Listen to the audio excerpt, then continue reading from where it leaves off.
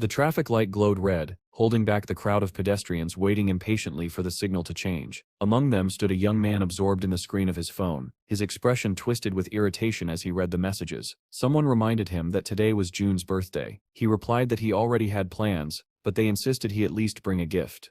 At last, the light flicked green, releasing the crowd across the road. Even as he walked, a nearby chat asked where he was. He told them to go without him. One friend even offered to buy him food, but he refused. Caught in the tide of people, the young man bumped shoulders hard with an older passerby. The man snapped at him to watch where he was going, and the boy apologized quietly. He sighed to himself, thinking the day was already bad enough without strangers crashing into him. He tried to remember what June liked so he could choose a gift, but before he could gather his thoughts, a deafening roar rolled across the area. People stopped and looked around in confusion. Someone wondered out loud if it was an earthquake. Then lightning, massive beyond imagination, tore down from the sky. The crowd froze in disbelief. From the point of impact, a shock wave burst outward, sweeping away everything in its path. Panic erupted, cars exploded, buildings collapsed, and people sprinted forward, leaping over debris. Another colossal bolt struck a nearby building, and it too began to crumble as shattered glass blasted outward. Screams filled the air. People ran in every direction, trying to escape the falling wreckage, but not everyone managed to get away. A man clutching his head called out to a woman who lay unconscious. Smaller bolts of lightning began to rain from the sky, each one carving destruction wherever it fell. People and cars were tossed like toys. Covering his head, the young man ran with all his strength, dodging burning vehicles and the stampede of terrified pedestrians. A girl burst out of the metro station, screaming for help, not knowing where to run. He shouted to her and beckoned her toward him. She rushed forward, but before she could reach him, an ambulance plowed through the street and struck her. He kept running, unable to understand what was happening, desperately hoping this was all a dream. Lost in his thoughts, he reacted too late when a truck came hurtling toward him. His life flashed before his eyes. He threw an arm over his head, a useless gesture but braced for impact. It never came. He slowly opened his eyes, trembling. His fear gave way to confusion as everything around him blurred. His body twisted, his mind spun, as if he had been tossed inside a washing machine. A flash of lightning lit the sky once more, followed by another earth-shattering strike somewhere in the distance. His eyes snapped open fully. He looked around without moving, trying to understand. A moment ago he had been hit by a truck, hadn't he? With effort, he rolled onto his back, and what he saw made his breath catch. Above him hung two moons, one blue and one red. Enormous griffin-like birds soared across the sky. Naked and lying on unfamiliar ground, he could only stare in disbelief. Then came a terrible roar. He scrambled to his feet and turned toward the sound. As he stepped closer, his jaw clenched in shock. A massive bear was roaring furiously, foam flying from its mouth, while a pack of wolves circled it. Two wolves clamped onto its paw, and others crouched, ready to strike.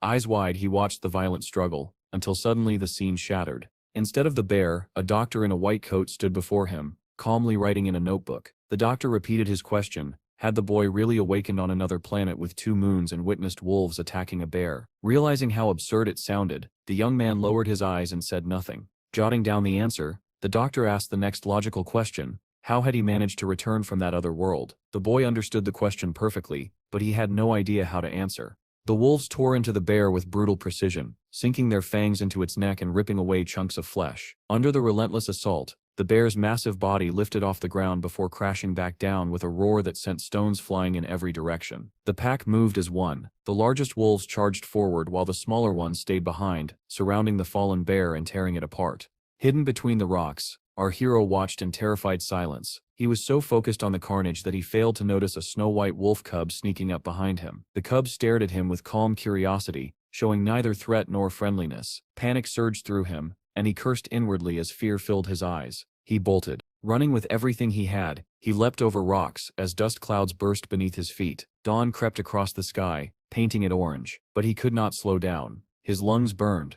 sweat stung his eyes, and every breath felt like fire. Still, he ran. Then, without warning, a translucent message appeared before his eyes, visible only to him. It read, "Your physique has increased by 1. He stared at it in confusion, unable to understand what it meant. Distracted, he never noticed the rock jutting from the ground until his foot caught on it. He stumbled and fell, straight onto a slope. Instead of hitting the ground once, he tumbled down the hill, crashing through bushes before finally dropping off a small ledge and landing headfirst into thick grass. He lay there coughing uncontrollably, tears and sweat dripping onto the earth. When he finally caught his breath, he wondered whether the strange sounds he heard were real or just illusions from exhaustion. Then something caught his eye.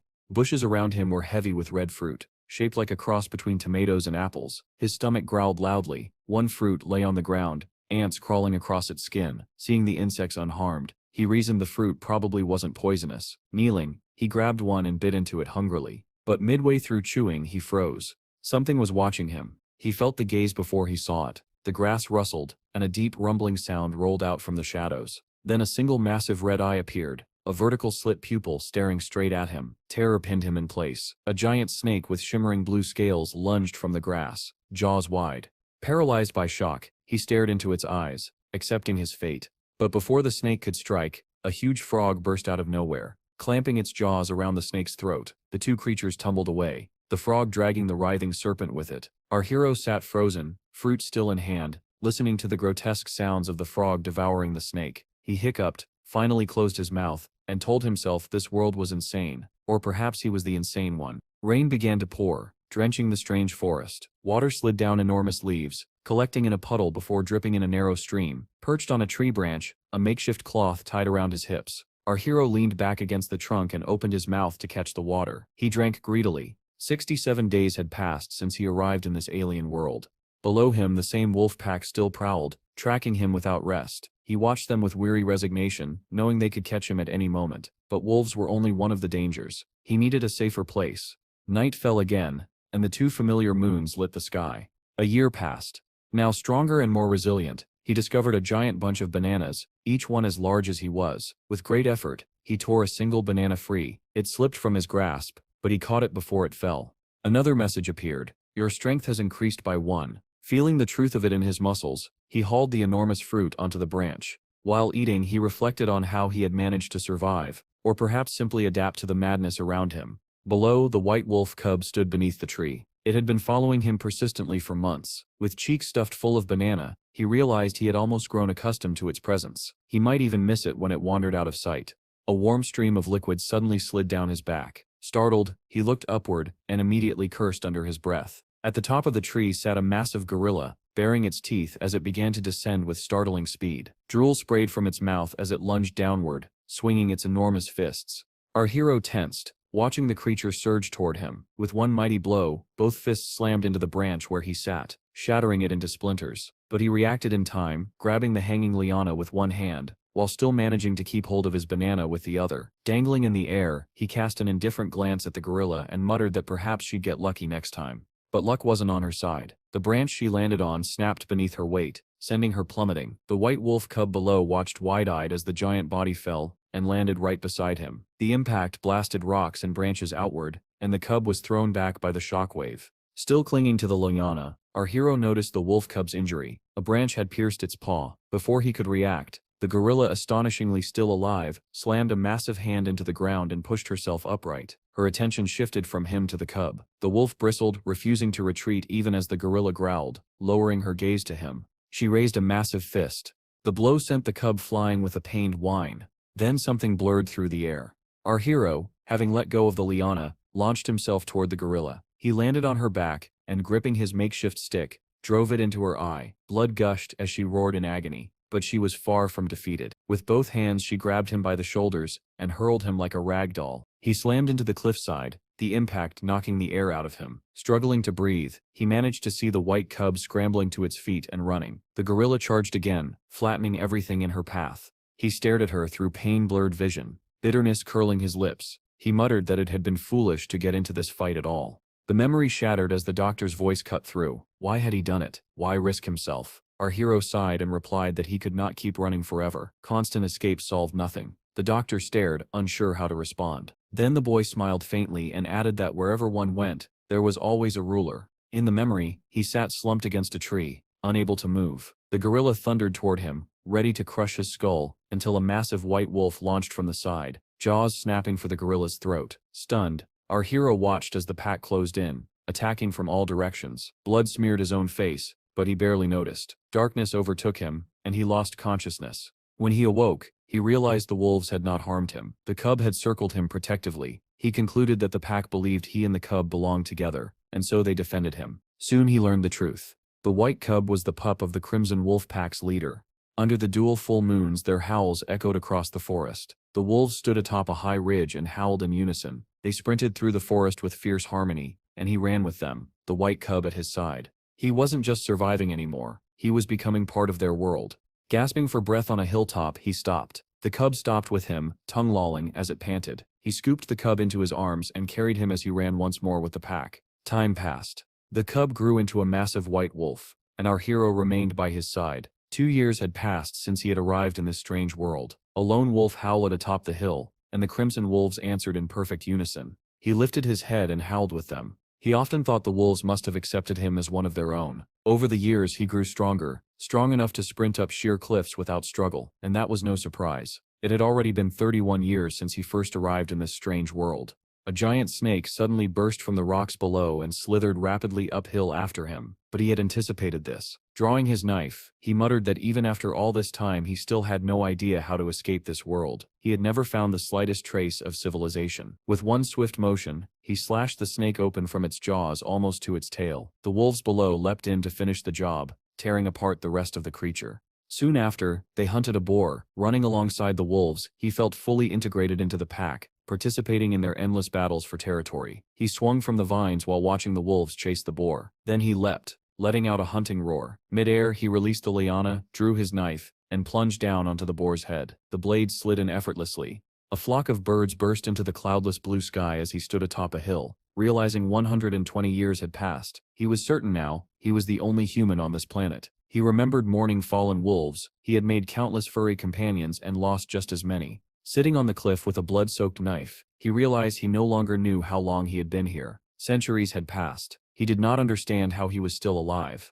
The doctor's voice intruded on the memory, concluding that even after 500 years and becoming the wolves' leader, he had found no civilization at all. So how had he returned to Earth? Our hero Sit's gaze drifted back into the memory. On a moonlit hilltop, a pack of crimson wolves charged toward an opposing tribe of gorillas. Both sides bristled, growled, and prepared for war. He ran with the wolves, wearing crude boots he had fashioned over the centuries. The two forces collided, howling and roaring as the battle erupted. He looked like a beast himself now. Knife in hand, he pushed off the ground with all his strength. Suspended in the air, he drew back his arm to strike a gorilla. Then a thunderclap shook the battlefield. The sound was unmistakable. It was the same sound he had heard on Earth, all those centuries ago. He froze in disbelief. His consciousness twisted, spiraling away as the world distorted around him. Everything slowed. The battle, the roar, the charging gorilla. Lightning struck the ground where he stood and swallowed him whole. When the flash faded, he was gone. Only his ancient knife remained. Suddenly, a ruined city appeared. Cracked buildings lined a broken road where 3 people walked cautiously. A radio in one of their hands beeped repeatedly. One of them halted. Great. A woman with long hair turned and said, "We stature going this way." The device screeched louder. Her companion protested. "But Captain," she cut him off, explaining that the spatial energy readings were off the charts. "Send the coordinates to portal control. Now," the other man ordered. The youngest pressed a button on his instrument. Coordinates sent. A pillar of light exploded open before them. "The portal is opening," someone shouted. All 3 scrambled back. One muttered that they had no idea what might come out. Another admitted he had a very bad feeling. They sprinted away, but the shockwave blasted outward, throwing them like ragdolls. Coughing, one man screamed in terror that the portal had opened. Another clung to a wall, shouting that he didn't want to die. Only the woman stood firm. She turned toward the portal, hand gripping the hilt of her katana. "I selt buy time. Run," she barked. One of the boys fumbled with his device, calling the bureau for emergency backup. The portal glowed like a blazing red circle as the woman faced it head-on. "Come on," she thought fiercely. "Come out, I'll tear you apart." A silhouette stepped into view within the crimson glow. Her breath caught. Her defiance faltered. She stared as the haze dissolved and a human figure became visible. It was him. Her fear melted into stunned disbelief. "Is that truly a human?" she whispered, as a tremor ran through her body. Our hero, after centuries living like a beast, stumbled out of the portal in utter confusion. His instincts, sharpened by 1,000 years among predators, lashed out first. He opened his mouth and released a deafening scream. It sounded nothing like a human voice. It was the roar of a wild animal. The girl standing before the portal froze in absolute shock. Her hand gripped the hilt of her katana so tightly that her knuckles turned white. She had prepared herself to face an unknown enemy, but the creature emerging from the portal, this man radiated a primal, suffocating pressure that made her tremble. Steve snarled at her, his eyes sharp and predatory. She could hardly believe he was human at all. Her instincts screamed that this was a beast, not a man. But then the roar abruptly stopped. Steve's strength drained. He sank to his knees, then collapsed entirely as the portal's fading hum quieted behind him. The two men who had called for reinforcements approached cautiously. They stared at the unconscious figure on the ground, astonished that a human had come through. The girl's fear eased, replaced by bewilderment. What had she just witnessed? What kind of power did this man possess? She looked at his sleeping face and admitted silently that she had never felt such overwhelming pressure, not even in the highest level dungeons. She could not understand who or what he was. One of her companions radioed in, saying reinforcements were no longer needed. Someone had returned, and they needed medical support immediately. Steve sat on a hospital couch as the doctor switched off his recorder. The man smiled gratefully and said he would pass Steve's testimony to the Bureau of Awakened People. Steve's vitals were normal. He would be discharged soon. Steve lowered his head and quietly called the doctor by name. The doctor, already at the door, paused in surprise. Steve told him that for the first time in 1,000 years he was speaking to a civilized human being and thanked him for listening. The doctor replied that Steve had shared an extraordinary story and that the world should be thanking a hero who survived a millennia-long ordeal. Steve watched him leave, suspicion flickering in his eyes. The door clicked shut. Down the hallway, the doctor walked to his office, deep in thought. He found Steve fascinating. His story was so vivid and detailed that he could have been a novelist, but all the same he had to file the report. The Bureau of Awakened People towered over the city, several high-rises with helipads dotting their roofs. In the captain's office, the girl with the katana, Jean, scanned a file. "Is this information correct?" she asked. The captain blinked. "What step's wrong?" "This says he sits rank F." The captain nodded. "A rare case. If he were rank E, the state would grant us benefits." John frowned. "Rank 5 means he sits basically an ordinary civilian. Someone like that shouldn't sit even be able to cross a portal." "Are you certain this isn't sit, an error?" "Maybe he was lucky," the captain suggested. "Or hiding. He could have stumbled across a return stone by accident." He handed her a tablet. "Here." The doctor sips report from the hospital. The diagnosis listed post-traumatic stress disorder and a prescription for antidepressants. Jean Sip's eyes narrowed at a specific line. "He exhibits wolf-like behavior." She remembered the man emerging from the portal, that overwhelming pressure, those wild eyes. At the time, she had trusted her instincts. Now she wondered if she had imagined it. Everything seemed too surreal. "This is his file," she confirmed. "Yes." Regardless of the details, the captain said, "We still treat him as a returned."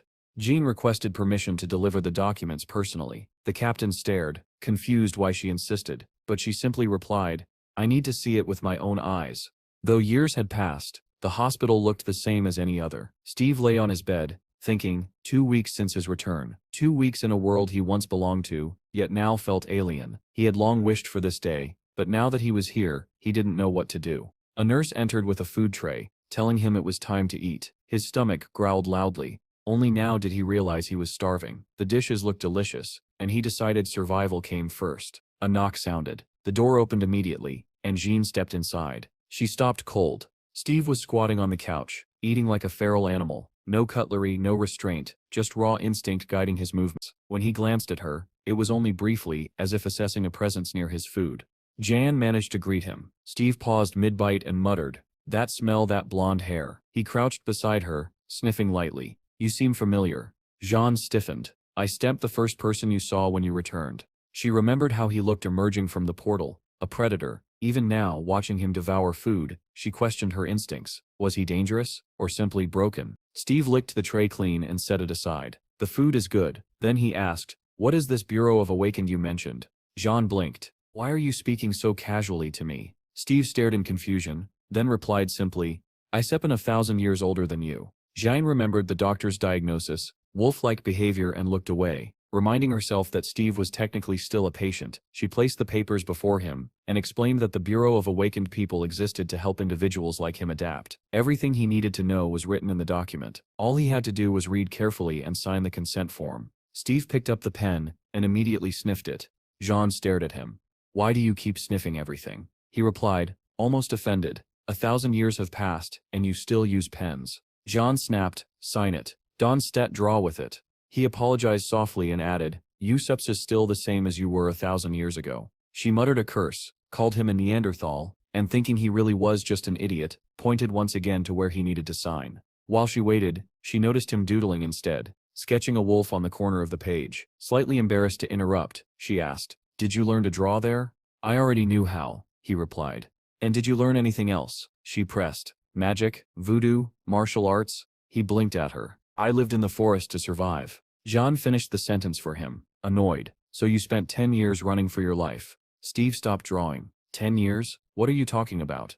To become a real returnee, someone who can pass through the portal, you need to kill monsters and absorb their spatial energy, but you probably just stumbled onto a travel stone. She sighed. I misread the situation. Steve repeated in disbelief. 10? I wasn't set in the jungle for 10 years. I was there for 1,000. John Sepp's voice rose. Stop joking. You Steph been gone since 2015. It's Sepp's 2025. 10 years. Steve snatched the documents, flipping through them frantically. The dates were there, clear, undeniable. Only 10 years had passed on Earth. He felt the world tilt beneath him. Jan tossed him a card. Your awakened ID. Half of your medical expenses will be subsidized, so read the documents, and when you recover, go back to your family. She left without waiting for a reply. Steve stared at the closed door. Family. A word he had forgotten. He clutched the documents, trembling as he read. If only 10 years had passed, were they still alive? His eyes widened when he reached the page listing his relatives. His mother, his father, both dead.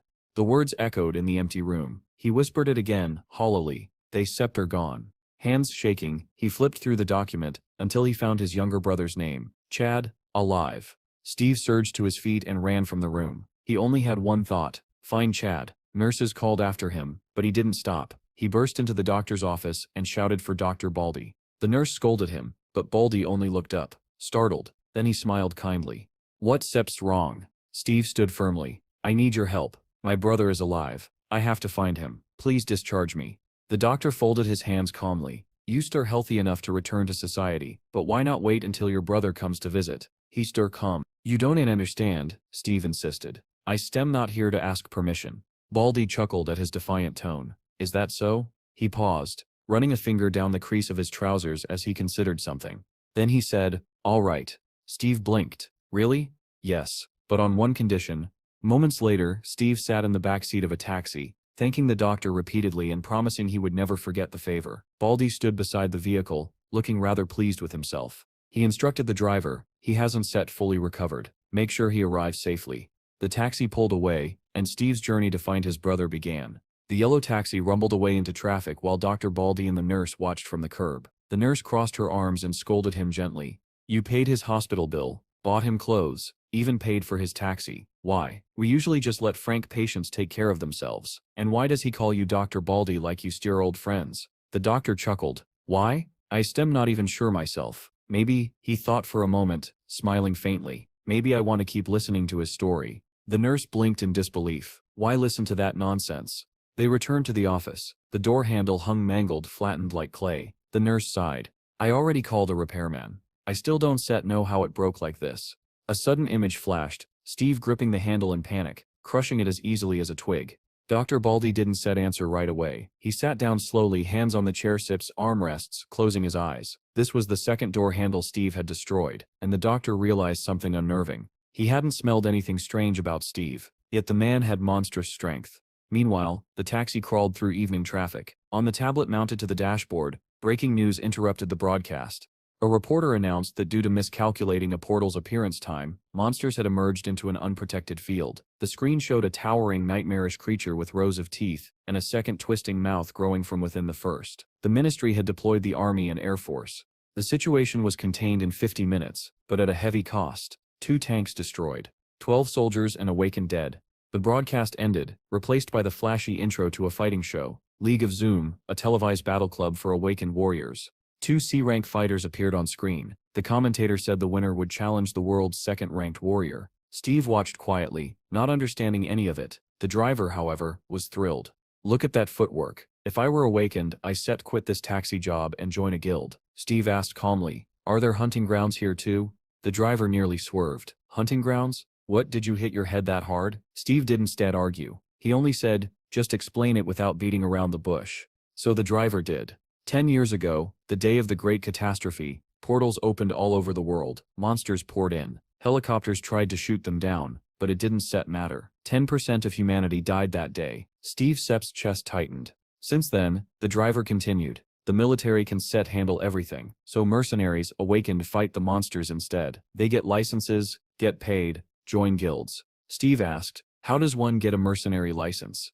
The driver laughed. Not just anyone. You have to be awakened and pass the Bureau Sits exam. Steve absorbed this new reality. It felt more alien than the world of wolves. By sunset, the taxi reached the outskirts of the city. Narrow streets, small houses, old cars lining the curbs. The driver parked beside a two-story brick home. "This is it," he said. "Spend time with your little brother." Steve thanked him, swallowing hard. He approached the house slowly, heart pounding. Was Chad really just behind that door? An elderly woman at the window noticed him and leaned out, annoyed. "Who are you?" "I came to see Chad," Steve answered. The old woman froze when she heard the name. She stared at him closely, her expression shifting from shock to anger. "You brat." Still wet behind the ears. "How dare you speak to your elders like that?" Steve blinked in confusion, completely lost. He waited for an explanation but none came. The woman simply glared at him like he had offended her somehow. And Steve, who had fought beasts and survived a 1,000-year nightmare, found himself utterly baffled by an old woman in a window.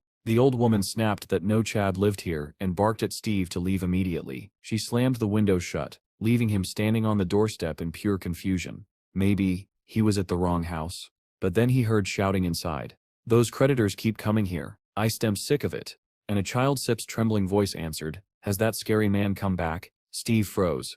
A child afraid of a loan collector? His confusion deepened as he listened. The old woman soothed the child, saying the man hadn't returned yet. Steve couldn't understand how this world supposedly civilized could terrify a child who had done nothing wrong. He approached the front door. Inside, the old woman muttered that the boy's father worked non-stop, yet their debts only grew. The child asked, "Is Daddy drowning in debt?" And the woman quickly hushed him, telling him to keep eating. A mailbox hung crookedly beside the door, stuffed full of envelopes. Steve took one out. The name on it, Chad. The sender, a debt collection agency. Steve Sepp's stomach tightened. Chad, a debtor? He stepped away, unwilling to trouble the old woman further. As he walked down the street, he mulled over what he'd learned. In the wild world, strength was law, but here, money was strength. And without it, even a child suffered. His fists clenched. He needed power, real power, if he was going to survive in this world and help his brother. Lost in heavy thoughts, he arrived at the Bureau of the Awakened. He entered without issue, and approached the scanning terminal. When he placed his ID card down, a message appeared.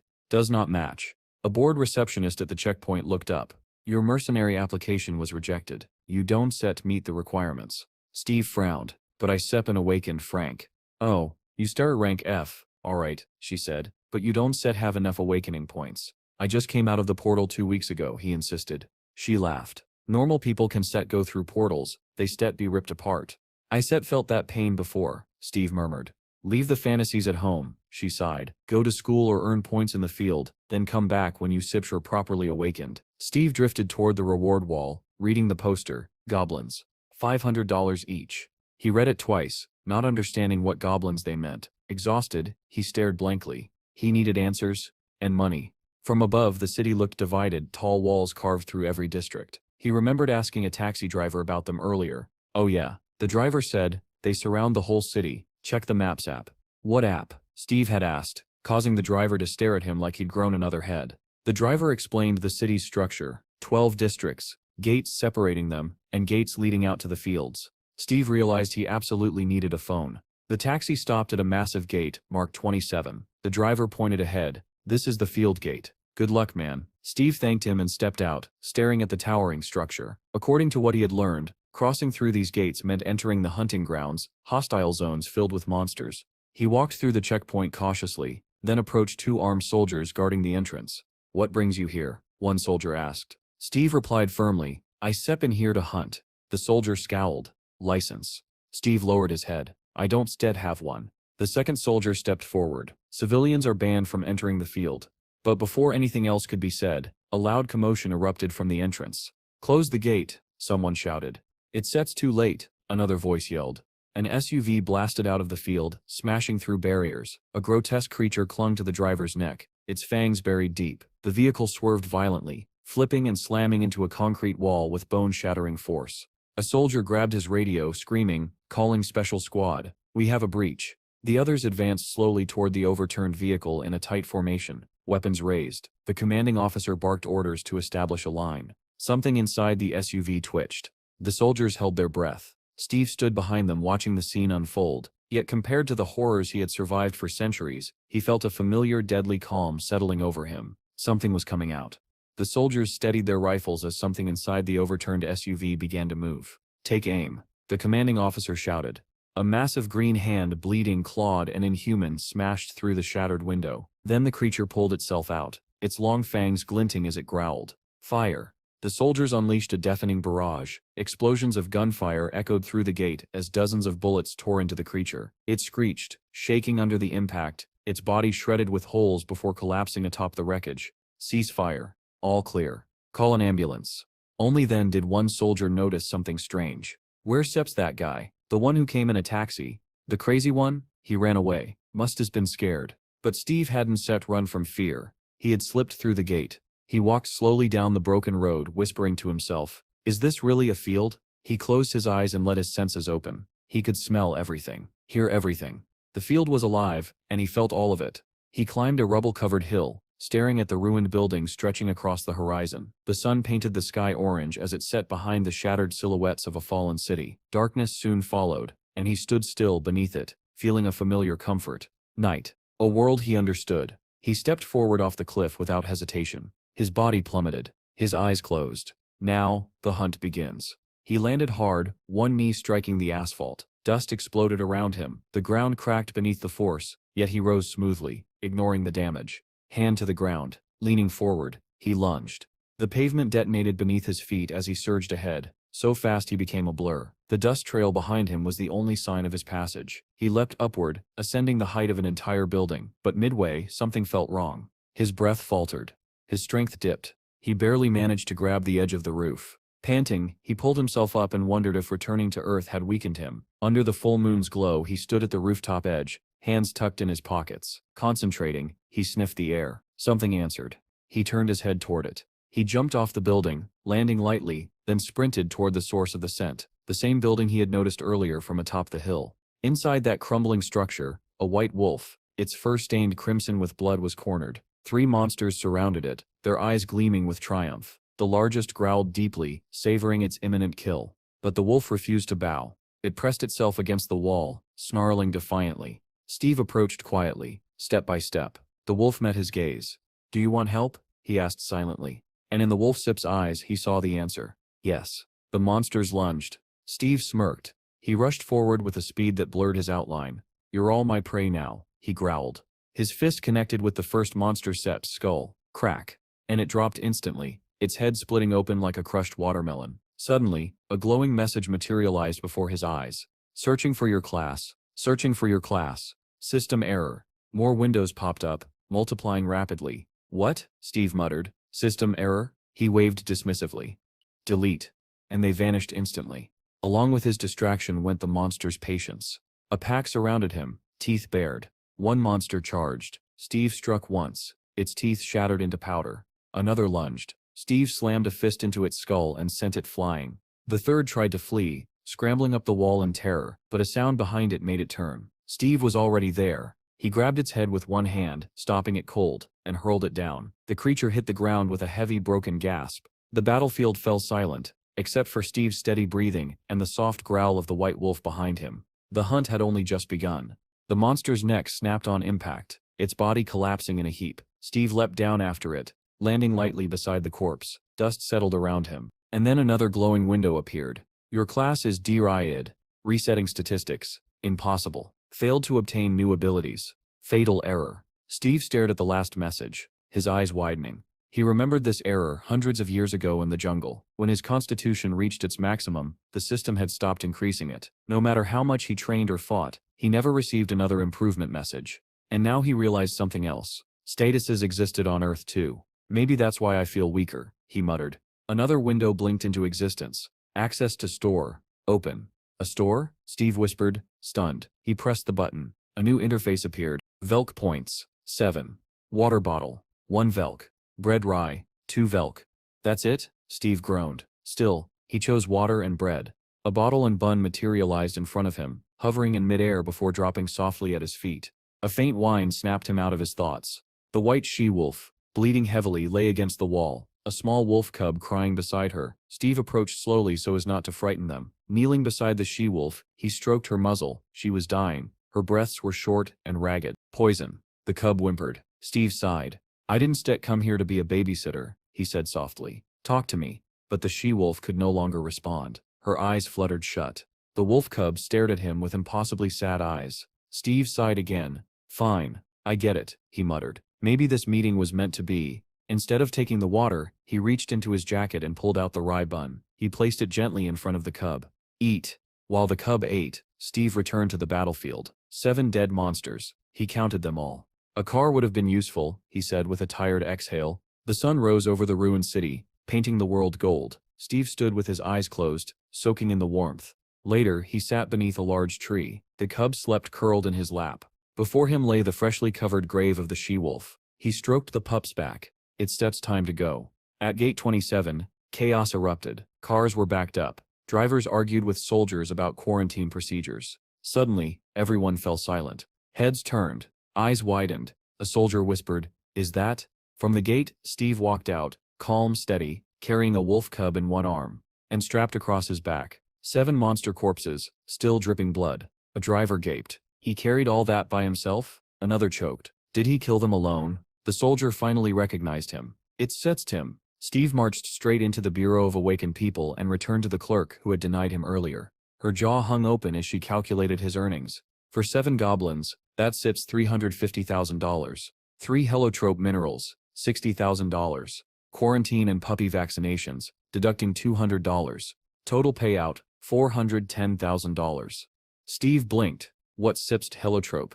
She held up a glowing red stone. This is taken from a goblin sit's heart. Value depends on size and energy. She added, since you don't sit have a bank account, you sell get cash, but you should open one. You said we're capable. Steve stared at the thick stack of bills in his hands. If I keep hunting, money won't set to be a problem. Meanwhile, somewhere else in the city, a white van pulled up to a small corner store. The driver greeted the owner. Where sips Chad? Haven't seen him lately. Part-time job, the young man replied. Poor kid Sep's suffering from debt. Field work is tough, Chad admitted, but the pay Sep's worth it. The owner handed him a chocolate bar. Bill likes these. Chad handed over a bottle of beer. Count that too. The van rolled off again. Chad, cheerful and humming to himself, was on his way home, completely unaware that his older brother, whom he thought long dead, was finally back in the world, and getting closer with every step. Suddenly, someone behind Chad called his name. He turned, startled by the familiar voice, but before he could react, a baton struck him brutally from behind. Chad collapsed, the groceries spilling out of his bag across the ground. The man holding the baton grinned cruelly, saying he was glad to see Chad again. He added that they were starting to think Chad had abandoned the child and run away. Blood trickled down Chad's forehead as he stared at the group of men in terror. The quiet neighborhood filled with sobs and the dull sound of blows. The man with the baton looked Chad over and commented mockingly that the boy's face had improved. Then he lowered the baton to his shoulder and began shouting. He complained that he had lost count of how many times he had come here for the money. Chad apologized repeatedly, trying to endure the pain. He held out a wad of cash. Everything he had earned, $240,000. The man counted it aloud, $160 for the month, $120 in interest, gasoline, dry cleaning. He sat down on the steps, unimpressed. Too little. 2 more men stood behind Chad, blocking his escape. Hearing this, Chad trembled violently, tears welled in his eyes. I shall get the rest, I swear. 3 days, please. I shall get it in 3 days. The man struck him again. And do you know how much interest builds in 3 days? He raised the baton once more. If you lie to me again, he never finished the sentence. A voice cut through the street like a blade. Hey, freak. Everyone turned. Steve approached with calm, steady steps, and beside him padded a small white wolf cub. The man frowned and demanded to know who he was, but Chad had already recognized him. His breath caught. His eyes widened. His voice broke. Big, brother. Steve's face was carved in stone. No smile, no softness, only a cold, controlled fury burning behind his eyes. He saw only one thing, his little brother on the ground. Chad rose shakily from his knees, unable to believe who stood before him. The bandit stared between them, confused. Steve took one step, then another. He stopped before Chad, knelt down, and looked him directly in the eyes. Chad, he whispered with a tenderness that contradicted his intimidating presence. Is it really you? Chad stared back at him, overwhelmed. The only word he could form was brother, and with that single word old memories resurfaced, memories Chad had buried long ago. He remembered being beaten by 4 bullies at school. One searched his pockets while another mocked him. Chad pleaded that he had nothing left. The boys didn't believe him. He looked up then, and saw Steve walking by holding bags of trash. Steve, Chad screamed. Help me. The bullies turned in surprise, but Steve only walked past them toward the dumpsters. He didn't even glance at his brother. He simply threw away the trash and walked back, ignoring Chad as he begged. The bullies resumed beating him, telling him that real friends were supposed to help with money. Chad cried through the pain, watching Steve walk away. His brother had abandoned him once, and Chad never forgot that feeling. Later, when the red domes appeared over the city and monsters began crawling out, Chad was home watching the news. The broadcast was interrupted by a violent knock at the door. Chad ran in fear, thinking, "Mom?" But it wasn't his mother. It was his aunt and uncle. They said they couldn't reach his parents and asked where Steve was. Before anyone could answer, an explosion ripped through the hallway. The blast threw Chad across the room. The wall collapsed, stones flying everywhere. A monster with 3 long snake-like necks rose above the destroyed street. As people screamed in terror, Chad lay bleeding on the floor, paralyzed with fear. Through the broken wall, a giant monstrous eye stared directly inside. He held his breath, certain he would die. But the monster didn't see him and moved on. Sitting in the wreckage, Chad thought bitterly that he no longer cared if Steve vanished from the world entirely. And now, seeing his brother standing before him after 10 years, he realized that these were the exact thoughts he had carried all this time. Steve smiled faintly. "You still gotten older, Chad." Chad still stared at Steve in disbelief. For 10 years he had truly believed his older brother was dead. Now Steve stood before him, alive.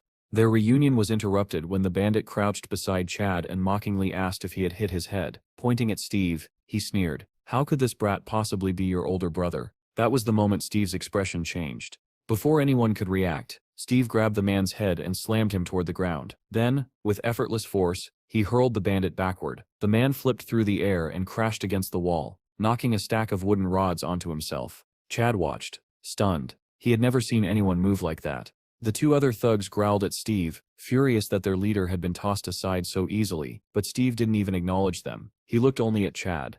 "Are you hurt?" Chad shook his head. "I stamp fine." The bandits took Steve's calmness as disrespect. One rushed forward and kicked Steve in the neck. Steve didn't flinch, didn't react, didn't even look at him. A heartbeat later, the thug screamed as he was launched sideways, his leg twisting into an unnatural shape. He collapsed onto the pavement, clutching his shattered limb. The last thug froze where he stood, trembling. He immediately understood. Steve was awakened. Steve turned his gaze on him. "You, come here." The boy backed away in terror, babbling that he never attacked anyone and had tried to stop the others. Steve wasn't interested in harming him. He pulled a wad of cash from his pocket and dropped it on the ground. "Take it," he said coldly, "and get out." The boy bowed repeatedly, scooped up the money, and fled. Steve helped Chad to his feet. Together they walked home in silence, the wolf cub trotting happily beside them. When they arrived, it was already dark. Stars glittered above the small old house. The same elderly woman who earlier shouted at Steve now stared at the brothers in complete shock. She looked from Steve, to Chad, to the wolf cub, then back to Steve. Is this really your older brother?" she whispered. Chad grinned and nodded. "Yeah, it's Steve." Steve handed her a bag. "This is beef." Suspicious, the woman opened it. Fresh, good quality meat filled the bag. Her eyes widened before she muttered a quiet curse under her breath. She sighed and ushered them inside. "You should have told me sooner you had family." The boy fell asleep waiting. Inside, Bill, the little boy, slept on the floor. The wolf cub immediately padded over, sniffing his hair curiously. Steve knelt beside him. "Is he your son?" "His name is Bill," Chad said softly. "He sets everything to me." "What about his mother?" Chad's smile faded. "She chose a different life." "It's my fault." The wolf cub gently licked Bill's head, comforting him even in sleep. Steve watched them both with sadness. "Let's get a drink," he suggested quietly. Chad accepted. Later, in a small diner, the brothers clinked glasses. Neon lights reflected off the table. Chad still couldn't believe Steve had returned, and returned stronger than any awakened he had ever seen on TV. Steve Sepp's tone shifted seriously. "How much do you still owe?" Chad hesitated. "About $5,000. Steve grinned. That amount didn't worry him anymore. "I can cover that, now that I have a job." Chad blinked. "A job? What job?" Steve tilted his head. "You tell me. What's your job?" Chad drank from his glass, embarrassed. "I loader, a delivery driver. No one else takes the dangerous routes, so they pay me well." "Is the truck yours?" Steve asked. "No, it belonged to the old lady Sepp's son. She lends it to me." "And what does her son do now?" Chad's face darkened. "He died during a delivery. She took care of his boy Bill, like her own. She saved us." Before Steve could respond, Bill woke up back home. The wolf cub licked his face, making him giggle. He ran into the kitchen with the pup in his arms. "Daddy." Chad turned, smiling brightly. You, star awake. Bill stared curiously at Steve. Who sets that? That Sep's your uncle, Chad said proudly. Bill shyly waved. Can I play with the puppy? Steve couldn't help but smile warmly. Of course. Bill Sep's squeals of happiness echoed through the house. As he played with the cub, Chad laughed. He Sep's wanted a puppy for years. Yusef made his whole world. Steve didn't respond at first. He simply watched them, his family, with a quiet, unfamiliar warmth growing in his chest. After a moment, he looked at Chad. Why don't we work together, he said. Chad blinked, stunned by the offer. Work together? What do you mean? Steve insisted he would handle everything himself. All Chad had to do was help with the truck. Chad blinked in confusion, asking what job Steve was even talking about. With a dark, confident grin, Steve revealed his plan: monster hunting. Chad was sure he'd misheard and asked again, only to get the same answer. The next day, Steve arrived at the Bureau of the Awakened. The receptionist looked over his documents with clear excitement. She told him he was officially registered as an Awakened, and immediately boosted his level. He received his new identification card, stamped with his class, Druid, rank F. She explained that he would now receive government payments directly to that card. Then she handed him a box containing a phone, a gift for newly awakened hunters. She reminded him to download the mandatory application, which would send him mission details and available hunting locations. If he captured enough monsters, his rank would rise to E, earning him extra bonuses. She added that with persistence like his, people like him could help save the land. Finally, she informed him that the system errors in his status screen had been resolved and told him to try opening it.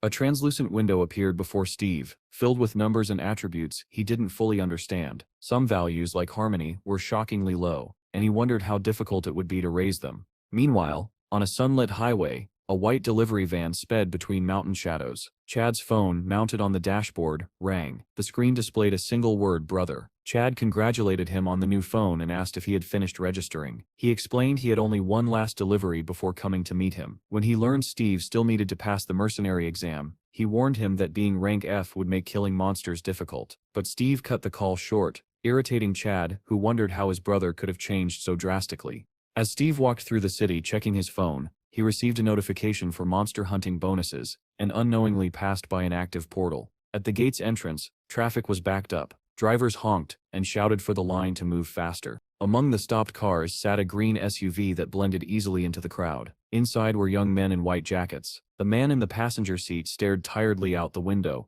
while the three in the back trembled nervously, preparing for their first real battle. The driver tried to calm them, reminding them that as awakened, they had nothing to fear. If they passed this trial, they would be accepted as core members of the Shinra Guild. Determined, they promised to do whatever it took.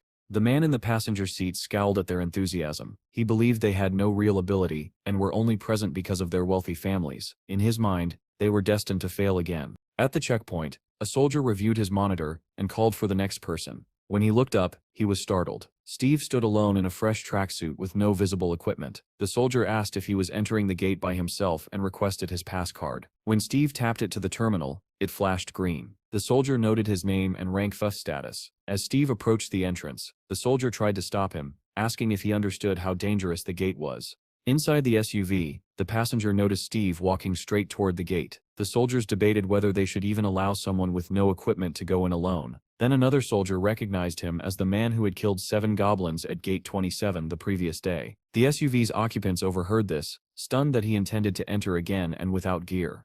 Once the system unfroze, the soldier waved the SUV forward. The man in the passenger seat abruptly ordered the driver to chase Steve, startling him, but the driver obeyed, accelerating through the gate. They turned the same corner Steve had taken, but as the SUV screeched to a stop, the men stared in disbelief. The path ahead was empty. Steve had vanished completely. The driver looked around in confusion, trying to understand how someone they were seconds away from catching had disappeared without a trace. The man watching from the shadows wore a sinister smile, convinced he had found an easy target. But at that very moment, Steve was already sprinting through the forest, kicking up clouds of dust with every long, powerful stride. When he finally slowed to a stop, he planted one foot forward, bent over with his hands on his hips, and tried to catch his breath. The run told him everything he needed to know. His body truly had weakened. Opening his status menu only confirmed it. If he wanted to survive, training was unavoidable. Then he heard something ahead. Steve straightened, focusing on the faint noise. Voices. Human voices. One snarled, "Come on, attack, coward." Another shouted back, "Do you want to die?" From the sound of metal clashing, Steve guessed they were sword fighting. He glanced left, pinpointing the direction, and a predatory smile crept across his face. This wasn't monsters fighting. This was a clash between awakened. He couldn't resist watching. A scream cut through the forest as a severed hand, still gripping a sword, sailed through the air trailing blood. Someone roared, "Attack!" Steve broke into a run and climbed onto the top of a ruined building overlooking the scene. Below, chaos unfolded. 3 men in green uniforms were surrounded by a group of rough-looking bandits dressed in brown, while one bandit barked threats, demanding they drop their possessions and leave. The men in green clearly didn't want to fight. Steve watched silently, noting their trembling stances and unwillingness to engage. A blue pickup truck suddenly pulled up beside the confrontation. A large, muscular man stepped out and planted his foot in the dirt. "Why is it taking so long to deal with them?" he demanded. The boys in green froze when they saw him. Someone whispered his name. Shiek, the notorious C-rank robber, with a 400 million bounty on his head.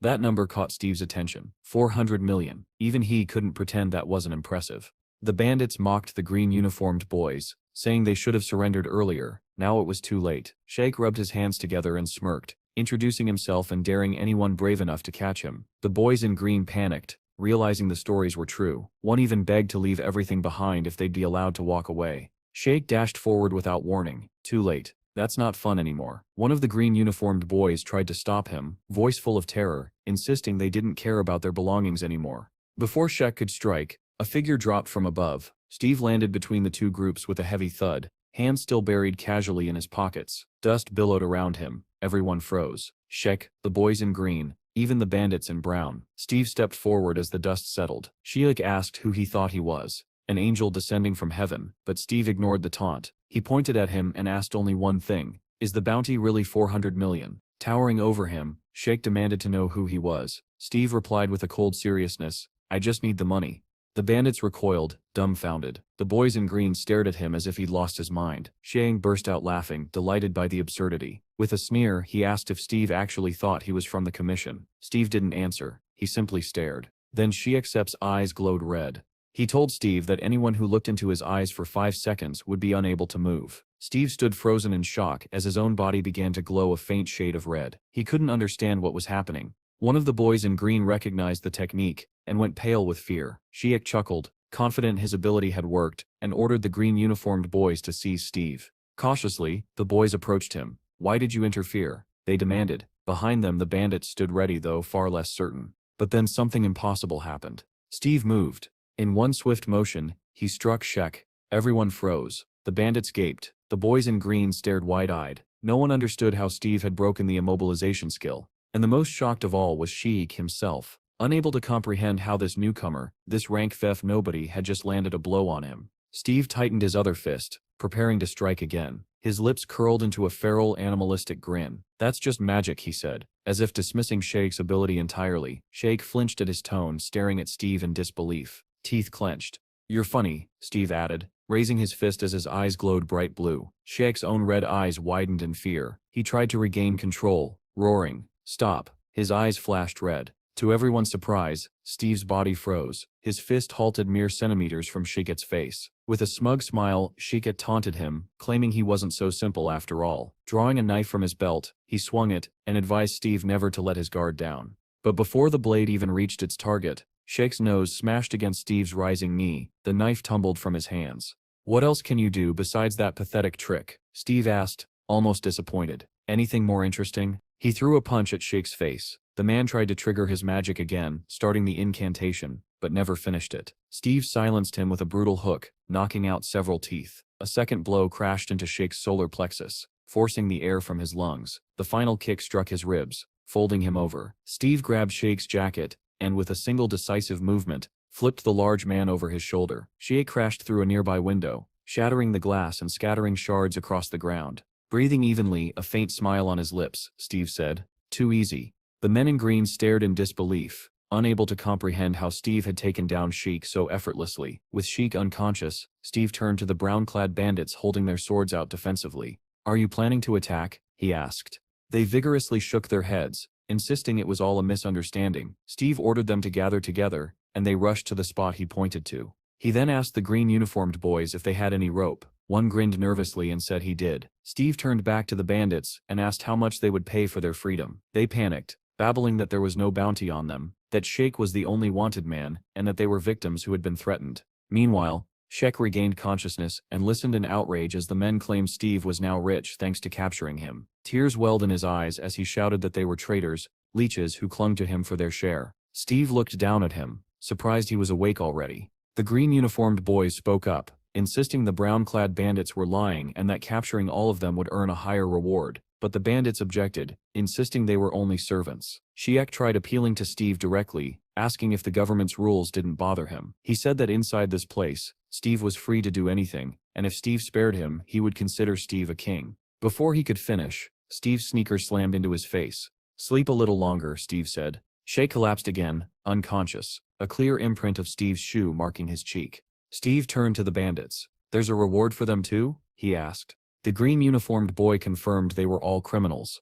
The bandits wilted with despair as Steve commented that there were far too many of them. One of the green-uniformed boys brightened suddenly, saying they had a truck. Steve liked that idea. With a wicked smile, he wished the bandits good night. The forest filled with the sounds of fists, groans, and desperate protests, some insisting there was no bounty on them even as they were knocked out. Soon a red pickup truck sped down the ruined highway, its bed stacked with tied-up bandits like firewood. The driver glanced gratefully at Steve.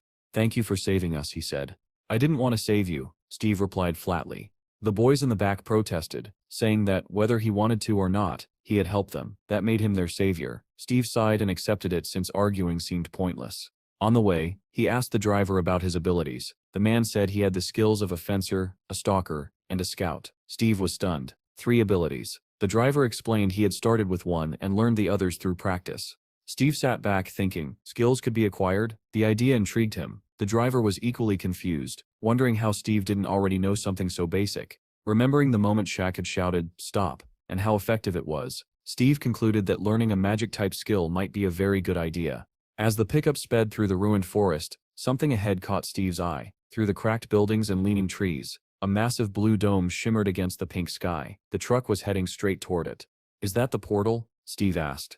The driver stared at him as if he had asked where the sun came from. "That SIP's a level 1 portal, the easiest kind. It SIP's where we were headed in the first place." Steve sighed, disappointed. "Too bad I don't still have a mercenary license yet. Otherwise I could go in." The driver almost choked. "You don't still have a license? At all?" Steve, missing the shock in his tone, simply answered, "Not yet." The driver kept glancing at him in disbelief.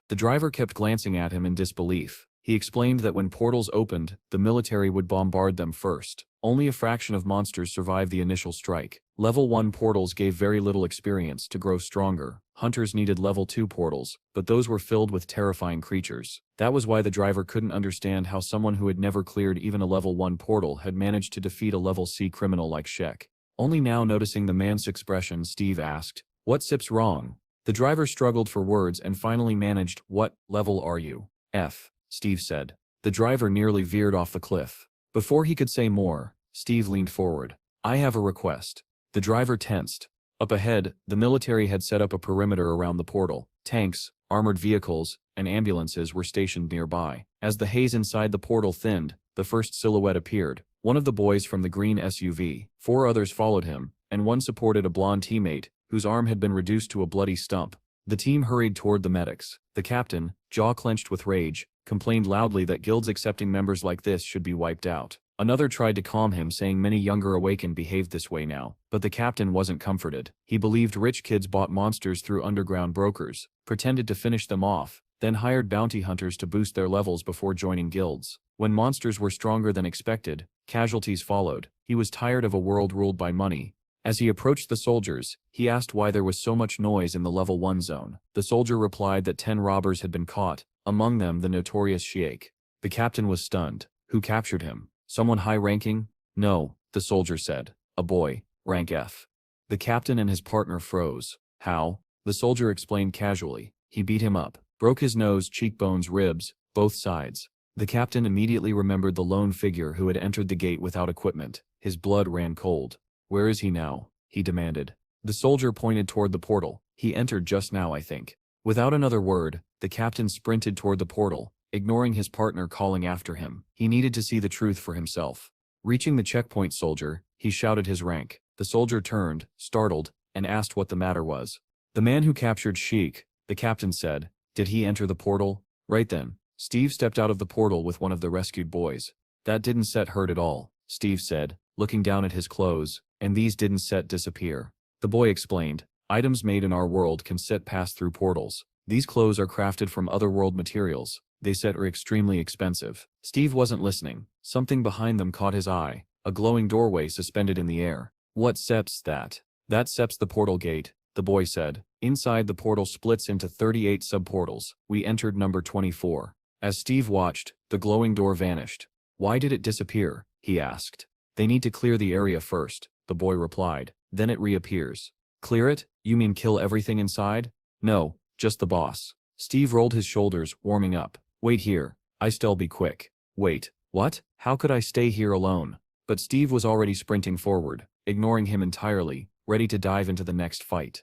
A crater blasted open where Steve had stood, dust rising in thick pillars. The boy he left behind watched him vanish into the portal's interior, stunned. What kind of person was he? Perhaps one of those exceptional fighters, but then he reminded himself, someone who defeated Shikarant Says could surely handle a level 1 dungeon. Suddenly, horror struck him. He had forgotten to tell Steve something vital, the location of the exit door after the boss died. If Steve didn't reach it in time, he would be trapped in the dungeon forever. Panic poured through him as he sprinted forward, praying he could catch up. Meanwhile, at the portal control booth, a soldier stared at his monitor reading door 24 closed. He reported the update to the captain. The captain cursed loudly. Steve was sealed inside. Inside portal number 24. A faint fog drifted through the forest. 3 goblin-like monsters patrolled between the trees, weapons raised. One heard a noise and spun around with a growl, only to have its head crushed by a single punch.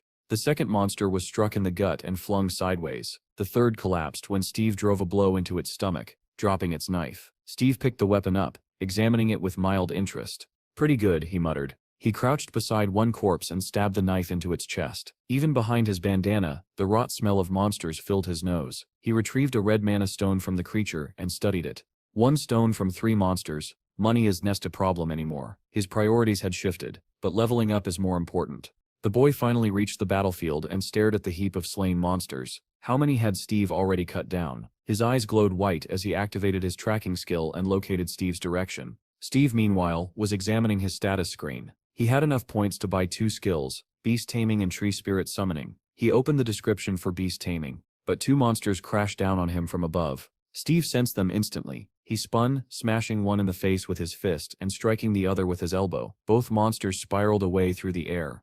A new notification appeared. Achievements, 545, breaking another monster sip's jaw. Steve grinned. He leveled up again, but then a red error message flashed.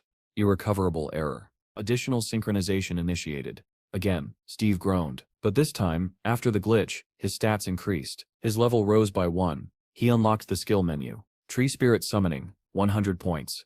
I'll take it. A bright orb appeared before him, glowing softly. Inside floated a tiny winged creature, a fairy-like being Steve vaguely remembered seeing near the jungle before, thinking it was a firefly. Tree Spirit, he said, find the remaining goblins. The spirit darted off and hovered, projecting a beam of light into the soil. It read the memories of trees and plants, but slowly, its level was low. Steve browsed the remaining skills and bought reconnaissance with the rest of his points. Kneeling, he placed his hand on the ground. White light filled his eyes. Tracking. The information came, but it was all about the dead. Then, something deeper in the forest caught his attention. Not goblins. Something bigger. Something hostile. He grinned. Without hesitation, he bolted toward the sound. After sprinting across the forest, Steve climbed a small rise and scanned the clearing. Below, the boy who had followed him was pinned against the ground. A massive goblin, twice the size of the others, was about to drive a spear into him. Steve appeared beside him in an instant.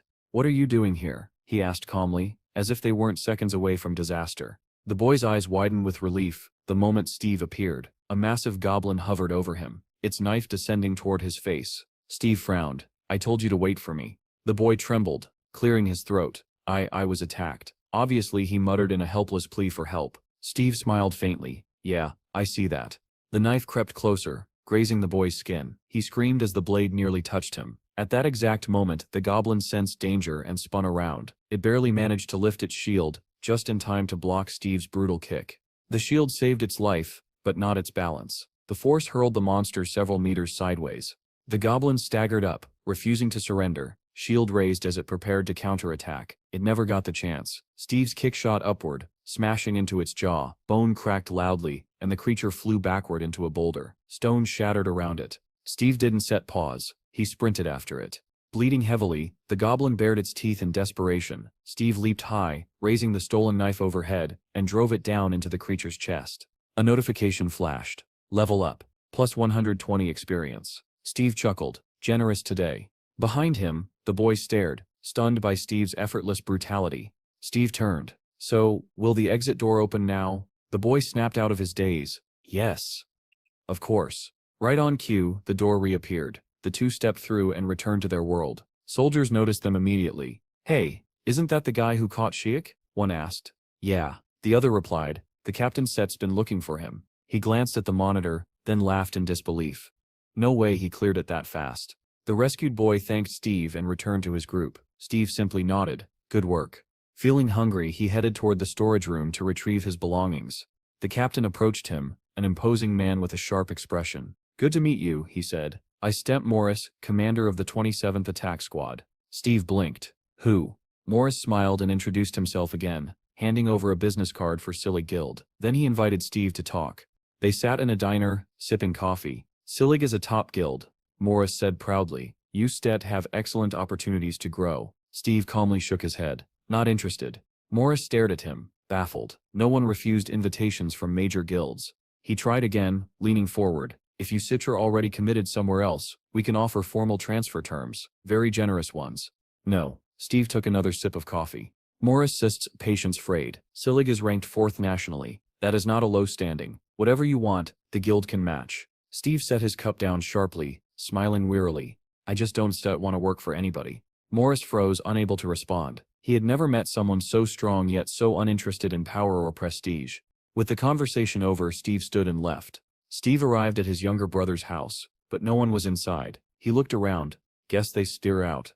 He climbed to the roof, lay back on a table, and basked in the warm sunlight. Maybe Chad and his son were spending time together. The thought made him smile. An elderly woman climbed up with a basket of laundry balanced on her head. What are you doing lazing around in the middle of the day? She scolded. Steve grinned. Perfect weather for a nap, Granny. Wanna join? She huffed. Can't sit, you see, I sit been busy hanging laundry. Steve stood and began helping her. She supervised, occasionally correcting his technique.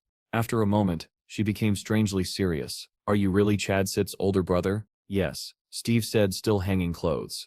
Her face brightened. Amazing. You actually grew up. Steve pretended to be offended. I've grown up plenty. You rascal, she laughed. Steve couldn't help smiling back.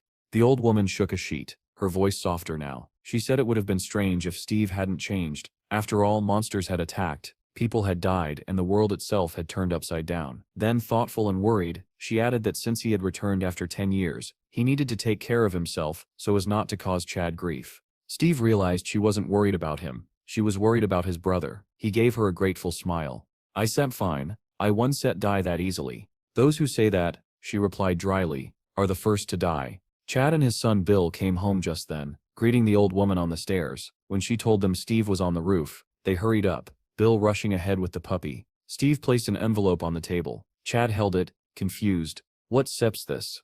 $40,000, Steve said casually. Pay off all your debts. Chad opened the envelope, stunned. Where did you get this kind of money? Steve only smiled. Go pay it off. Then let's have dinner. Chad Stitt's eyes grew misty. How can I repay you? Steve looked at Bill rolling around with the puppy. I don't need anything, just come back soon. Chad turned away, wiping tears, murmuring that he understood. Steve suddenly called out in a conspiratorial tone. Chad turned, still sniffling. Pick up some meat and booze on the way? Chad laughed through his tears. I get everything. Watch Bill for me. Steve agreed. While Bill played with the wolf cub on the roof, Steve opened his status menu. Object detected. Assign name. He turned to the boy. What should we name him? Pecky, Bill answered immediately. Steve repeated it. Pecky? Yeah, that sip's good. He confirmed the name. A window appeared. Pecky. Level 1. Combat power. 3. Steve threw a ball, and Pecky shot forward at incredible speed, startling Bill. The boy praised him, calling him back, and Pecky returned wagging his tail happily. As the sun set, the two lay down on the table, exhausted. Bill murmured, Why is Dad taking so long? Steve stared downward. He should be here by now. He noticed Chad's truck had arrived in the parking lot, but Chad wasn't coming out. Let's go meet him, Steve said. Bill sprinted ahead and called out joyfully to his father's silhouette, but as they got closer, their smiles died. Chad was soaked in blood. It dripped from his head, nose, and mouth. Bill froze. Dad? Chad swayed, barely staying upright. He whispered his son's name before collapsing. Bill screamed and ran to him. Steve froze in shock. Then something in him snapped. Bill's desperate cries pulled him back, and anger surged through him like fire. Across the city, in a dim shop on the first floor of an old apartment block, a sign hung, "Trust interest-free loans. Instant approval." Inside, men in suits played cards while another worked at a computer. "How's betting this week?" the computer operator asked. His partner listed numbers. They discussed match results. Male versus Jorans, the insane upset from last time, the guild beyond the horizon, and the gambler's expectations. Then a noise outside. Everyone fell silent. "What's going on out there?" the man at the computer barked. Two men went to check. The door slammed open. A figure stepped in, face covered in blood. They stared at him. "It seems," the man said shakily, "Yusuf got a problem." A hand clamped over his head from behind. He screamed as he was yanked backward. His body vanished from the doorway, flung like a rag doll into the darkness. Panic erupted. What the hell was that? Is someone attacking us? This is an intrusion. Two men rushed forward, only to have the wounded man's body suddenly drop on top of them, smashing them into a table and scattering cards everywhere. The remaining men grabbed weapons, shouting at the unseen attacker to show himself. Then, slowly, a silhouette filled the doorway.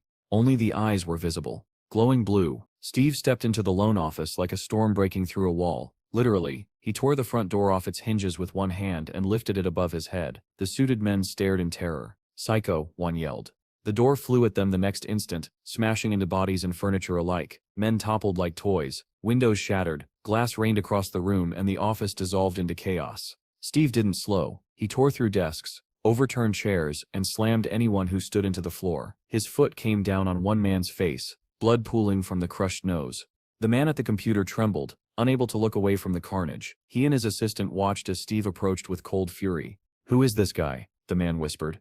I think he Sips awakened," the assistant stammered, "and I think I Sips seen him before." He never finished. Steve kicked the table they sat at, sending both men crashing backward with screams. One howled that his leg was pinned under the heavy wood. Steve swept the monitor and keyboard aside, climbed onto the table, crouched down and asked, voice low and dangerous, "Are you Mr. Scott?"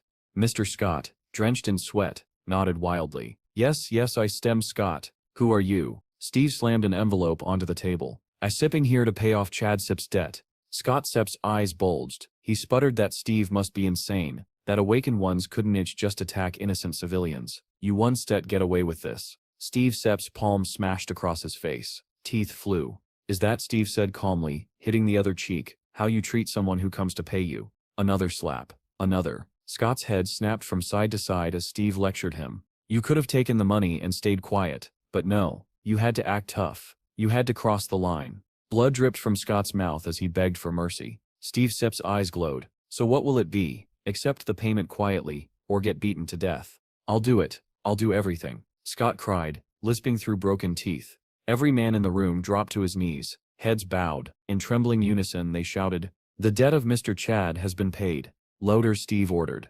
They screamed it this time. Steve nodded.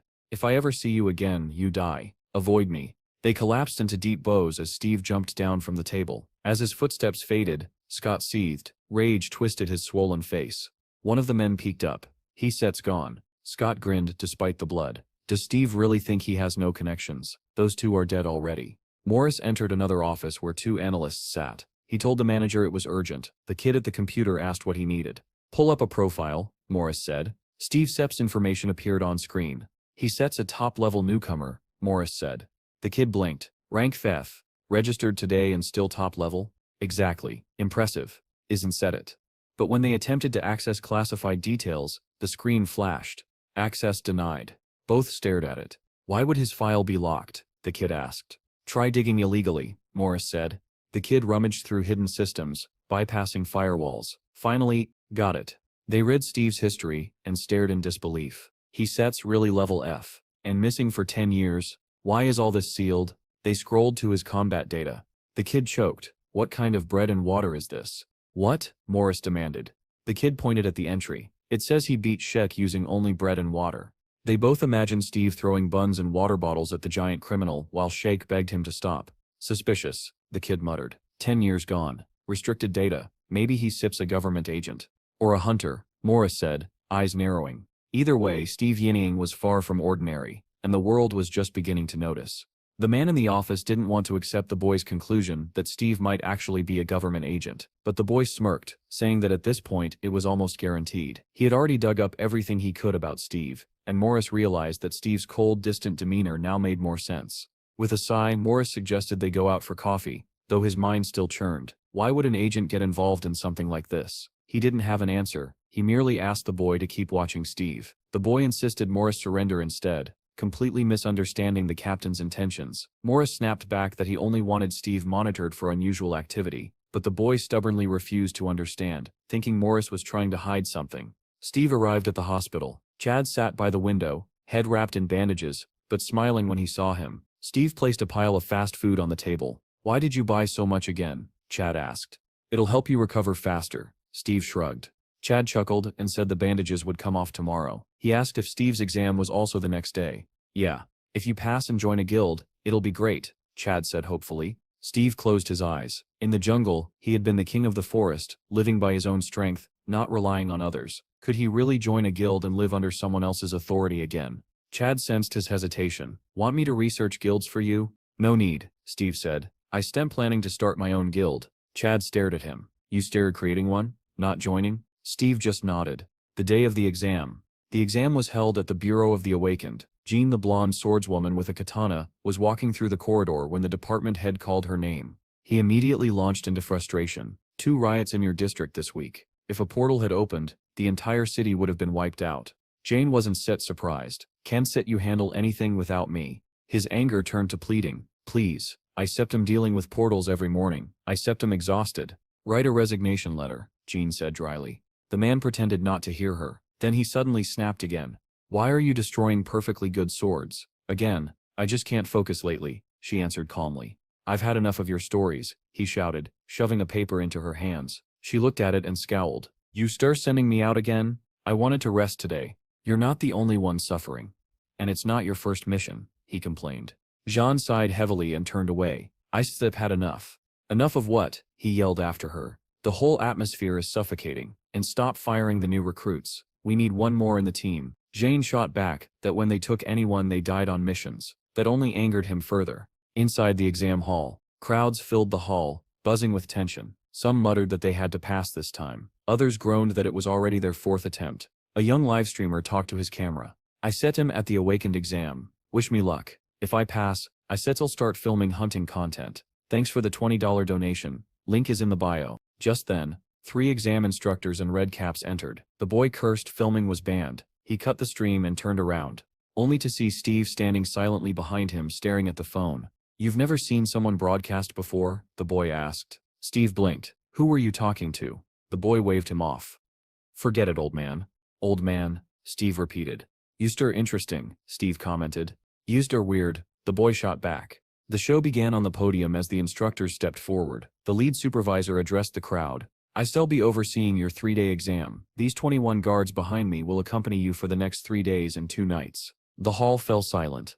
The survival test was about to begin. The hall erupted into movement as examinees formed lines. Everyone prayed not to end up under Jean's supervision. Her squads were notorious. Anyone assigned to her was usually thrown out immediately. The man on the podium announced that all entrants had received numbered tickets. Assignments would be decided by a lottery. As he read off names, each person hurried to their designated overseer. Donnie, the live streamer, heard his name and wilted when he was placed under Warden number 15. Steve Sepp's name followed. He approached Station 15 and froze in pleasant surprise. Standing beneath the sign wasn't just any warden. It was Jean. The blonde swordswoman stared straight ahead, ignoring everyone, until the sense of being watched pulled her attention sideways. Then she saw him. Steve, smiling at her like they were old friends. Her eyes widened. She couldn't believe it. The assignments finished, and examinees were sent to their dormitories. Groups murmured anxiously, complaining loudly if they had drawn the blonde. Others peeked around curiously at the rooms, impressed there was even a training hall. Donnie walked with his head down. He muttered to himself that he must have cursed his luck. Assigned to Jean again, in front of his subscribers he'd bragged, but in reality he felt doomed.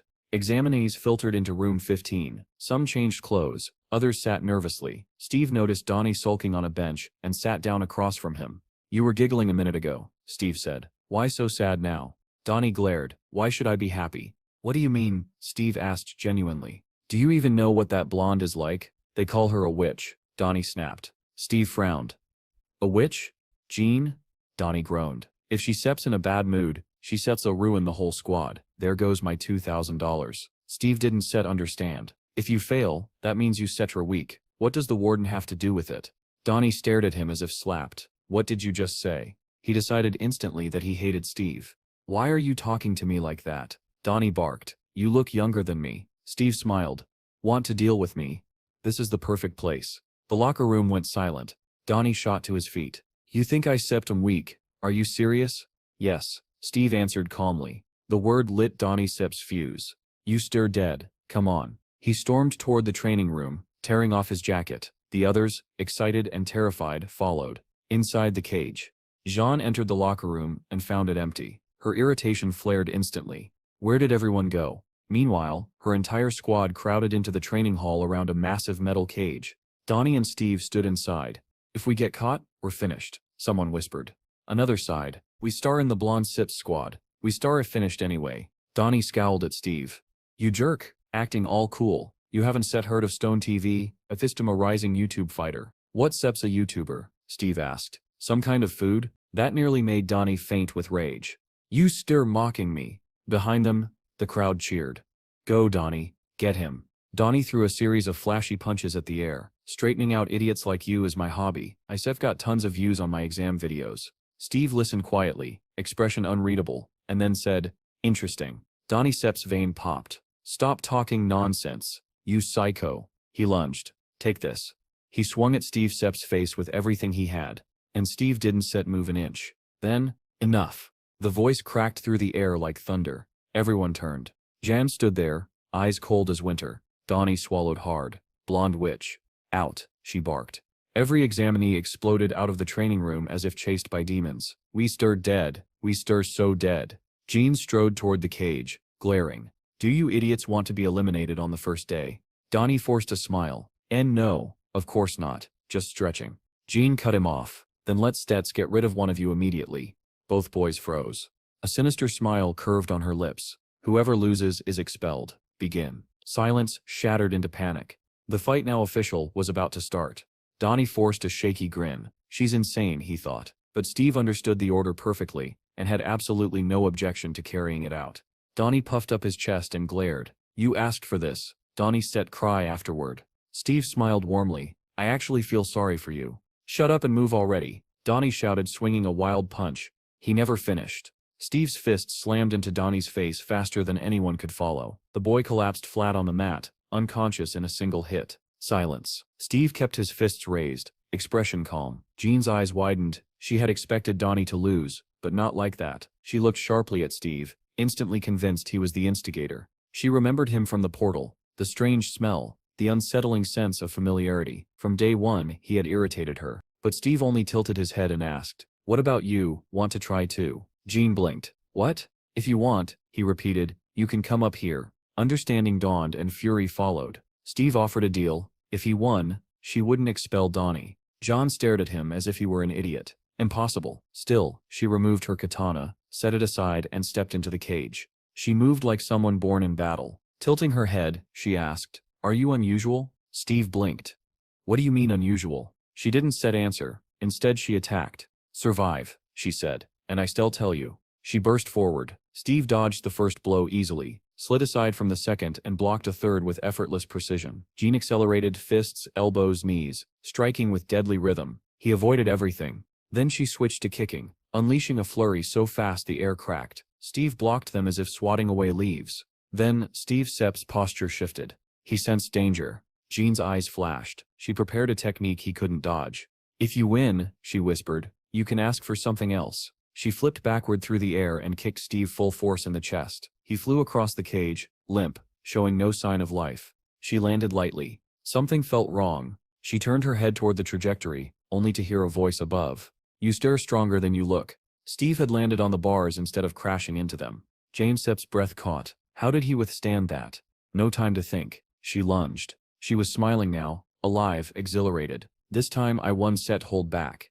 Her heel drove into Steve so hard the floor cracked, splinters bursting. Steve fell onto his back. Jean descended from above, ready to finish him. He rolled aside easily. Her punches rained down. He blocked each one. She spun into a low, sneaky kick. He stopped it with a single hand. Then he crouched, one hand blocking, the other curling into a fist. He smiled, waiting for his moment. He struck. Jean barely had time to curse. A blue glow erupted around her torso, a barrier formed by her awakened ability. Steve's fist smashed into it. The shield shattered like glass, sparks flying in every direction. She was thrown to the floor. Blue lightning like sparks danced around her as she struggled up, stunned. He broke my shield? Steve was already raising his fist again. My turn. John sat on the ground, staring at him. You Stetch are insane. But Steve only shouted with bright-eyed excitement. This is fun. A mischievous smile tugged at her lips. You really are unusual. My intuition was right. Steve didn't understand. He just blinked at her, confused, fist still raised to attack. She suddenly stood straight, extended her hand toward him, palm out. Her expression was serious. I lose, she said. Steve froze. Why? It was just getting fun. But Jean had made her decision, and the entire squad would soon learn why. Jean let out a long exhale and said the fight had to end. Not because she couldn't continue, but because the room was far too small to use real skills. Next time, she added, we shall fight somewhere with more space. Steve nodded with a sad little smile, genuinely disappointed. He hadn't planned to continue the fight anyway. Jean growled in irritation. Say whatever you want. I already admitted defeat. Steve looked at her curiously. Are there many strong women like you in this world? I don't think so, she answered. Steve Sepp's eyes lit up with satisfaction. Then I choose you, he said. Please bear my child. Jean froze. What did you just say? Steve repeated the offer calmly, as if it were the most natural thing in the world. A slap cracked through the cage so loudly that Donnie woke up on the floor. John marched out, muttering curses, glaring daggers at Steve. Donnie blinked in confusion. Why was Steve getting hit? Why was he lying on the floor? Slowly, memory returned. The first punch, the instant defeat, the threat of expulsion. He collapsed to his knees. How humiliating, thrown out before even taking the exam. Then he noticed Steve walking past and glared at him. You feel better after humiliating me? Donnie snapped through tears. Steve gave him a gentle smile. You didn't lose. Donnie blinked. What? From above, unseen by the students, a surveillance camera quietly recorded everything. In another room, the man with glasses stared at the footage, stunned. Did Jean really lose? Back in the training room, Steve told Donnie, go on, and walked away. But Jean said the loser gets kicked out. How am I supposed to stay? Donnie shouted after him. I asked her not to kick you out, Steve replied simply. Donnie stared blankly, his cheeks still swollen. What? Why did she hit you then? He added. Steve only shrugged. None of your business. He kept walking, leaving Donnie behind in dazed confusion. Then a thought struck Donnie. Did they agree that I could stay if Steve survived her strike? Tears welled up, his face twisted with gratitude. That man, he's a real man. He burst into tears. Brother.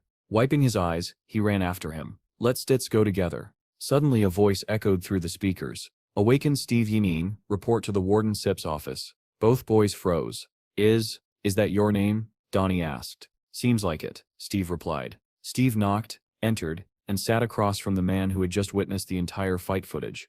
The warden placed a recorder on the table. Everything said in this room will be recorded. Steve swallowed nervously. I just saw your sparring session with Jean. She Seps a B rank awakened. Are you unusual? She asked me the same thing, Steve replied. What does that even mean? The man stared. You really don't know. He began explaining. There were 3 known planets connected to Earth through the bridging portals. Aruka, a peaceful world of elves and dwarves, where earthlings learned magic, crafting, and artifact making. Kushan, a divided world where the Man tribes and the Chungwan people battled for dominance. If the portal opened in Man territory, war. If it opened elsewhere, exchange. Midul, home to warlike orcs and terrifying monsters. When a portal opened there, battles erupted instantly. People who return with powers from these worlds, he continued, cannot be measured by normal awakened rankings. We call them unusuals. Steve listened with polite boredom. When the explanation ended, he said, that Sep's all pretty complicated. But then he added quietly, actually, it's Sep's not just 3 planets. The warden blinked. What do you mean? His mind raced. He can be from one of those 3. Was he raised in a dungeon? No. That wouldn't make him capable of defeating a B rank. Where did you come from? The man finally asked. Steve answered plainly, I already told that bald doctor everything. I lived 1,000 years with wolves. The warden dropped his pen. And the recorder kept running. The warden stared at Steve in stunned silence, replaying the wolf story in his head. 1,000 years. Wolves. B rank defeat. None of it made sense, and yet Steve had said it with absolute sincerity. Steve tilted his head. So is the conversation over? The man jolted out of his thoughts. Yes. Yes, you may return to the dormitory. He tried to smile but his face twitched. Steve thanked him and left. The moment Steve closed the door, the warden slumped back and muttered, so the rumors might be true. Just then, a man entered and saluted. Senior Sergeant Sheldon reporting. The warden instructed Sheldon to take over as Warden 15. Sheldon blinked. Jan isn't set coming? The warden clicked his tongue. She ran away. Ran away? How? The warden adjusted his glasses. Because Steve is in Team 15. Sheldon stiffened. He was ordered to keep a close watch on Steve during the entire exam and file a detailed report afterward. A voice echoed through the dormitory. All examinees, put on your uniforms and assemble at the stadium. Groans erupted. It begins. At the stadium, each warden stood beneath their squad numbers. Sheldon stood at 15, and the moment the group saw John wasn't there, cheers exploded. She sips gone. Thank the heavens. Sheldon replaced the witch. Sheldon introduced himself with a grin, and announced today's tests. Run 100 meters, in 9 seconds. Complete 40 triathlons in 1 hour. Easy, right? The group erupted in complaints. That sip's unfair. People have different builds. Not everyone is a sprinter. Nearby, a chubby girl finished the 100 meters in 13 seconds. Eliminated, the warden declared. I am a healer. Lower the bar. Monsters won't slow down for healers, he replied. Then he called, Group 15, Donnie, to the start. Donnie swaggered forward. 9 seconds, child's play. His teammates panicked, but Donnie grinned and flashed a victory sign at Steve. The whistle blew. Donnie exploded forward, feet kicking up dust. He crossed the finish line triumphantly. 8 seconds, Sheldon read. Passed. Donnie cheered, until Sheldon called the next name. Steve Yaning. Steve stepped up calmly, set his feet on the blocks, and stared down the track. Donnie yelled, Let's go, brother, while the rest watched nervously. The whistle blew, and Steve vanished. All they saw was a shockwave of dust exploding behind him. The finish line sensor beeped before anyone could register what had happened. Donnie Sip's jaw dropped. He Sips not human. Inside the administration office, a phone rang. The warden picked it up. Sergeant Sheldon Sip's voice came through. Sir, Steve passed. His results are beyond shocking. Sending video now. The warden tensed. What about journalists? Sheldon turned, and froze. Journalists were already alive with excitement. Cameras aimed at Steve like hunters spotting prey. A phone rang again. A woman answered. Returnee Management Bureau. This is Manager Kim. This is Major Swan, the caller said. ISEP sent you 2 videos. Please review immediately. She opened them. Steve's run captured in full detail. Her eyes widened. What? What is this? On screen, Steve's figure tore across the track at impossible speed. The Major Sep's voice echoed through the phone. Seems the doctor wasn't lying after all. Manager Kim bit her lip. If this man is truly unusual, if his answers were real, then Steve may be a returnee from a 4th unknown planet. She slammed her hand down. Stop all journalists. Block all access immediately. The assistant checked his phone. Too late. There's Sep's already an article about Steve Sep's record-breaking run. Shut it down, she snapped. Clear every article. But outside it was too late. Journalists surrounded Steve like bees around nectar, cameras flashing, microphones shoved toward him. Just one comment. Sir, how did you run that fast? Please give us a moment of your time. Are you the returnee from the unknown planet? They piled closer and closer, and Steve stood at the center of the storm, as calm as ever. Steve stared blankly at the wall of shouting journalists, unable to understand why they were screaming his name. He didn't say a single word, he simply blinked, confused. Meanwhile, Manager Kim was piecing everything together. The timing of the portal incident, the unexplained energy dispersion, the chaos at the center. If Steve had crossed a 4th unknown world without a protective suit, the system would indeed have registered him as F rank. That meant every strange error in his data matched the theory. It also meant her department would gain full authority over him. But before she could strategize further, a squad of security guards stormed into the stadium and began dragging journalists away. They blocked every passage, ignoring the reporters' desperate pleas for interviews. Inside the cafeteria, the examinees gathered at tables, buzzing about how Steve had drawn such media attention. Behind the frosted windows, journalists hammered at the glass, shouting questions. Steve didn't care. He calmly devoured a mountain of food while Donnie stared with sparkling admiration. Of course, Donnie thought, I couldn't have been knocked out by some normal kid. I should have recorded that fight. Steve caught Donnie staring. What are you looking at? Finished eating?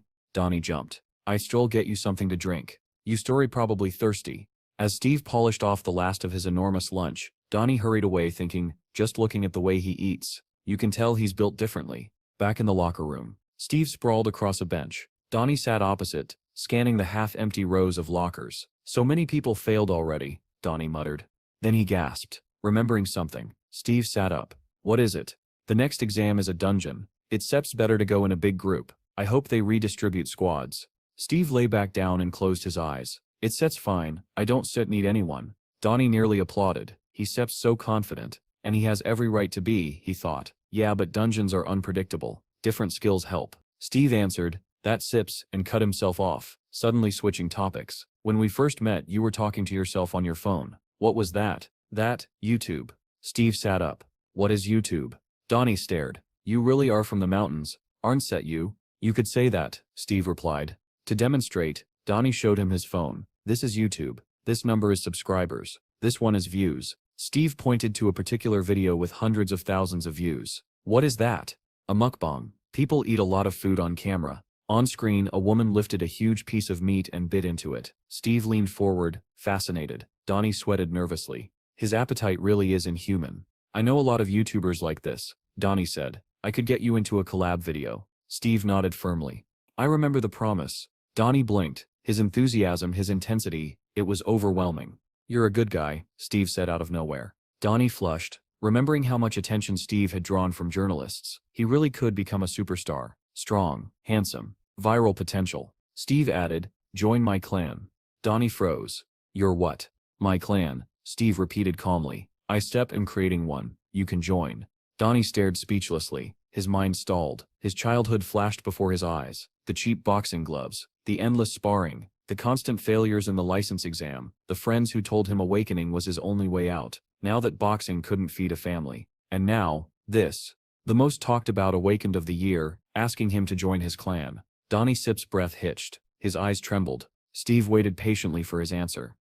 Donnie had clung to YouTube like a lifeline back when none of his friends believed he could succeed. And now, watching Steve, he felt as if luck had finally started favoring him. This was the kind of content people loved, and he was thrilled. With absolute sincerity, he declared that he'd follow Steve to the ends of the world. Steve said he appreciated that, then gently reminded Donnie about the mukbang video. Tears welled up in Donnie's eyes as he promised he wouldn't forget. In his heart, he whispered to himself that success was built on connections. Steve noticed the sudden tears and asked why Donnie was crying, but Donnie brushed it off and asked him not to pay attention. Then he composed himself and explained something important. You could only start your own clan with 3 members.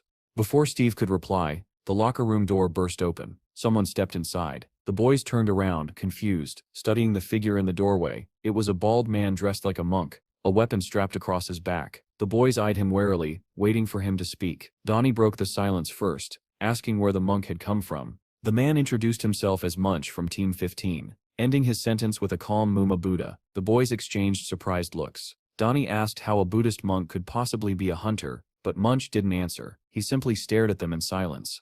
Before the tension could settle, a voice echoed through the speakers. Everyone was ordered to assemble in the briefing room after changing into their combat suits. The boys were stunned. Donnie grumbled that not only were they being dragged out at night, but they also had to show up in combat gear. Steve wondered aloud if the dungeon raid wasn't supposed to happen tomorrow. Munch quietly explained that depending on the situation, the raid could be moved up. Mumata Buddha, he added again. Donnie was horrified. How could they start a raid without proper warning? In the briefing room, the head warden announced that it was time to begin. The major stepped forward and explained that their test would take place inside a dungeon located at the 5th station, currently under the supervision of the Phoenix Guild. When Steve asked about the guild, Donnie explained that although the Phoenix Guild wasn't among the top elites, it was still quite respectable. But Steve focused on something else. He asked what under surveillance meant. Donnie was baffled by the question and finally became convinced that Steve truly wasn't from around here. He explained that the state couldn't manage all the portals that appeared and disappeared daily, so it hired private clans to guard them. When a clan signed a contract with the government, it became a guild. The more dungeons a guild managed, the more people it attracted. Steve summarized it simply. It was like a hunting game where the state earned money. Donnie confirmed it. Hearing this, Steve thought about his own desire to form a clan. He missed the feeling of being part of a pack. He even joked that maybe he could rule an entire state someday. Donnie continued explaining that owning a dungeon was great, but only if you had the proper permissions. Steve barely reacted. He was already fixated on their real goal, creating their own guild. Donnie laughed nervously and reminded him they had to pass this exam first. Steve stared blankly, and Donnie wondered if he was dealing with an idiot. The Major resumed the briefing. On the screen appeared an image of the dungeon abandoned for 15 days, level 1, and structured like a labyrinth. He explained that weaker monsters meant less danger, but also meant a greater abundance of spatial energy. The raid briefing officially began. Donnie swallowed hard. The problem with labyrinth dungeons wasn't the monsters, it was getting lost. One wrong move and you were trapped. Clutching his head, he muttered that he could really use an intelligence-type skill right about now. Steve overheard and casually revealed that he had such a skill. Donnie was thrilled for a moment, then froze. The exam hadn't even begun, and Steve already had a skill worth more than 20,000. A dangerous thought crossed his mind. What if Steve was actually rich? Meanwhile, Munch sat quietly, lost in his own thoughts. Donnie turned to him next and asked what his awakened skill was. Munch hesitated, debating whether he should speak. Finally, he answered with just a single word, but that one word drew him deep into his own memory. He remembered the temple, the Buddha statue, and the Tibetan bowl in his hands. He had been meditating, producing a resonant sound that echoed through the hall, but the sound had drawn something else. Monsters began gathering outside, dozens, then hundreds. Another monk had rushed in, shouting for him to stop immediately. Confused, Munch had asked what was happening, but the man only yelled for him and the other monks to escape. Behind the monk, a monstrous creature emerged, ready to strike. Munch's mind snapped back to the present when the Major announced that the briefing was over. Donnie whispered to Steve that something was seriously wrong with this guy. The Major laid out the final instructions. They would proceed to the target point, engage the monsters under guard supervision, and read the manual carefully. He wished them luck, and the buses rolled out. They soon arrived at the portal, glowing with blue light while a helicopter hovered above. Guards hurried the boys along, warning them that anyone who wasn't prepared would not make it out alive. The warden checked on Team 15, and Donnie leaned toward Steve, advising him to secure his gear properly. Sheldon told them that once they entered the dungeon, they could act freely and pretend he wasn't even there. But he also warned them that even if the team performed well, they could still be left behind because the exam was based on individual scores. Donnie grew uneasy. With only 3 people on their team, he asked if Sheldon would help them if something went wrong. Sheldon just gave a knowing smile, said nothing, and told them to keep moving. When they stepped off the bus, Steve asked Donnie why he looked so nervous. Donnie forced a guilty smile and insisted he wasn't scared, though he failed to finish his sentence. Even Munch, the monk, remained calm as he asked the warden whether he could use his personal weapon. The warden confirmed that he could, and the boys headed out. Donnie was stunned. This was only an exam, yet the monk already carried a weapon made of dimensional matter. At the portal, the guard directed the 14th team inside, then told Team 15 to proceed through the right entrance. Sheldon smiled with satisfaction and ordered them forward. As they stepped into the portal, the warden announced that their team had officially entered. Steve took the lead, which made Donnie panic. Why was he walking in front? It was dangerous. Donnie hurried to warn him but instantly regretted speaking. Making noise before reaching the safe zone would lower his score. Suddenly, a skeletal monster in a robe lunged out from the side. Steve didn't flinch. With a single blow, he shattered the monster's skull. Donnie said the creature must have been attracted by his own scream, but at least they took it down. Impressed, he declared Steve perfect. As expected, Donnie then asked if Steve would use his recon skill if anything else went wrong. Before Steve could answer, a soft click echoed through the hall. A tile under Munch's foot began glowing. Donnie recognized it instantly. He opened his mouth to explain, but he didn't even finish the word trap before a storm of arrows came raining down. Munch reacted immediately. He reached behind him, grabbed his weapon, and began deflecting arrows with incredible speed. The moment triggered another memory back at the temple, when his meditative chant had drawn a horde of monsters. The military had responded with missiles, and his mentor, badly wounded, had fought desperately to protect him. Munch had begged for forgiveness, believing the catastrophe was his fault. The missiles wiped out the monsters, and the temple along with them. Back in the present, Munch continued deflecting arrows with that same weapon he had carried ever since. Donnie watched in awe, praising his skill. Then another click sounded. A second tile lit up bright white. The floor beneath the boys dissolved, sending all 3 plummeting downward. They hit the bottom hard. Steve and Munch landed on their feet, but Donnie lay in a heap of rubble, groaning loudly. He stared blankly at the ceiling, mourning the fate of his ambitions, but then a growl echoed from deeper within the tunnel. Donnie jumped up, horrified, and declared that they must be cursed magnets for monsters. Munch apologized, explaining that his monk abilities naturally attracted them. Donnie froze. His skill attracted monsters? Steve, on the other hand, was delighted. To him, this was perfect. Now he wouldn't even have to go looking for enemies. He stared ahead with a calm smile and said it was even better this way. He was too lazy to hunt them one by one. Munch stared at him, stunned. Steve suddenly leapt upward, flipping effortlessly through the air as though weightless. Donnie gasped and wondered aloud if Steve was even human. Standing atop the rocks, Steve told Munch that he liked him and invited him to join the clan. Munch blinked, unsure he'd heard correctly. Meanwhile, the sound of dozens of approaching monsters filled the tunnel. Steve turned to face them, eyes narrowing. He activated his reconnaissance skill, and a blue glow flickered across his pupils. Instantly he located the primary target, a skeleton draped in a red robe. In a single burst of inhuman speed, Steve sprinted toward it. Donnie stared at the horde in horror, convinced they were doomed. Just then, a long staff crashed down in front of him. It was Munch's. From above, the monk shouted for Donnie to grab it. Donnie seized the staff without hesitation. Setting aside all fear, he suggested they lure the monsters into the pit, and then hunt them from above. Groaning, he hauled himself out of the hole with Munch's help.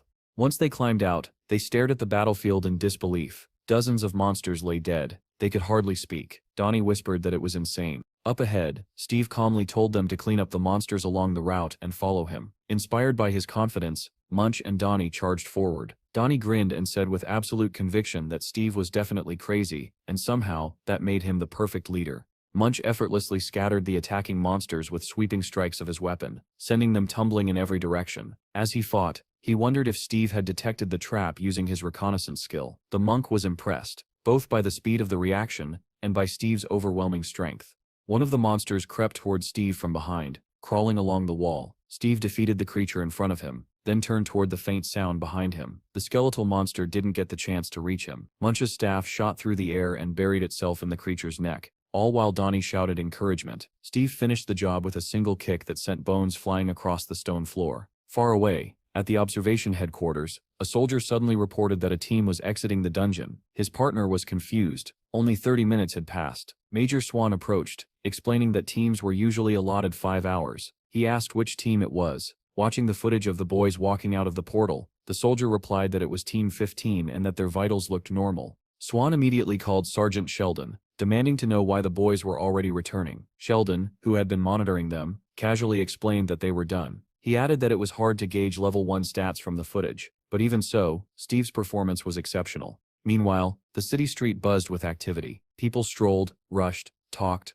argued, and in the middle of it all was Donnie, filming with a camera in hand. He spoke enthusiastically to his viewers, promising a behind-the-scenes look at life inside Steve's clan. He read a comment aloud asking what he would show that day, and with great excitement he announced that they were celebrating a housewarming party. From inside the newly registered clan building, Donnie's cheerful voice introduced the clan's food manager, an unofficial breadwinner. A grandmother appeared on camera chopping greens. Donnie asked her to greet the viewers. Her focused expression twisted into a fierce glare as she raised her knife and told him to leave before she made him part of dinner. Donnie froze as his ear began to bleed slightly from fear, but he didn't dare argue.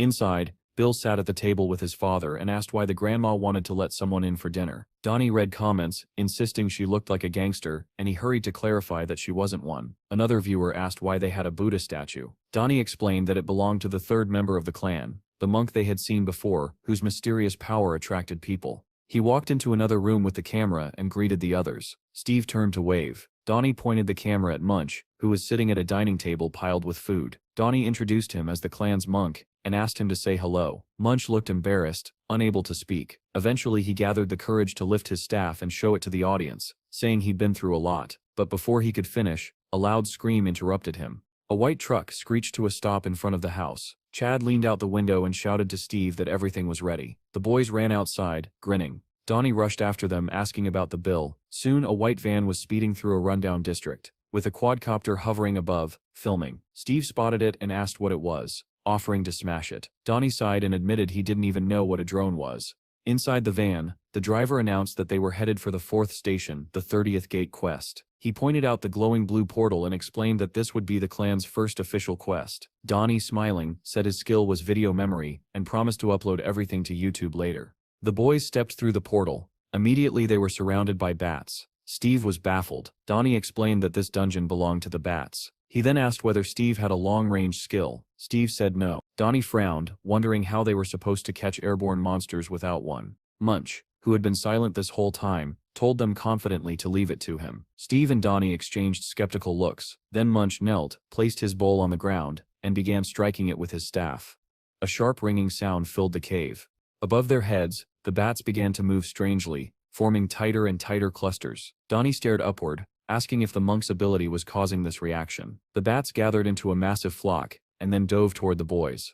Every single one of them aimed straight for Munch. Calmly, the monk rose to his feet and lifted his staff. Flames erupted as he swung it, creating a blazing ring in front of him that incinerated the swarming creatures. Then from the darkness, an enormous bat emerged, far larger than the rest.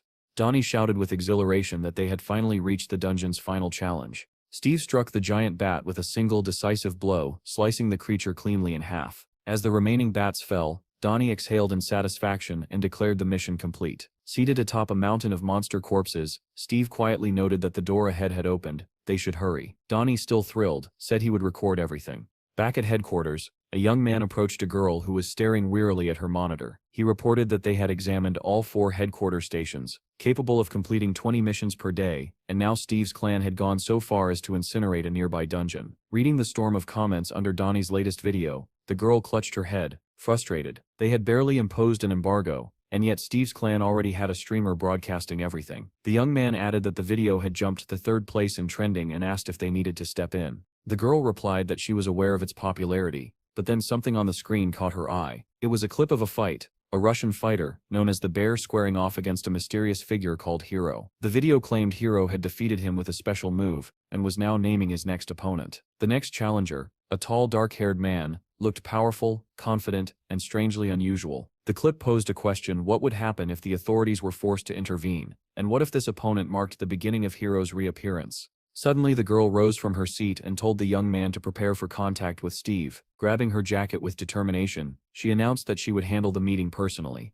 The market square bustled with life, vendors shouting, customers bargaining, children running between stalls. Steve, Donnie, and Chad sat together at a cafe table. Chad asked if Munch was joining them. Donnie confirmed he was, though he wondered aloud where the monk had disappeared to since there were no temples nearby. Chad explained that Munch was living in the city with the surviving monks from his temple. Donnie complained that without Munch their efficiency dropped dramatically. Chad suggested taking a day off since their clan's progress had been extraordinary. Donnie lit up at the idea. Chad added that their capital had already reached 80,000. Donnie cheered again. He had earned 2,000 simply collecting stones, and now they could enter second-level dungeons. Steve raised an eyebrow at Donnie's proud grin. Donnie proudly looked at his monitor, admiring the reward he'd earned. Next to his name, Steve noticed Donnie's rank and profession displayed on the screen. Steve folded his arms, thinking to himself that he had spent only 3,000 on skills, and already surpassed most people. With that in mind, he smiled and agreed today would be a day off. Chad shut his laptop and said he planned to take his son and grandma to the park. Steve's eye caught a sign beside him that read "No information." The grandmother entered carrying food for the puppy, and the same message appeared next to her. But next to Pecky, the puppy, there was detailed information on level and power. Steve wondered if dogs could awaken too.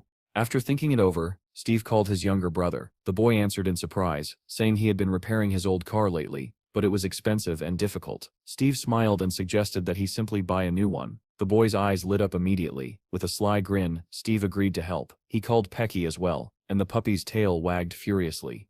At the dealership, the manager presented a blue Hyundai Dragon. Chad's face glowed with excitement. Every mercenary dreamed of owning one. The manager explained that it ran on heliotrope fuel and cost 80 million, making it the best machine on the market. Steve asked his brother if he liked it. The answer was immediate. Of course. Steve told the manager he would pay in cash, and asked if they could take the car immediately. Soon the brand new blue car shot through the ruins of the city. Chad was ecstatic, declaring that the vehicle was incomparable to his old van. Steve agreed, saying even the passenger seat felt incredible. He added that he should have bought something like this sooner. Chad finally asked why they were headed toward the 4th station, entrance 23, an area that had been closed for a long time. Steve grew serious. He explained that a long time ago Chell had told him he couldn't awaken because he had no money. Chad's smile faded. He looked at Steve, confused, not understanding where the conversation was headed. With that same steady seriousness, Steve replied, "He will awaken today." Chad froze when he heard Steve's words. Sweat broke across his face as the blue car continued down the ruined road, passing collapsed buildings overgrown with grass. His hands trembled on the steering wheel, fear and panic rising in waves, but he kept driving. He didn't dare say anything. Suddenly, Pecky, who had been quiet in the back seat, bristled and let out a low growl. Steve smiled faintly and asked the pup whether he could smell goblins. Chad's voice trembled as he insisted he wasn't ready, begging Steve to leave before anything happened. But Steve ignored him. He stepped out of the car, saying he'd be back soon and instructing Chad to wait. Panicking, Chad lunged toward the door and begged him not to go. But the only thing left where Steve had stood was swirling dust. Steve had already vanished into the rain. Chad stared at the empty air, overwhelmed. His brother's speed was unbelievable. Meanwhile, at the instant loan office, Steve and Chad's video had caused quite a stir. The employees had watched the YouTube clip over and over. One asked if that really was Steve. Another confirmed it, adding that he was now a growing internet star. The supervisor growled that someone like Steve couldn't be measured or controlled. The men argued about how dangerous this made him. Finally, the man at the computer ordered a list of cooperating guilds. The other replied that if this was Station 4, then the job would fall to Mr. Vincent, a mercenary known for removing debtors without hesitation. He'd already taken care of 6. The supervisor smirked darkly and commanded them to call Vincent and pay him whatever he asked. Thunderclouds rolled across the sky, gathering into a storm that promised violence. Rain caught Chad's grandmother as she shopped with his son. She urged the child to hurry. Then a black car slid to a stop in front of her, blocking the road. 3 people in black suits stepped out, 2 men and a woman. The woman approached, flashed an ID, introduced herself as part of the bureau, and asked where they could find Steve. The grandmother said nothing. She simply stared at the badge in silence. The same storm hammered down on Chad, still waiting in the new car while rain smeared the windows. He muttered that he couldn't see anything, and that Steve had been gone for 30 minutes. Once again, Pecky growled at something ahead. Then the head of a giant goblin slammed into the car door window, shocking Chad into a scream. The monster's body slid down the glass, leaving only a clawed hand and harsh breathing visible. The car door suddenly swung open. It was Steve, telling Chad to get out. Chad stumbled out, still shaking but calmed slightly when he saw his brother standing there. The wounded goblin lay on the ground, growling and trying to rise. The monster lunged at Chad. The boy screamed and shielded himself with his arms. A knife dropped onto the wet pavement, the metallic clatter echoing through the empty street. Steve turned to Chad and ordered him to follow and kill the monsters. Chad picked up the knife with trembling hands and begged Steve to stop. Steve turned sharply and demanded to know what was wrong. Stammering, Chad asked if he truly had to awaken now. But Steve was unyielding. "If you are weak," he said, "and you one set survive, then kill." Chad lowered his head in despair. There was no arguing with him. Suddenly the goblin sprang upward again, jaws wide. Little Pecky stood between them, baring his teeth and ready to fight. Before Chad could react, Steve commanded, "Pecky, bite." The pup hurled himself at the monster, sinking his teeth into its arm. Despite the creature's massive size, the goblin seized Pecky's head with its huge claws, trying to rip him off. Steve didn't move. He calmly stated that Pecky was still young, and that if Chad didn't intervene, the puppy would die. Crying, Chad begged Steve not to force him to do this. Lightning tore through the sky. With it came Steve Sip's roar. "Kill him." Chad's breath came in panicked bursts. He stared at the knife, clutching it with both hands. The goblin ripped Pecky free and prepared to bite down. Chad screamed as he swung. He knew that if he didn't set act, Pecky would die. The blade drove into the goblin's skull. Blood exploded across the pavement. The monster collapsed, lifeless, freeing Pecky. But Steve wasn't finished. He shouted at Chad to continue. Fueled by fear and rage, Chad struck again and again, stabbing until he could no longer lift his arms. At last he threw the bloody knife aside. Rain mingled with the stream of blood on the ground. Chad fell to his knees, gasping for air. He stared at his stained hands, trembling, horrified by what he had done. Steve stepped in front of him, towering over him, and ordered him to hold the blade again. Tears ran down Chad's face as he shook his head, saying he couldn't. But Steve refused to relent. "If you don't set kill," he said coldly, "they will kill you." Pecky suddenly leapt forward, growling with a ferocity Chad had never heard from him before. Chad's eyes widened in fear as he realized the puppy was growling at another monster creeping toward them through the rain. Steve's voice came cold and emotionless. He told Chad to kill the monsters quickly. They didn't have much time. Without looking back, Steve turned and walked away, abandoning his younger brother in the storm. Chad called after him, voice trembling, but Steve didn't stop. A memory hit Chad like a punch. Years ago he had been bullied by older kids, beaten and mocked, while Steve walked past with his head down, pretending not to see. Back then, as now, Chad had reached out for him, begging him not to leave. And just like the past, Steve kept walking. In the present, the rain blurred Chad's vision, but not enough to hide Steve's disappearing silhouette. Tears streamed down Chad's cheeks, and he called for his brother again, knowing he would not turn back. Then something changed.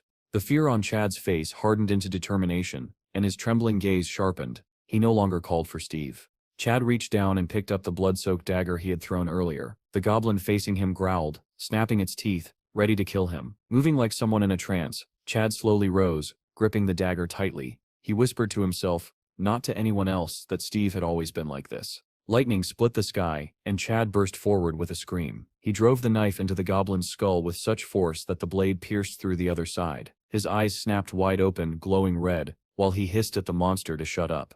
The goblin shrieked, but Chad only shoved the knife deeper into its mouth, unaffected by the blood spraying across his face. There was no fear left in him, only pure, burning hatred. He pressed harder, shouting for the monster to be quiet. The blade burst out of the back of the goblin's head, splitting its skull in half in a fountain of blood. But Chad wasn't set done. He leaned over the corpse screaming "Die!" as he stabbed the dead body again and again, slashing wildly until the ground was painted red. At last he stopped, panting, the rain mixing with the blood on his hands. Lightning flashed again, revealing Chad's deranged smile as he raised the dagger. He looked unhinged, almost joyful. Another goblin lunged at him, grabbing the hand that held the blade. Its dripping jaws snapped inches from Chad's face. They toppled to the ground together. Chad thrust the dagger into its mouth and sliced upward, severing the creature's artery. Another geyser of blood drenched him. With the monster dead, Chad stood, muttering to himself about the sticky feeling on his arm, the sensation of cutting through flesh. His smile twisted into something unrecognizable. He whispered, "Nonsense. What are you doing? Donset, save me." Then he burst into manic laughter. High above, Steve sat on a rooftop, watching the transformation. He saw Chad's awakened status appear, cold-blooded killer. Even Steve was taken aback. Looking down at the drenched, laughing boy, he commented casually that his little brother was cute. Then, louder, he asked Chad whether he had been working part-time at a slaughterhouse. Chad was nearly unrecognizable, eyes wild, filled with murderous hunger, but Steve didn't react to any of it. He simply told him to get up. Still giggling, Chad obeyed, though the madness in his gaze remained. Steve declared the battle finished. Behind him, the ground was littered with half-dead goblins, dozens, maybe hundreds, wheezing and twitching in the rain. After clearing the monsters, the brothers headed to the Bureau of the Awakened. They approached the front desk. Steve looking annoyed, Chad drenched entirely in blood. The receptionist stared in disbelief before asking why they were there. Steve pointed at Chad and said he had just awakened. The receptionist instructed that Chad needed a shower, then a quarantine check, and finally a strength measurement test on the 3rd floor. As they climbed the stairs, Chad asked what the measuring room was. Steve explained that there was a device that measured physical strength. If the number exceeded 100, Chad would be officially registered as an awakened fighter. Steve added he had scored 96 last time and failed. Chad didn't believe him. Inside the measuring room, Chad lay on the device wearing a special suit. The machine activated and displayed 111. The examiner told him he was eligible to proceed to the Hall of Ability Manifestation. The doctor then turned to Steve and asked if he wanted to test his strength as well. Steve agreed and lay down on the device Chad had just used. Steve closed his eyes as the machine hummed around him, measuring his strength. Suddenly a strange vision flashed before him. Countless eyes watching him, and a message saying someone was observing him, yet large parts of the information were hidden. When he opened his eyes, the number 189 glowed on the screen, but even that impressive score didn't shake him as much as the eerie vision he'd just experienced. The doctor examined the readings and murmured that the rumors were true. Steve's strength was rising at an impossible rate, and soon he would reach level E. Steve wasn't interested. Instead, he asked who created the machine. The doctor laughed at the odd question, saying it was built by scientists. Steve frowned and asked again which scientists specifically, but the man only chuckled. Downstairs, the receptionist handed Chad an awakened ID card inside a small box containing a phone. She explained the phone was a gift and that he'd scored high enough to qualify as a mercenary. Steve congratulated him, and Chad shyly thanked him. Steve asked whether Chad had seen anything unusual during the test. Chad shook his head. He'd seen nothing. Steve assumed it meant he was simply too sensitive. He then asked what Chad's awakened skill was. Chad lowered his head, clearly disappointed, and muttered, "Decapitation." Before Steve could comment, a familiar blonde woman passed by with several subordinates around her. Steve immediately noticed and ran after her, calling out with cheerful excitement, "Blondie!" Her subordinates froze, shocked. One demanded to know who dared address their leader like that and whether he had a death wish. Another recognized Steve, and suddenly all of them realized who he was. With an innocent smile, Steve apologized casually for his earlier words, explaining that he wasn't used to speaking with civilized people, but the woman cut him off, saying she understood, and suggested they never meet again. She walked off with her group. Her subordinates gossiped while following her, saying something had to be going on between the two of them. One even joked she was practically getting married, while another insisted Steve would be the one to save them all. Jean snapped at them to hurry, and they immediately picked up the pace. Steve watched her leave, muttering that it was a shame she had the temper of a shrew. A black car sat parked outside the building labeled Steve's Clan. Inside, Grandma and Melissa, the same blonde, sat together at the table. They clinked glasses, almost spilling their drinks. Melissa tasted the strawberry liquor with delight, saying it was perfect. Grandma grinned, explaining that young people always loved it, though her son-in-law had begged for it for 10 years and never managed to try any. Melissa finished the drink and declared passionately that she wished all monsters would die. Grandma praised her for speaking beautifully. Then Melissa tasted the dumpling soup, calling it the best she'd ever had. Grandma nodded, saying it paired perfectly with the drink. Melissa glanced at the door, noting that Steve was late. At that moment, Grandma announced that he had finally arrived. Steve and Chad walked into the room, surprised to see Grandma and Melissa sharing drinks. Bill ran over joyfully, excited that his dad and Pecky were back. He jumped into Chad's arms asking why he took so long. Chad asked if he'd had fun while they were gone. While father and son talked, Melissa approached Steve. He tensed and asked who she was, but he already saw her name and rank displayed above her. Rank A2. She introduced herself as Melissa, a manager from the Bureau of Awakened Repatriate Administration. Steve asked why she had come, and she said she wanted to make a deal with him. Steve blinked, unprepared for that answer, and asked what she meant. Melissa leaned closer and asked if he knew the official name for a repatriate. Steve admitted he had no idea. She explained that repatriates like him were officially called coordinators. The title surprised him, yet it intrigued him. She then asked whether he had returned through a red portal. Steve said he had. Melissa explained that a red portal meant the repatriate had fulfilled the condition for safe return. Steve didn't understand, so she continued a portal that turned red would appear again and would work both ways. Steve asked where it would appear. Melissa raised her finger and pointed directly at him. Steve stared back, confused. Melissa clarified, the portal appears next to the coordinator. In this case, next to you. Steve rubbed his chin thoughtfully. Memories of the wolf pack he had lived with for 10,000 years flickered through his mind. He wondered if he could see them again. Melissa continued, their administration believed Steve's portal led to what they were calling a fourth new planet. If their theory was correct, their country would possess the only planetary portal to this fourth world. Steve didn't care about politics. He only cared about one thing. When will the portal appear? Melissa answered calmly, in 99 days. Steve asked Melissa directly what she wanted from him. She replied calmly that until the portal opened, Steve would be forbidden from leaving the country. Steve wasn't expecting such a restriction, and demanded to know why. Melissa didn't sugarcoat it. She said they couldn't allow him to become the second hero. Steve frowned. He didn't recognize the name. He asked who Hero was. Melissa stared at him, surprised he didn't know the story. She explained that Hero was the strongest awakened in the world, rank 1, and he had once been a citizen of their country. Steve asked what that meant. Melissa explained that in the early days of the disaster, the government had detained many repatriates due to the unknown risks. Hero, who had returned as a rank B, escaped confinement. The portal to planet Kachun, now located in another country, was created by him. If Steve activated a portal while abroad, the dimensional industry could collapse, and their country would face catastrophic losses. Steve quietly processed everything. Then, with typical bluntness, he asked the only thing that mattered to him, so what do I get in return? Melissa was ready for the question. She asked what he wanted. Steve answered without hesitation. He wanted to elevate his clan into a guild and expand its territory. Donnie, listening secretly from behind the wall, nearly fainted from shock at the scale of the negotiation. Melissa did not object. She told Steve he could ask anything else. Steve then remembered his most important question. How will I know when the portal appears? Melissa explained that they would send an agent who specialized in detecting small energy fractures. One of their best. Steve was intrigued. Meanwhile, elsewhere in the bureau, Jean was training furiously in the gym, still angry about Steve's earlier comment that they should have children together. She punched the bag with so much force that its stuffing exploded out. Her colleagues watched in disbelief, wondering what had triggered her this time. Jean muttered that he should have been charged with harassment. Melissa appeared beside her and calmly asked who she planned to charge. Jean dismissed the question, saying she was simply in a bad mood. Melissa asked when she wasn't. Jean snapped at her to stop stalling and explain why she was here. Melissa handed her a mission file. Jean read it, and began trembling with anger. She demanded why she had been chosen. Melissa answered without hesitation, she was picked because she was a professional. Jean asked again, louder. Melissa replied because she was the best. Jean glared at her, wishing she could overturn the assignment by sheer force of will.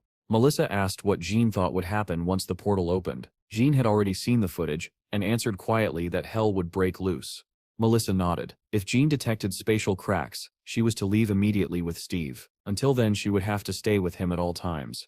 With a mischievous grin, Melissa repeated, always, emphasizing every syllable. Then she walked out laughing, leaving Jean fuming and threatening to file her resignation. Elsewhere, Chad sat in his room, clutching his head as obsessive thoughts circled through his mind. Don't leave, they'll kill you. Don't leave, they'll kill you. His son's voice finally snapped him out of it, calling him to dinner. Later, the clan gathered at a cafe beneath the newly hung wall clan sign. Someone inside shouted in excitement. Chad asked what was going on, and Donnie proudly announced that their clan was thriving, now eligible for second-level dungeons. Steve was pleased by the progress, but Chad pointed out they needed rank D to enter those areas and didn't yet have enough fighters. He suggested they farm first-level dungeons for a while. Donnie agreed, but added that with Steve around, second-level dungeons weren't a problem. Steve decided they would build up funds and strength in first-level dungeons first, then recruit new members. Everyone agreed. Footsteps approached their table. Donnie turned. Munch stood beside them, greeting everyone with folded hands and saying, "Save us, great Buddha." Donnie asked if he had eaten. Bill waved in excitement. Munch replied that he had and suggested they depart. His level indicator showed F5.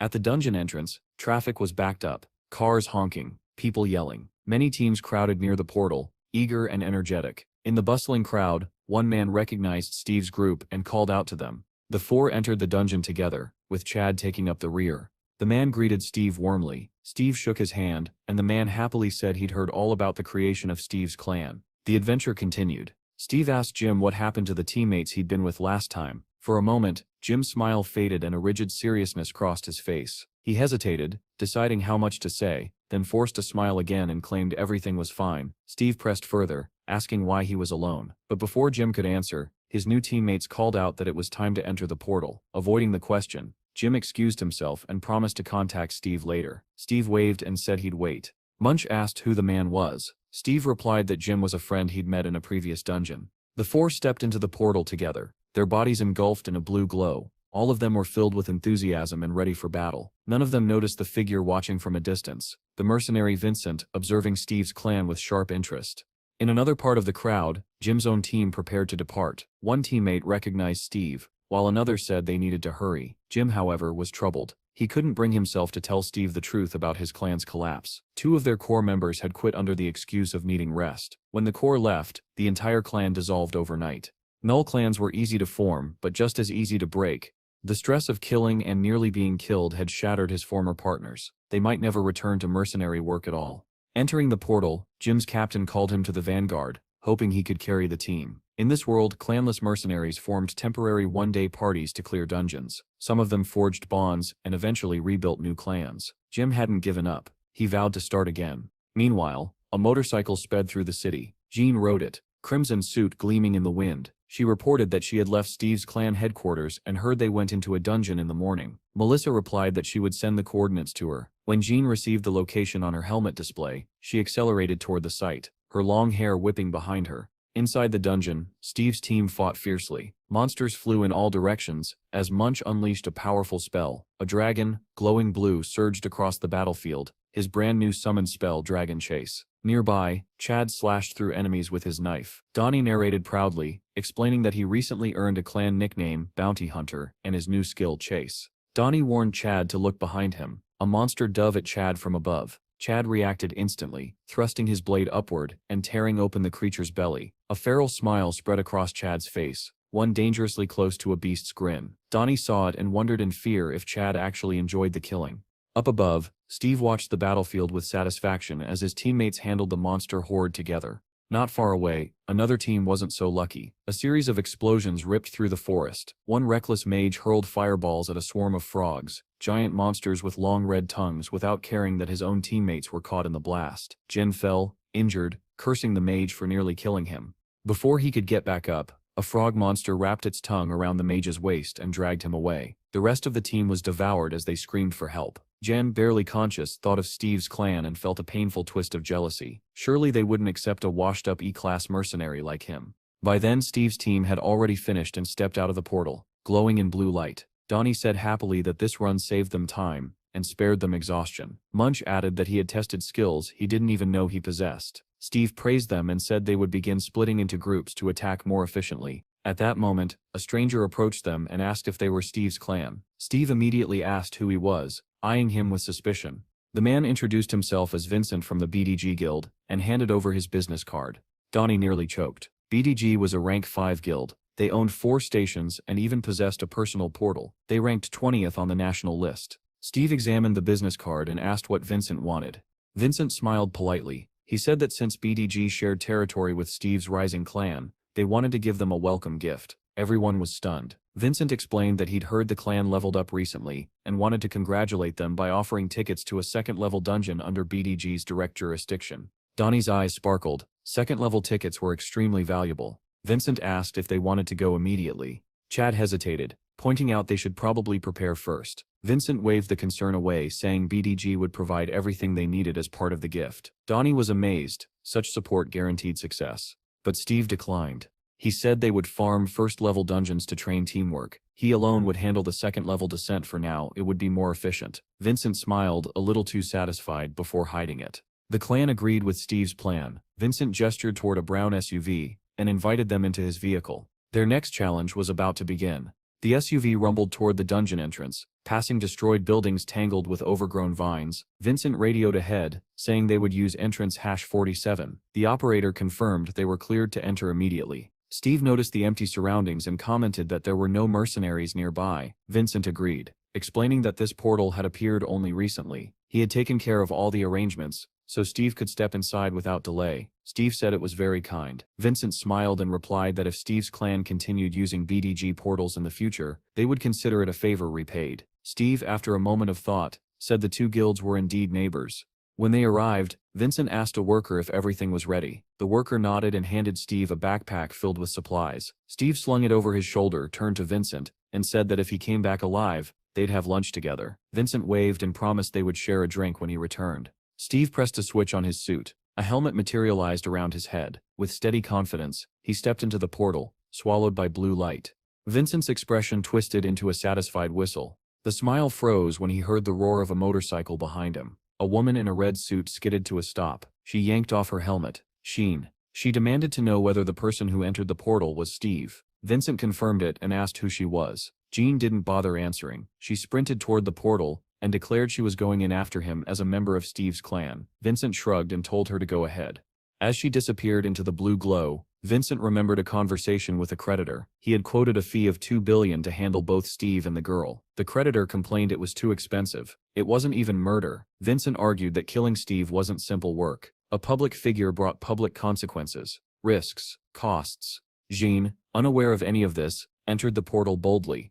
Earlier that day, she had arrived at Steve's headquarters and asked the others where Steve was. Chad explained that he'd gone into a dungeon. Jan jumped on her motorcycle immediately and followed the SUV. Melissa watched everything remotely via monitor feeds. When Jan asked why she had to chase after him, Melissa said she needed to observe Steve's skills personally. Jan protested. She wasn't even suited up, but Melissa reminded her about the bracelet. Jan snarled that she treasured her equipment. Melissa coolly said she'd double her bonus. Jan cursed and stormed into the portal. Inside, Steve had already arrived. He stood still, noting how different the atmosphere felt here. The portal flashed again behind him. Before he could turn, Jean Sepp's furious voice pierced the cavern. Dawn Set, turn around. Stay still. Steve obeyed, facing forward while glancing sideways at the portal. Jean pressed her bracelet. A dark substance spread across her hand, forming a combat suit over her body. She muttered angrily about her terrible mood. She swore she'd demand triple pay for this assignment. Then she noticed Steve staring directly at her the entire time. Outraged, she screamed that she told him not to look, and called him a pervert. Steve flushed and insisted he was just admiring her bracelet. Did it have inventory functions? Jean's face turned red. She demanded to know how long he had been looking. Her rank, B8, appeared beside her. Steve suddenly remembered something. On the day he returned from the other world, she had seen him naked too. He grinned smugly and said they were even now. Jean snapped that she hadn't seen him by choice back then. Steve changed the subject and asked why she had come. His first guess was, "Did you want to fight me?" Jean said Melissa had sent someone to monitor him. Steve remembered and said Melissa promised to send a professional. Jean, flustered, admitted that she was that professional. Steve raised an eyebrow and said, "It doesn't seem like it." John bristled and said she rushed here in casual clothes because she didn't want to be late. Steve told her seriously. Dawn Set, interfere. Jan replied she wouldn't. She was only an observer. Then, something pulsed through her nerves. A warning. She said they had company. Steve turned and a lumbering monster came into view. A giant orc in a loincloth, holding an axe. Its aura alone was far stronger than any creature from earlier dungeons. It didn't charge immediately. It watched. Jan whispered that this orc was incredibly strong. She said Steve was extremely unlucky to meet an orc boss at the very start of a second-level dungeon. But Steve remained unfazed. "There are 4 of them," he said. Jan Set's head whipped toward him. "What?" Roars erupted around them from every direction. The ground trembled as more orcs approached. Jan stared at Steve in disbelief. "This can be real. Not in a second-level dungeon." Steve smiled. "Second-level dungeon? That SIP's what you SIP are calling it?" John froze. What? What do you mean? Their situation was about to become much worse. Steve asked Jean if she hadn't felt the abnormality when passing through the portal. Was she truly a pro? Jean bristled with irritation and tried to excuse herself, saying the disruption was because of the bracelet. Steve stepped forward, preparing to sprint. He told her to stay out of his hunt. The next instant, he shot forward with such explosive speed that the ground cracked apart beneath him. The shockwave knocked Jean off balance. Shielding her face, she stared in disbelief. What kind of insane speed is that? Steve appeared in front of the nearest orc, and struck its chest with a powerful blow. As the orc staggered back, dazed, Steve spun, seized the axe from its hands, and prepared his next strike. The creature dropped to one knee, rubbing its head. But the echoes of approaching orcs grew louder from every direction. Steve swung the axe. The orc's skull split cleanly in half. Another orc charged forward. Enraged by the death of its kin, Steve swung again, driving the axe through its body and unleashing a fountain of blood. Yet another orc barreled toward him. Steve leapt onto a rock, sprinted along its edge, and the monster ran below, searching for him. After a short sprint, Steve launched himself off the cliff toward a tangle of vines. Grabbing them mid-air, he watched the orc scanning around in confusion below. Steve released the vine and dropped straight behind the creature, unseen. Meanwhile, far away, Vincent called the client. He said they should transfer the remaining payment. Even a sea-level mercenary would struggle to survive a dungeon like this. The client grinned when asked what level this dungeon actually was. Inside the dungeon, Steve plunged a dagger into another orc's skull. Jean watched from a distance, stunned at what she was seeing. Steve crouched beside the corpse, completely ignoring the next orc running at full speed toward him. Steve muttered with excitement that the dungeon's level didn't matter as long as he could kill everything inside.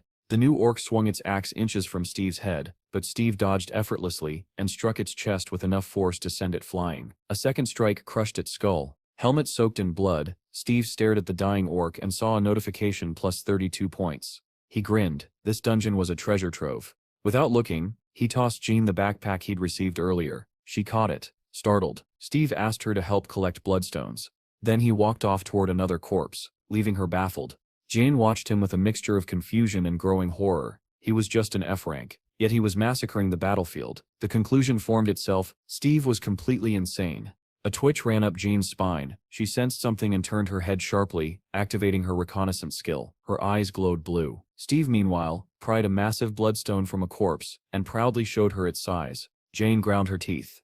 Not now. Steve blinked, confused, and asked why. Jean threw the backpack to the ground and said that even if he killed 4 orc bosses, the portal still wouldn't open. The bag only contained stones. Steve began stuffing bloodstones inside, saying that in that case, he'd put them all there. Jean rubbed her head in frustration, wondering what exactly was wrong with this man. Unable to take it anymore, she snapped. This is a 4th level dungeon. If the difficulty were any higher, even together we wouldn't get out alive. Steve froze. So Vincent had sent him into a 4th level dungeon for free. Jane watched him, horrified. Half of what she'd said had flown over his head. Steve, delighted, shouted that if he survived, he would definitely pay for Vincent's dinner. Jane stared at him like he was out of his mind. Are we actually idiots? A sudden pressure hit her senses. Jean spun around just as a monster lunged at her with a weapon. She reached instinctively for her sword, but the sheath at her hip was empty. She'd forgotten it on her motorcycle in her rush. Before she could react, Steve slashed the monster's head clean off. The corpse collapsed beside her, splattering blood everywhere. Steve smiled and told her he was strong, though he'd been stronger before. Jean stared at him skeptically. Another pulse. Jean's eyes widened. She and Steve turned simultaneously. Jean activated her clairvoyant skill. Her eyes shone blue. Through infrared vision, she saw dozens of monsters rushing toward them. She cursed. A mob of orcs was closing in, and fast. Their path was sealed. Jean asked in panic if there truly was an entire army of them. Steve only smiled. Even without Munch here, the monsters were coming straight to him. Jean snapped at him to be quiet. The first wave arrived. Orc riders mounted on snarling wolves. Jean shouted that it looked like nothing but orcs. But Steve wasn't listening. His eyes sparkled. He was thrilled by the sight of the harnessed wolves. The ogre drew closer, raising its massive weapon. Steve dashed forward, telling Jan not to touch his monsters. Jan snapped back that he should be worried about other things, but still activated her shield skill, successfully blocking an incoming strike. Steve didn't stop. He rushed past her, splitting the next orc's skull cleanly in 2. Before its body even hit the ground, Steve was already charging another target. Jean summoned her sword from her inventory and struck the orc attacking her, but the monster merely stared at the shallow cuts on its body, confused. Jean clicked her tongue. She had grabbed only the blade, not the heavier weapon she usually carried. Before she could finish the thought, Steve bounded toward them shouting, "I told you. Don't touch mine." He leapt from above and kicked the orc off its wolf mount. The beast crashed to the ground, rolling across the dirt. Steve landed lightly behind Jean and launched himself forward again, cutting through the approaching monsters like a falling meteor. But then, everything shook. A colossal club slammed into Steve's side, sending him skidding violently across the ground. The attacker was enormous, even compared to the other orcs, draped in a fur mantle with ornaments hanging from his neck. He looked every bit like a commander, if not the orc general himself. Steve hit the ground hard. His dagger slipped from his hand. The ogre general loomed over him. But Steve sprang up, grinning in excitement. "So you stir the boss of all of them?" The orc general didn't answer. He simply stomped, sending dust exploding upward, and swung his club again. Jane sprinted toward Steve, shouting that they had to eliminate the general first. The club crashed down, but Steve dodged. The second strike barely missed him as he vaulted upward, ending up above the giant Sip's head. He plunged his dagger down with every bit of strength, and it lodged deep into the monster Sip's skull. Sean gasped. He actually did it? Steve yanked the blade free, and saw it had snapped in half. The orc general, still alive, finally connected a blow. The club smashed into Steve's stomach, launching him backward like a rag doll. Jane froze. Steve had actually been struck. Meanwhile, at the Bureau of the Awakened, Melissa received a call. Her subordinate hesitated. "May Stom isn't set something strange." Melissa asked what he meant. The man said that Steve and Jean's phones were now far apart, too far, and neither device had sent any signal for nearly an hour. According to their data, Steve appeared to be in a level 1 dungeon. Before he could say where Jean was, he faltered. Melissa felt a growing dread. "What are you talking about? They should be together." Elsewhere, Steve's clan returned to their truck to rest. Donnie peeked into the SUV and saw Steve's phone still lying on the seat. Jean's phone, still on her motorcycle, rang endlessly. Melissa, unable to reach her, ordered her subordinate to check again. Where were they? He swallowed and answered. "I found Jean in a 5th-level dungeon." Melissa's stomach dropped. She remembered Jean forcing her way into the portal. Was it worth risking so much for this mission? She steadied herself and demanded to know who managed that dungeon. The subordinate replied, it belonged to the DGB Guild, and sent their details. Melissa immediately ordered a full history of all entries into 5th-level dungeons, then told him to connect her to the guild leader immediately. Back inside the dungeon, Steve crashed into a stone wall and slumped, dazed. More monsters surged forward, growling with weapons raised. Jean screamed his name and sprinted toward him, but Steve didn't respond. Then a voice echoed in Steve Sepp's mind. "Get up." His eyes snapped open. He saw the mob of monsters rushing at him, and his grin returned. This is getting fun. He dug his hands into the ground, sprung upward, and grabbed the nearest monster. With a twist of his body, he hurled it into another orc. Both tumbled away. Steve snatched 2 axes from the ground and leapt into the air, hurling them with immense force. They spun through the air and buried themselves in 2 orc skulls. Those 2 fell instantly. But the rest kept advancing, undeterred. The real fight was only beginning. Jean sprinted toward Steve as a rain of arrows fell from above. She was stunned. This orc army even had archers. She rolled into a forward somersault, narrowly avoiding several arrows, but stopping even for a moment allowed a swarm of monsters to close in around her. She didn't panic. Activating defensive bomb skid, she released a burst of blinding light from her hands. Every monster caught in the blast disintegrated into dust, but more surrounded her immediately.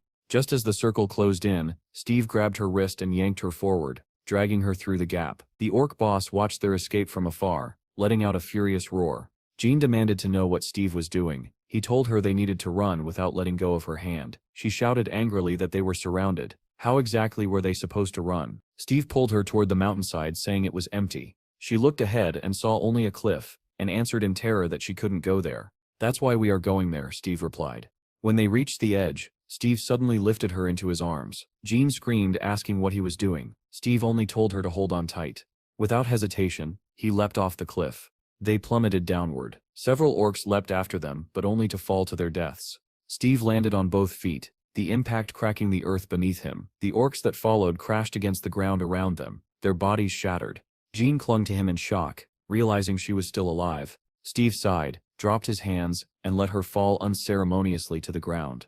"We're still going to die," he muttered, already walking forward, leaving her stunned and breathless.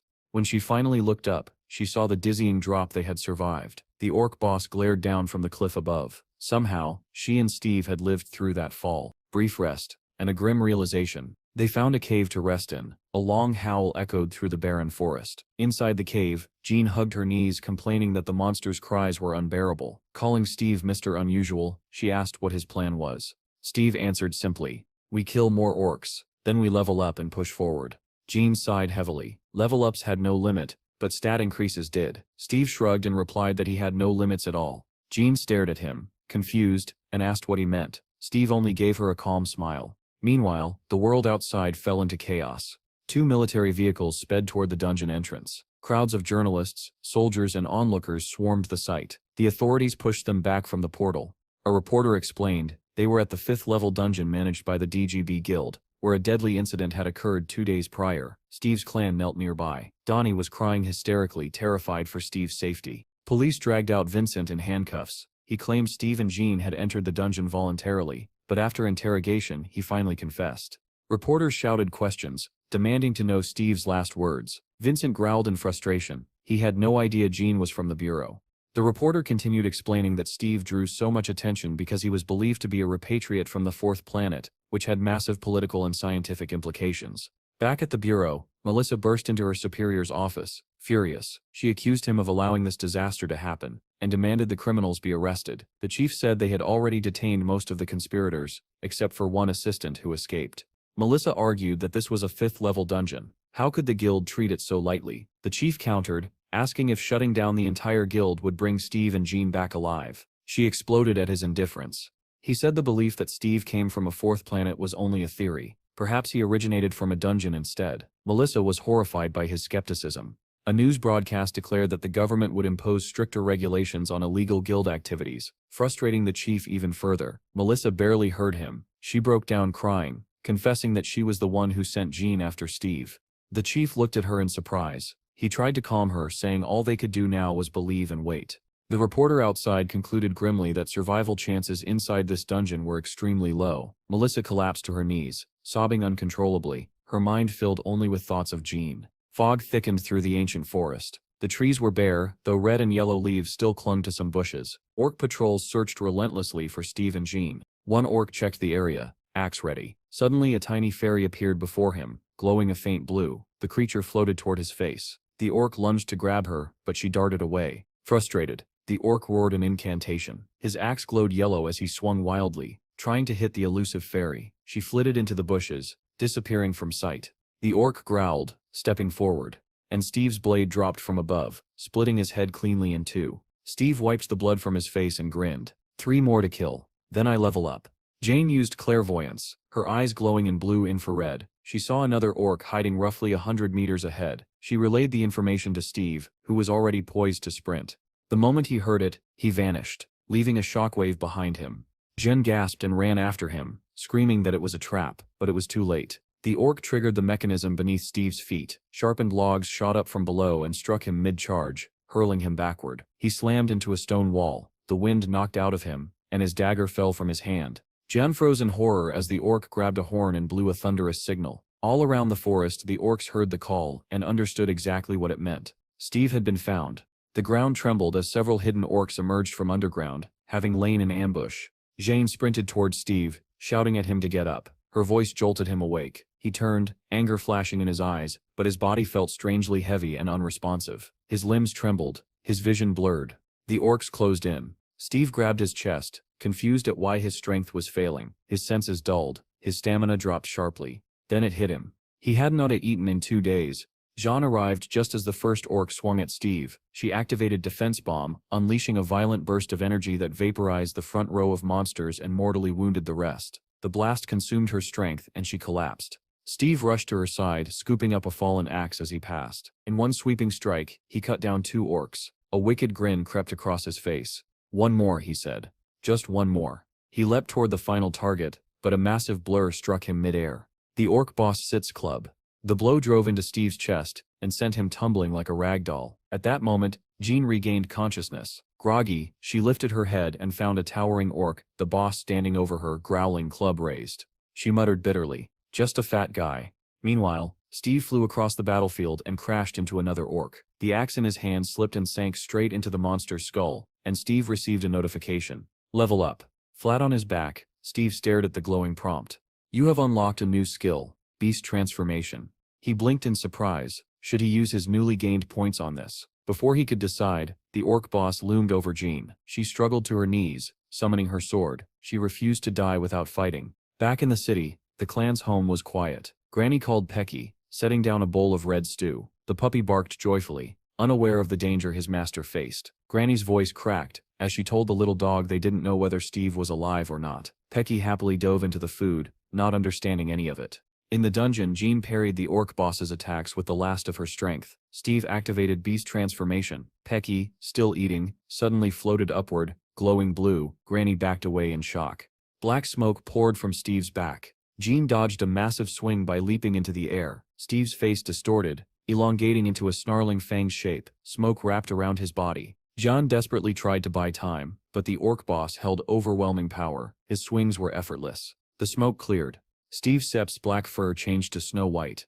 Jean misstepped. The orc boss struck her full force, sending her flying. Her sword clattered across the stone floor as she hit the ground helplessly. The orc boss charged toward her. She curled up, bracing for death. Something massive landed between them. A white-furred half-wolf clad in black armor slammed its claw into the orc boss, pinning him to the ground. Jean stared, stunned. The creature was as large as the orc boss, and effortlessly overpowering him. Steve unleashed a barrage of strikes, pounding the orc's head until it was nothing but pulp. Even after the monster stopped moving, Steve kept hammering, driving the corpse deeper into the earth. John could only watch in horrified awe. Steve then tore into the orc boss's body, devouring chunks of flesh. A notification appeared before his eyes, plus 45 points. When he finally looked toward Jean, the girl met his gaze in terrified silence. She studied the enormous werewolf. "Steve," she whispered. The beast opened its blood-stained jaws, barked. Once, then again, then several more times. Jean blinked. "He sits barking, so he sits not a wolf. He sits a dog?" The beast barked again, as if confirming it. A reporter announced that 3 days had passed since Steve and Jean fell into the dungeon, and neither had emerged. A lone motorcycle stood abandoned at the entrance. The reporter questioned the head of the Awakened Bureau. He explained to the audience, "This place is known as Orc Castle. It is recommended that at least a 30-man party, including no fewer than 10 A-rank mercenaries, enter." Yet Steve and Jean had entered alone, and no one knew if they were still alive. The broadcast continued. As the reporter explained the dangers of the dungeon, the camera operator muttered under his breath that this entire situation was a circus. He claimed the government had practically sent Steve to die just to get rid of troublesome guilds. He grumbled about how long he still had to film this interview. The host asked how many people Steve might disrupt if he somehow survived and returned. The operator scoffed. How could Steve return? He was no hero. He was only level F. By tomorrow, headlines would write about how their country had lost its standing in the rankings. Back at Steve Sepp's clan house, Pecky suddenly reverted into an ordinary puppy again, barking happily. Granny recoiled in fear, asking what on earth had just happened. Jean, like Granny, was shaken by what she had witnessed. Steve shifted back into human form and explained calmly that he could merge with the animals he tamed. It wasn't transformation, it was unification. He turned toward Jean, who stood frozen in disbelief, and asked why she was still staring. They had to collect everything they could and escape. But Jean answered in a trembling voice that it was useless. Steve frowned, unable to understand. Jean said quietly that this place would be their grave. Rain began to fall, drenching the sky in a cold gray haze. Steve asked what she meant. Jean pointed out that they had already killed the boss, yet the portal remained closed. What did he think that meant? Realization struck Steve. The portal hadn't set opened. He gestured toward the crushed corpse of the orc boss, and asked if she was seriously implying that this thing wasn't the true boss. John replied without hesitation, yes, someone even stronger existed in the dungeon. Steve grinned, intrigued, and demanded to know who this mysterious someone was, the one who made her talk about graves. Jean's expression hardened. In the pounding rain, she began her story. 3 years ago, when Jean had just reached level B, she joined a 20-person raid. 10 of them were A-rank mercenaries from the Bureau. Together, they descended into a 5th-level dungeon. Jean walked in the middle of the formation, her face tense with concentration. Suddenly, the man ahead of her, Tim, turned back and stared at her. Jean blinked, wondering what was wrong. Tim asked about her ankle. She flushed with embarrassment and said it was nothing. It had healed. Tim smiled warmly and said he was glad. From behind, Melissa teased them. She said they were a cute couple, and this was exactly why couples shouldn't join missions together. The squad stormed the orc castle. Explosives detonated, blasting apart one of the fortress walls. A horde of orcs charged out, racing toward them. An officer barked orders to push toward the tower. He assigned Melissa to defend the right flank at 3 o'clock. Melissa unleashed a flaming spell, turning dozens of orcs to ash. She shouted that the flank was secure. Another mercenary yelled that the defenses were weakening at 4 o'clock. He tried to report his position, but an orc struck him before he could finish. Jean picked up his call and screamed that they needed backup. Melissa sprinted toward Jean, demanding she hold out a bit longer, but Jean was knocked off her feet. She hit the ground hard, crying out in pain. A massive orc approached her, teeth bared, weapon raised. Jean froze, paralyzed in terror. Before the killing blow landed, Tim hurled a spell that turned the orcs surrounding her into stone dust. Melissa arrived moments later, blasting through the orcs with fireballs and clearing the path. Explosions erupted everywhere. But the orcs kept coming. Melissa shouted at Jean and Tim to look at the 2 o'clock direction. They turned and saw another squad of orcs rushing toward them. Tim smiled reassuringly and told Jean to keep moving. Jean tried to warn him, her voice trembling, but Tim grabbed her hand and pulled her along, saying they could talk once outside. But something felt wrong. Jean sensed a presence, a crushing pressure watching them. Then she saw it. A towering orc with 3 eyes appeared in the distance. One blinding flash later, Tim's arm, still holding his sword, was severed and flung across the battlefield. Jane tumbled forward, barely catching herself before falling flat. She lifted her head just as a sword stabbed the ground inches from her stomach. Chaos erupted. Every mercenary turned, horror etched into their faces. Tim Sip's body lay behind Jean, face pale, blood covering him. Above him stood the real ruler of the dungeon. The Orc King, clad in iron armor, weapon raised high. Tim Sip's glassy eyes turned toward Jean. With his remaining strength, he whispered one word: sword. Jean didn't understand. But then she remembered their training in the dojo, and Tim Sip's voice echoed in her mind. Put part of your soul into the blade. Like a fan cannot live without the wind, your sword, your faith, and your heart must become one. The memory ended, and Jean trembled. She knew exactly who was waiting for them in this dungeon now. The 3-eyed Orc King. Tim smiled warmly at her and said, "Here sits the sword, Jean." The Orc King swung his massive spear downward, and blood sprayed in all directions. When Jean finished her story, she lowered her head and discreetly wiped away her tears. Steve placed a reassuring hand on her shoulder, and gently turned her toward him without saying a word. He rested his palm on her head, trying to comfort her, then pulled her close and murmured, "So that's what happened." Outside, far from the dungeon, the sword Jean had left behind on her motorcycle suddenly began to glow. Heat radiated from the blade and white smoke curled into the air as if the weapon itself mourned. On a live broadcast, Donnie sobbed uncontrollably, mourning Steve and shouting that he couldn't imagine life without him. Commentators argued heatedly over what had occurred. Some refused to believe Steve was dead, others insisted that even he couldn't survive a 5th-level dungeon. Still others loudly wished for him to slay every last orc and return triumphantly. Beside Donnie, Melissa sat with red, swollen eyes, silently grieving for Jean. The reporter announced that the great shaman would perform a ritual for the safe return of the missing. A volunteer raid force of high-ranking mercenaries was already assembling, eager for revenge. Among them was Morris, who thought bitterly that if Steve had joined a proper guild, none of this would have happened. Still, he believed this was the right thing to do. Far away, in another living room, a long-haired man watched the broadcast. A woman draped her arms around his neck and asked what he was watching. He answered casually that it was a channel from his homeland. The man was none other than the world-renowned hero. He scoffed that the shows in this country remained as boring as ever. Steve and Jean shared a makeshift feast in their cave hideout. Steve marveled that after leveling up,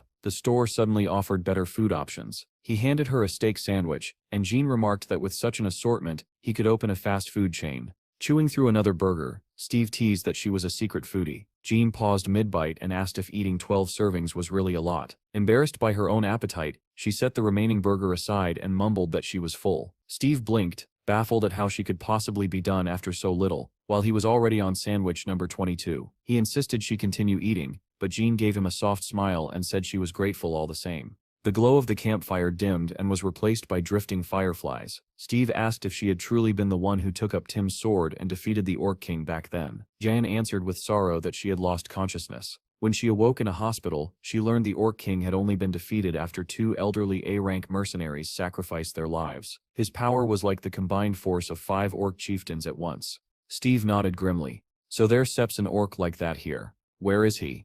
Jane replied that the Orc King resided inside the Orc Castle, more than a kilometer away. As she spoke, the tiny fairy who had scouted for them earlier fluttered into the cave. It whispered something in Steve's ear, and he broke into a satisfied grin. "I found the fortress," he said. Jen Sip's eyes widened. "Already? That fast?" Steve stood, confidence filling his expression. "Let's go." Jean hesitated. "And the plan?" Steve Sip's smile hardened. "Find and kill." Jane let out a tired laugh, saying she would have smacked him for that answer if she had the strength. Chaos erupted within the orc castle. Roars echoed across the wooden battlements as the drawbridge lowered over the moat. Dozens of orc warriors thundered out on armored wolves.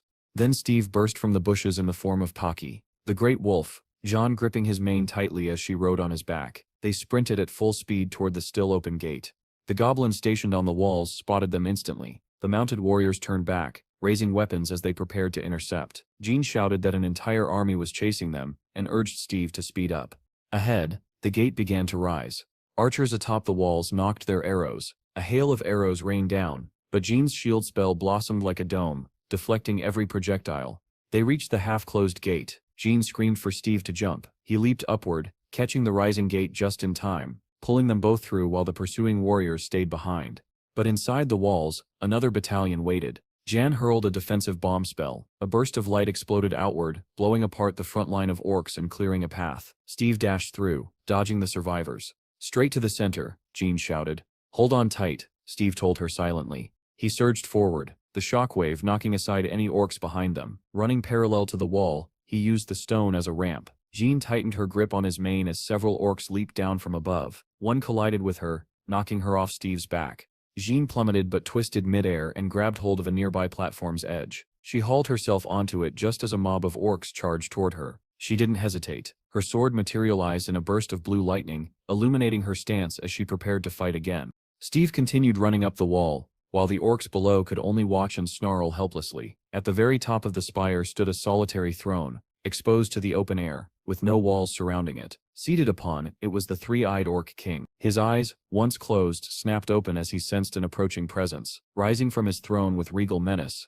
the monster strode toward the edge to see what had disturbed him. At that instant, Steve burst forth. With jaws spread wide and fangs gleaming, he lunged at the orc king, clamping down on his throat and savagely tearing at his neck. The impact sent both of them tumbling from the tower. As they fell, the massive body of the orc king was impaled upon a towering spire below, his chest pierced clean through. A message flashed before Steve's eyes, informing him that his level had increased. Fragments of stone broke loose from the shattered tower and rained down like hail upon the orcs gathered beneath. Suddenly, a violent explosion erupted from another tower. The orcs turned in alarm as bodies were flung into the air. Orcs and Jinn were hurled toward the ground, and amid the chaos, the girl thought in despair that this might truly be how she died. Then, without warning, a white paw tipped with sharp claws seized her hand. She looked up in shock to see Steve. He yanked her toward him just before they struck the ground, then surged forward at full speed as the orcs gave chase. After they had gained some distance, the girl asked what had happened to the king. Steve answered calmly that he had killed him. He tossed her onto his back and told her it was time to leave. As he prepared to sprint, Jean grabbed his mane and demanded to know if he had truly slain the king. Steve told her to scan the area. Activating her clairvoyance skill, Jean stared in disbelief and announced that the portal had opened. She could hardly believe that Steve had defeated the Orc King and done so in such a short time. Meanwhile, far below, one of the monitoring devices began to beep, and a timer appeared on its screen. A member of the DGB guild could only groan in shock as he realized what he was seeing. He managed to mutter that this was the 127th dungeon. His partner, equally stunned, demanded to know what that meant. Donnie noticed the countdown hovering above the dungeon and asked in confusion what it signified. When Melissa heard the announcement that the portal explosion countdown had begun in dungeon number 127, tears filled her eyes as she realized that Jean might still be alive. Around the portal, the crowd erupted into thunderous shouts as the countdown began. Steve asked Jean if she had located the portal. Slightly disoriented, she replied that she had. Regaining her focus, she reported that it was at 11 o'clock, 700 meters from the castle, with only 10 minutes remaining before the explosion. They surged forward at once, but the orcs were relentless and quickly closed the distance. Suddenly, Steve veered around a corner, catching a familiar scent. Jean demanded to know where he was going and warned that they did not have time for detours. Steve did not answer. He charged into a pen where a pack of wolves was confined and activated his taming skill, a sharp grin spreading across his fanged face. Jean cried out in disbelief, asking what he was doing and why he was taming them. At the command, the wolves froze, staring at him in stunned obedience. Steve turned and sprinted back toward the portal, ordering the wolves to follow. They leapt over the pens and ran after him without hesitation. Glancing back, Jean asked if he truly intended to take them along. Steve replied that he did, because from now on they were one family. This maneuver allowed the orcs to cut ahead, blocking their path. Jean observed that they were surrounded, as she had anticipated. Just then, a fairy fluttered up to Steve and whispered urgently into his ear. Steve relayed that there was a hidden passage nearby. Jean, surprised, immediately activated her clairvoyance and spotted a right-hand turn. She shouted for them to turn immediately, and Steve plunged into the passage, followed closely by the pack of wolves. The orcs stormed after them, roaring with fury. Ahead, Jean pointed to a massive gate and said they needed to reach it. Steve felt a surge of hope and declared that they were getting out. Accelerating even more, together with the wolves, they burst through the gate and raced across a bridge. Jean warned that there was only 1 minute left before the portal exploded. At that moment, a glowing blue door appeared before them. Overjoyed, Jean cried out that the portal was right there. She then shouted that only 23 seconds remained before it closed. From behind, one of the pursuers hurled a spear. Jean sensed the danger and turned just as Steve charged forward, unaware that the spear struck her squarely in the back. The impact sent her tumbling to the ground as the orcs rushed closer. The wolves had already vanished into the portal when Steve turned and realized that Jean had fallen. The spear had pierced her backpack, spilling stones that scattered across the ground and struck the approaching monsters as she struggled to rise. Steve wheeled around and sprinted toward her, rising onto his hind legs as he ran. Jean tried to stand, but her strength failed her. She lowered her head, accepting what she believed to be the end. Seeing Steve charging toward her, she shouted for him to stay away, but he did not slow down. He only ran faster, closing the distance with every stride. Jean screamed once more, desperately begging Steve to stay away. Instead, Steve seized the spear that had struck her down. An orc had already reached Jean and raised its weapon, preparing to deliver the final blow. Steve was faster. With a powerful throw, he drove the spear straight into the orc's chest, knocking it violently off its mount.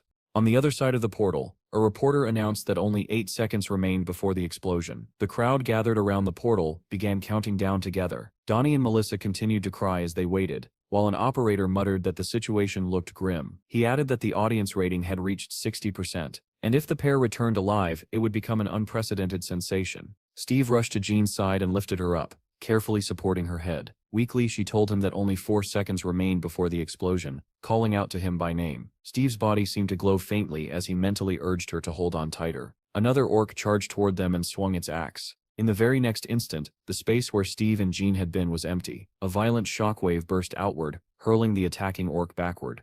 The countdown reached 0. The crowd fell silent, unable to believe that no one had emerged. Near the portal, the orcs watched as its blue glow shifted to yellow. Moments later, the portal detonated. Orcs standing nearby were torn apart by the blast, and the survivors fled in panic. The presenter announced that the countdown had ended and that the spectators were frozen in stunned anticipation. Steve and Jean were nowhere to be seen. Then sudden flashes of lightning burst from the portal, igniting excitement among the onlookers. The first figures to emerge were wolves. Shouts erupted from the crowd as the entire pack poured out, one after another, leaving everyone staring in stunned silence. Immediately after them, 2 figures shot out of the portal at bullet-like speed. The viewers could barely discern who had appeared, unsure whether they had even seen a human form. Military personnel and reporters rushed toward the impact site. A crater had been blasted into the ground, and at its center lay Steve, clutching Jean tightly in his arms. The crowd exploded with cheers, shouting that they had survived and wondering how such a miracle was possible. The wolves joined the uproar, lifting their heads and howling loudly.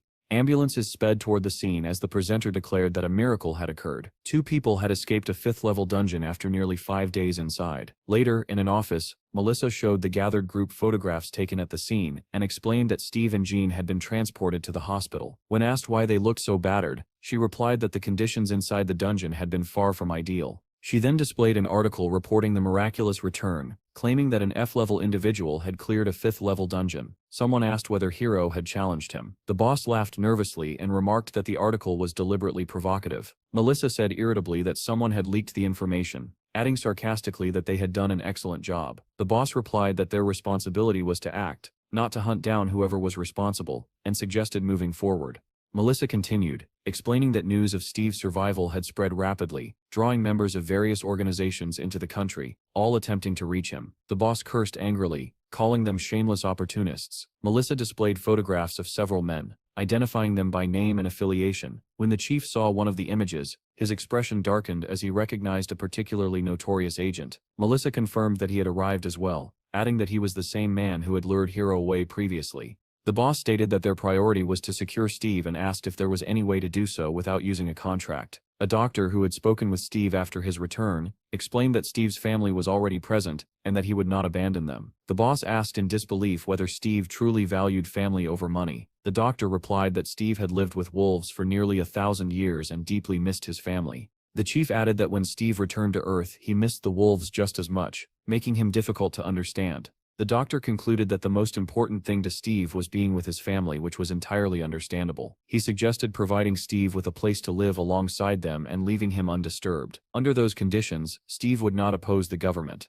The chief agreed and asked whether they should act regarding the foreign agents. Melissa brought up an image of an abandoned house near the city. Confused, the boss asked why she was showing it. Melissa suggested giving the area to Steve and assigning personnel to monitor it, noting that its isolation would make it safe even if a portal were to open. The boss remarked that the house looked decent, though it required repairs, and then asked about Jean. Melissa replied that Jean was among the best in her field. When the boss asked whether she was awake, Melissa answered seriously that Jean was still undergoing treatment at the hospital. Irritated, the boss asked whether she was truly spending her time writing reports about Steve and relaxing instead of focusing on the situation. Melissa displayed a single phrase on the monitor and remarked that some people were already saying the same thing about Steve, calling him a scumbag. The chief's expression hardened, and he immediately issued an order to begin work. The scene shifted to a roaring arena where the crowd was in an uproar. The host stepped forward, greeting all SPFC fans with boundless energy. Dressed in a bright, eye-catching outfit, he declared into the microphone that this was the greatest competition on Earth,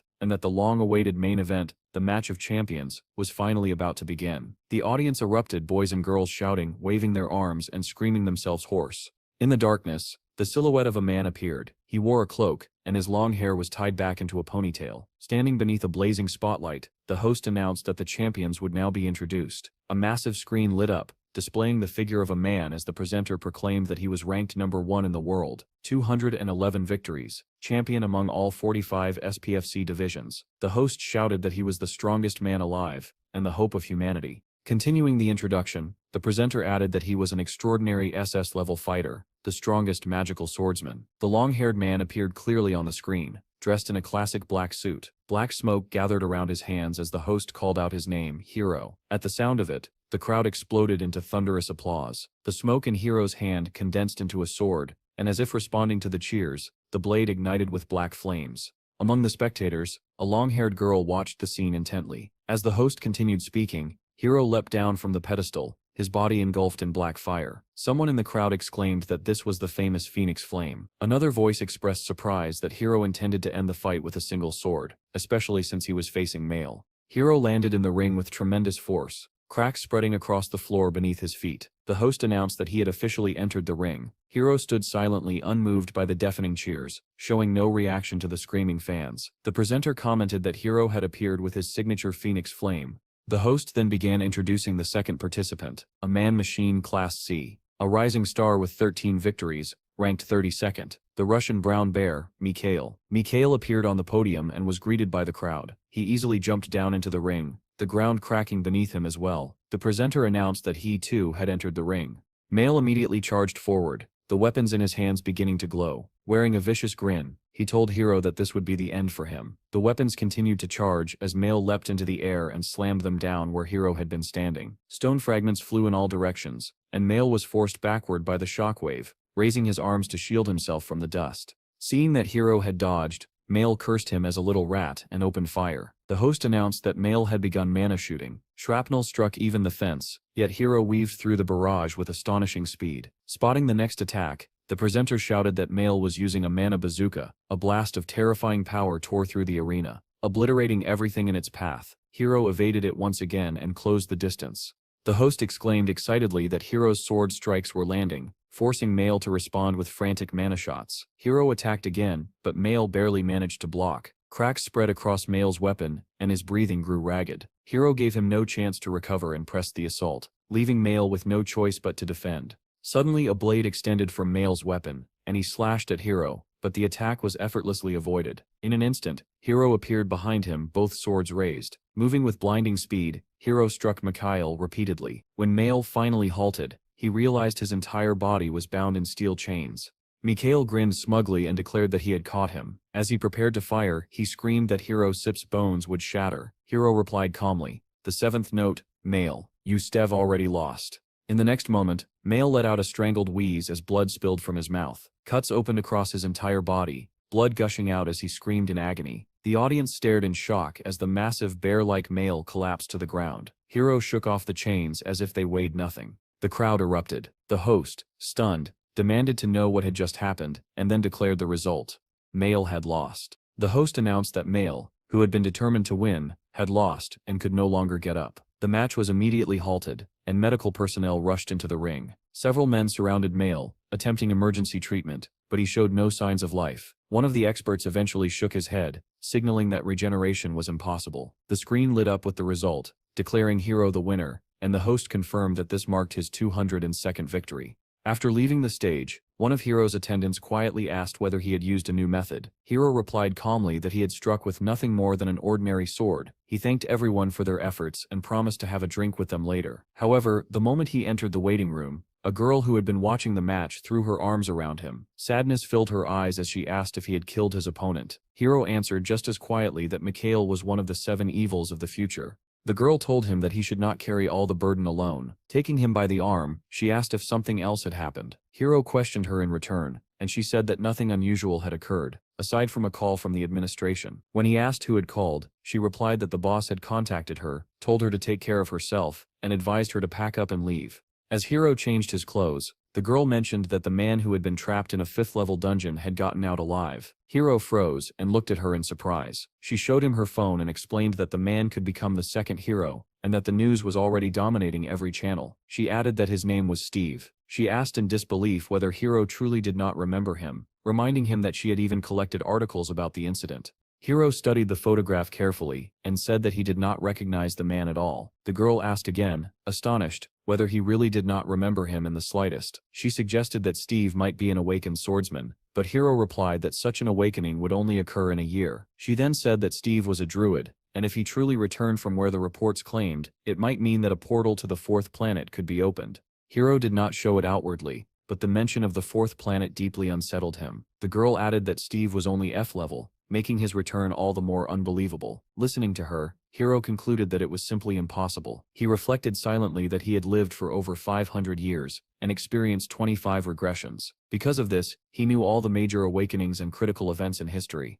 Yet Steve's name was absent from all of them. In all that time he had never heard it once. History could change slightly, he admitted, but the butterfly effect had limits. Mikhail was supposed to die 10 years later. Anna being alive, despite her destined death 2 years earlier, could still be attributed to that effect. However, the major events, such as the appearance of the 7th-level dungeon or the connection to the 4th planet, had never changed. This meant that the 4th planet would not appear within the next 5 years. The girl asked whether it would not be better to draw Steve to their side. Hiro thought for a moment and answered honestly that he did not know. She added that, for the moment, Steve was the most talked-about man in the country. Hiro replied that they should simply observe him for now. As terrifying memories of giant monsters surfaced in his mind, Hiro felt that the end was approaching. Monsters devoured humans like snacks, and humanity, which had survived the initial cataclysm, began to collapse under the endless assault of dungeons. Enormous red wyverns filled the skies, attacking people and breathing fire, as monsters overwhelmed both land and air. Mercenaries fought desperately, but for the awakened, survival often depended on the country they chose to flee to.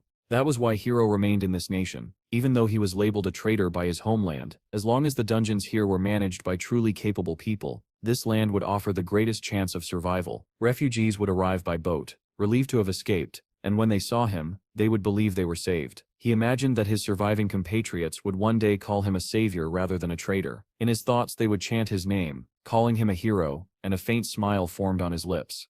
The girl noticed the smile and looked at him in surprise. Embarrassed, Hiro said it was nothing, merely an act. Anna did not understand what he meant, and he explained that it was only a deception. She did not believe him, and said that it was not only the Ministry of Defense that was eager to claim him. Hiro replied that if Steve survived the coming end, there would still be time to recruit him, once again suggesting patience. Shinsum Hospital stood as one of the few buildings still intact in the city. Melissa entered Jean's room without knocking, interrupting her reading. She approached the blonde and asked whether it hurt.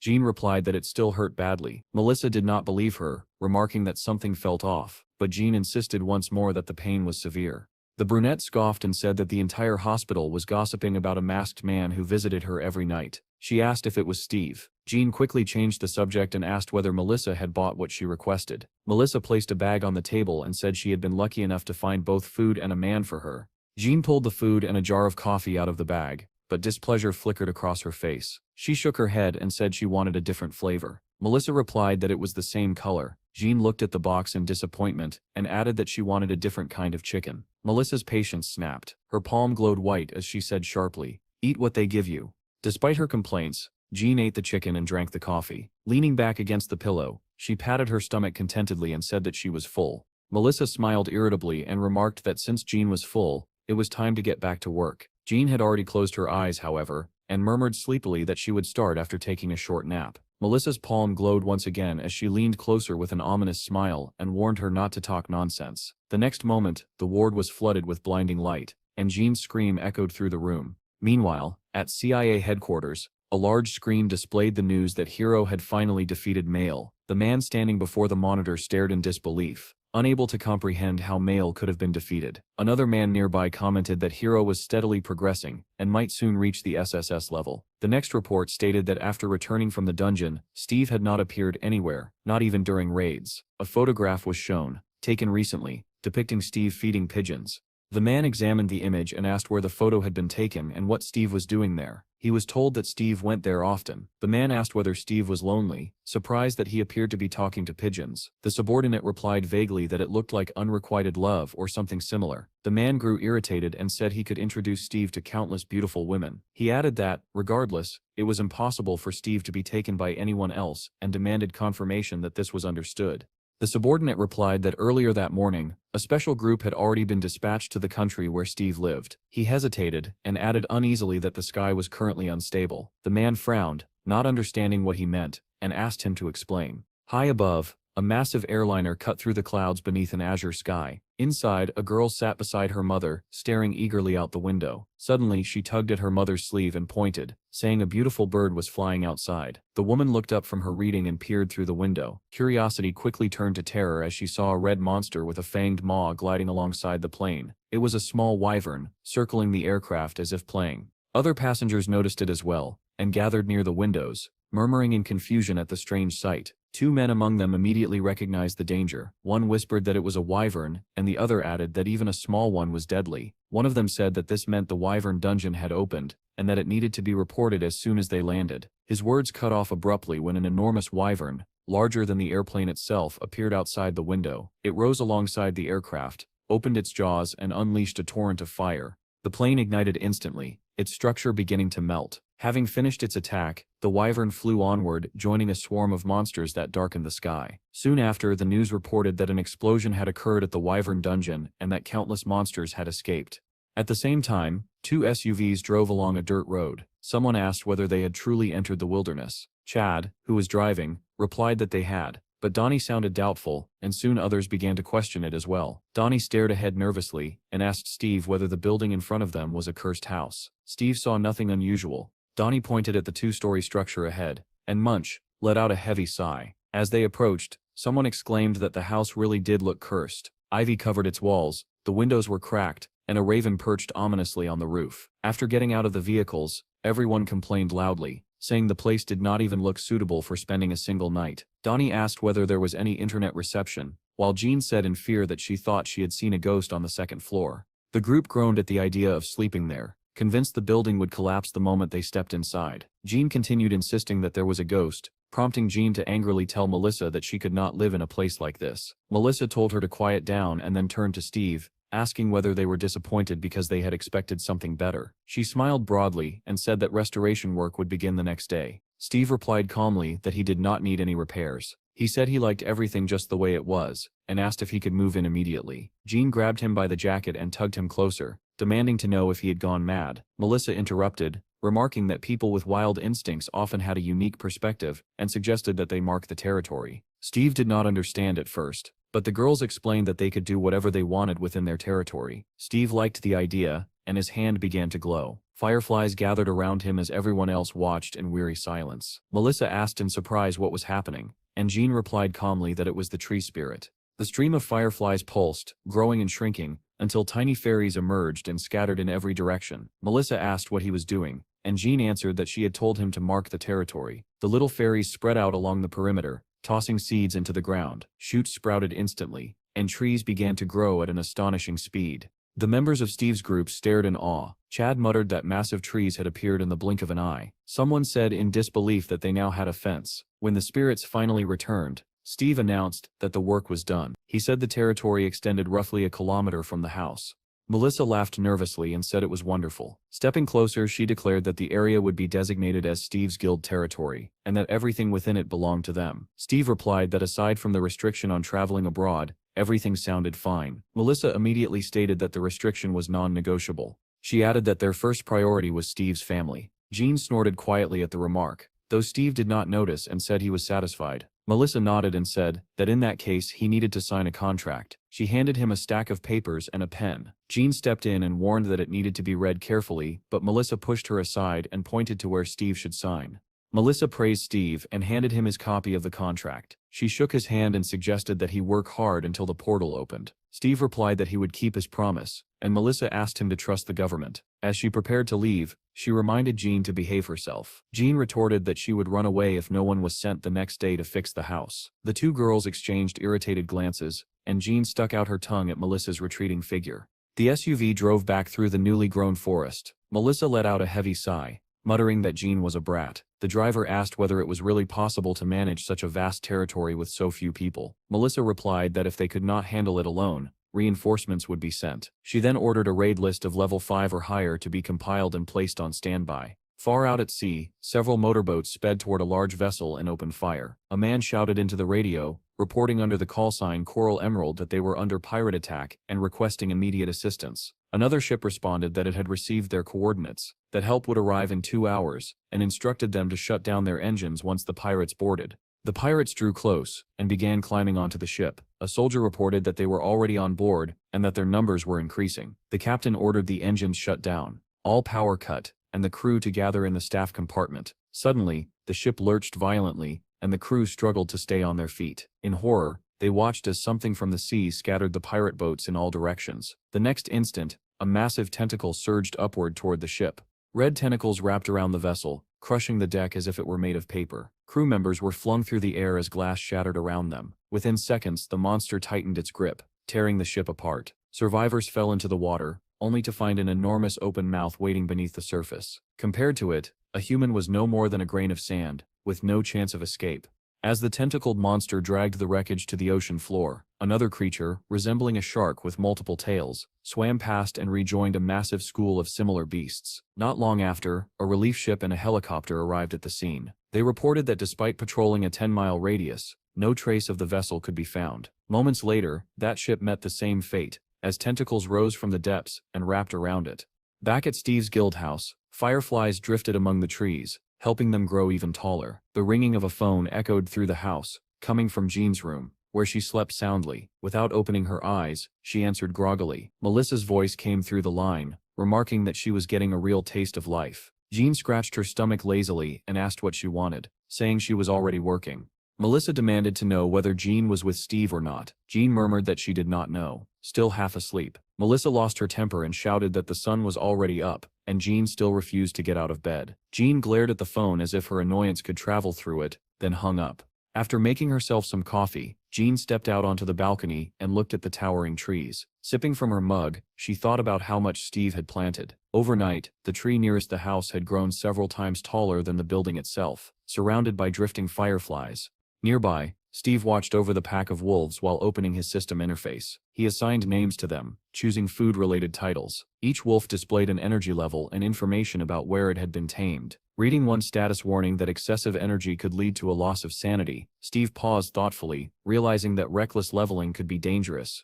At that moment, Jean approached and asked what he was doing. Steve explained that he was naming new members. Jean looked surprised and asked if he meant the wolves. Yawning, she said he should have woken her and asked why he had gone out alone. Pico, now noticeably larger, ran over to them. Jean commented on how fast he was growing, and asked about the younger wolves. Steve replied that they had gone out for breakfast, and were probably near the dungeon. Jean praised their diligence, especially in such heat. Steve gestured toward the forest and asked her if she wanted to take a walk. Jean tilted her head in surprise and asked him again. In the next instant, Steve transformed into a massive white beast and extended a paw toward her. Jean jumped onto his back without hesitation, and Steve told her that he wanted to show her something. Smiling, she teased him, asking whether he really intended to boast about his achievements, but Steve ignored the question and simply told her to hold on tighter. In his beast form, Steve surged forward at tremendous speed. Jean struggled to keep her balance and shouted for him to slow down. The wolf sprinted after them, trying desperately to keep up, while Jean screamed that she had lost her shoes.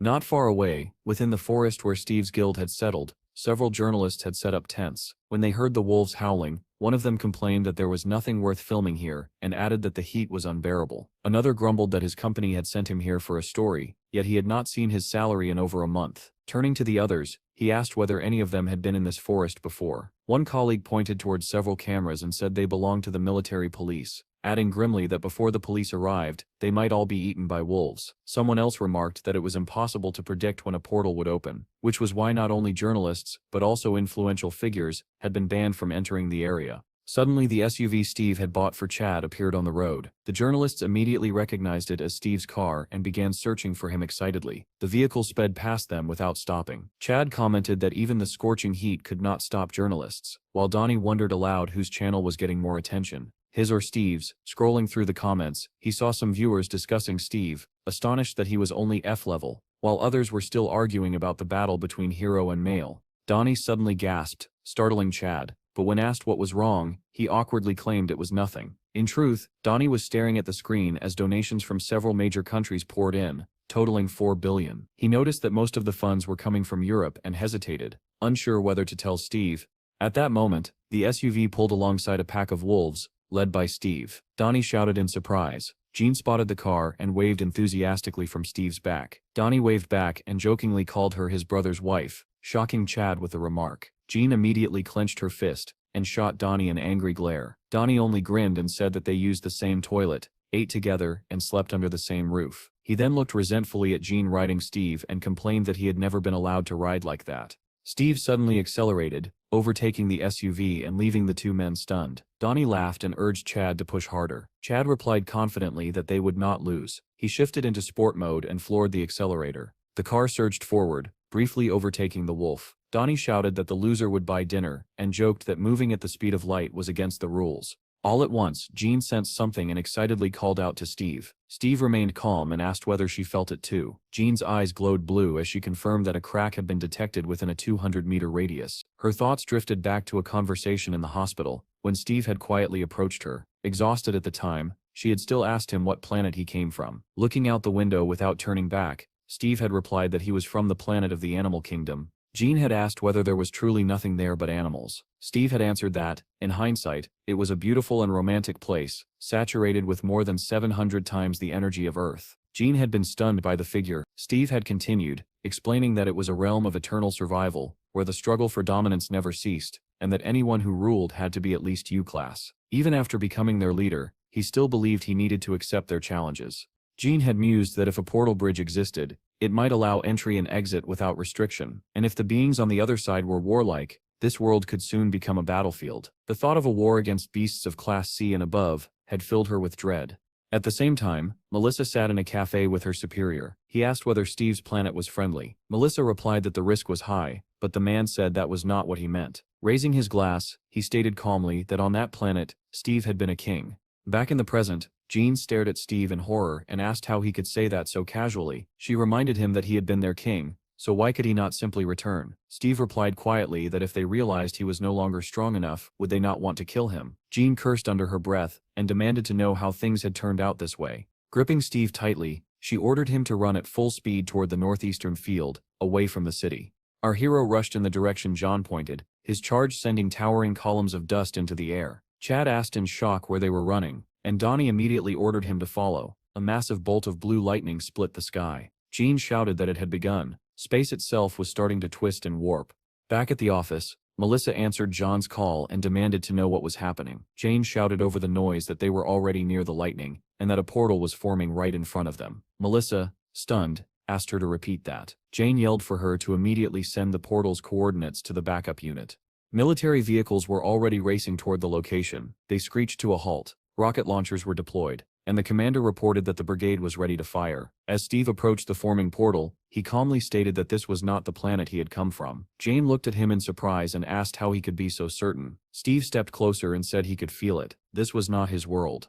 Jane speculated that it might be because he could sense spatial gates used by repatriates. Then she remembered that when Steve returned previously, the energy of that portal had exceeded even that of a portal bridge. She dismissed the thought, assuming the device back then must have malfunctioned. Looking at the current phenomenon, she noted aloud that the energy was not nearly as oppressive. Steve confirmed her conclusion, saying that this was a dungeon portal. The journalists had seen the lightning as well. One asked whether it was a spatial wave, and another quickly agreed. Moments later, cars from the Bureau of the Awakened sped past them, followed by helicopters, leaving the journalists stunned. One muttered in disbelief whether a portal to a new planet was truly opening. The lightning condensed, forming a massive glowing sphere. Steve and the others rushed toward it, and Steve reverted to his human form. Jean stared at the portal, uncertain, wondering if it truly led to a dungeon. For the first time, she realized that Steve's perception might even surpass her own, despite him not being a trained specialist. An SUV pulled up near the portal, and an odd exclamation came from inside. Donnie jumped out and ran toward them, asking excitedly if this was a gateway to a new planet. Before anyone could answer, 2 more Bureau vehicles arrived. Soldiers stepped out, carrying equipment cases, and announced that they were the 11th team and would begin installing the measuring device. When asked what it was for, Jean explained that it calculated the dungeon's level and remaining time. She and Steve watched as the device was activated. A number appeared on the screen, 4,280. Jean froze in shock. The soldier explained that this indicated a 4th-level dungeon and added that it was not especially high tier. Jane let out a disappointed sigh, while Steve smiled faintly and said it was enough. Melissa, however, was the most disappointed when she received the report. As material spread over Jane's hand from her bracelet, she relayed Steve's earlier words. He had said this was not the place he came from, and they would need to enter to confirm it. The boss exploded in rage upon hearing that it was a 4th-level dungeon. Melissa insisted that nothing was certain yet, and that they needed verification. The boss snapped that enormous sums had already been invested. Melissa repeated that Steve's displayed abilities were far beyond 4th level. The boss countered that if the first portal to appear after Steve's return was merely a dungeon, then it meant he had come back from a dungeon, and asked if she understood what kind of people had trusted them with their money. Melissa asked whether they were not investing in probability itself, reminding him that Steve was abnormal and therefore valuable. The boss replied that if Steve emerged from the dungeon, the company's stock would skyrocket, and ordered her to stall for time. Melissa could only sigh heavily. He warned that if they failed to satisfy the investors, both of them would pay the price. Jean reported that there were 50 days left before the portal exploded, and requested that mobilization be suspended. At that moment, one of the soldiers turned to Steve and asked in surprise what he planned to do. He explained that a 4th-level dungeon usually required 5 or 6 clears, and asked whether Steve was afraid with his current strength. Steve replied calmly that he was not afraid at all. He added that it did not sound bad and casually asked how much the equipment cost. The soldier blinked and asked if he meant the measuring device. He explained that each guild had one, and that a new unit cost around 30 million. Steve remarked that it was expensive, and the soldier agreed. He then produced a contract, explaining that he had recently received approval to gift permanent equipment, and asked Steve to sign. Steve looked at him in surprise and asked why he was being given such a gift so easily. The soldier smiled awkwardly and chose his words carefully. He said that even if Steve never returned from a new planet, the government would never abandon him, and that foreign powers were already interested in him as well. Steve looked even more surprised. The soldier spoke with enthusiasm, saying that his country considered Steve family, calling him a priceless gem. The remark made Jean feel slightly sick. Steve replied that no one from abroad had contacted him, which shocked the soldier. At that moment, Donnie stepped into the conversation, his face glowing with excitement. Pulling Steve aside, he said that an actual war was raging overseas. Steve had no idea, since he rarely used the internet, but Donnie had been collecting donations sent by fans. Before Donnie could finish, Steve interrupted him calmly and asked a single question: how much had he collected? Donnie replied sheepishly that he had collected around 500 million. Steve placed a hand on Donnie's shoulder and turned to face him. He advised him not to become a slave to money, adding that a day would come when he would choose something far more valuable than 500 million. Donnie lowered his head and said he understood, then smiled awkwardly, and admitted that he should have shown Steve the proposal 3 months earlier. Steve looked at him in confusion. Donnie asked nervously whether the hitman would kill him for failing to show the offer. Steve suggested that Donnie simply say he had shown it, and that Steve had not responded. Donnie's face lit up at once. As he left, Steve told him to get ready together with Chad. Donnie replied that he would spend a little of the money and deposit the rest into the guild's account. Steve agreed and then walked toward the portal. Donnie watched him go with a bright smile. thinking how terrifying Steve was, and how merely staying close to him brought profit. He skipped back toward the car, already calculating how much he would keep for himself. Steve's suit nearly enveloped his body as he announced that if everyone was ready, they could proceed. A soldier shouted that a team from the bureau was on its way, and suggested entering together. Steve replied that it would not be possible, surprising the soldier. He explained that the contract allowed only 2 people from the mobilized personnel to enter, and the same rule applied to hunting. Jean nodded and said everything was clear, urging them to move. The soldier turned to Jean and asked whether there would be enough personnel for the dungeon. She replied calmly that he could simply record the operation. Pico ran up to Steve, and Steve asked if he wanted to warm up as well. Giving the order to advance, Steve stepped into the portal. On the other side, the group paused to take in their surroundings. Jean asked what he thought, and whether this was the same world. Steve replied thoughtfully that he could not tell yet. Jean activated her clairvoyance skill while Steve studied the bare trees around them, saying that the place felt familiar. The soldier asked Donnie anxiously whether they could just keep walking without forming up. Donnie answered calmly that as long as Steve was in front, they only needed to follow. Suddenly Jean raised her fist and shouted for everyone to stop. The group tensed and stared into the forest ahead. She reported that a monster had appeared 70 meters away, or rather 3 of them. Donnie stepped forward, drawing his dagger and preparing for combat. The soldier also drew his sword and asked whether that was enough. Donnie snapped at him irritably, telling him to stop pestering. A monstrous howl echoed from the forest. Chad pulled out his sword as well, giggling as he advanced, which startled the soldier. He asked in fear what had come over Chad, but Donnie said nothing. Still laughing, Chad hurried after Steve. Seeing his younger brother's state, Steve struck him sharply on the neck with the edge of his hand. Chad collapsed face first onto the ground. The soldier stared in shock as Donnie stepped forward. Steve ordered Donnie to revive Chad and administer a sedative. When the soldier demanded an explanation, Jean replied that Chad had a mental illness. Whenever he held a sword, he became a psychopath. Donnie struggled to give Chad the medicine and bring him back to his senses. Meanwhile, Steve continued forward, eyes fixed ahead. He told everyone to stay behind him and drew his dagger. At that moment, a monster burst from the forest with a deafening roar. 3 lizard-like creatures wielding spears emerged from the trees.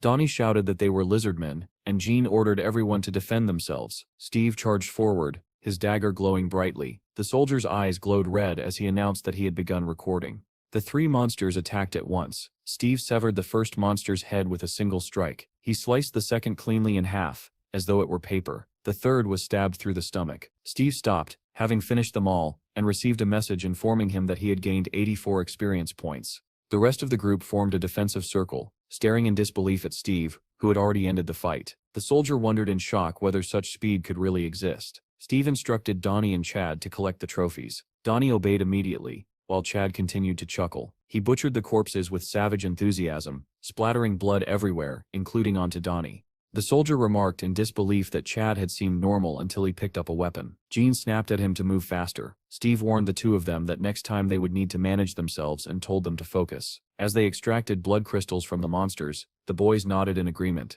The soldier was deeply unsettled, wondering whether Steve truly intended to leave a fool and a psychopath alone among mid-level monsters. Steve then called Piku over, and the creature happily bounded to him. Steve ordered the little beast to head into the forest and lure more monsters back. The soldier could hardly believe his ears, but Piku understood perfectly and barked excitedly. In the next instant, he rushed into the forest, barking loudly and drawing attention. The soldier asked nervously whether this could be considered animal cruelty, and questioned Jean about what would happen if Piku brought back an entire army of monsters. Jean replied calmly that he should focus on filming. Donnie suddenly grew serious and shouted that the monsters were coming. From deep within the forest came groans and distorted, incomprehensible sounds. Hearing the sounds from the forest, Chad began to giggle even louder, baring his teeth in a crazed grin. The soldier was horrified and thought Chad was having another seizure. Donnie rushed toward him, offering another sedative, but Chad no longer heard him. Laughing wildly, he charged straight toward the approaching monsters. Steve turned back and shouted to Donnie, warning him that the monsters were closing in. Donnie immediately understood and sprinted forward. At the same time, Pecky burst out of the forest. While the growls of the monsters grew louder, Chad suddenly hurled his dagger forward, startling Steve.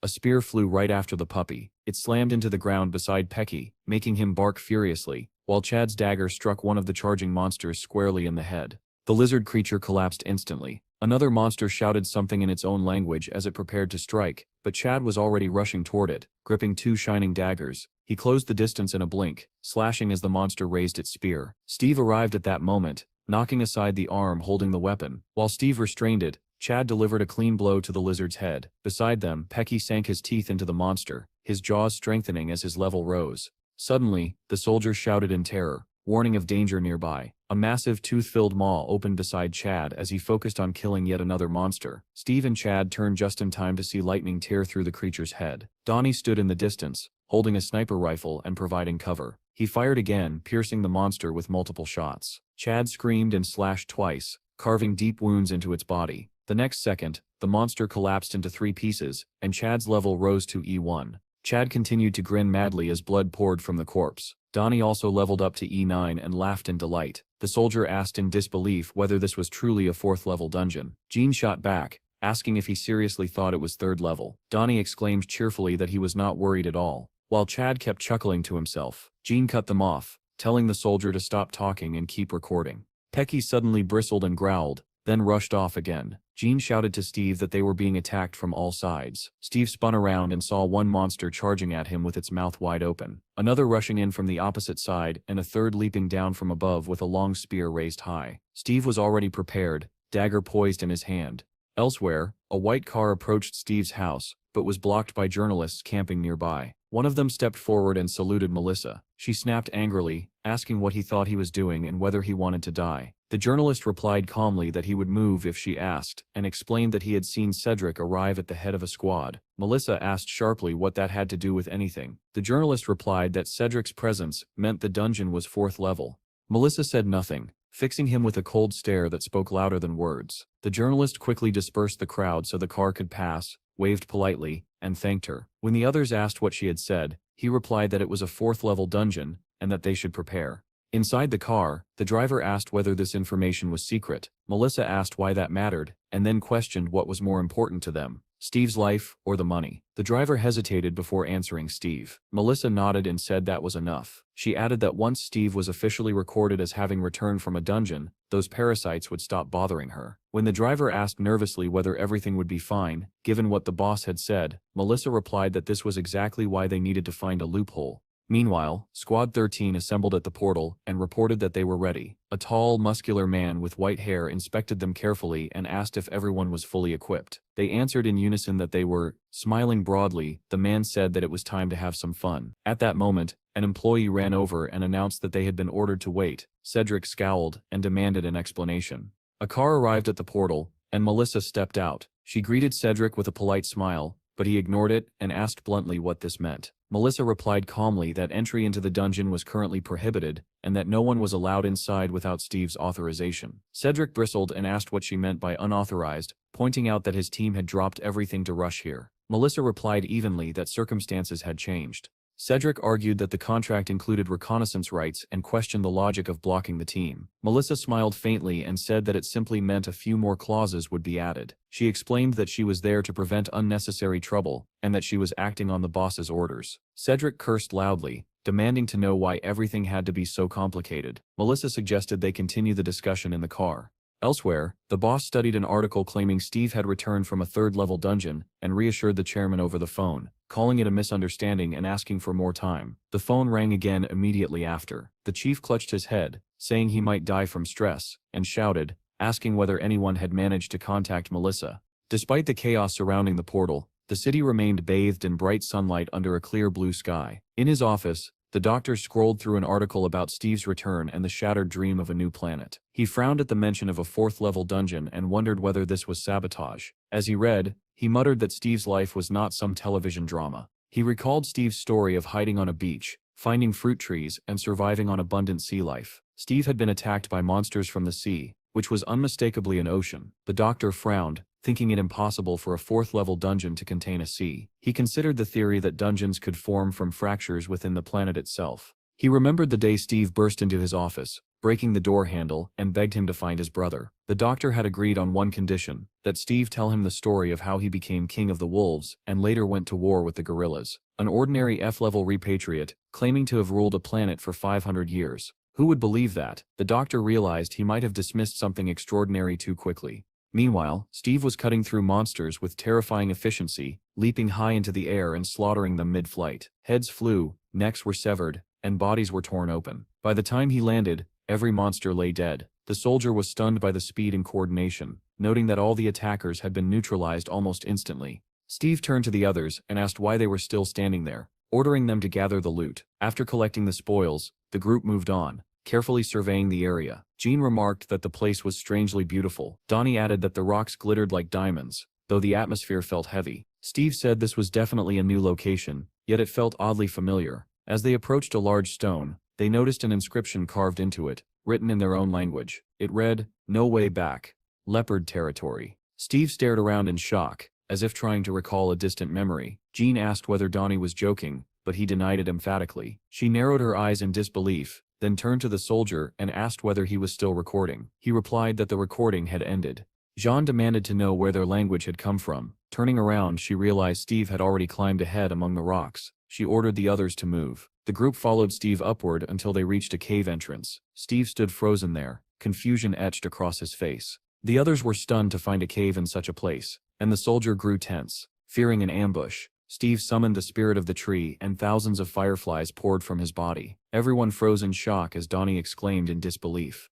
The fireflies illuminated the cave walls, revealing that they were completely covered in inscriptions, all written in their language. The group stared in astonishment, realizing that someone like them had once lived here. Donnie read aloud, "I want to eat chicken. I want to eat soup," and asked whether some underground Robinson Crusoe had lived here. The soldier read another line slowly and intently, "I want to see a person." Suddenly, everyone went silent as they noticed another inscription carved nearby. "How I want a woman. I really want affection."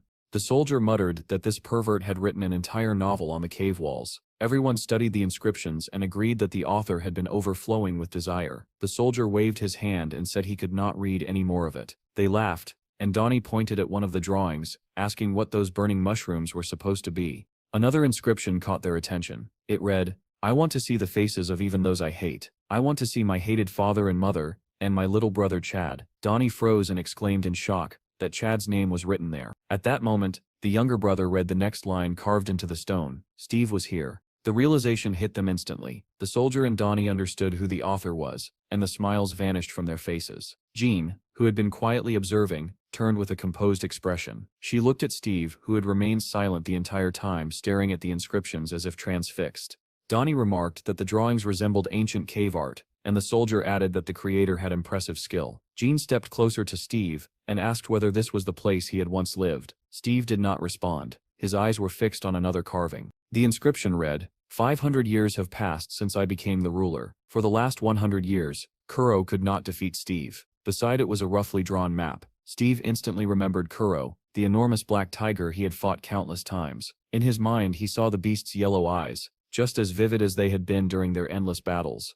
Jean asked how he was feeling, but Steve continued staring in shock at another scene carved into the wall. It depicted the Third Lunar War, the guerrilla clan, led by Jack, rising in rebellion. When the third moon rose, the final battle would begin. He remembered the last clash with the gigantic gorilla, the certainty that only one of them would survive. Steve could hardly believe what he was seeing. Donnie continued exploring the cave, and announced that there were knives lying around. The group examined the blades and realized they were carved from stone, not artifacts. Suddenly Steve turned and sprinted toward the cave entrance, startling everyone.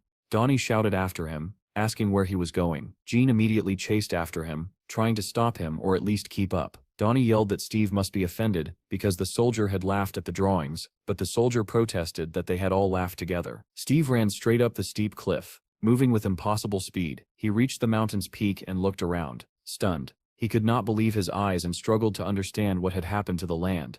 Jane climbed up after him and called his name. Catching her breath, she asked what he saw and whether this was the place he once lived. Steve answered slowly that it seemed to be, but something was terribly wrong. Jane pressed him to explain. Steve pointed in one direction and said there used to be a snow-covered mountain there. He pointed another way and said fruit trees once stood there. Then he gestured toward the fog-shrouded distance and said that there had been a sea there. Jean was genuinely shocked at the mention of a sea existing inside a dungeon. Steve explained that it was called the Sea of Roar, and that it was extremely dangerous. Jean could not believe that such a thing could exist in a fourth-level dungeon. She asked about the writing on the walls, whether he had left it himself. Steve nodded and said they were his notes, his attempts to remember civilization. He had written them while hiding from beasts, and even after changing habitats, he always returned to this cave to write more. Jean asked whether the lizardmen had existed back then. Steve replied that they had not. She then asked about his animal companions. Steve stared into the distance and quietly repeated her words. My friends, he said this was leopard territory, and that they would never abandon it because of some lizard men. Jean pointed toward the fog beyond the mountains and said that past that point was the end of the dungeon, an ordinary dead end. Steve was deeply shaken. He could not believe that where a vast sea once existed, there was now nothing. Suddenly, a noise echoed from below. Jean shouted that lizardmen were approaching. She activated her clairvoyant skill and reported that they were closing in. Counting quickly, she said there were more than 80 of them. The others climbed up toward the peak where Steve and Jean stood. Donnie said that if they were not together, they would all die. Jean shouted that 102 lizardmen were advancing. Furious that they were attacking all at once, she drew her sword. At the very bottom stood an enormous red lizard. Jean shouted that it was the Lizard King. The creature snarled, baring its teeth, and on its head was something like an animal skull mask. When Steve looked closely, his heart sank. The skull looked unmistakably like that of a leopard. Without warning, Steve told Jean to stay with the others. Before she could respond, he leapt from the mountaintop, shocking everyone. Jean screamed down at him, asking what he was doing, but there was no reply. At the same moment, far away in the city, an old woman fed a pigeon, smiling as she asked whether it was enjoying the food. Suddenly, the bird began to glow blue, lightning crackling around it, leaving the woman frozen in astonishment.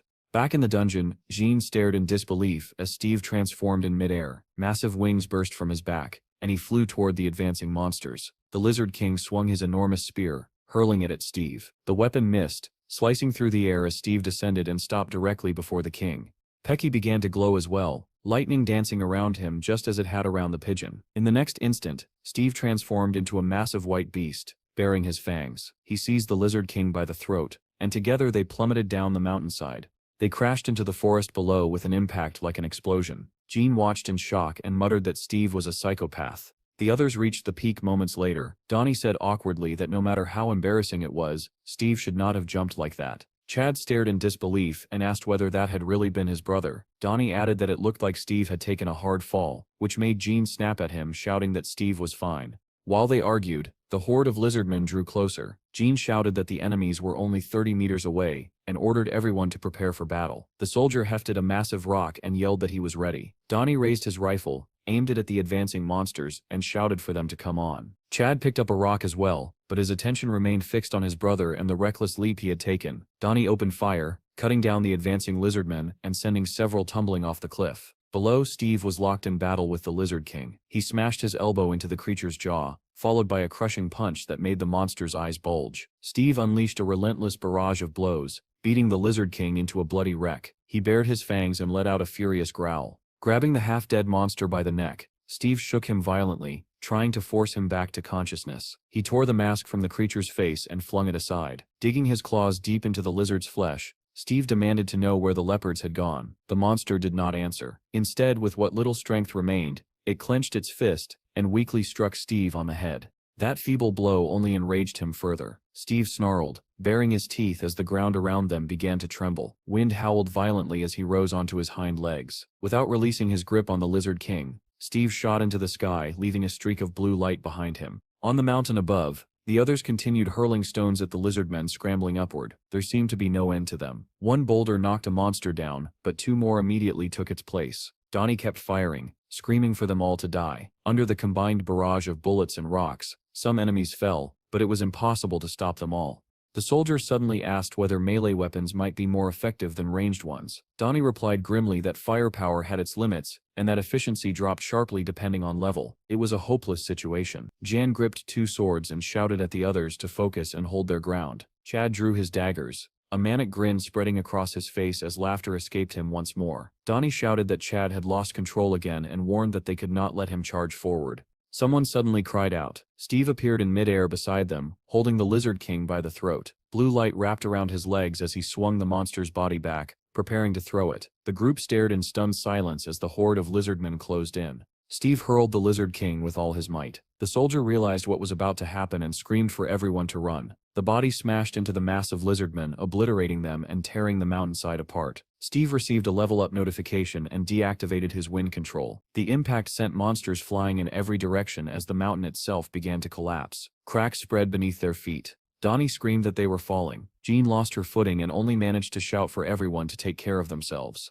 The soldier fell as well, tears of terror filling his eyes. With a thunderous roar, the mountain split apart. Rocks and boulders cascaded downward as the peak broke in two. Jean managed to land safely on a remaining ledge, dust billowing around her. She rose quickly and searched for survivors. Spotting a hand sticking out from the rubble, she rushed over, asking if everything was all right. The soldier was buried under stones but managed to raise his hand and say his name was Henry and that he was alive. Donnie gasped that they had almost died. Chad lay sprawled on the ground as Pecky ran to his side. Suddenly, Steve appeared beside them in human form and calmly told them it was time to leave because the portal had already opened. Seeing him alive, the others rushed toward him in relief, having thought he could not have survived the fall. Henry tilted his head in disbelief and asked how that was even possible. At the portal, Melissa stood with her assistants and Squad 11, led by Cedric. One by one, Steve and his group emerged from the portal, bathed in blue light. Melissa smiled faintly and announced that they were leaving. Steve's group stepped out in heavy silence as the surrounding soldiers watched closely. Steve avoided everyone's gaze,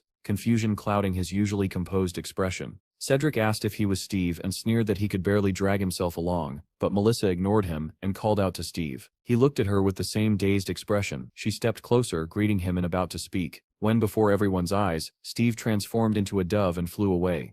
The soldiers stared in disbelief. One asked if Steve had really turned into a dove. Another said he thought he was hallucinating, and Cedric joked that it would probably taste good fried. Melissa asked whether Steve had ever turned into a dog. Jean only let out a long sigh. Melissa asked Jean what had happened. Jean replied that if Melissa had come to negotiate, it was better to leave. The brunette frowned and asked about the video. Jean called Henry and told him to escort Melissa back to headquarters. She then added that the blonde should go as well. Melissa explained that surveillance on Steve had ended and that an order for Jean's transfer had already been issued. Jan exploded in anger, demanding to know where she was being sent this time. Melissa replied calmly that Jean was being reassigned to a frontline offensive near the middle line, where the situation was serious. Jean clenched her teeth but did not argue. Henry told the group that 4 people would remain behind to operate the portal and that it would be sufficient. Chad shook his hand and said he would treat them as guests. Henry suggested hiring staff soon. Chad thanked him and smiled warmly. Henry returned the smile though uneasily, wondering what Chad was truly like beneath the surface.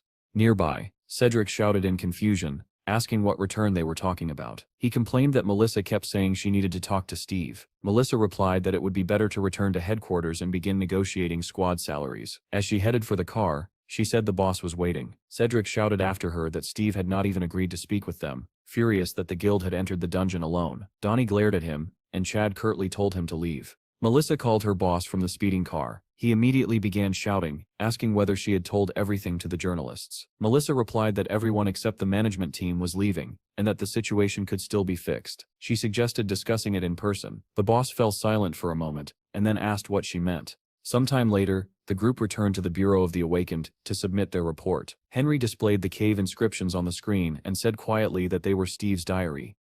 Back at Steve's guild, the tree nearby had grown larger and larger, deer roamed freely, and even elephants had begun appearing in the forest. Refugees had set up camp near the guild, along with orphans sheltered by Munch. Everyone was astonished to see elephants wandering around, as well as an abundance of fruits and vegetables growing everywhere. The children stared at apples forming on branches, and asked excitedly whether they could really eat them. Munch calmly ordered that they would also need to dig a pond. The children cheered joyfully, running around and shouting at everything they discovered. Some pointed out clusters of grapes, while others yelled that they were going to eat all the bananas. Near the portal, the Bureau of the Reincarnated had set up modular camps. One official reported that 37 squads of 20 people had spent 28 hours inside the dungeon, while Steve's guild had cleared it in just 2.5 hours. Another added that the guild's 8th run had taken only 11 minutes. Melissa was furious. She calculated that if they ran the dungeon 10 hours a day, they would clear it entirely in 4 days. What angered her most was that she knew they had agreed too quickly. There should have been limits on the number of raids. Meanwhile, Jim was proudly showing off his new weapon, the Hellblade. The others agreed that it suited him perfectly. Steve said it was a welcome gift, and asked whether he liked it. Jim was delighted. He said he loved it, especially since his old sword had grown dull, and Steve had simply handed him such a powerful replacement. Donnie added that the blade's true power would only be unlocked at rank B. Until then it would not reveal everything it was capable of. Jim smiled and said he would work hard to reach that level as soon as possible, thanking Steve sincerely. Munch then turned to Steve and said he wanted to ask for something as well. He complained that his staff did not deal enough damage, and that he wanted a weapon with a higher critical hit rate. Jim quietly asked Donnie whether Munch was really a monk. Donnie replied that he had once thought the man was a nun. Chad continued taking his medicine in silence. Munch explained that he wanted a winged spear, but his level was too low to afford one. Steve asked whether he meant the spear that cost 120 million and automatically upgraded with rank. A gleaming spear suddenly appeared in Steve's hand, shining brilliantly. The others gasped and excitedly confirmed that it really was a winged spear. Steve handed it to Munch, who immediately tested its balance with a few swings. Loudly, Munch declared his gratitude and swore to repay it with endless curses and the blood of his enemies. Jim quietly asked Donnie what kind of curses he meant. Donnie replied that Munch specialized in powerful debuffs. Steve then asked Donnie whether he needed anything. Donnie shook his head, lifted the rifle in his hands, and said he had already bought what he wanted and needed nothing else. The others began asking Steve why there was an elephant wandering around his house. Steve admitted he had no idea. Jim remarked that Steve needed to get used to the fact that an F-rank team was casually roaming a 4th-level dungeon now. Steve turned to his brother and asked about the medication. Jim asked why it mattered. Donnie replied bluntly that if he did not take it willingly he would be forced to. 2 blades appeared in Chad Sip's hands, shrouded in a cold blue glow. The wild smile on his face deepened as he calmly said, "Let Sips begin."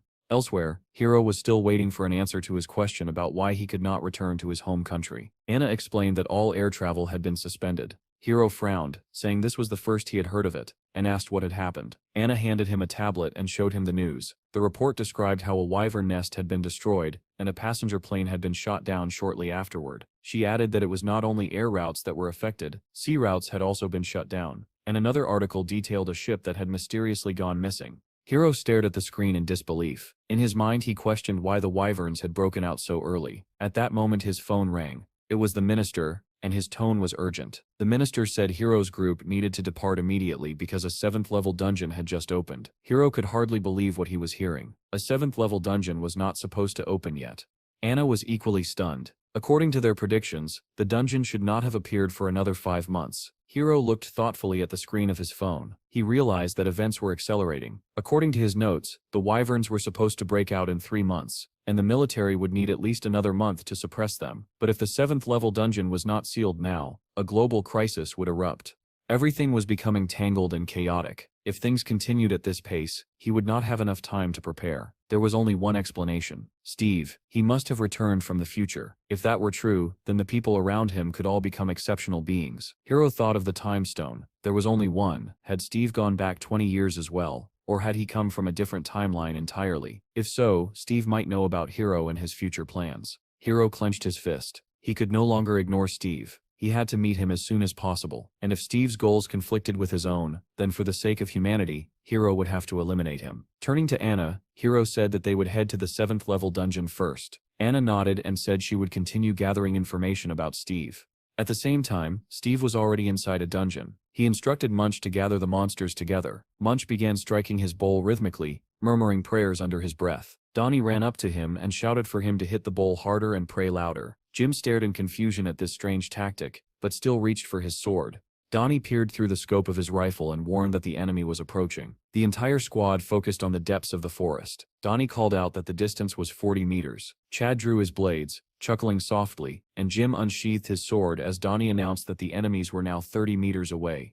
A moment later, a crowd of lizard men burst out of the forest, charging toward them with spears raised. Donnie shouted that there were 125 of them. Steve summoned spirits with one hand, sending them flying toward the monsters, while activating the tornado skill with the other. The lizard men were lifted into the air, spinning violently as water and wind twisted around them. Donnie yelled that one had broken free, but he calmly took aim and shot it down with a single precise bullet. Laughing, he announced that he had already earned 13 points, but the monsters kept coming, and Donnie shouted that there were too many of them. At that moment, Munch activated his Dragon Break skill. A massive blue dragon surged upward, lifting the horde into the sky. As the monsters began to fall back down, Chad rushed forward, plunging into the fray. Donnie turned to Jim and snapped at him, asking why he was standing there like a pillar instead of hunting. Jim had indeed frozen, but Donnie's shout snapped him out of it. The lizard men regrouped, glaring at them as they prepared to attack again. Donnie fired continuously, yelling for them to die, while Chad slashed through the monsters, severing arms and limbs. Suddenly, one lizard man slipped through and rushed Donnie, thrusting a spear toward his head. Jim reacted instantly. He sliced the spear in half and beheaded the monster in a single motion. Donnie grinned and thanked him, then turned just in time to see Jim finishing off another monster in shock. When a third charged at them, Jim focused and cleanly severed its head as well. Donnie was astonished. The Hellblade was far more effective than he had imagined. Watching Jim fight, he felt as though the man had reached a completely different level. Jim himself recalled his past. when he had applied to a major guild and attended an interview at the Scylla Guild. No other guild would have sent an E-rank swordsman into a 4th-tier dungeon. With a satisfied smile, he realized that Steve's guild was different. Suddenly, a massive lizard man appeared beside him and roared directly into his face. Seeing the mask on its head, Jim instantly recognized it as the Lizard King. At that moment, Chad struck from behind, severing one of the monster's arms. Jim gathered all his strength at the tip of his blade and cried out as he swung. A flurry of slashes followed. The Lizard King's body exploded into pieces, shocking everyone present. Blood poured from the decapitated corpse as it collapsed. Jim stood there in disbelief. He could not believe that he had killed the Lizard King so easily. Donnie, however, let out a sorrowful complaint. He asked why they had to kill it so quickly, lamenting that now all the blood crystals would be wasted. It took Gene a moment to understand what Donnie meant, but when it clicked, he smiled awkwardly and apologized, saying he had gotten carried away. A portal opened beside them, and a voice announced that there were 5 minutes left before it closed. Steve ordered everyone to leave. The group obediently headed toward the portal. Donnie kept glancing back at the corpses, muttering that there were at least 400 million stones left behind. Chad told him to forget it, reminding him that they could come back later. Donnie said he was craving fish pies and suggested that Chad should have some too. Amid their chatter, no one noticed that Munch had slowed down. Sweat trickled down his face as pain flared in his bitten leg. Elsewhere, another team was conducting cleanup operations in the dungeon. At headquarters, a soldier asked Group 2 for a status report. They replied that Sector 3 had been explored by 30%, and added that if Steve had discovered anything important, he would have already marked it. The soldier added that they had checked all the cave drawings and were now moving on to the next sector. Suddenly, a report came in from headquarters. One of the operators said that 6 targets had been detected moving 70 meters away. At 4 o'clock, Cedric heard the information and calmly acknowledged it. He dispatched 2 soldiers with orders to eliminate the targets quietly and retrieve the blood crystals immediately. Cedric then contacted the base and asked for the current location of the Lizard King. The response came quickly. The reconnaissance team had spotted it moving through Sector 12. Cedric acknowledged the report, set down his coffee mug with a heavy sigh, and wondered how long it would take to find anything truly valuable if they continued clearing the dungeon at such a slow pace. Just then, a strange sound echoed nearby. One of the soldiers turned his head sharply, asking what was happening. Another report came in, stating that 8 lizard men were approaching the base from 70 meters out. The soldier remained calm, clearly prepared for an attack, and asked whether the monsters had been spotted visually. He glanced toward the bushes, where a red dot glowed faintly. Holding a remote control in his hand, he muttered that if they came any closer, he would turn them into minced meat. At that moment, something sticky dripped down onto his face. He froze, then slowly looked up. Sitting on the ceiling above him was the Lizard King itself, baring its teeth as it stared down at the soldiers. Elsewhere, Cedric's squad was efficiently cutting down lizard men and extracting blood crystals. Suddenly, Cedric sensed something wrong. He turned sharply toward headquarters and demanded to know what had happened. A frantic transmission crackled through the radio, reporting that the base was under attack, and that all units were to immediately switch to defensive mode. Almost simultaneously, a violent explosion rocked the area. Cedric cursed under his breath and sprinted toward the blast, his squad charging after him. More lizard men rushed in from the sides, and Cedric swung his axe without hesitation. He cut through the monsters effortlessly as he pushed forward, shouting for everyone to hurry back to the base. They had to make it in time. Above them, helicopters and drones from Group 707 circled the landing zone. Another wave of infected approached the soldiers. One man reported that the necroils seemed to be retreating, while another shouted that a helicopter needed to evacuate the wounded immediately. The soldiers opened fire relentlessly, trying to prevent the infected from escaping and shooting down everything in their path.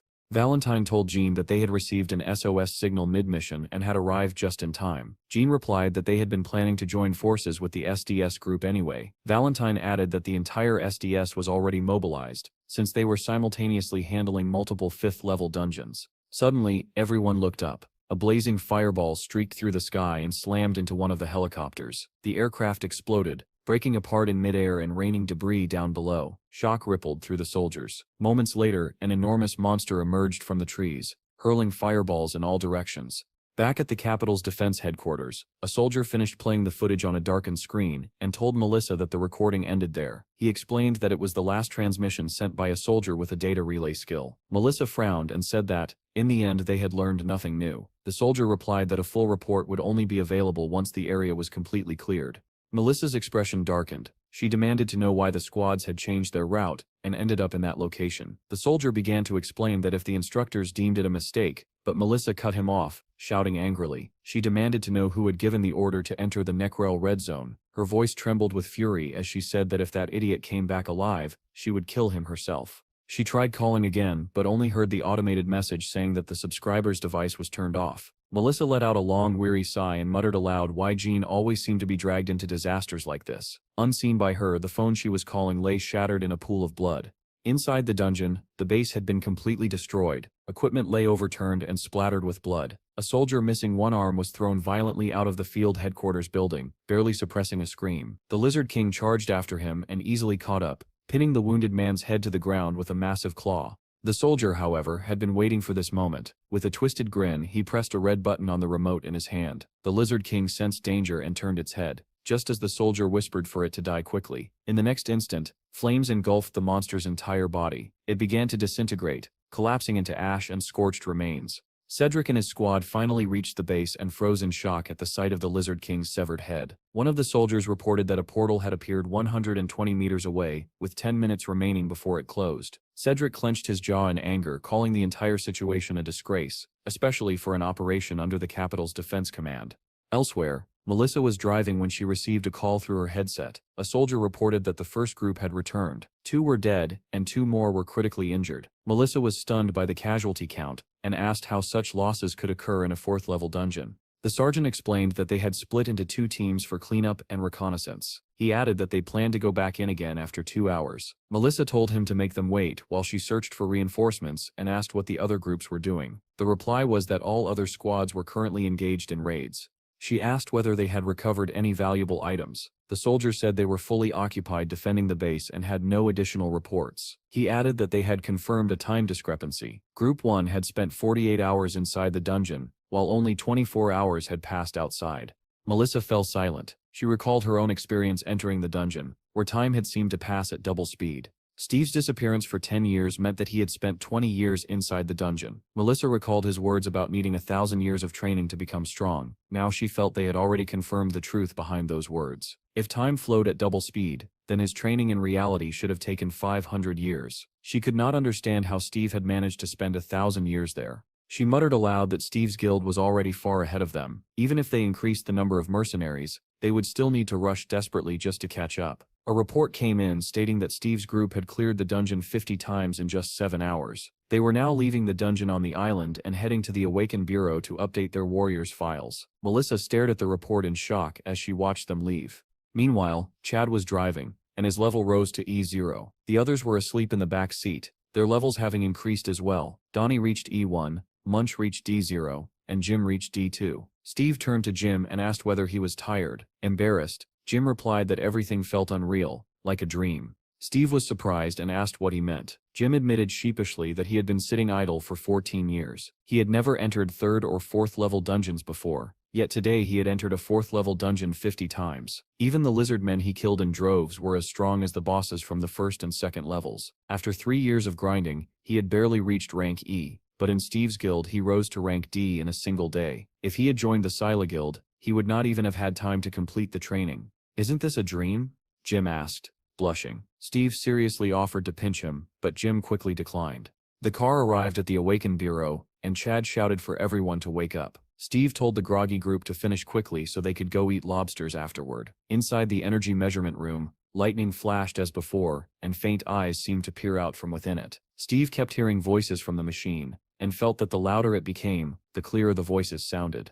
He remembered Melissa mentioning that the device had been created by an English scientist, and that she would inform him when a meeting could be arranged. Steve felt a strong urge to fly to England to meet the man. Donnie glanced at Steve's results, and remarked that his numbers were far higher than C rank, so he did not understand why Steve had only been assigned that rank. Still, he congratulated him. Steve was startled by the realization that they had only just discovered his level, which meant he was the only one capable of seeing other people's levels. He approached an employee and asked who had created their internal interface. Donnie said in surprise that it seemed to appear automatically after awakening. The employee replied that it was more of an internal myth. They called it the Godstone. After the Great Disaster, this object had been discovered and had led to the development of spatial engineering. Donnie said he thought he had heard of it before, and Steve asked what the Godstone actually was. The employee explained that after the Great Disaster, a red stone covered in inscriptions had appeared somewhere in Europe. After its emergence, all European awakened individuals gained access to the interface. Survivors believed the stone was a divine message, engraved with covenants. After deciphering those covenants, fragments of the stone were distributed across the world. Thanks to them, awakened individuals could use the interface. One fragment of the Godstone was embedded in the Bureau's computer processor, allowing them to regulate and control the awakened interface. The group was stunned by the explanation. They admitted they had never heard any of this before. Steve asked what had been deciphered so far, and the scientist replied that it included the fundamentals of the dungeon world, leveling systems, and the use of spatial energy. Steve quietly wondered whether all of this was part of some divine plan. After leaving the office, the group excitedly discussed everything they had learned. Steve asked how one might meet God, and Donnie casually replied that it was probably after death. Steve mused aloud whether it was possible to create an awakened person by inscribing something with atomic energy during a raid, but Donnie dismissed it as fiction, saying special conditions were required for awakening. Steve changed the subject and congratulated everyone on leveling up. Jim was still muttering that it felt unreal, and Steve asked how many times he planned to repeat that. Chad announced that he had reached level 0, stunning the others. Steve then asked his brother whether he remembered the orc dungeon, and Chad asked whether Steve really wanted to go there again. Steve replied that now that he had leveled up, he was strong enough to tame even more wolves. It was time to expand the family again. Donnie asked what they should do next, and Steve instructed them to go on raids with Jim so he could gain experience faster and build teamwork. Jim thanked him, calling him captain, and said it felt good to raid with Steve. Donnie cheerfully added that, since their levels had increased, their government subsidies would also rise. Chad questioned why they even needed those payments when they had already developed so much in the dungeon. Donnie paused, then admitted he had a point. They were already rich. Munch estimated that they had earned about 5 billion, and Donnie added that they had also collected a large number of blood crystals. Chad turned to Jim and said he had forgotten to explain something. The guild took half of the income, and the remaining half was divided among the raid participants. Jim was shocked when he saw that 500 million had been transferred to him. He protested that he had not done much. Donnie laughed and said that Steve was just a very generous person, but Jim still found the terms hard to accept. Suddenly, Steve loudly announced that he was hungry and told everyone to go eat lobsters. At that exact moment, Donnie grabbed his head and screamed that he had forgotten something. The others stared at him in surprise and asked what was wrong. Tears welled up in Donnie's eyes as he said that it looked like he was going to be killed. The group was stunned and asked why. Sometime later, they arrived in Cleveland, where crowds were growing and a portal shimmered in the distance. The group gathered around Donnie's laptop. Jim was shocked by the amount of money displayed, and Chad froze when he saw who the transfers were from. Donnie sobbed and said the money was most likely sent by the Yakuza. Chad asked what business the Yakuza could possibly have with a returning hunter. Donnie explained that, judging by the messages, they were interested in Steve's ability to grow plants. Vast areas of cultivated land had been destroyed. Most food now came from the planet Aruka, and Steve's skill could solve any country's food crisis. Donnie smiled weakly and said that as long as they stayed close to Steve, no crisis would be frightening. Steve asked why Donnie thought he would be killed. Donnie explained that they had sent the money because they wanted to talk. If he did not show up within 2 days, they would kill him. Steve said calmly that he had already made it clear he would not meet them. Donnie replied that they never backed down, and that he himself had once sent them a drunk message, claiming that Steve did not have enough money to meet them. Jim clicked his tongue in shock.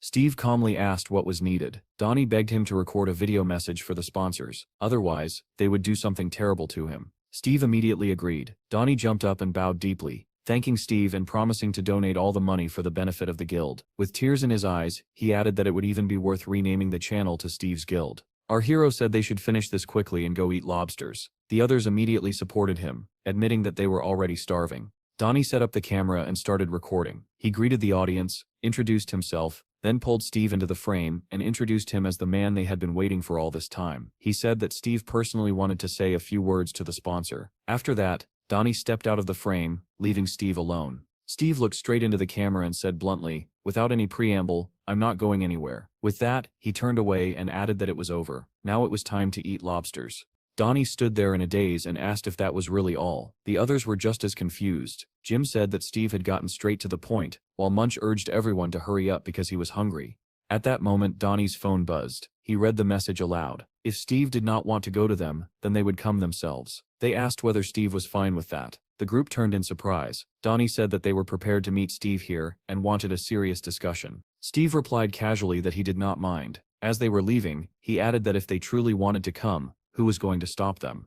At the cafe, Chad asked which country the messages were coming from. Donnie replied that it seemed to be the same country Hero had gone to. None of them noticed that a man at the neighboring table was watching them intently. Night slowly settled over the city, and cars rushed along the busy streets. Inside one of those cars, a man was speaking to his boss, telling him that he was already on his way. After ending the call, he scowled and muttered that the old man was getting on his nerves. Turning to the driver, he said he was exhausted, and that they would go to the club instead. Another call came in, and he answered it with obvious irritation. It was someone from the cafe. The caller reported that he had found Steve. The man asked sharply where he was. The answer came that after dinner with his guild, Steve was heading to a dungeon. When asked which one, the caller said it looked like the dungeon where an incident had recently occurred.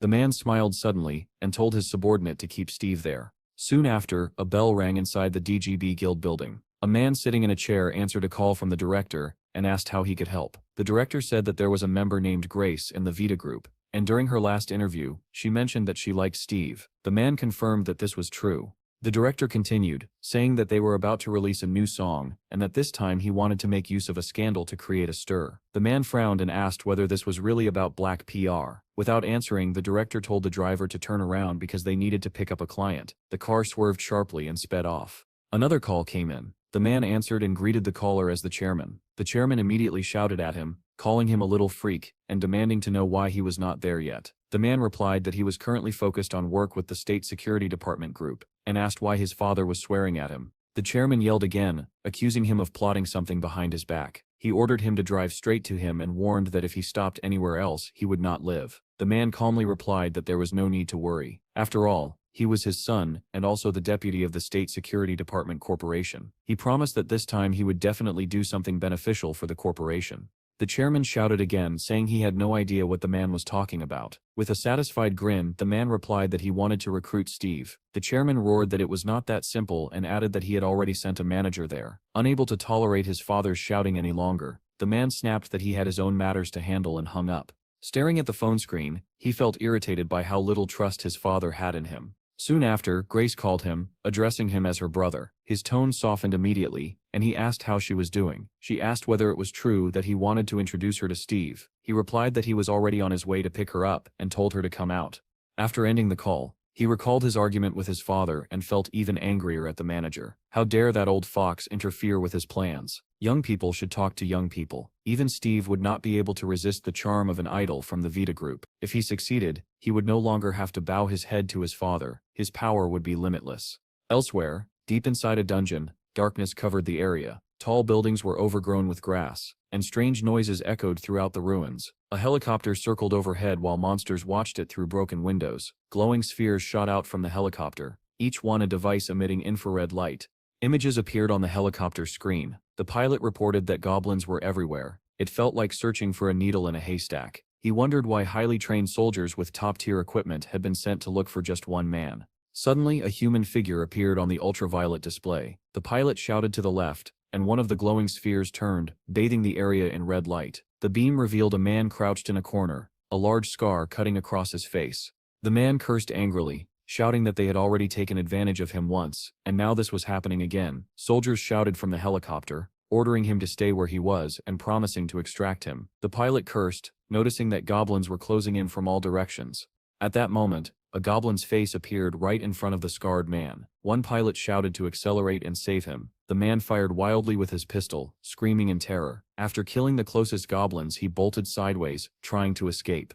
The goblins chased him relentlessly and quickly closed the distance. Outside the window, the helicopter drew closer to his position. The man ran with all his strength, but a goblin caught up and swung its axe. He turned and fired again, forcing it back, then ran up a staircase, continuing to shoot to keep them from following.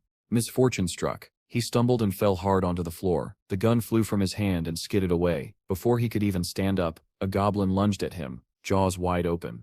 In the next instant, the goblin's head exploded from a gunshot. Glass shattered as a squad of soldiers burst through the windows of the building, storming into the room where the chase had reached its climax.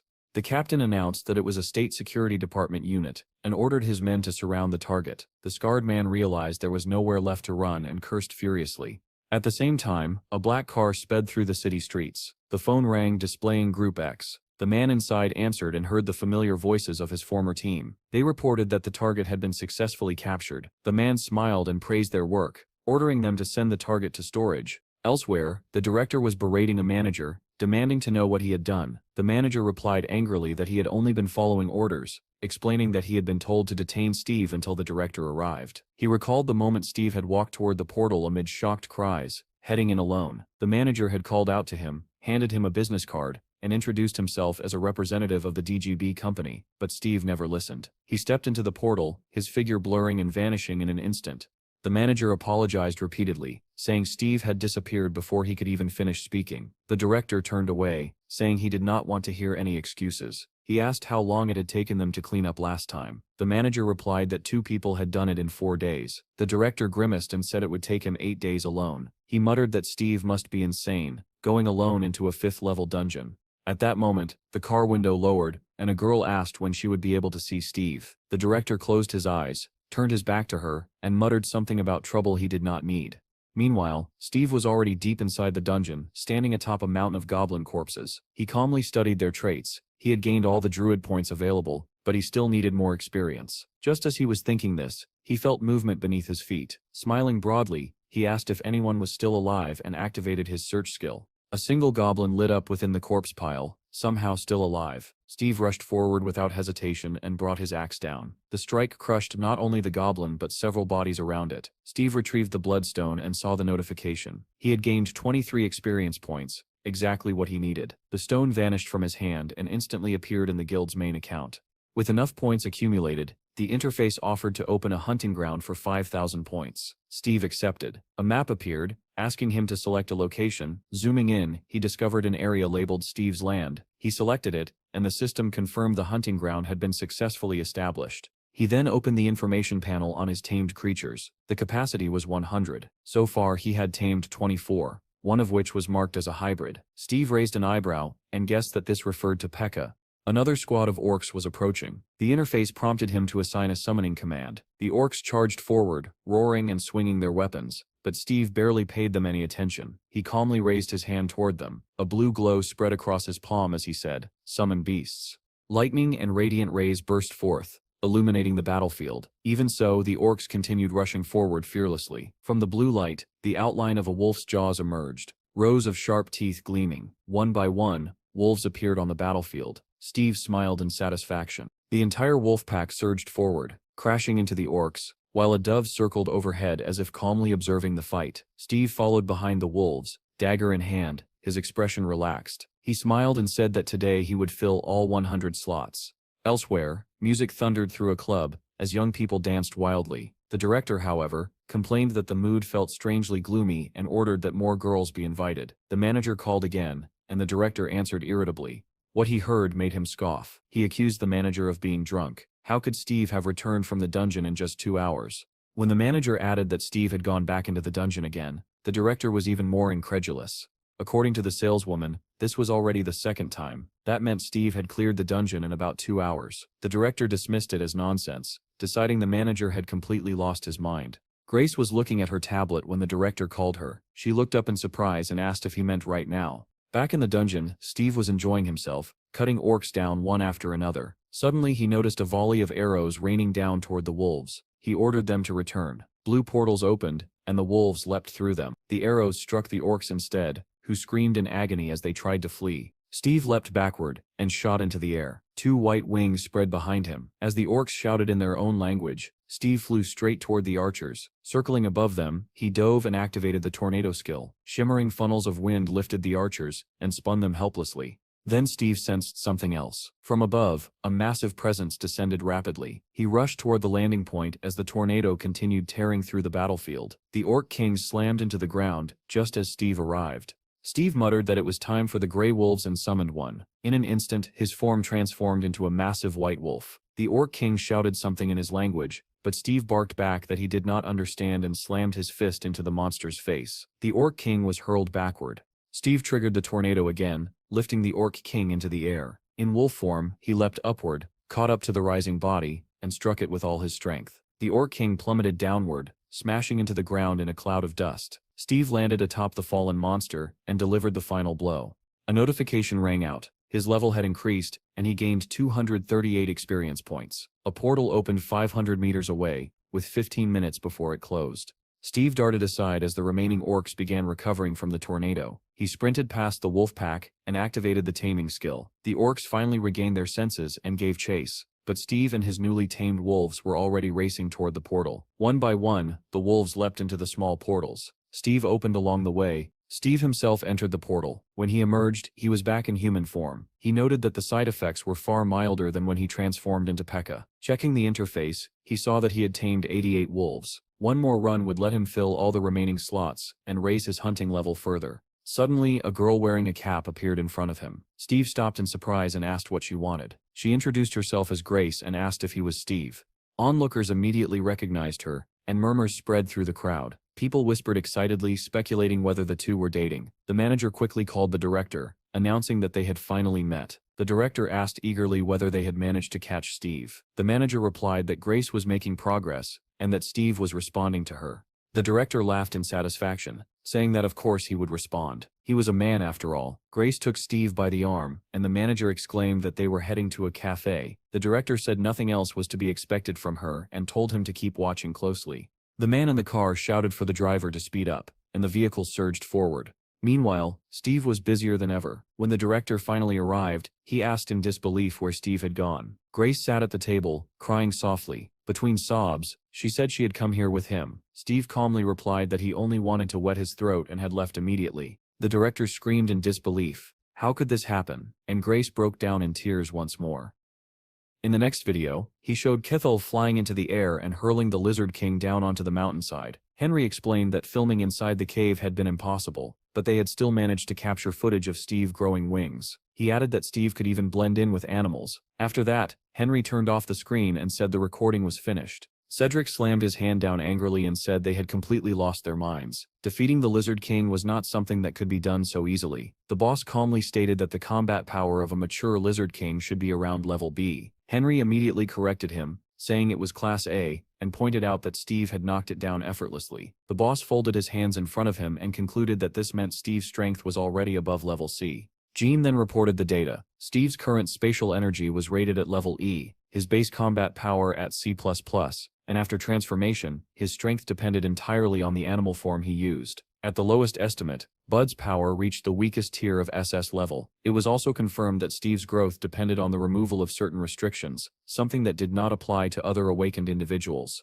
Cedric asked again about these lifted restrictions, remarking that everyone about Steve seemed abnormal. Jean shrugged and admitted she had no idea. The boss then asked what Steve's performance had been like before all this. Cedric mused that if all the missing people returned like Steve, their country would undoubtedly become a superpower. Henry countered that anyone going in without proper equipment would die, and that finding another person like Steve was extremely unlikely.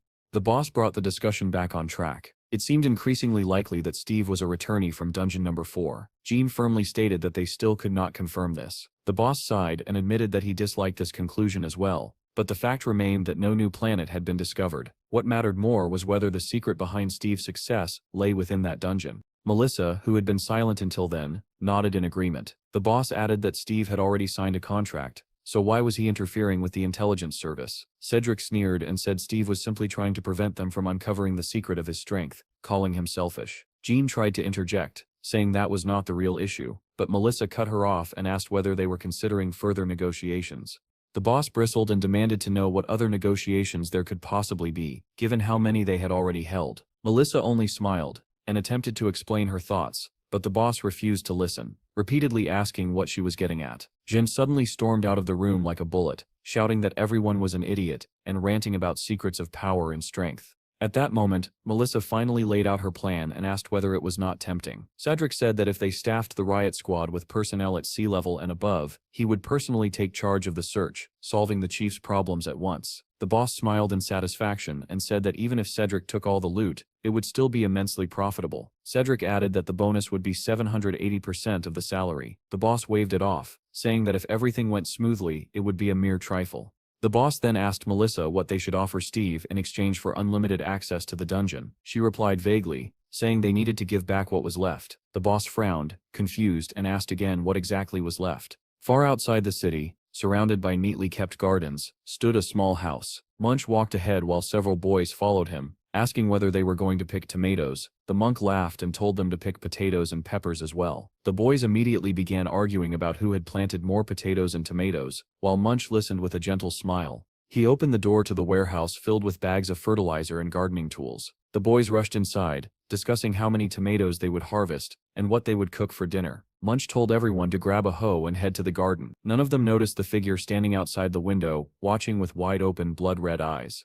Elsewhere, a military detachment was preparing to depart. A report came in that there were 10 minutes remaining before departure. One officer ordered the group commander to check passenger numbers and equipment status. Both commanders reported that everything was normal and that they were ready. A soldier called out to Team 11, but Jean did not respond, her eyes fixed on her phone. Another soldier called her again, and she looked up in confusion. Realization dawned on her, and she quickly reported that Team 11 was ready. Satisfied, the officer gave the order to begin the operation. Military vehicles and tanks rolled forward toward their destination.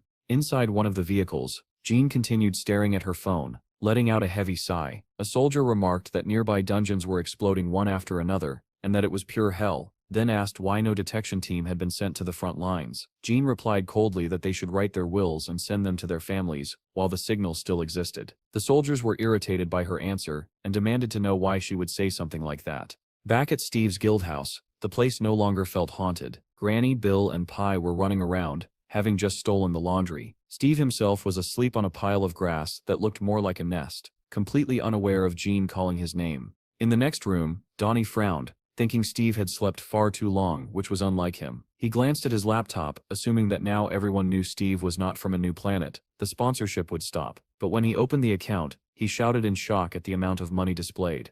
At that moment, Chad walked in, startling him. Donnie snapped that Chad should knock next time. Chad smirked and asked whether Donnie had been watching adult films. Donnie retorted that it was broad daylight and asked how Chad could even think that. Chad then asked whether Munch had called. Donnie said no. Chad looked worried, saying he could not reach him and feared something had happened. Donnie remained calm and replied that Munch was probably enjoying himself with the kids. He then noticed the bag in Chad's hand and asked what it was. Chad explained that Grandma felt weak, so he had bought her some medicine. Donnie laughed and joked that it sounded like Steve's fiancée. Chad then asked whether Donnie thought Steve had been sleeping too long. He said he was just about to wake him up. At that moment, Steve had already awakened and was sitting on the floor, lost in thought about what had happened inside the dungeon. He had believed that when the portal opened he would see his friends again, but the world he returned to felt like nothing more than a grain of sand. He remembered that he had not encountered any old companions there, only infected monsters. His thoughts drifted to the family of red wolves and the joy they shared while hunting together. He recalled the massive black tiger, Kuro, with whom he had fought countless battles over territory. He also remembered Jack, the giant gorilla. It was in the midst of that fierce battle that Steve had returned to Earth. Smiling faintly, he wondered where they all were now, where they had gone, and whether they had truly fled to other places after being frightened away by the great snake. Our hero stopped his thoughts with a quiet resolve. No matter what, if fate had truly bound them together, they would meet again sooner or later. Just then, Chad entered the room. Seeing that Steve was already awake, he invited him to lunch. Steve readily agreed, adding that while he had been asleep, he had not even realized how hungry he was. At that moment, his phone rang again. The screen displayed the name Lundy, but Steve did not hear it and left the room. The boys soon gathered around the table. As they sat down, Steve casually asked where Blondie had gone, since she loved eating lobster. The others froze in surprise. Something suddenly dawned on Donnie, and he stared at Steve as if he were seeing him for the first time. Steve noticed the look, and asked in confusion what was wrong. Donnie narrowed his eyes and asked whether Steve truly did not know the girl's name. Steve was puzzled and replied, "Isn't her name Blondie?" Donnie could hardly believe he was serious, and said that her name was actually Jean. Steve clearly heard the name for the first time, and Donnie asked in disbelief whether they had ever met before. Steve grew even more confused and asked what Donnie was talking about. Donnie blurted out that they had met and even talked about having children. He immediately stared at Steve in shock, deciding that the only things inside Steve's head were hunting and reproduction. Seeing the awkward silence, Chad quickly changed the subject. He explained that Jean had gone to the region on a mission. Chad continued, saying that Jean had been unable to contact Steve and had called him instead, asking that someone be brought into the guild. Steve frowned at the proposal and asked whether it was really necessary. Chad replied that it was unavoidable. They needed someone to operate the measuring equipment, because they had no idea where or how the portal might erupt. Steve turned to Donnie and asked whether he had anyone suitable in mind. Donnie hesitated, then said that perhaps one of his friends from boxing, or even someone he followed on YouTube, might respond. He added that there was no one like Steve, then remembered that Steve himself had only just returned. While biting into the lobster shell, Steve asked whether there was any news from Munch. Chad looked surprised and said that Munch was not answering either. He added that the monks had taken the children from the orphanage and should already be in the city. Donnie dialed Munch's number as well, shook his head, and said that it was not like him to ignore calls. Meanwhile, military vehicles rushed through the ruined city toward their destination. Inside one of the cars, the soldiers heard an announcement stating that they were entering the red zone of Necroville and were ordered to turn off all communication devices. Jean held her phone tightly as the others discussed the mysterious red zone that did not even exist on the official maps. She tried one last time to reach Steve, failed, and pressed the power button. The screen went black.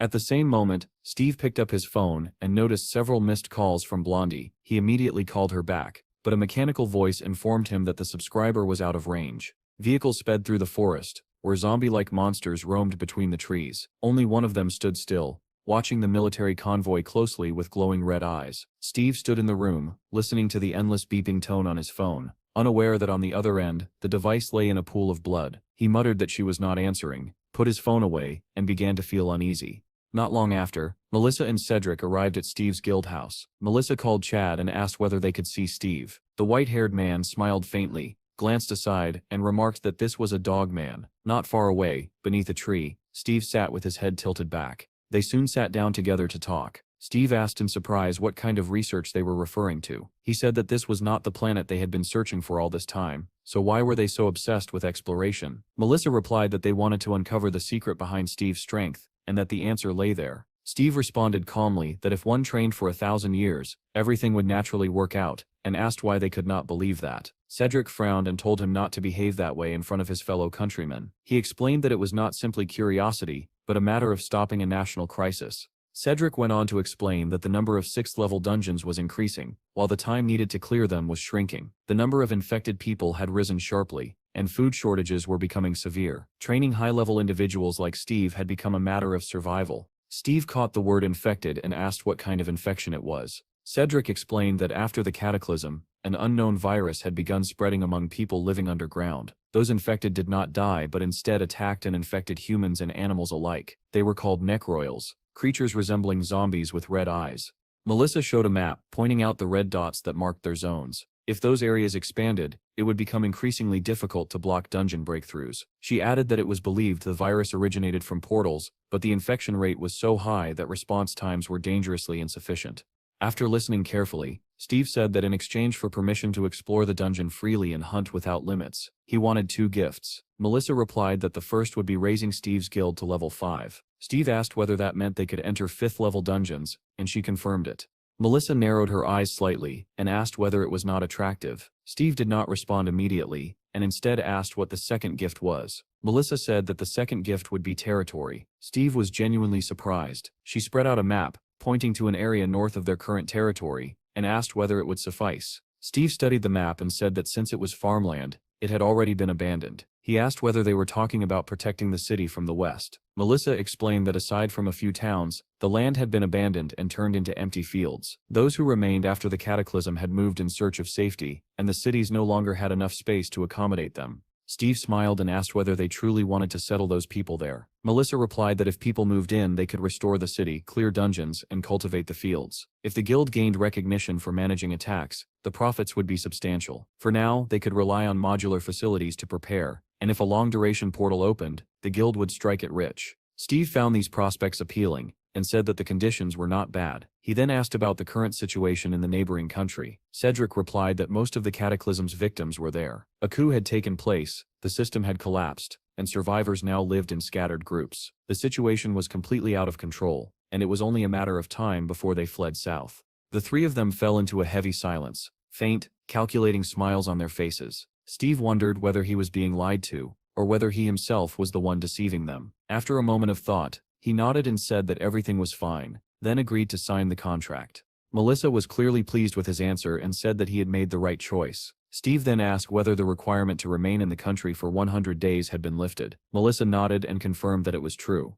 As he signed the contract, Steve added that he wanted to make 2 additional requests. First, he wanted to meet the scientist who had developed the spatial energy meter. Second, he wanted help locating Munch. Melissa was surprised by the request, and Steve explained that the monk had disappeared and was no longer answering calls. Melissa said she understood and assured him that both tasks would be easy to handle. Cedric, who had remained silent until then, finally stood up with a satisfied smile and said that he would begin the operation at once. Inside the towering headquarters of the Sela Guild, Several people were seated near the recruitment office. Among them was Jim. He reflected that this guild was one of the largest and most influential. Recruitment only happened twice a year, and many mercenaries never even passed the preliminary screening. Sela Guild was known as a harsh proving ground, but those who were accepted received tremendous support.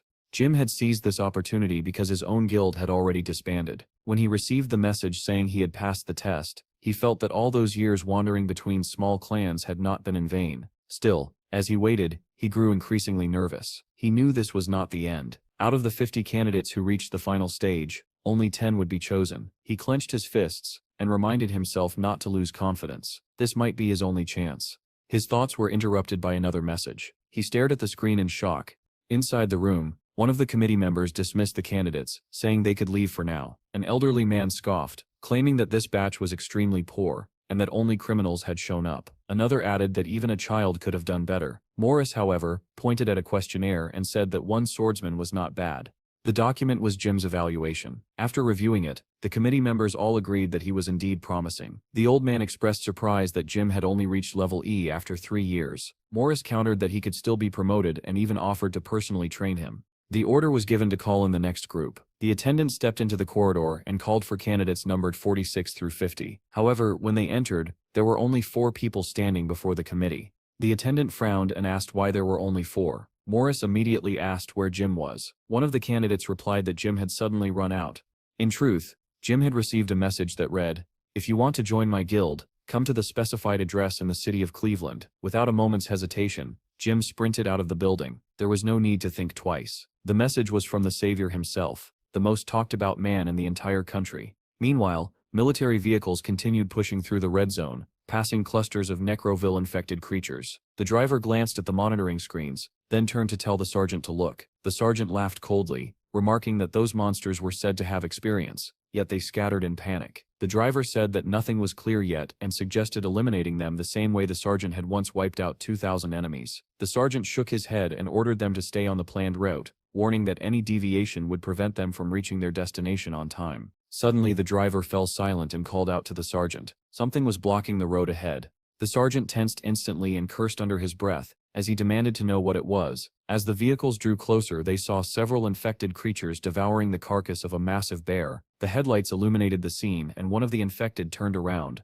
glaring at the convoy with glowing red eyes. The sergeant said they would turn them to dust with a protean missile. The driver hesitated, warning that it would alert everything nearby, but the sergeant insisted they had no time. Just ahead lay an active combat zone. The driver said nothing more and pressed a button on the dashboard. A rocket launcher unfolded from the roof of the vehicle. The sergeant gave the firing order, and 4 missiles streaked into the mass of infected. The creatures barely had time to react before the explosions tore them apart. The tanks surged forward, crushing bodies beneath their treads. The surviving infected let out furious growls, drawing even more monsters from the surrounding area. The tanks readied their weapons as the horde rushed forward, howling and clawing as they tried to catch the vehicles.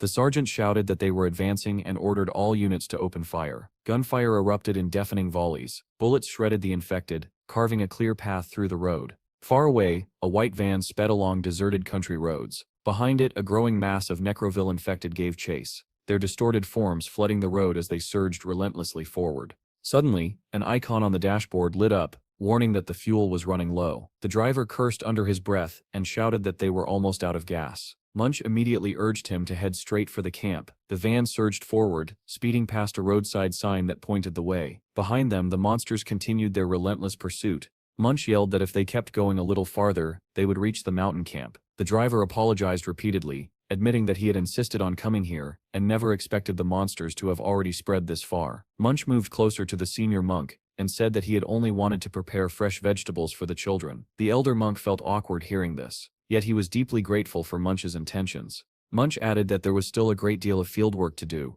but first they had to shake off their pursuers so they could eat peacefully with the children. The senior monk agreed, saying that the children were probably hungry by now. Behind them, the infected kept chasing the van, letting out hoarse, inhuman sounds. They finally drove up to the camp. Munch shouted that the gate was open and told everyone to break through quickly. He turned around, pulled back the curtain, and peered into the depths of the van. He asked the boys whether they could run fast, because once the vehicle stopped, they would need to sprint with all their strength. The children trembled in fear, and the women nearby could only let out heavy sighs. Munch, however, was resolute. This time he was determined to save everyone. The monsters closed in as the van screeched to a halt. The passengers jumped out and ran forward in a desperate rush. The infected were already right behind them. Munch carried 2 children as he ran, when suddenly he heard something closing in from behind. He turned his head and saw one of the monsters almost catching up, its arms stretching forward as it wheezed heavily. Munch set the children down and shouted at them to keep running without looking back. In the next instant, he turned toward the monster and grabbed his bat. He swung it with all his strength. There was a sickening crunch, and the creature's jaw was smashed clean off. With astonishing speed, Munch charged straight into the horde, scattering the zombies in all directions.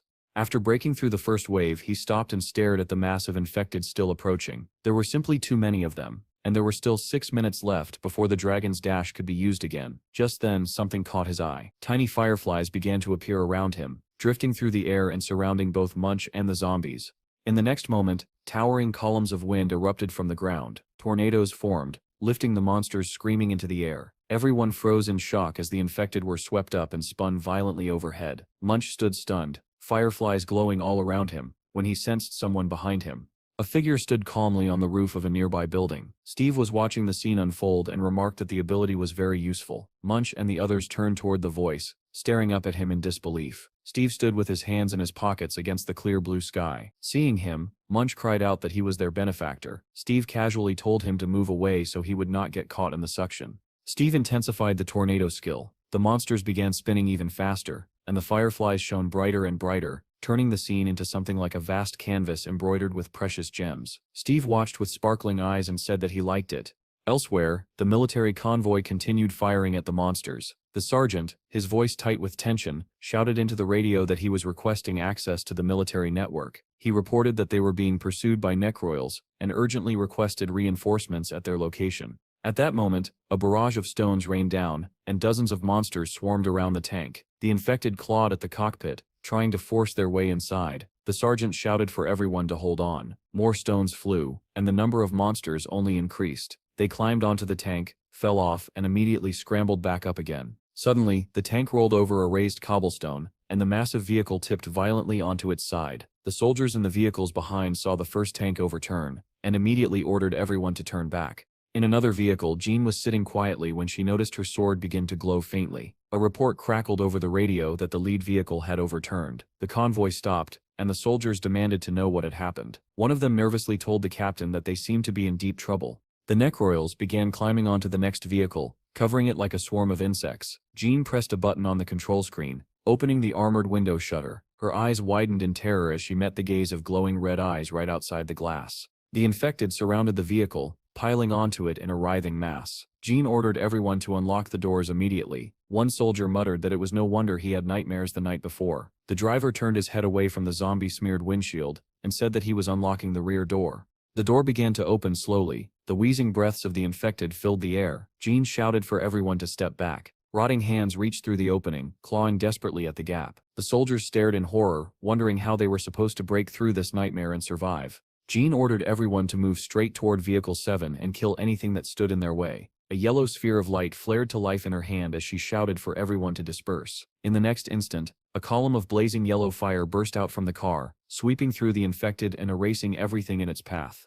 The soldiers stared in shock at Jean's power and shouted that the rear route was now clear. Jean did not hesitate. She ordered everyone to rush for the exit, warning them that the zombies were closing in again. She told the driver to get out as well, declaring that they were abandoning the vehicle. One of the infected suddenly leapt down from the roof, lunging straight at Jean. She reacted instantly, drawing her sword and cutting the monster down with a single swing. More infected swarmed toward her from all sides, and she cursed in irritation. Spinning in place, she slashed her blade in a wide arc, scattering the monsters in every direction while shouting for the others to move away. The sergeant from the overturned lead vehicle fired back at the approaching infected and ordered the gunners to form a defensive circle around the car. One soldier volunteered to check the second vehicle for survivors. After peering inside, he reported grimly that both the driver and the front seat passenger were dead. The infected showed no sign of stopping and were drawing closer by the second.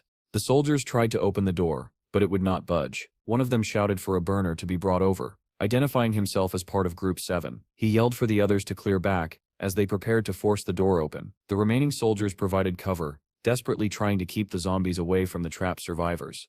However, their numbers were insufficient. The infected broke through the defensive line and began attacking them directly. The surviving soldiers shouted in fear that they were being overwhelmed and could not hold on much longer. The captain barked back at them to stay calm and insisted that they only needed to endure a little longer. A soldier with clairvoyant abilities suddenly shouted a warning, saying the infected were only 30 meters away. The horde grew denser, completely surrounding the soldiers who continued firing non-stop. The sergeant pulled out a dagger and ordered everyone to prepare for close combat. Just then, flashes of blue lightning appeared behind the mass of monsters. Bolts of electricity ripped through the infected, tearing their bodies apart and flinging shattered remains in every direction. The lightning multiplied rapidly, soon engulfing the entire horde. The soldiers cried out in shock, demanding to know what was happening. Someone suddenly shouted for them to look at the sky. Several figures were descending from quadcopters, and the marking 707A was clearly visible on their gear. The captain broke into a relieved smile and said that those lunatics had arrived just in time. One of the Special Forces soldiers landed atop a vehicle, startling the troops below. Meanwhile, Jean continued fighting, cutting down infected one after another, unaware that reinforcements had arrived. She turned to strike again, only for her sword to be intercepted by someone who appeared behind her. Jean froze for a moment, then realized it was Valentine. The soldier who had landed on the car announced that he would handle the rest and activated a device mounted on his back. Valentine placed a hand on Jean's head and pulled her close, calling out loudly, "Shield." At the same time, the soldier atop the vehicle opened fire, launching massive red orbs from his weapon. The glowing spheres flew toward the approaching infected without immediately exploding. Then the soldier shouted, "Fire." The orbs detonated simultaneously, ripping the monsters apart in a chain of violent explosions. Flesh, rock, and shattered trees were hurled into the air. At the very center of the devastation, Jean and Valentine remained unharmed. Soon, everything in the area where the monsters had stood was burning or exploding. Drones and helicopters circled overhead, attempting to contact the soldiers on the ground. They requested a head count once the wounded and dead were tallied. Suddenly, one of the helicopter pilots reported that an unknown object was approaching them at extreme speed. Elsewhere, infected bodies fell from the sky after being flung upward by a raging whirlwind. Steve smiled at Munch, who stared at him in stunned silence. The air around them shimmered with glowing fireflies, and the corpses of the infected rained down around Munch like a grotesque hailstorm. The orphans watched the scene with a mixture of awe, joy, and terror. When it became clear that no monsters remained, the children rushed toward Munch, shouting excitedly that all the monsters were dead. Steve smiled and told Munch that it had been fun, but now it was time to go home. The monk turned to Steve, calling him a benefactor, and asked how he had managed to find them. The other monks and children gathered around, staring at Steve and asking who he was. Munch began to speak with a satisfied smile, saying that he wanted to properly welcome him, but his words were cut short. One surviving infected suddenly clamped onto Munch's leg, sinking its teeth into his flesh. Munch looked down in horror as blood began to spill. At the same time, in a neighboring country, a new portal opened. The ground collapsed, swallowing cars whole as a massive monster emerged, triggering widespread panic. A fleeing woman stumbled and fell, and the stroller carrying her sleeping child rolled away. It was stopped just in time by Hiro, who arrived at the portal's edge. The residents erupted in cheers, shouting his name in relief as he stepped forward. Men dressed in black suits, swords in hand, quickly surrounded the monster. The creature raised its head and unleashed several fireballs. One of the men activated a stealth skill, black flames wrapping around his swords. A fireball suddenly flew toward him and exploded nearby. The monster continued hurling fireballs, blasting apart everything in its surroundings. Yet where one black-clad fighter had stood, several more appeared. Someone shouted in disbelief that they were clones. While the clones distracted the monster, Hiro closed the distance and cut straight through its body. His movements were smooth and precise, as if he already knew exactly where to strike next. He unleashed a rapid series of slashes, carving the monster into multiple pieces that tumbled to the ground. The creature collapsed completely, its massive body breaking apart. The people who witnessed the victory erupted in cheers, shouting the name of their hero again and again. They cried out that it was Hiro's team, and that they had saved them once more. Military vehicles raced toward the portal as news broadcasts reported that a giant monster had emerged and caused massive destruction, but that heavy casualties had been avoided thanks to Hiro's team. Anna praised Hiro for a job well done and asked what he was looking at as he stood silently, gazing ahead. The girl said that the video was about Steve and asked whether Hiro, the druid she had been talking about, remembered him. With a faint smile, Hiro asked what was wrong with Steve this time, wondering whether he had gotten himself stuck somewhere again. The girl replied that he had just returned from a dungeon. Hiro watched the story with mild indulgence. He had been through similar experiences himself, and saw no reason to make such a fuss. Then something caught his attention, and he asked her to scroll down. She stopped at a general photo labeled as an in-depth analysis of Steve's guild. Hiro stared at the image in disbelief, because he recognized one of the boys immediately. The girl asked whether Hiro recognized anyone in the photo. Hiro sat frozen, shock flooding his mind. That boy was the eighth evil. He was certain of it. The child must have recently lost his father and ended up in an orphanage. That explained why Hiro had wanted to kill him before. That boy was supposed to be a terrifying villain. The eighth evil. Why was he here? Another face in the photo caught his eye. It was a newcomer named Jim, introduced as a new member of the guild. Hiro remembered him clearly as a hellish swordsman. He also recognized Monk,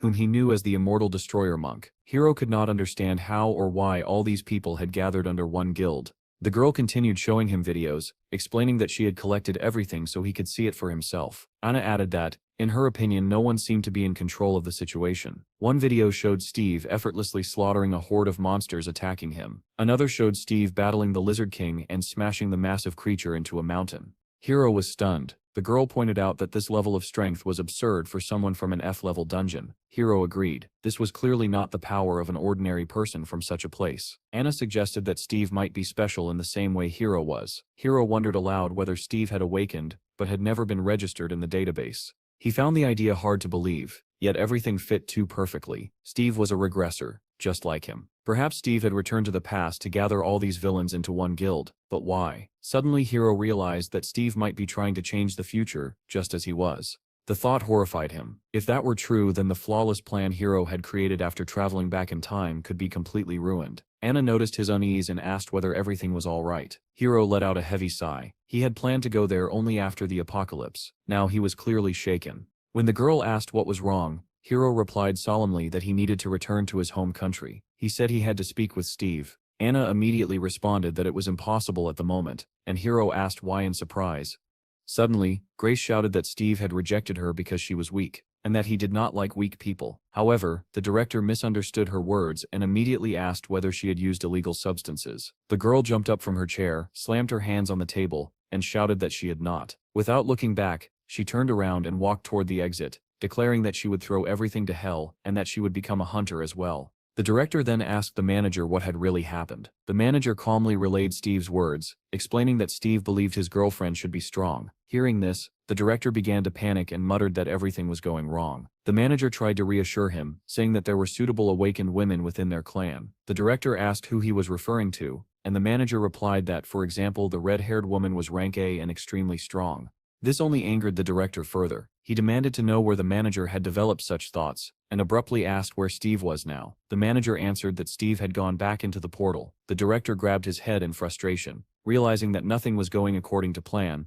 At that moment, the manager pointed behind the director and said that Steve had already come out. Their hero was standing beside the portal, studying something on an interface that only he could see. Steve smiled faintly as he looked ahead, while the director stared in disbelief. Only a few minutes had passed. The director rushed toward Steve, saying that this time they could not let him go. He ran as fast as he could, calling out Steve's name. Steve stopped and asked what they needed. The director replied that they needed to talk, and reached into his inner jacket pocket, trying to introduce himself. However, Steve did not listen. Without saying a single word, he turned and stepped into the portal again. The director froze and asked in shock whether Steve had simply ignored him. The manager confirmed that he apparently had. Losing his temper, the director began cursing Steve and moved as if to follow him into the portal. But the manager quickly stopped him. The director shouted, asking if he had seen how Steve ignored him, while the manager tried to calm him down. Just then, a voice cut through the tension and said, "Enough." The director angrily demanded to know who had spoken. A man stood before him, surrounded by several men in black suits. The director immediately recognized him and greeted Chandler's secretary. The secretary said that there were too many eyes watching now and suggested that they end the matter there. Around them, the crowd of onlookers began to whisper. Someone asked if Steve was the chairman's son. Another person added that the director had gotten so angry that he had refused Steve. Someone else sneered, wondering what the director would do this time, and giggled unpleasantly. Hearing this, the director realized that if things continued, he would be in serious trouble. The secretary remarked that the director had been unlucky today, and suggested that he take a rest, assuring him that he would handle everything. The director was furious, but he still forced himself to speak calmly, insisting that he was, after all, in charge of this case. The secretary praised him, saying he had done a great job, and added that he would still have an opportunity to get closer to Steve. The director hesitantly asked if that was true, and the secretary confidently confirmed it, saying that he would not bother him anymore today. The secretary took his leave. As he walked away, the director muttered angrily that he was already fed up with that freak. Meanwhile, Chandler contacted the chairman and reported that he was waiting at the entrance to the dungeon. The chairman asked whether his son Howard had caused any trouble. Chandler replied that what mattered more were Steve's dungeon clearing abilities, which had far exceeded all expectations. The chairman was pleased and said that this was exactly why they invested so much money in him. At that moment, Steve emerged from the dungeon once more, surprising Chandler, who was still on the phone. Steve immediately began studying his interface again. He had finally tamed 100 animals, and at the second level of hunting, he would be able to control 200. After reviewing everything, he formed a plan of action and decided that it was time to rest and eat. Steve did not even notice that several people were standing in front of him, hidden behind his interface. Chandler greeted him, and Steve replied that he seemed to be in high demand today. The man introduced himself as the secretary of the State Security Department. Steve remarked that it seemed this guild was running the dungeon, and the secretary confirmed that it was. The secretary explained that he had come to apologize for an incident that had happened earlier. Steve did not immediately understand which incident he meant, and asked again. Then it dawned on him, and the secretary clarified that he was referring to the moment Steve had found himself in the 5th-level dungeon. Steve asked why they were only apologizing now. The secretary replied that it had taken time to prepare more than just a verbal apology. He added that they also wanted to thank Steve, explaining that thanks to him, the value of their dungeons had risen sharply. The surrounding crowd listened with interest, wondering who this man was and why he was speaking with Steve. Chandler then said that they had something prepared for him, but suggested continuing the conversation at a restaurant first. Steve liked the idea, and admitted that he was very hungry. The secretary said that the cars were ready. Steve commented that they were good cars, and the secretary asked whether he liked them. That night, Steve's guild looked magical. The tree had grown even taller, and fireflies drifted through the air. The boys returned home in high spirits, talking about what a wonderful day it had been. There were good drinks and delicious lobsters. Jean said that Munch not drinking was understandable, but it was a shame about Chad, who never got a drink. Donnie joked that it would be great to hire a driver, and the others agreed at once. Suddenly Donnie's expression changed. He cursed under his breath, and Chad immediately asked what had happened. The boy admitted that he was supposed to arrange a meeting with those who wanted to join the guild, but he had completely forgotten about it because of the drinking and the food. Munch said that he had to go to the construction office that day, and added anxiously that maybe they would end up doing the same thing again tomorrow. Donnie laughed and replied that they would repeat it every day, drinking and eating lobster. He opened the chat and showed them that it was already filled with curses. The boy then turned to Chad and asked whether he was not the one responsible for recruiting new members. Chad admitted that it was true, explaining that he still did not have a license, and within the guild, he was officially listed as a doorman. Jim was shocked by this, while Munch said that Chad needed to apply for a license first. Chad replied that they could apply for it tomorrow. Jim sighed and said that difficult times were coming, because they still had to go on raids. Chad apologized to the others, but Donnie waved it off, saying that Steve would think of something. Munch agreed and added that the boss always handled issues like this. At that moment, Bill ran out to greet the boys, rushing toward his father, while his grandmother looked down at them with a gentle smile. Chad happily hugged his son, and Donnie was delighted to see his grandmother holding a box of lobsters in her hands. The grandmother asked where they had been for so long. They replied that they had been working first, then stopped for a drink, and brought lobsters as a gift. Steve placed a hand on his stomach and said that everything was great, and the secretary was pleased to hear that he liked it all. Steve then asked whether it was not too much to show such gratitude, with the most expensive dishes and even modified SUVs. Chandler replied that Steve had risked his life, and in such cases there was no such thing as too much. He added that they also had a few more gifts prepared. Somewhere outside the city, a muffled scream echoed from red containers, marked with the inscription DGB. A voice screamed hysterically, begging to be killed, blood spilling from a shattered mouth. Steve asked in surprise whether the apology was simply an excuse to have fun. The secretary smiled and said that Steve had a great sense of humor. Steve's expression turned serious as he asked what they really wanted from him. Chandler also grew serious and said that they wanted to establish an official partnership with Steve's guild. He explained that the city was divided into 12 sectors, but the DGB did not control a single one, because they lacked a 6th-level combat team. Even with all their resources, they simply could not form one. Steve remarked that this must be a painful blow to their pride, and the secretary agreed, saying it was especially true for CEOs. Steve apologized and said that he had no intention of becoming a representative of one of the sectors, but the secretary quickly clarified that this was not what he was offering. With a conspiratorial smile, Chandler said that together with Steve's guild, they wanted to open a 13th sector. He explained that all sectors were built around 6th-level guilds, but now they were struggling to handle the increasing number of 6th-level dungeons. Because of this, residents were becoming uneasy. But what would happen if a 13th sector appeared? A place where people would not be in constant danger. People would flock there, and housing prices would skyrocket. Chandler added that they were confident Steve's guild could be the one to give people hope. Chandler then asked whether Steve's guild perhaps had problems they were struggling to solve. Steve admitted that his guild lacked capital, workers, and experience. All they could really do was enter dungeons. Chandler responded that his organization would handle management, government relations, and everything else. Steve pointed out that while they had capital and experience, they lacked strength. The secretary replied that they saw immense potential in Steve's guild, and asked whether his comrades could handle such a responsibility. Steve thought about the members of his guild and wondered how they would manage. Chandler asked why the best guilds receive support, not from the government, but from major corporations, and added that they could not find a better partner than Steve. Steve realized that this would mean monopolizing and fully utilizing underground space, and the idea sounded appealing. The secretary, however, believed that Steve's guild could not yet handle such a burden alone. Was this not the best possible offer? Steve replied that he would think about it,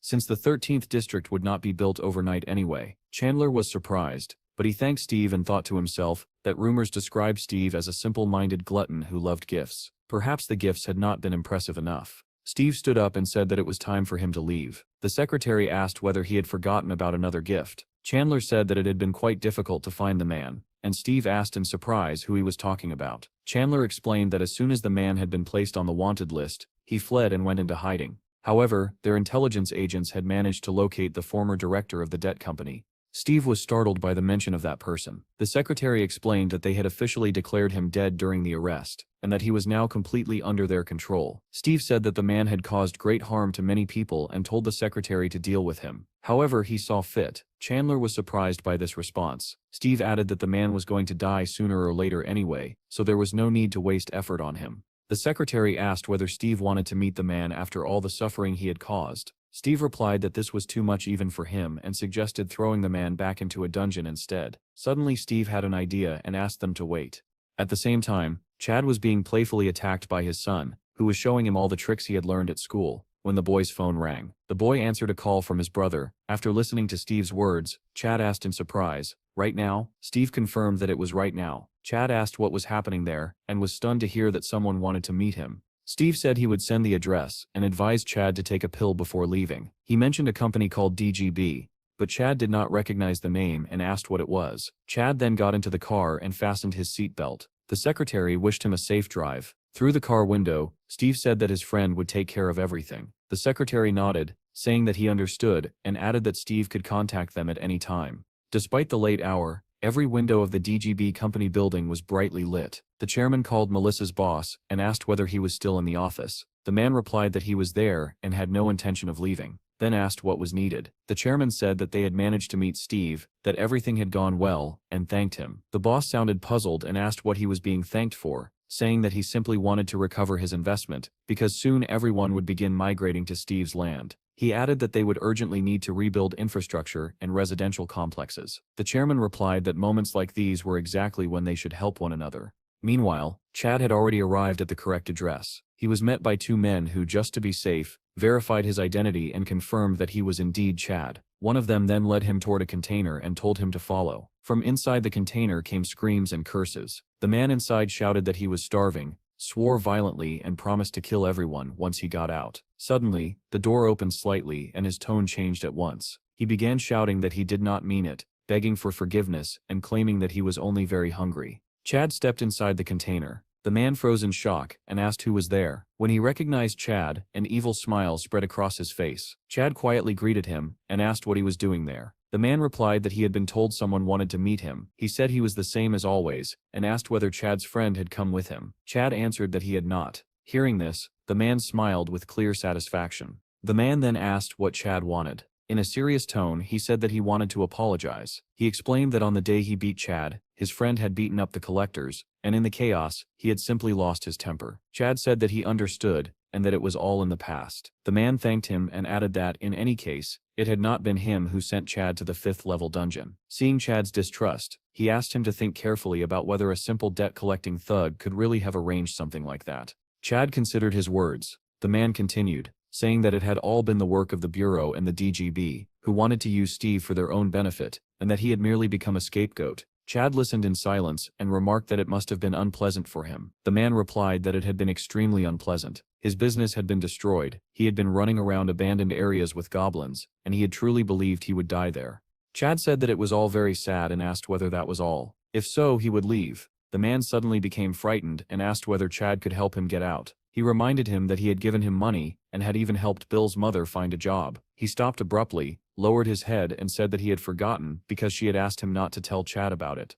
Chad's calm expression vanished, replaced by shock. He asked what job the man was talking about. The man explained that he had managed an employment center for a long time, and that she had come to him, begging him to help her find work. Memories flooded back. He recalled the day they had burst into Chad's apartment, when only Bill's mother had been there, clutching the baby to her chest. He had asked where Chad had disappeared to again and complained that the interest was piling up, that too much had already been taken, and that it was sad for the family to suffer because of one person. The woman had trembled and cried, begging them not to kill anyone. The man had grabbed her by the face and said that they could not kill such a beauty. He had asked whether Chad was really worth her suffering and whether they even had food. He then told her that he could help her find a job, that a hardworking woman like her could pay off the debt in 3 months. She had turned away, still crying, begging them not to kill. He had taken out money, asked whether she was tired of living like that, and said that in their world a woman's life could change in the blink of an eye. He had left the money and a slip of paper with his number, telling her to call when she decided. As he was leaving, he had added that if her husband was not there next time, she would have to pay herself. She had watched them leave in terror, sobbing quietly. After hearing the story, Chad asked in disbelief whether she had come to his office after that. The man said that she had come when Chad went missing, begging him desperately to help her find work. Holding Bill in his arms, Chad found himself unable to speak, but the pain in his eyes said more than words ever could. He remembered coming home one day, hearing his son cry and finding a note. It said that she was tired of living like this with him and asked him not to look for her anymore. Through clenched teeth, Chad asked whether the man knew where she was now. The man said that if Chad let him go, he would show him where she lived. Chad's heart pounded wildly in his chest, but he had already made his decision. Elsewhere, Steve was riding in a car, staring at the image of the beaten man on his phone, when he received a message from Melissa. Dr. Toddler was ready to meet in England. Steve was overjoyed by the news and said that he finally had an answer. He remembered Melissa's story about how the force-measuring device and the blood crystal generator had sparked an era of discovery. Steve hoped that he might finally understand what kind of rift it was, what planet the boy had ended up on, and perhaps even find his brothers. Eager to share the news, Steve dialed a number, but the answering machine informed him that the subscriber's device was switched off. Steve turned to the driver and said that they needed to change their route. When the driver asked where they were going, Steve replied that they needed to return to the DGB container. Meanwhile, the blue SUV drove away, and the man with the scar on his face shouted for everyone to go to hell. He continued to curse loudly, then suddenly turned around and thanked Chad. Chad replied simply, "You stir welcome." The blue SUV moved along the indicated route, cutting through the city's night streets. When the car finally stopped where the man had directed them, Chad said that they had arrived. The man stretched lazily and said that he had slept well, adding that the car was impressive. With a sly squint, he remarked that Chad seemed to be doing well. Chad ignored the comment entirely and asked where Bill's mother was. The man replied that his people would bring Chad to her soon. "Here they come," he said, pointing toward a group approaching the car. He shouted cheerfully to the bandits surrounding them, calling them brothers. Leaning out of the window, he waved and asked whether they had settled in yet. The bandits recognized him immediately and shouted that he was the boss. Some sounded shocked that he was still alive. One of them said they had already assumed he was dead, and the man laughed, replying that he had almost been. Another bandit peered through the window and asked who the kid was. Someone in the crowd recognized Chad and asked if it was really him. The name stirred the group, and they began loudly discussing him, calling him an idiot while marveling at his nice car. The scarred man said that he was looking for his wife and asked for help. One of the bandits leaned closer and asked if he truly meant his wife, saying that her name was UTA. Chad was told to get out of the car because she was in this building. Chad stepped forward, and behind him followed a crowd of bandits holding axes and bats. One of them shoved him from behind, mocking him and asking what he was so afraid of. Chad stumbled as he entered the building, almost falling. Laughter echoed behind him, and someone joked that he must be eager to see his wife. Another voice ordered the lights to be turned on. The room was suddenly flooded with bright light, blinding Chad for a moment. When his eyes adjusted, he realized he was standing in front of a crusher, splattered with something dark red. He frowned. The scarred man casually explained that there used to be a grinding factory here. One bandit said that UTA was in the second one, while another added that there were more than 200 corpses here anyway, and it was hard to remember them all. Chad turned around to ask where Bill's mother was, but before he could speak, one of the thugs smashed a bat into his head. Chad was sent flying to the floor, blood pouring from the wound. The scarred man sneered and said Chad was stupid for not realizing the truth. They had killed her and chopped her into pieces. He added that they had helped UTA, but she had given nothing back. calling her an ungrateful creature. Another bandit laughed and said that if she had not been so foolish, she might have survived, and that they were doing Chad a favor.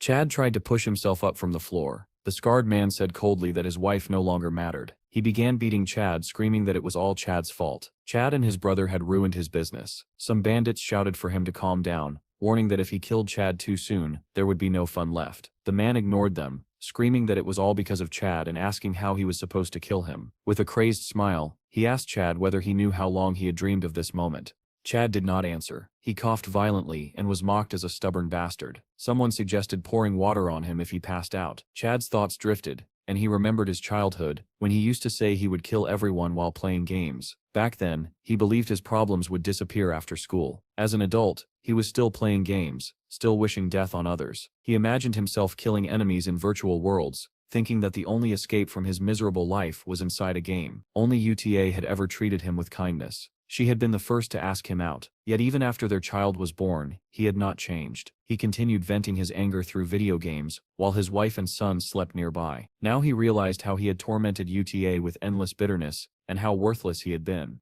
A bandit turned on the grinder and shouted that everything was ready. The scarred man told Chad to get up, saying he was tired of beating him and that he would soon be reunited with his wife. Chad thought that if he could see her again, he would beg for another chance. The man said they would do to Chad what they had done to her. Break his knees and slowly lower him into the grinder. He turned to a bandit holding a sledgehammer and told him to begin, warning Chad to grit his teeth because it was going to hurt. Chad quietly said, "Thank you." The man scoffed, saying Chad was a bastard who deserved to suffer. Yet the blows did not hurt at all. Suddenly the bandit screamed, dropped the sledgehammer and staggered back. Chad had risen to his feet in an instant, calmly severing the bandit's hands. Blood sprayed everywhere as the man screamed. The daggers in Chad's hands were now clearly visible. The bandit stared in horror. Chad said quietly that when Bill's mother left, he had promised himself he would never do this again. Understanding dawned too late. With a sinister smile, Chad said that now he would not let any of them leave alive. The bandits began screaming that he was awakened, and that they had to run. But there was no escape. Chad moved through them effortlessly, his blades flashing as he cut them down one by one. The man with the scar watched in disbelief as Chad slaughtered the bandits with a smile on his face. Chad struck down another man in a few swift movements, and the smile on his face only grew wider. The bandits began fleeing from the building in panic, screaming as they ran. A severed head flew out after them, bouncing across the ground. Chad burst out immediately after, gripping his blades tightly. The bandits screamed for everyone to run, but it was useless. Chad closed the distance in an instant, and appeared behind one of them. One of the fleeing men shouted, asking where their snipers were, but where the snipers should have been, Steve was already standing above, calmly looking down with a faint smile. A man dressed in black beside him asked whether his brother was all right. Steve replied that everything was fine and asked them to make sure Chad would not face legal trouble later. One of the men answered that most of these people had negative social value, so the government would not be concerned. Chad did not notice that his brother was nearby. He continued cutting through the bandits, leaving nothing but blood and screams behind him. Sif smiled faintly and said that Chad was now truly awakened and capable of handling everything on his own. On Chad's face was a smile, no longer crazed, but heavy with meaning and anger. Later, the news reported that despite numerous underground breaches, the entire area was becoming safer thanks to the intervention of special military forces. However, many citizens believed that guilds were struggling to cope with the increasing number of dungeons. For now, though, residents could hear the soldiers celebrating their victories. A special unit, Group 707, appeared on screen. Among them was Jean. The broadcast stated that thanks to their actions, the cleanup team had successfully returned. In the live footage, Jean was seen walking safely beside the red-haired girl. Melissa watched the report and scolded Jean aloud, calling him an idiot for not calling her. As the broadcast continued, it mentioned a scandal forming around Grace, who had recently released a new song. A photo appeared showing Grace talking with Steve, and the host asked whether viewers recognized the man beside her. Jean happened to be passing by when the segment aired and stopped to watch. At that moment, Grace became furious on screen and openly insulted Steve. Meanwhile, Cedric emerged from a portal, muttering curses under his breath. A soldier reported that 12 teams had been dispatched to retrieve items, but none had found the treasure that was rumored to exist.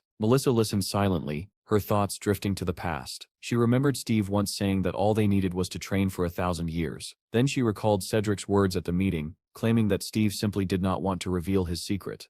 Jean suddenly lost his temper and shouted that Steve was not that kind of person. After piecing together everything she had heard, Melissa realized that instead of focusing on the dungeon, she needed to focus on Steve himself and understand why he was doing all this. Her phone rang. She answered and asked Steve whether they had managed to find his brother. Steve said that everything was fine, then casually asked what happened to awakened people who were bitten by a necroil. Melissa immediately grew concerned and asked whether someone had been bitten. At that very moment, Munch lay in his room, clutching his leg and screaming through clenched teeth. The bite on his leg was bleeding heavily, and a bloody web-like pattern was spreading upward along his skin. Steve replied calmly that no one had been bitten, that he was simply curious. Munch writhed in agony, gripping his leg, but nothing eased the pain. Melissa explained that according to existing data, only 38 cases of such awakenings had been recorded. Steve asked what ultimately happened to them. She said that on the 48th day, 2 had died from leukemia. 26 had simply gone bald. In 7 cases, aside from pain at the bite site, no side effects were observed. Only 3 had turned into necroils. Typical symptoms included fever, phantom pain, and reddening of the veins. She added that the lower the rank, the higher the chance of transformation. Steve asked what should be done after a bite, and whether the victim needed to be quarantined. Melissa replied that special institutions constantly monitored those who were bitten and conducted research to develop a vaccine. Steve ended the call, thinking grimly that these people were little more than test subjects. Later, Steve walked down a quiet street and noticed a man sitting by the roadside, selling items laid out directly on the ground. The man was writing strange symbols on pieces of paper, his face hidden beneath a hood. He noticed Steve and looked up. Steve greeted him. The man said it had been a long time and asked whether Steve wanted more medicine for his brother. Steve replied that he needed something else. He explained that a friend of his had recently been bitten by a necroil and asked whether the man had a cure, since his previous medicine had helped his brother greatly. The man rummaged through several jars before finally finding the right one. He handed it to Steve and said that a single jar should be enough. Steve read the label. It was called Anti-Frame. The man instructed him to apply it twice a day, morning and evening, and said it would begin to take effect after about a week. Steve asked about the price. The man said that since this was his second purchase, he would offer a discount. Normally it cost $4 million, but he would sell it for $2 million. Steve said it would be better to take more and asked whether he could buy 10 jars. The man happily agreed. Steve smiled, thanked him and said he owed him a favor. The man added casually that if the bitten person began suffering convulsions, they needed to be struck harder, as it would stop the infection. Steve took the ointment and walked away. Moments later 2 policemen appeared, shouting that selling goods there was illegal. In an instant, the hooded man gathered his wares and leapt away just as the police shouted for him to stop. When they reached the edge, one of them said he saw no one. Suddenly a large black bird burst upward from below, leaving the officers staring in confusion. Back at the guild, Munch lay on his bed, writhing in pain and clutching his bitten leg. Donnie, Jim and Bill stood anxiously outside the room, worried that Steve was taking too long. Bill stared at Munch in fear and asked in a trembling voice whether he was turning into a zombie. Donnie said that it certainly looked like he was. He picked up his phone and hesitated, asking whether he really had to kill him as his finger hovered over the screen. Jim asked what he was holding. Donnie replied that it was the ultimate superweapon and clarified that if he pressed the button, Munch would die. Before anyone could stop him, Bill pressed the button. A blinding light burst from the phone as a super bright flashlight turned on. Donnie put the phone away and all of them froze, staring at Munch. Nothing had changed. Bill asked in disappointment why nothing had happened. Jim looked terrified, and Donnie laughed, admitting that he was just joking. Bill said calmly that he had thought 100 spears would fall on Munch and was disappointed that nothing happened. Suddenly Bill stretched out his hands and shouted as if casting a spell, telling Munch to come back and not become a zombie. Just then, Granny's voice echoed from downstairs, calling everyone to dinner and warning that the soup would get cold. At that moment, Munch, who had been lying motionless, suddenly sat up and grabbed his head. Bill pointed in shock and shouted that Mr. Monk had stood up. Jim asked nervously whether he was really turning into a monster. Donnie replied that he was probably just hungry. A voice suddenly came from behind them asking what they were doing there. The boys turned around at the same time and saw Steve standing in the doorway, holding a green jar. Panic swept through them, and they rushed aside, afraid of Munch. Red veins crept toward Munch's eyes just as Steve struck him hard on the head. Elsewhere, a reporter was broadcasting live from the city where a 7th-level dungeon had just been cleared. The entire world was watching. It had been 10 days and 11 hours since Hiro and his team of 10 had entered the dungeon. Many residents had taken to the streets, gathering together and praying for the safe return of the heroic group. Suddenly, a silhouette appeared in the portal, and the crowd erupted with excitement. People shouted joyfully that they were coming out and called Hiro's name. The reporter announced that Hiro's battle group had emerged from the dungeon. It was a moment of great importance for all of humanity, proof that their main force of warriors had successfully completed the mission. As the crowd applauded, reporters shouted that Hiro's team had saved the city. Then, one by one, the fighters behind Hiro began to collapse. Medics immediately rushed forward to help them. Moments later, Hiro himself fell to his knees, stunning everyone present, The reporter wondered aloud whether the battle had truly been that brutal. Hiro then collapsed completely, losing consciousness. The reporter announced in horror that 7 members of the combat team had not returned.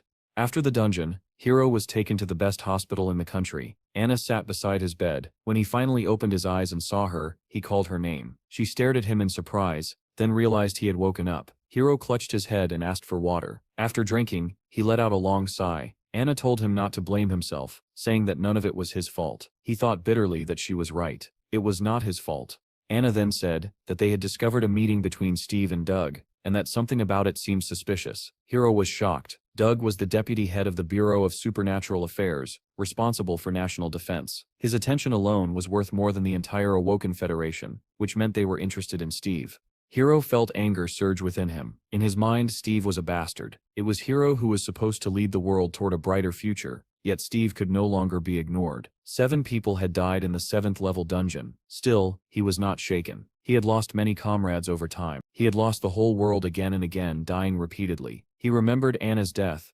realizing that even she had died dozens of times. Hiro understood that his fury was real, and that it was all because of Steve. He could not risk humanity's future because of one unpredictable freak. Judging by Steve's actions, he was planning something terrible. For the sake of humanity's future, Hiro decided that Steve had to die. He called Anna and asked her to find any ship capable of sailing, even if she had to build it with her own hands. It was necessary. The next morning was crisp and clear in Steve's guild. Sunlight filtered through the leaves of the giant tree. Chad woke up with a pounding headache, and his grandmother scolded him, saying that this was exactly why he should not drink so much. She sent him downstairs for breakfast. Chad picked up the identification card from the table and smiled to himself, thinking that he was now a real mercenary. In another room, Donnie was already sitting at his laptop, busy with work. He thought that once everyone found out that Steve was only recently awakened, the number of views would drop. Even so, the channel already had 1 million subscribers and had earned more than 10 million. He admitted that he had never imagined seeing such numbers. It really was true that success depended on connections. Gaining the trust of a powerful person at the right time was a skill in itself. Suddenly, Chad burst into the room, nearly scaring Donnie out of his skin. Chad was clearly enjoying himself and asked whether he was the only one having fun. Donnie snapped back, asking whether Chad had never been taught to knock. Chad apologized with a grin and said that his grandmother was calling him for breakfast. He asked where Jim was. Donnie replied that Jim was training as hard as he could and said that he would come down once he was finished. Out on the training field, Jim stood among several tree stumps. His eyes were closed, as if he were listening to the wind. Suddenly he opened them and began cutting down trees, chaining one skill after another with practiced precision. With a final strike, the last tree fell. Jim frowned and muttered that it was still too slow. Moments later, new trees appeared on the field. Jim clenched his jaw and said that he could no longer hesitate in battle. He activated his skills again and again, determined that he would never let something like this happen again. Meanwhile, Steve and the boys decided to go hunting, driving a pack of wolves to chase deer. One of the boys shouted that whoever caught the deer would win, while another added that the loser would have to collect apples. Steve stood near the temple, facing the senior monk and 2 men in gray robes. He said that the temple was already finished and asked whether it might fall apart. The monk laughed and replied that everything had been built to last and to honor their faith. Steve answered that if anything felt wrong, they should not hesitate to say so. The monk bowed slightly and said they were deeply grateful that Steve had helped them find shelter and that they did not know how to repay such kindness. The deer and the wolves rushed past them in a blur. Bill ran ahead of everyone, shouting excitedly and urging the wolves to go even faster. The boys from the temple chased after them, laughing and calling out encouragement. Steve watched Bill and said quietly that this was the first time he had ever seen him so happy. Before, Bill had always been lonely. There was a time when mothers forbade their children from playing with him, and Bill had heard every word. A woman from the temple approached and said it was already lunchtime, inviting Steve to join them. He declined, saying not today. Steve then asked how Munch was feeling. The monk replied that Munch had been delirious for a long time, but now he was even able to train again. He added that Munch had developed a healthy appetite. Munch stood alone, staring at himself in the mirror, studying the scar around his red eye. He remembered the past, when he had been mocked as a bald macaque, orphaned at a young age. He had been bullied and laughed at by other children. When he realized he was different, he built a wall around himself and shut everyone out. Then the master had taken him in and invited him to live at the temple. Years later, that same master had been killed when goblins attacked and burned the temple. Munch told Steve that when the master died and the temple was destroyed, he felt true hatred for the first time. He admitted that it was then he began to kill. He slaughtered goblins one after another in a frenzy, showing no mercy, hunting them down even in the most hidden places. He said he had committed that sin of his own free will, and did not care where he would go after death. He only wanted to extinguish the burning fury inside him. In his rage, Munch had imagined many things. It felt as though someone was speaking to him, but in truth, it was his own voice telling him that if he truly did not care, he would have died in the dungeon long ago. Turning to Steve, Munch said that Steve had saved him again, calming his hatred by restoring the temple. Suddenly, Munch spoke in a serious tone, saying that he now had a different goal. Steve and the others listened closely, not understanding what he meant. At that moment, Munch summoned a winged spear inside the room, destroying everything around it. The boys jumped back in shock, stunned by the sudden outburst. With a sinister smile, Munch said that for the sake of all those who were oppressed, he would go through hell for them. Jim looked confused and said he did not understand what Munch was talking about. Donnie muttered that now they had two crazy people. From downstairs came the sound of an old woman charging upward with a knife, shouting, asking who dared draw a weapon inside the house. Before anyone could stop him, Munch leapt through the window, shattering it completely. Later, before anyone could catch up, Munch stood alone, staring at his reflection again, listening to someone call his name to come eat. Suddenly he slammed his head into the mirror, and a mad smile spread across his face. That night the full moon hung in the sky, casting a silver trail across the surface of the sea as waves crashed against the rocky shore. A small ship raced across the water. Hiro and Anna stood at the stern. When the vessel reached land, Anna said they had arrived. People were already waiting on the shore, and the women said they would continue the journey by car. Hiro stood silently, staring ahead, thinking that he was following the druid's path. Back at Steve's guild, the boys were discussing whether the monk had returned yet. One said that he had probably been dealt with by the old lady, and another joked that it was not surprising, since he had broken the window. Chad said that the secretary had called, explaining that the city plan had been finalized based on his work. Tomorrow they would receive the map and begin designing the detailed layout of the city. Steve told Chad to keep an eye on them to make sure they did not try anything suspicious. While chewing his breakfast, Jim asked where Steve was planning to go. Steve replied that he was heading to England to meet Dr. Toddler. Donnie shook his head and said that there was currently no way to get there. Steve asked why, and Donnie explained that all air traffic and sea routes had been closed. Steve asked what had happened. Jim said there had been a chain of dungeon breakthroughs, with wyverns taking over the skies and some unknown monster dominating the seas.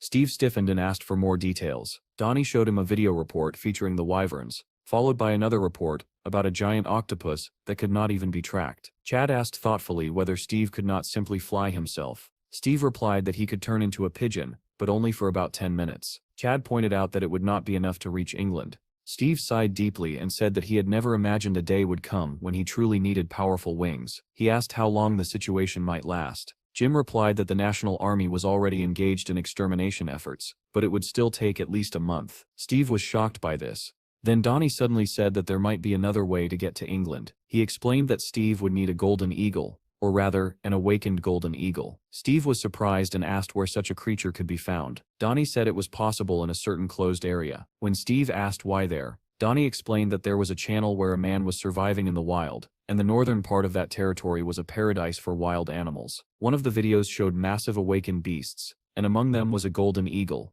Not long after, the blue SUV was already speeding down the road, and someone inside the car exclaimed in disbelief, "Seriously, damn."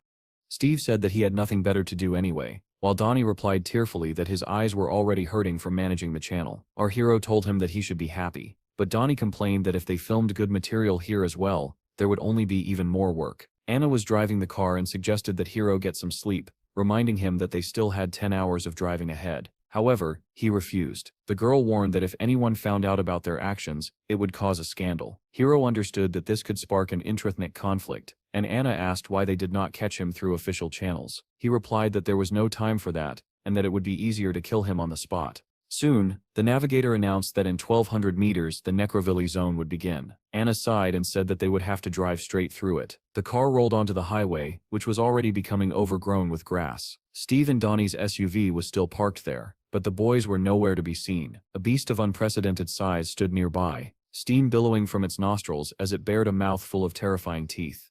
In front of Donnie stood a boar of enormous size, glaring at him with obvious hostility. Steve's voice sounded in his head, asking how he felt. Donnie, trembling, replied that it looked very strong. Steve pressed him for more details, and Donnie added that it clearly did not like people. Our hero liked this answer, and decided that he wanted and needed to tame it. Suddenly the boar lunged at Donnie. Panicking, the boy ran forward and scrambled up a nearby tree. The boar crashed into the trunk head-on, and the impact made the tree sway violently. Donnie shouted for Steve to save him, but at that moment, the boar struck again with its tusks. and the tree began to fall. Donnie tumbled down with it as the boar rushed toward him. He fell onto his back and screamed for help with his eyes tightly shut, only to feel something dripping onto his cheek. When Donnie opened his eyes, he saw a giant rabbit with glowing red eyes standing behind him. Terrified, he began crawling forward. Ahead of him, the boar and Steve were already standing side by side. Realizing that none of the animals were attacking, Donnie asked cautiously whether they were going to eat him. Steve replied that it did not seem that way. Donnie lowered his head in relief and let out a heavy breath. Pointing nervously at the rabbit, he asked Steve to send it away because it was frightening and its stats were absurdly high, level C, rank 2. At that very second, a blue portal appeared, and the rabbit jumped straight into it. Donnie then looked at the boar and asked why it had not left as well. Steve climbed onto its back and said that it would give them a ride, deciding on the spot to name the boar Yaka. Our hero rode on Yaka, while Donnie rode on the wolf. Donnie asked whether the transformations were really worth it. Steve replied that they only changed one's character slightly. Donnie said incredulously that it did not look that way at all, and Steve added that he never transformed animals stronger than himself. When Steve asked whether the rabbit had been that scary, Donnie admitted that it was not really. Steve then added that he himself had a higher rank than the boy, prompting Donnie to start whining that even the rabbit was stronger than him. Donnie noted that they had already found 2 strong animals, but there was still no sign of an eagle. He asked how much longer they were going to stay in this place. Soon the group reached a hillside overlooking the entire forest. Steve said that finding the eagle was the hardest part. He called Melissa,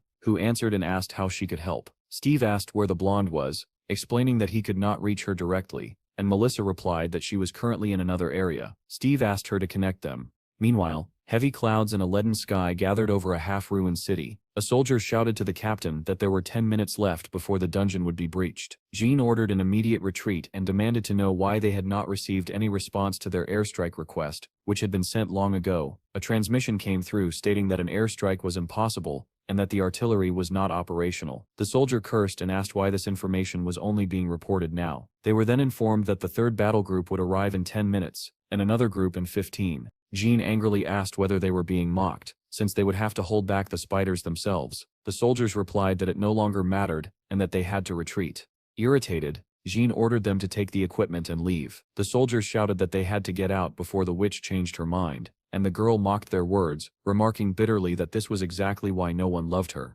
At that moment, she received a call and answered, introducing herself as the captain of the 11th Reconnaissance Group. Steve greeted the blonde cheerfully, saying that it had been a long time since they last spoke. She was clearly surprised to hear his voice and fell silent for a moment. Steve explained that he needed to find a golden eagle and asked whether her group could help. The girl listened with clenched teeth, then suddenly screamed at the top of her lungs, "Fuck you, sex maniac," before hanging up. Steve stared at the phone in shock, unable to understand why she had reacted that way. Turning to Donnie, he asked what catching an eagle had to do with sex. Donnie, tense, stared ahead and asked Steve what that was in the distance. Beyond the city, a towering column of strange black smoke rose into the sky. Donnie picked up his phone and said in disbelief that it was starfish. Steve asked again what he was talking about, and Donnie showed him a news report stating that a starfish dungeon had been breached. The creatures were capable of shooting fire and exploding after death. Our hero was surprised that they could still interfere even after dying. While Donnie looked away in fear, he suddenly shouted for Steve to look at the birds.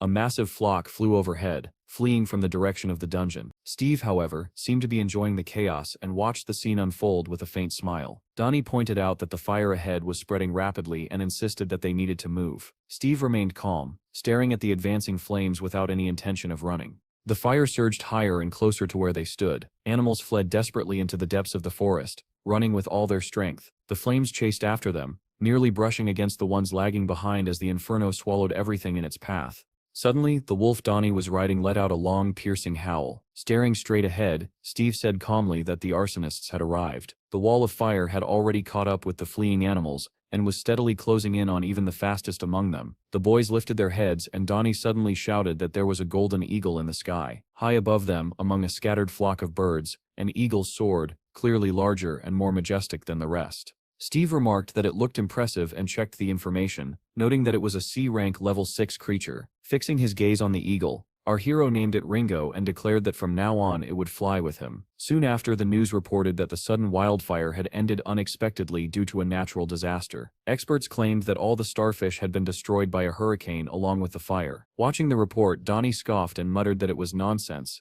adding that this was exactly why no one trusted the news anymore. Pleased that the video had finally uploaded, Donnie said that now people would know the truth. The drone footage showed Steve, transformed into a massive boar, charging to the edge of the fire. He ran around the inferno at incredible speed, as if outlining its boundaries with the power of the Earth Spirit. Then he activated the tornado skill, causing the starfish to be consumed by their own flames. The video was titled "Steve has the tornado skill," and comments flooded in almost instantly. Some viewers dismissed it as fake, while others asked whether Steve was a god. Donnie was stunned to see that in just a few seconds, the video had surpassed 400,000 views. Another clip showed the fire already extinguished, with drones hovering over the scorched area. In that footage, Donnie could be seen rushing towards Steve, who lay unconscious on the ground. Donnie hesitated, thinking it would be better not to include the moment Steve collapsed, as it would reveal his weakness. Then he realized he could upload it as a separate video instead.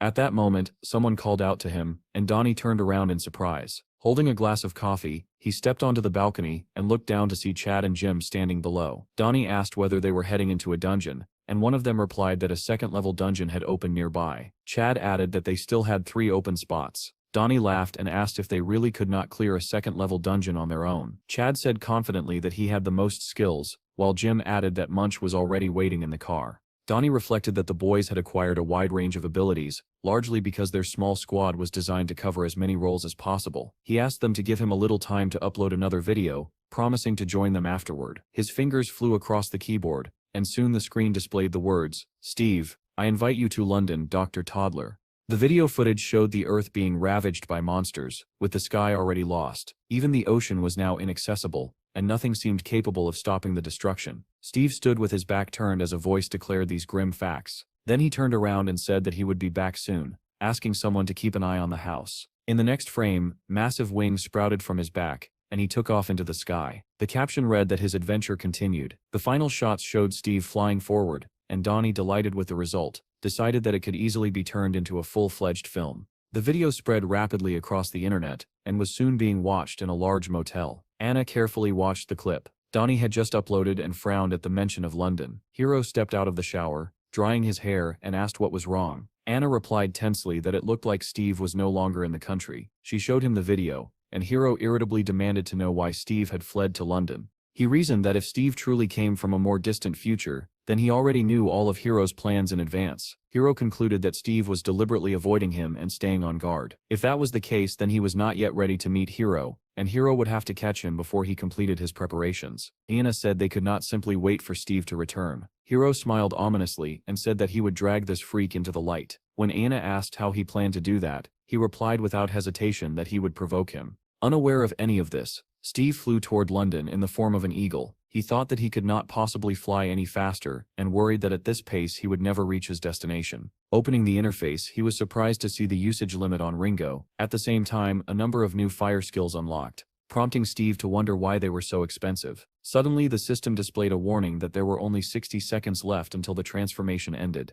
Elsewhere in the forest, between towering trees, the sounds of a chase echoed through the air. A bull charged forward, with 2 men on motorcycles pursuing it closely. One of them shouted not to waste bullets and to aim properly. The other complained that he had already shot the bull 3 times, yet it was still running. They were in danger of running out of fuel. He told Uncle John to get closer and urged him to take the shot. As the motorcycle closed in, the man aimed and said that this would be the end. He fired, and the bullet struck the bull's leg, making it cry out in pain. Even so, the bull did not fall, and continued running. Frustrated, the man asked whether he really needed to empty a machine gun into the animal. Suddenly, the boy called out to his uncle, and pointed at something falling from the sky. Right in front of the bull, something slammed into the ground in a flash of lightning. The impact sent the bull flying backward as stones scattered in all directions. The men rode forward cautiously, scanning their surroundings, and stopped near a crater formed by whatever had fallen. The boy asked what had come down from above, and the uncle replied that it did not matter, as long as they could take the bull.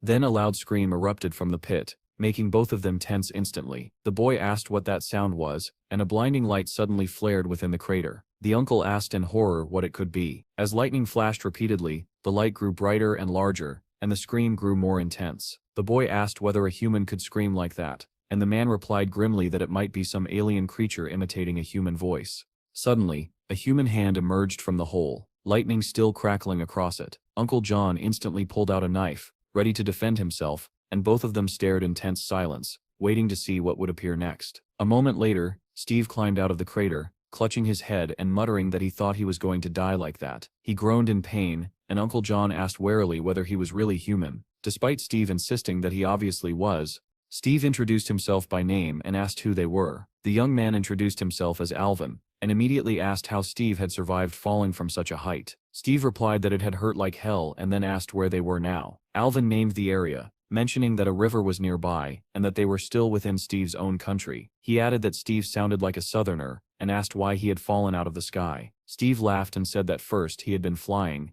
and then he fell. Judging by his words and the fact that he was not seriously injured, Alvin concluded that Steve must be a very strong awakened one. Steve hesitated, unsure how to respond, then admitted that he really was strong. Uncle John still held the knife at the ready, and asked whether Steve was alone or traveling with friends. Steve answered that he had friends, but he was on his own at the moment. The uncle said that they would not detain him. They explained that they had been chasing a bull, and that it should be somewhere nearby. Alvin looked around and said it could not have gone far. Steve thought about where he had fallen and wondered whether he had been flying in the right direction at all. He slipped his hands into his pockets, then absent-mindedly asked where his phone could have gone when he realized it was missing. Without thinking, he activated his clairvoyant skill to search for it. The phone was lying in the bushes nearby, but when he picked it up, he said irritably that it was broken. Meanwhile, the men found the bull, which had been thrown quite far by the impact. They doubted whether it was even alive. Uncle John was shocked that the bull had survived so many bullets, only to be killed instantly by a single blow from Steve. Alvin asked whether they would have to cut it up on the spot to carry it back. His uncle replied that they would spend the whole day skinning it, and would also have to fight off wild animals while doing so. Pulling out his knife, the uncle added that if they did not bring the bull back, the villagers would starve. At that moment, Steve suddenly appeared on a rock behind them and called out. He asked whether they had a blood crystal phone, since his own was broken. Alvin started to say that there was one in the village, but his uncle cut him off sharply. He warned that there were women and children in the village, and questioned how they could bring such an awakened one there. Realizing that he had spoken too freely, Alvin quickly apologized. While they were talking, Steve walked over to the bull, and lifted it over his head with effortless ease. The men were stunned by his strength. Steve then offered to carry the bull in exchange for the phone. They stepped aside to whisper among themselves. Alvin remarked that Steve was incredibly strong, and his uncle added that bullets would not even slow him down. Alvin suggested that they should take the bull back to the village first, otherwise the villagers would have nothing to eat. His uncle reminded him grimly of what awakened ones had done to their village the previous year, when they had been welcomed as nomads, only to return later with companions and slaughter everyone. Steve asked what they were talking about and whether they were leaving. The men replied that they were already heading back and told him to follow them. They mounted the motorcycle, the engine roared to life, and Steve began walking behind them with the bull in his arms. Uncle John told Alvin to hold on tight and said that Steve would not be able to keep up while carrying the bull, adding regretfully that they would have to abandon it. He twisted the throttle, and the motorcycle shot forward at high speed, leaving Steve behind.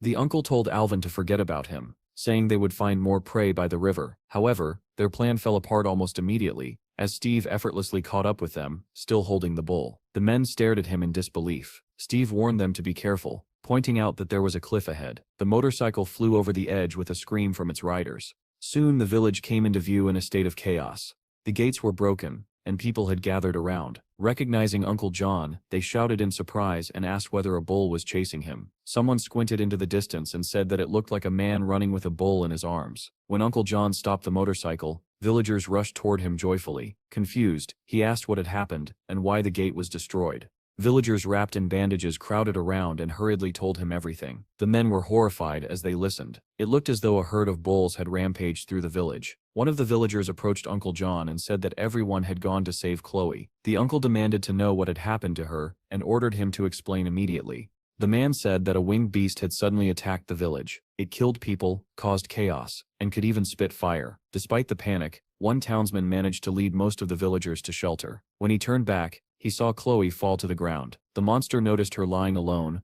attacked her, grabbed her by the arms and flew away, carrying her tightly in its grip. The man finished by saying that the creature had taken Chloe away from the village. Uncle John angrily demanded to know where the monster had taken the girl. The townsman asked him to wait, explaining that the elder had already taken several men and gone after her. But the uncle refused to listen, shouting and demanding answers. Finally, the townsman gave in and pointed toward a mountain, saying that the monster had flown behind it. Without hesitation, Uncle John jumped onto the motorcycle and sped off in that direction, ignoring the villagers' cries. Alvin turned to Steve, tears streaming down his face, and began begging him for help. He pleaded with Steve to save their Chloe, swearing that he would never forget his kindness. Steve did not need much convincing. To Alvin's astonishment, he agreed immediately. Our hero said that when he returned, they would give him the phone. Blue lightning wrapped around his back, and in the same instant, wings burst forth, lifting him into the air. The villagers stared in shock and asked who this man was. Edwin replied that he was a southerner and a young nomad. Watching Steve soar into the sky, he added that the man was also a beast master. At the same time, deep in the forest, a massive bear was rampaging, roaring and spraying saliva in all directions. Several men were trying to lure the beast into a trap so they could escape, when suddenly one of them tripped. Losing his balance, he tumbled across the ground, and the bear was already closing in. His companion could only shout his name in desperation. The fallen man struggled to get up, but the bear reached him and swung its enormous paw, sending him flying. The remaining men drew their knives and charged at the beast, shouting as they tried to avenge their comrade. However, the bear was far stronger and more agile. With a single swipe of its paw, it scattered them like toys. Someone shouted for a retreat, admitting that they were no match for the monster. Another man protested, asking if they were really going to run. At that moment, a warning cry rang out, and the bear struck again, blood spraying from its mouth. One of the men said grimly that at this rate, they would all die. There was no point in trying to save Chloe anymore. Too much time had passed, and the flying creature had probably already eaten her. Of all the awakened villagers, only 4 remained. They could not afford to lose anyone else. As the bear swung its paw once more, a claw nearly crushed one man's head, and he stared at it in sheer terror. Suddenly something slammed into the bear at incredible speed, hurling it aside. It was Steve, in the form of an eagle, who struck the bear squarely in the face and sent it flying. The men froze in shock, unable to comprehend what they were seeing. Staring at Steve's wings and the faintly shimmering aura around him, they asked in unison who he was. Someone muttered that he was a man, though at first he had looked like an eagle. Steve replied that Alvin had asked him for a favor and demanded to know where Chloe was. One of the men answered that the flying creature had taken her to its nest, somewhere on the mountain. He added that the bear had attacked them by surprise. Nearby, the injured men were rubbing their bruises. A bottle suddenly appeared in Steve's hand, and he said that since people had been badly hurt, they should use the potion. One of the men accepted it reverently, and said that such a potion was extremely valuable. Steve was still asking for more precise directions when the bear suddenly appeared behind him. Without even taking his hands out of his pockets, Steve kicked the bear so hard that it was sent flying backward. Following up, he spun around and punched the beast upward in the jaw, flipping it through the air. Steve landed lightly on his feet, and the bear crashed onto its back. Stunned, the men could only watch in disbelief. The bear lay on the ground with its eyes closed. However, judging by its status, its vitality was almost intact. Steve asked whether it was pretending to be dead, and ordered it to open its eyes. Obediently, the bear complied and looked at him. Steve commanded it to stand up and submit. The massive creature immediately sat down before him, its posture radiating submission. The men were stunned, unable to believe that Steve had just tamed such a monstrous beast. The system prompted him to choose a name, and Steve called the bear Cole. It turned out that Cole had once been the king of the forest, until a flying creature arrived, defeated him, and seized all his territory. Smiling, Steve said that in that case the bear would know where the creature had gone and suggested that they go and take revenge. The bear roared in response, clearly eager. At that moment, John arrived on a motorcycle and ran toward them. One of the men asked why he had come, and John replied that it did not matter. What mattered was where Chloe was now. The man hesitated, admitting that they did not know exactly. Steve told John that he would bring the girl back, but in return, John had to keep his promise. Only then did John notice Steve properly, and he was shocked to see what was happening. Steve surged forward and told Cole to lead the way. The men remained behind, staring in disbelief as Steve and the massive bear charged off together. Suddenly, Steve's entire body glowed blue, lightning wrapping around him once more. In the next instant, wings appeared on his back, and he soared into the sky. The men watched in awe, realizing that he could not only tame beasts, but also transform into them.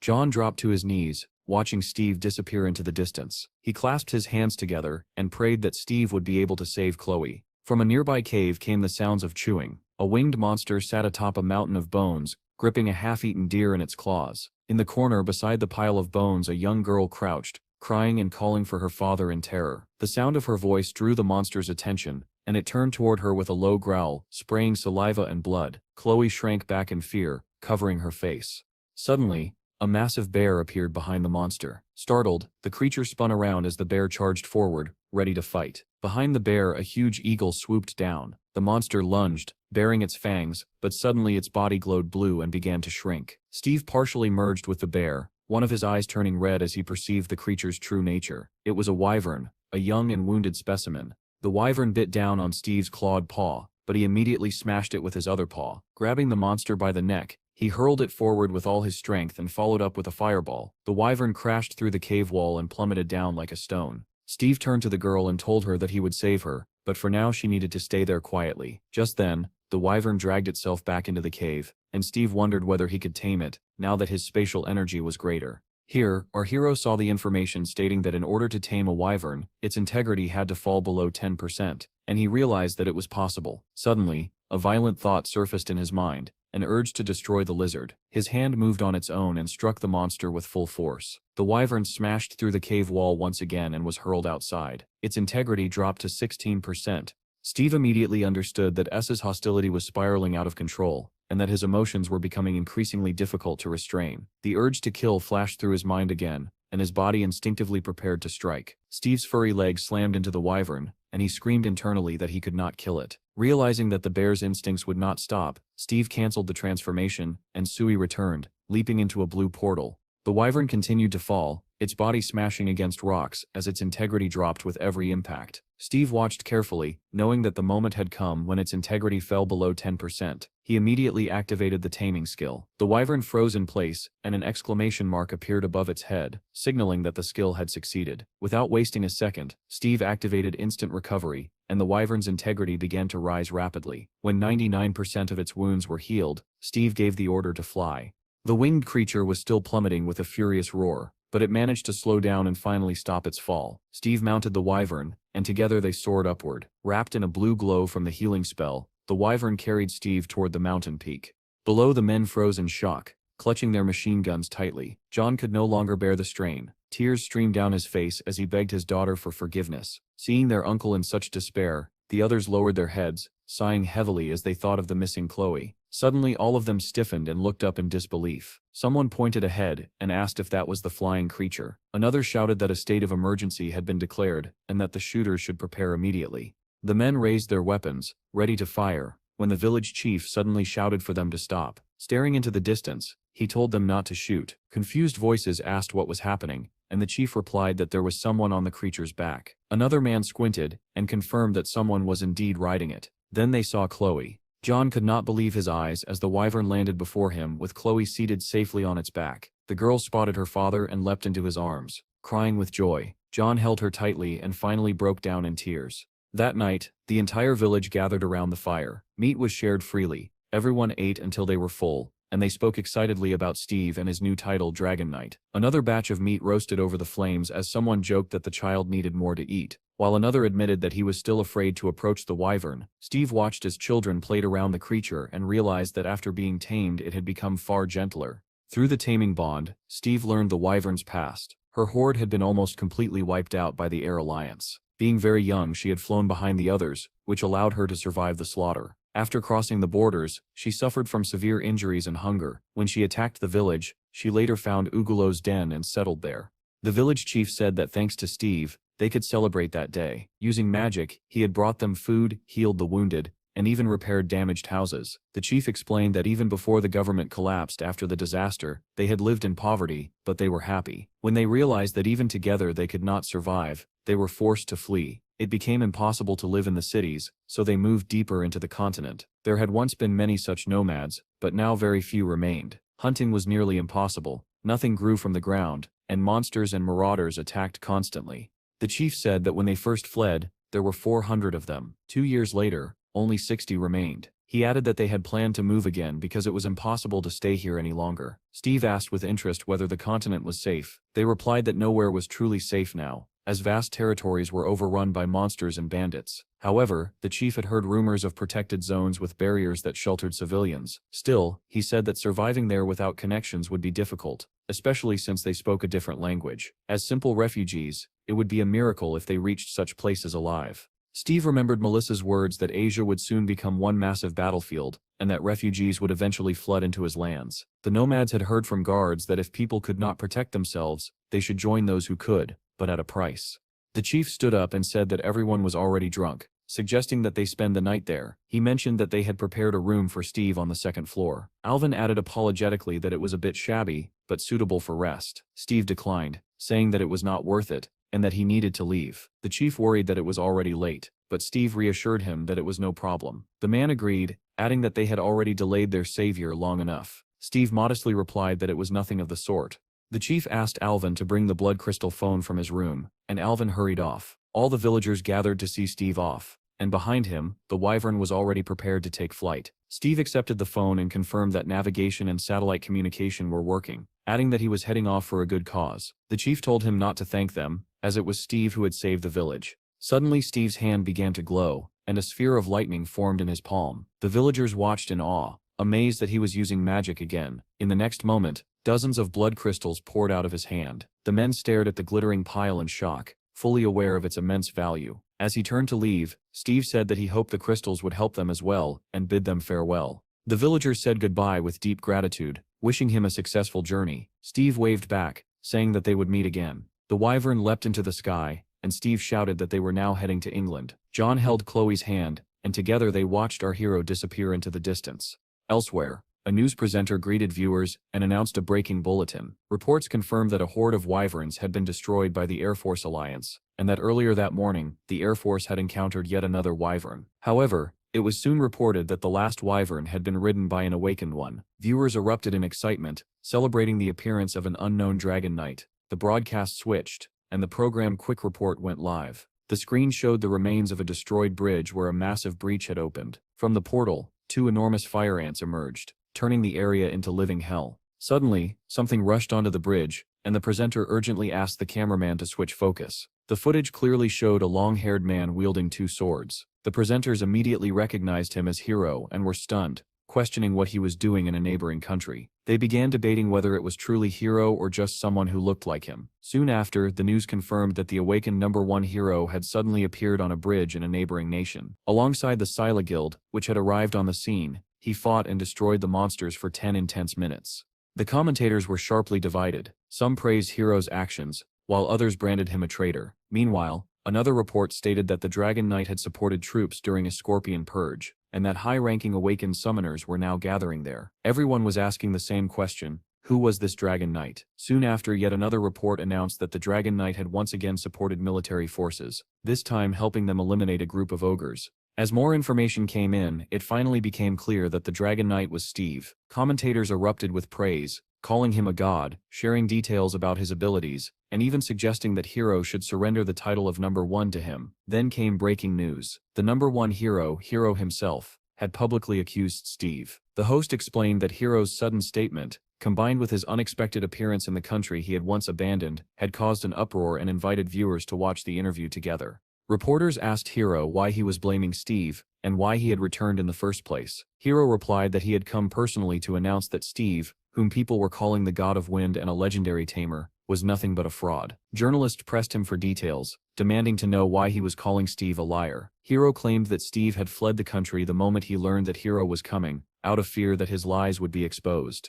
A reporter asked whether Hero was suggesting that Steve's true abilities were exaggerated, and that all his videos were staged. Hero answered that Steve was merely a tamer whose abilities had never been professionally evaluated, and that the government was simply using him to make money. Another reporter noted that it sounded like a personal conflict, and asked whether Hero had a message for Steve. Staring directly into the camera, Hero asked whether Steve could see him and declared that if Steve wanted to prove him wrong, he would be waiting at the SPFC station. Elsewhere, Donnie sipped coffee from a glass and stared at the news in disbelief. He exclaimed that the media was already flooded with Hero's claims that he could deal with Steve using just one hand, and that he had openly challenged him to a fight. Another article claimed that the world-famous Steve had shown a friendly attitude toward the Russian president. Watching this, Chad asked in confusion how Steve had ended up in Russia when he was supposed to be on his way to England. Just then, Chad received a call and answered, saying that it was Steve's guild, and that Chad was speaking. When the caller asked about Steve's whereabouts, Chad admitted that he could not reach him either. Donnie asked whether it was the bureau director calling again, and Chad grimly confirmed it. Donnie was surprised that the director called every day, and Chad replied that sometimes he called every hour. Donnie remarked that just a couple of months ago he could not even look the director in the eye, yet now the man called them daily. They discussed how nothing of value had been found in the dungeons, and how Steve's recent actions had shocked everyone. A gloomy Cedric complained, and his colleague advised him to stop chasing cash and focus on collecting loot. Donnie said that Steve was really needed right now, and Chad asked what the issue was this time. The article they were reading stated that 7th-level dungeons were appearing more frequently. Residents were worried and hoped that Steve's guild would take responsibility for the 13th district. Chad added that lately many people wanted to move into that newly formed area of the city. Donnie remarked that the world needed a firm hand and that it should be used. Chad grumbled that the principal had told him the exact same thing, which surprised Donnie. The director had said that once the area was officially recognized, they would have to defend the land, while the bureau would handle taxes and the closure of simple dungeons.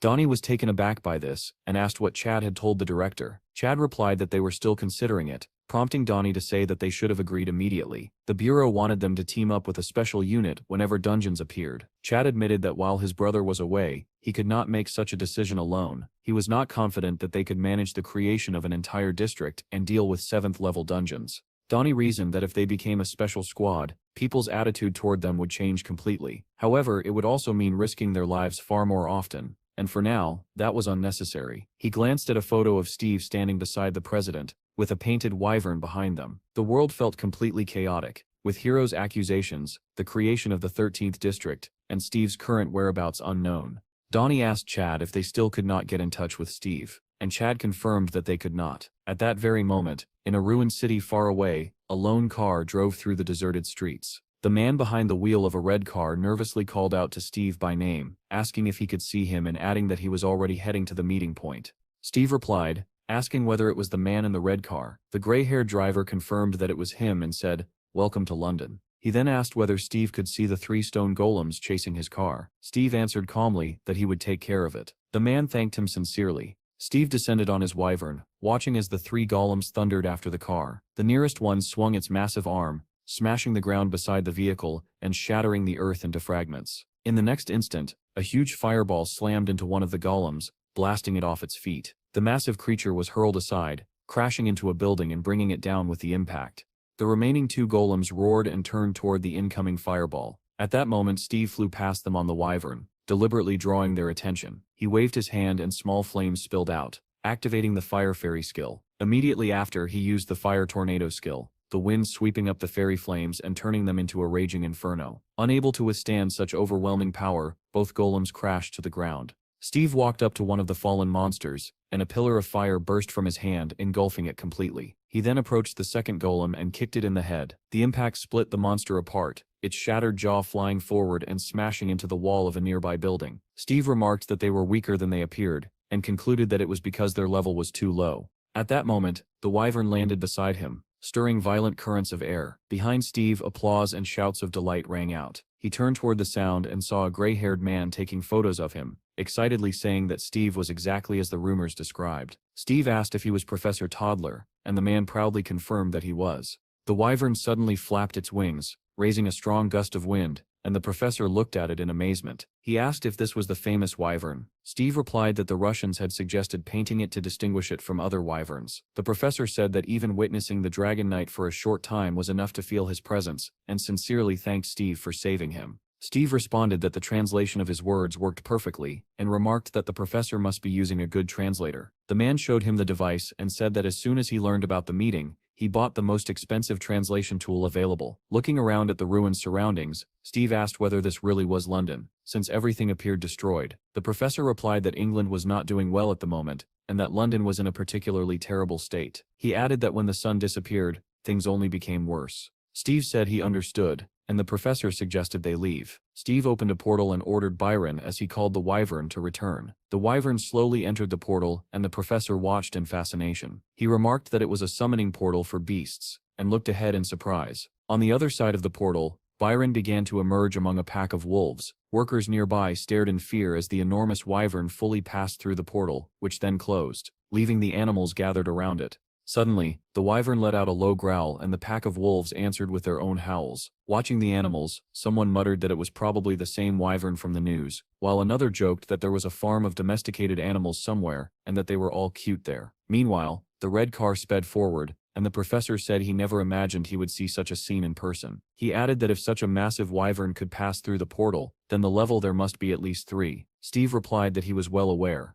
The professor smiled and said that of course Steve was aware, since he was currently the main subject of the news. He added that he had been waiting for their meeting, and was very glad it had finally happened. Steve, however, did not share his enthusiasm and thought that it sounded like the man wanted to experiment on him. The car passed rows of destroyed houses and headed toward the coast, where enormous monsters swam through the river, Steve asked whether the professor's laboratory was in London. The man replied that London no longer existed, and that New Dover was now the capital of England, where his laboratory was located. Steve asked why they had not arranged to meet there instead. The professor explained that he had come here to collect materials, mentioning that there had recently been a massive bombing and that many blood crystal samples were now scattered throughout the area.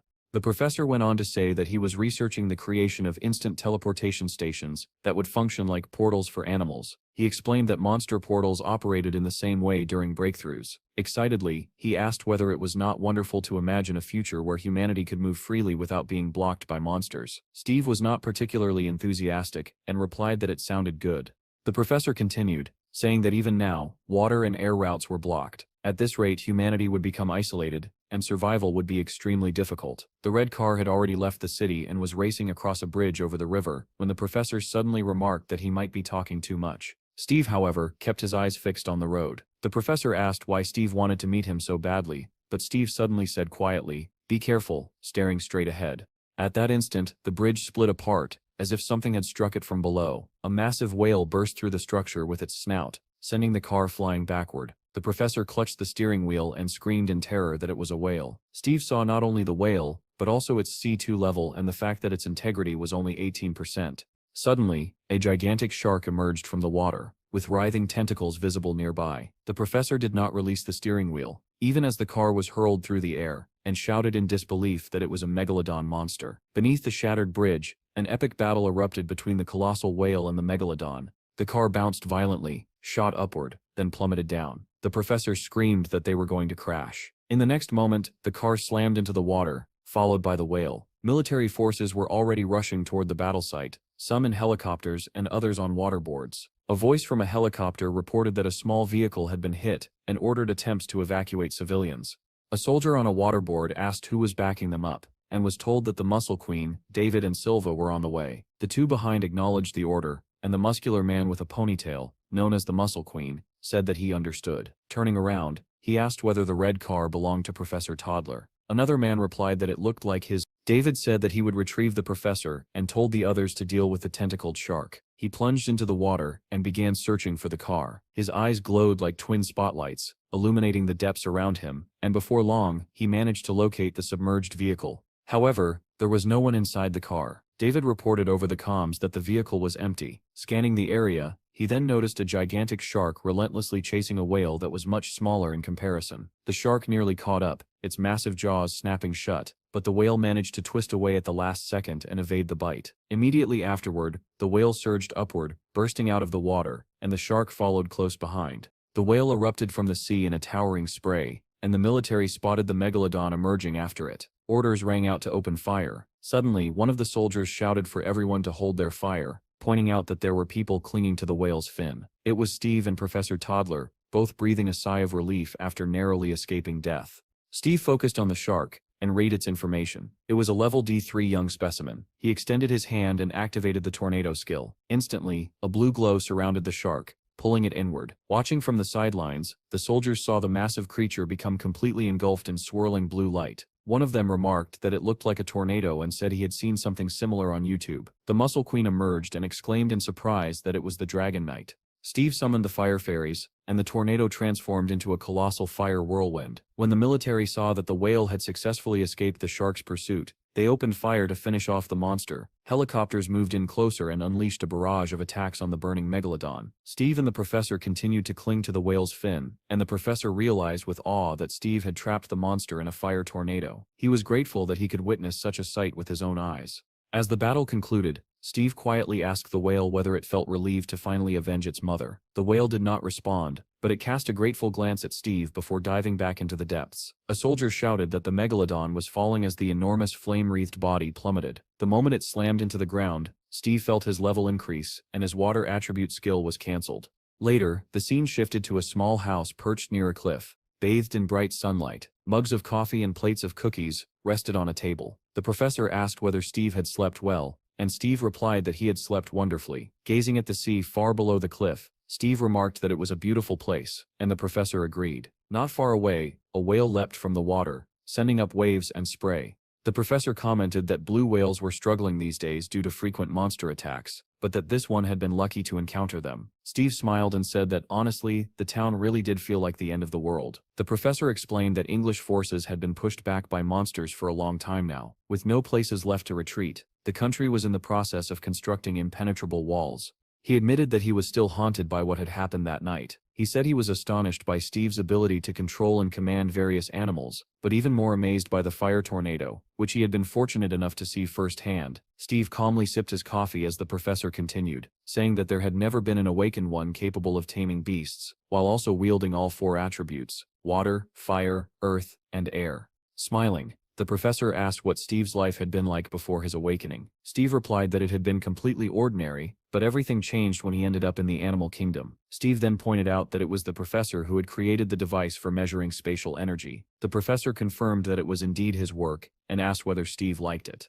Steve asked what laws governed that device, surprising the professor, who asked why he needed to know. Steve explained that every time his strength was measured, he felt as though someone was watching him. Professor Toddler grew tense and remained silent. Steve added that this was also connected to the planet from which he had returned to Earth. As far as he understood, that planet had shattered into pieces and manifested as dungeons, with the fourth-level dungeon being only a small fragment. He continued, saying that instead of friendly animals, the place was now inhabited by lizardmen he had never seen before. He asked what had happened to his comrades, why he himself had not aged a single day in 1,000 years, and who exactly was observing him whenever his energy was measured. The professor listened carefully and finally said that everything Steve had said was true. He explained that all of Steve's questions, his sudden interest in language and writing, and even his return were connected. They opened a hatch in the floor and descended a set of stairs. The professor said that his laboratory was below. Steve remarked that it was quite deep, and the professor replied that it had been built to withstand even a nuclear explosion. Although it was his personal lab,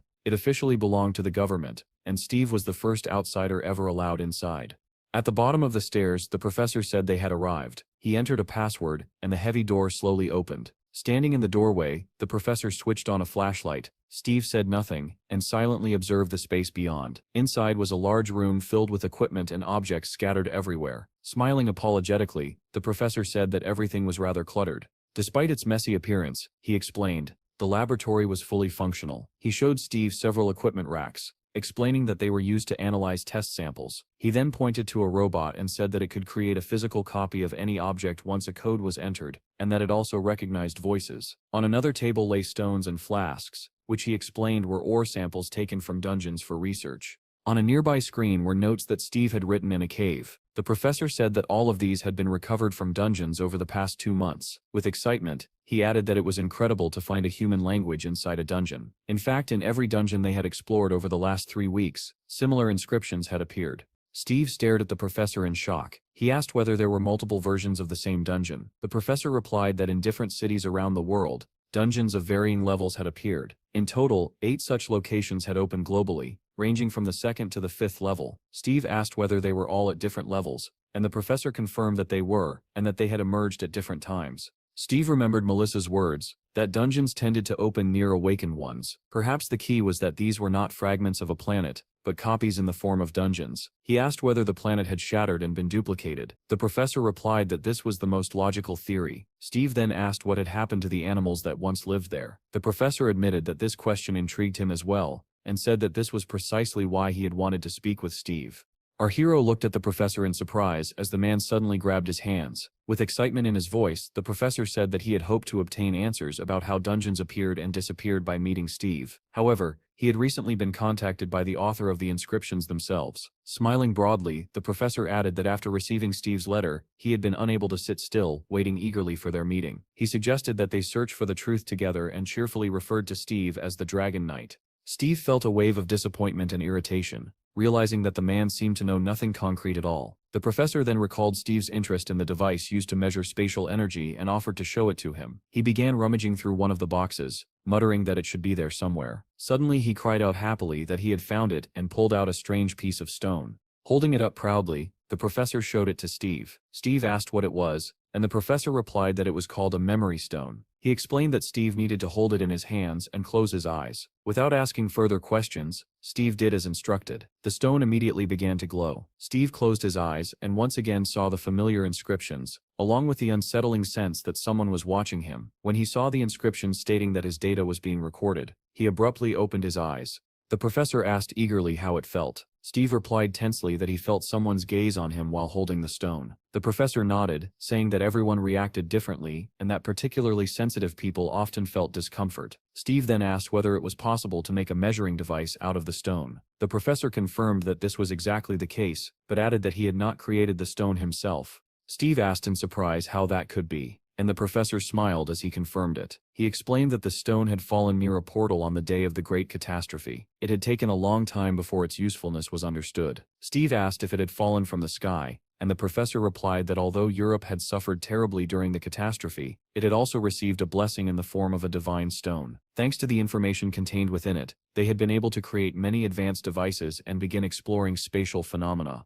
The professor then showed Steve a box containing several flasks. He explained that this was one of his inventions, a case for stones, into which he had embedded a memory stone. Steve showed little interest, but the professor added that he had managed to transfer all the information sealed within the stone. He explained that the stone absorbed information from any contact, and although it had limits, it was currently functioning well. He handed the box to Steve and invited him to touch it. Steve placed his hand on the device without hesitation. After seeing the results, the professor exclaimed enthusiastically that Steve had surpassed Brang's energy in just 3 months. He suggested that perhaps Steve was special, but even so, the speed of his growth was astonishing. Steve asked whether this was truly a portable measuring device. The professor confirmed that it was, and added that he still wanted to refine its size.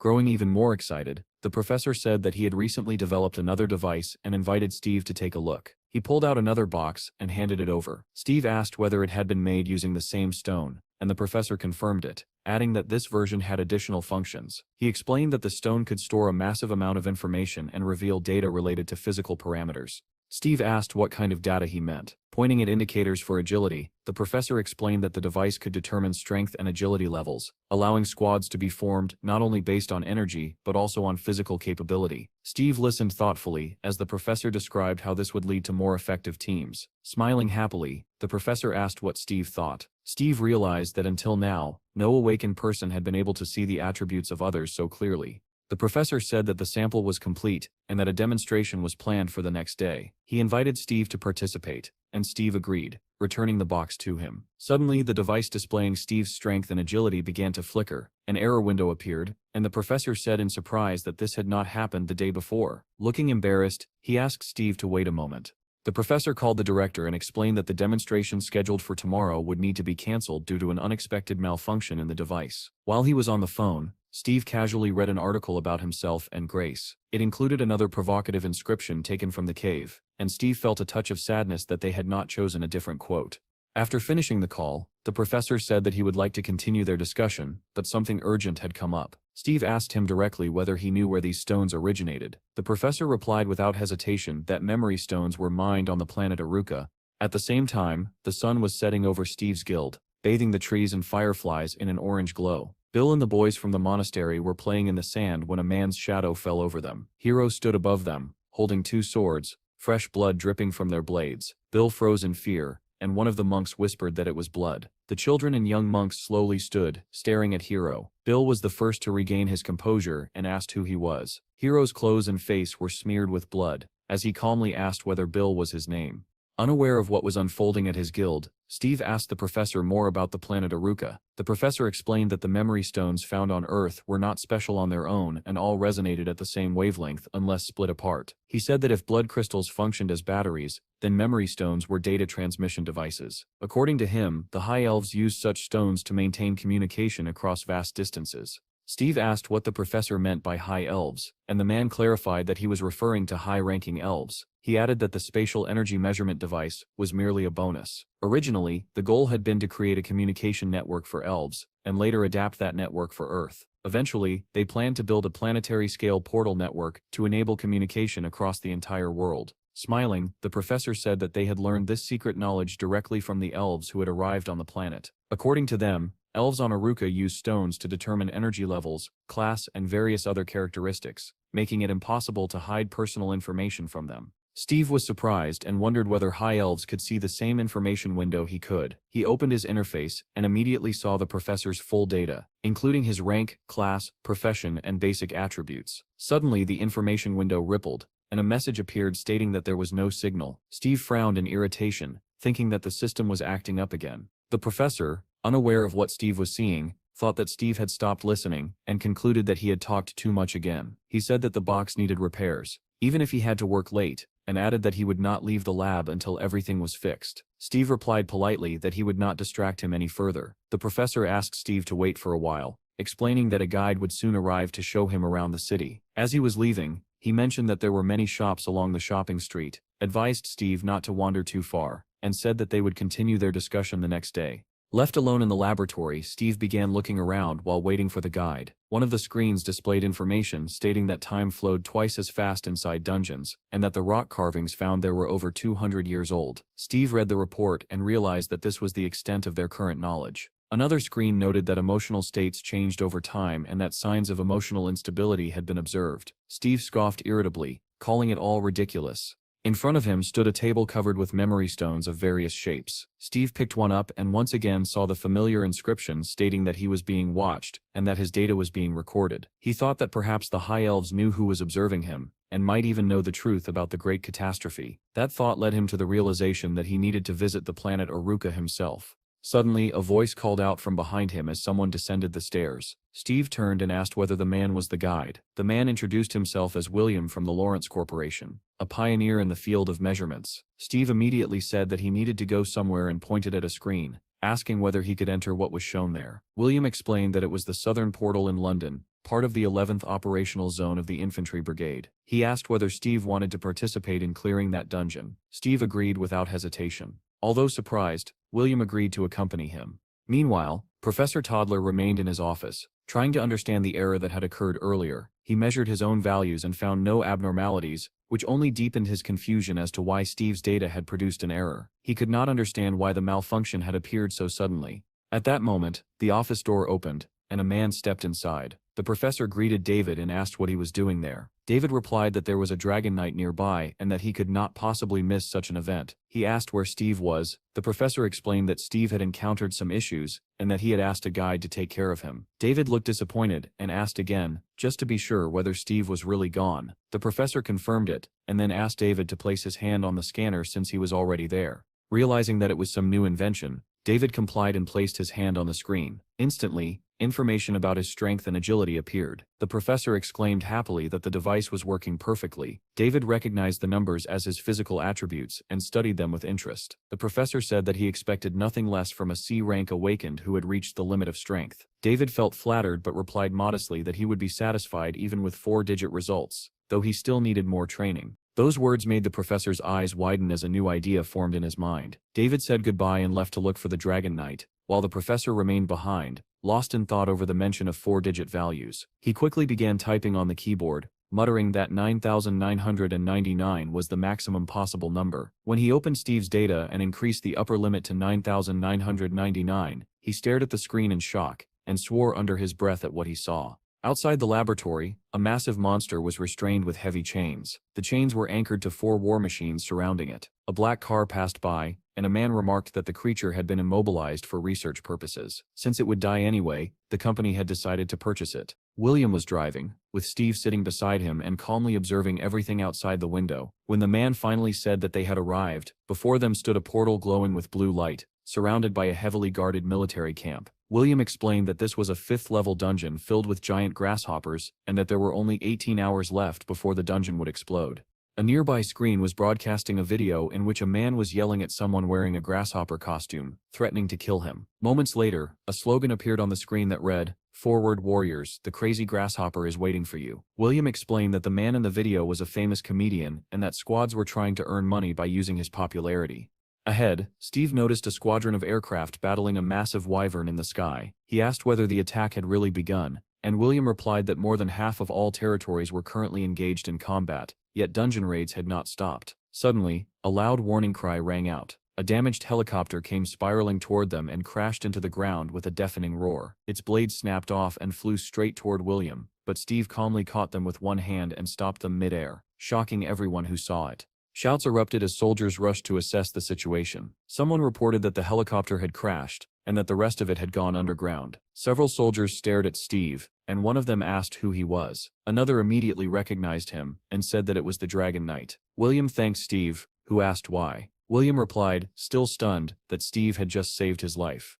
William then said that it could now be said that the issue with the dungeon entrance had been resolved. Suddenly he turned and pointed ahead, saying that they had arrived. He gestured toward a group of uniformed men and explained that they were the Lawrence Corporation's combat team. These were specially selected A-rank awakened, chosen specifically for Steve. William introduced their leader, Robert, the captain of the 2nd Phoenix Squad. Robert greeted Steve politely. However, Steve continued walking forward, saying that it was unnecessary and that he would enter the dungeon alone. William shouted in shock, asking how he could possibly go in by himself. Steve firmly told them not to follow him. William tried to stop him again, reminding him that this was a 5th-level dungeon, but Steve ignored him and stepped straight into the portal, which swallowed him in blue light. Inside, Steve opened his information window and said irritably that it still was not working. After closing it, he remarked that B-rank monsters had energy levels no higher than 1400. William called out to him once more, but Steve no longer listened. As he passed fully into the portal, he transformed into a golden eagle. William stared at his retreating back in disbelief and let out a heavy sigh. Turning to Robert, he asked what they should do. Robert replied that there was no reason to follow him if Steve himself did not want assistance. Nearby soldiers began discussing the situation. Some complained that they were being devalued, while others argued that even if Steve was a Dragon Knight, they should still follow and support him. William apologized to Robert for the confusion, but Robert waved it off, saying that they were still waiting for the quest to officially begin. As the discussion continued, William grabbed his head in frustration, wondering what he was supposed to do. At that moment, a red SUV drove up and stopped beside them. Everyone turned to look, curious about the newcomer. David Dane stepped out of the car wearing a tracksuit and waved cheerfully at William. Approaching the group, he said that everyone had gathered and asked Robert why he was standing around instead of hunting grasshoppers.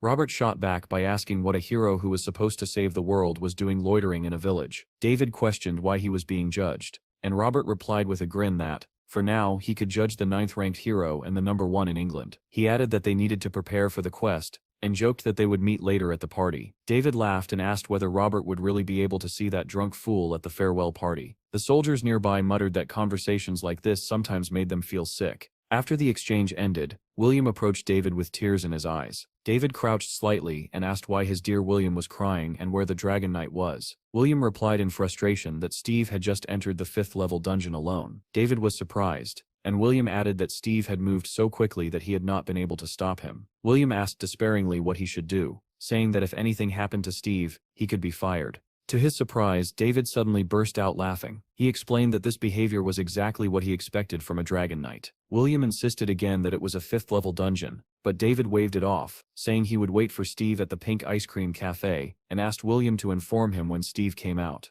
Suddenly, David froze and turned back, sensing something. He pointed at the portal and said that Steve had already returned. William stared in disbelief as Steve actually stepped out of the portal, calmly brushing dust off his suit. William screamed that this simply could not be happening. Nearby soldiers were preparing their equipment to enter the dungeon, and were discussing reports that incoming combat teams had been wiped out. They doubted whether the rift could even be contained. One soldier asked if the area would now be overrun with grasshoppers, and another replied that the National Bureau had already requested reinforcements. Someone nervously asked what would happen if the rift erupted while they were inside, and another soldier admitted that he tried not to think about it. Suddenly, one of the soldiers looked up and froze, asking whether he was seeing things. Another asked what he meant. The soldiers reported to Robert that Steve had already returned, but he could not believe it. William rushed toward Steve in excitement, and David loudly called out to him, addressing him as the Dragon Knight. Steve recognized David and remarked that he was the same strong man from before. However, they had no time to talk. A shout rang out across the camp, warning that the fire boar had escaped. David turned just in time to see a massive boar wreathed in flames charging straight toward them. William cried out in fear, saying that it was a fire boar, while David's expression darkened with rage. He shouted that this pig had destroyed his favorite ice cream parlor and declared that he would never forgive it. With that, he activated the Mega 10 strike skill. His fist glowed blue as it slammed into the boar's head, and in the next instant, the enormous creature was sent flying by the sheer force of the blow. Its massive body crashed into the nearby soldiers, who scattered in all directions. The soldiers burst into excited chatter, saying that this was exactly what they expected from David's thunderous strength, a problem solved with a single hit. Steve also approved of the strike, and remarked with a smile that it was powerful. David walked up to Steve, introduced himself despite the fact that they already knew of each other, and extended his hand. Steve shook it, and introduced himself in return. David said that he had been waiting for their meeting ever since that day. Steve did not understand why, and David explained that he had seen Steve turn the megalodon into fish food. From that moment on, he had realized that they were very similar. David asked whether Steve knew how he had built such muscles, and Steve replied by asking whether he really needed to know. David laughed and said that he had seen a cave drawing of Steve training with giant bananas. Everyone else had laughed at it, but David said that he had seen a kindred spirit. Inspired, he had started training with bananas himself. Steve asked in disbelief whether that was true, and David confirmed it. He even showed a photo, saying that it was what he looked like at his worst. Steve looked at the picture, pretending to understand, while David proudly explained that he had managed to get a job on a banana farm, and that bananas always gave him strength. Steve thought back to his own past, realizing that bananas had once saved his life as well. He found it amazing that someone had seen themselves in his drawings, which had once been nothing more than a joke to others. Because of that, Steve decided that he liked David. David suggested ignoring all the numbers, and asked whether Steve could destroy monsters using only the muscles he had built. Steve liked the question, and replied with a smile that he could do it easily. David said that he wanted to see Steve fight monsters in close combat without using any skills. Steve immediately accepted the challenge and said it was no problem. William tried to interrupt and asked them to wait, but the two of them no longer listened. Together, they stepped into the portal. William and the soldiers watched in awe as David and Steve disappeared inside. Soon after, the news was flooded with reports that David and Steve had saved England by clearing the dungeon 15 times in just 40 minutes, right before the rift collapsed. Every major association, including the Lawrence Corporation, publicly thanked Steve. The Queen of England herself presented him with a gift, and formally knighted him. Melissa and her superior read the news in disbelief, wondering what was happening. Melissa said that Steve had saved the country, but her boss simply grabbed his head in frustration. He asked whether there was still no news from Steve, and Melissa replied that nothing had changed and that she could not contact him either. The chief asked whether Steve's dungeon had been cleared, and whether they had found anything useful. Melissa said that nothing special had happened, and the man sighed heavily, having expected that answer. Melissa asked whether it would be all right to return the money. The boss replied that a 7th-level dungeon was about to appear, and that money was the least of his concerns. He sighed again and muttered that if only they could clone Steve 100 times. Melissa smiled and asked why he was so worried, since he planned to leave once the 7th-level dungeon appeared. The boss said that was not what he meant at all. Melissa teased him, asking where all that patriotism came from, and suggesting that he might know something she did not. The boss quickly changed the subject, and suggested that she focus on how to bring Steve back to the country as soon as possible. Melissa said not to worry, explaining that Steve would come running back as soon as he checked the internet. The boss asked what she meant, and Melissa replied that a new video had been uploaded to their channel an hour ago. With a knowing smile, she added that Hero had certainly caused a stir. The boss started watching the video and asked in surprise what it was all about. Elsewhere, helicopters fired at a massive monster, while nearby, a celebration was in full swing. People thanked everyone who had participated in clearing the dungeon, and champagne glasses clinked beneath a sky lit up by fireworks. David told Steve that this was the best day of his life, even better than the day he had caught the tentacled shark. Steve thanked him and said that his fists had proven themselves impressive as well. David asked whether Steve had met Sylvia when he was in Russia. Steve asked who she was, and David clicked his tongue, saying that she was a very famous tamer. He explained that she had dropped everything and flown to Russia as soon as she heard about Steve. At the time, many tamers had wanted to see him. Steve asked in surprise why, and David replied that it was because he was a dragon knight. He added that there was not a single tamer in the world capable of taming a wyvern, which was why everyone was so shocked. Steve did not understand the fuss and said that it had been easy. Suddenly David grew serious and warned Steve not to give in to provocations. Steve asked what he meant, and David suggested that he had not watched the news yet. An article had been circulating in which Hero claimed that he would not even need a single punch to defeat Steve. Steve was surprised and asked who that was. David was equally surprised that Steve did not know him. He explained that they were from the same country, but Hero had run away to another one. Steve glanced at the article and said that he had never heard of the man. David replied that regardless, Hero was a psychopath and a murderer, and he strongly advised Steve to stay away from him. Our hero tensed up and asked again what David meant by calling him a psycho and a murderer. David replied that the hero was #1 in the world and had done countless good deeds, which was exactly why he wanted to be friends with him. The news was filled with reports about the battle between the hero and David. David said that one day he had finally gotten the chance to speak with him, but he had lost the fight and honestly admitted it. Even in defeat, he said, it had been the best battle of his life. The hero responded angrily, saying that evaluation was a privilege reserved for the strong, not for ignorant people who did not understand how the world worked. Staring at the defeated man with burning eyes, he declared that he would show him the price of arrogance. Frightened, David asked what he meant, but in the next moment the hero unleashed a series of brutal blows. David said that on that day he saw the devil in the hero's eyes. He raised his scarred arm and explained that he had undergone 8 complex surgeries as a result. Steve could hardly believe such cruelty as he listened to David's story. According to the videos, many of those who challenged the hero had died in battle. Even when he won by an overwhelming margin, he killed opponents who had already surrendered. That was why David called him a murderer. Steve asked why he did such things, but David said he did not know and warned him once again not to get involved. Steve then asked what offense he had committed to provoke such hostility. The news claimed that the hero had gone too far and attacked Steve's lands, while the hero himself commented that he was merely defending himself. Steve voiced his shock, wondering aloud if that bastard had truly attacked his territory. David was unaware of this report and looked at Steve with confusion. At that moment, a voice came from Steve's guild building, asking why it had taken so long to contact him. Steve demanded to know what had happened in the guild. Chad explained that Hipro had burst in and declared that if Steve did not return, he would kill everyone. 2 wolves on patrol had already died. Steve listened in shock and asked again who exactly had been killed. He insisted it was impossible, because if they had been attacked, he should have received an alarm signal. He opened the information window, but it showed no alert, and he cursed under his breath.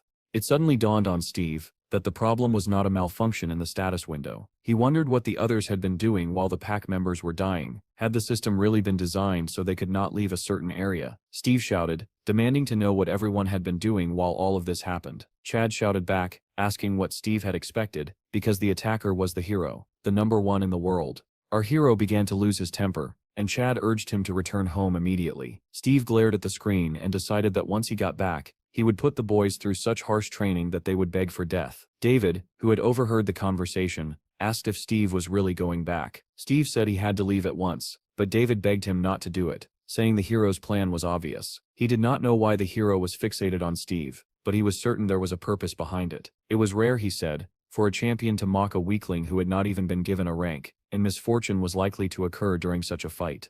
Steve replied that everything would be fine and asked David to say goodbye to Toddler and William for him. David said nothing more, and simply watched Steve with a sad expression. Our hero stretched his hand forward and activated the Wyvern summoning skill. After a few seconds he chuckled in confusion, not understanding what was happening. He shook his hand repeatedly, demanding to know why the summoning was not working. Meanwhile, Toddler watched closely, observing the boy's attempts to activate the skill. The man muttered that he wanted to keep Steve there longer, and wondered why David had brought up the news. He asked Steve through the monitor if he was surprised, and added that he would understand everything later. Impatient, our hero stared at the skills window and watched the countdown. Finally the window responded, and information immediately appeared about an invasion and the deaths of 2 wolves. Steve read the names of the fallen wolves with sorrow. Suddenly the Wyvern summoning skill activated, and a portal opened beside him. In a hall filled with people, a wyvern emerged, sparking loud discussions among the crowd. David watched the creature's appearance with undisguised delight.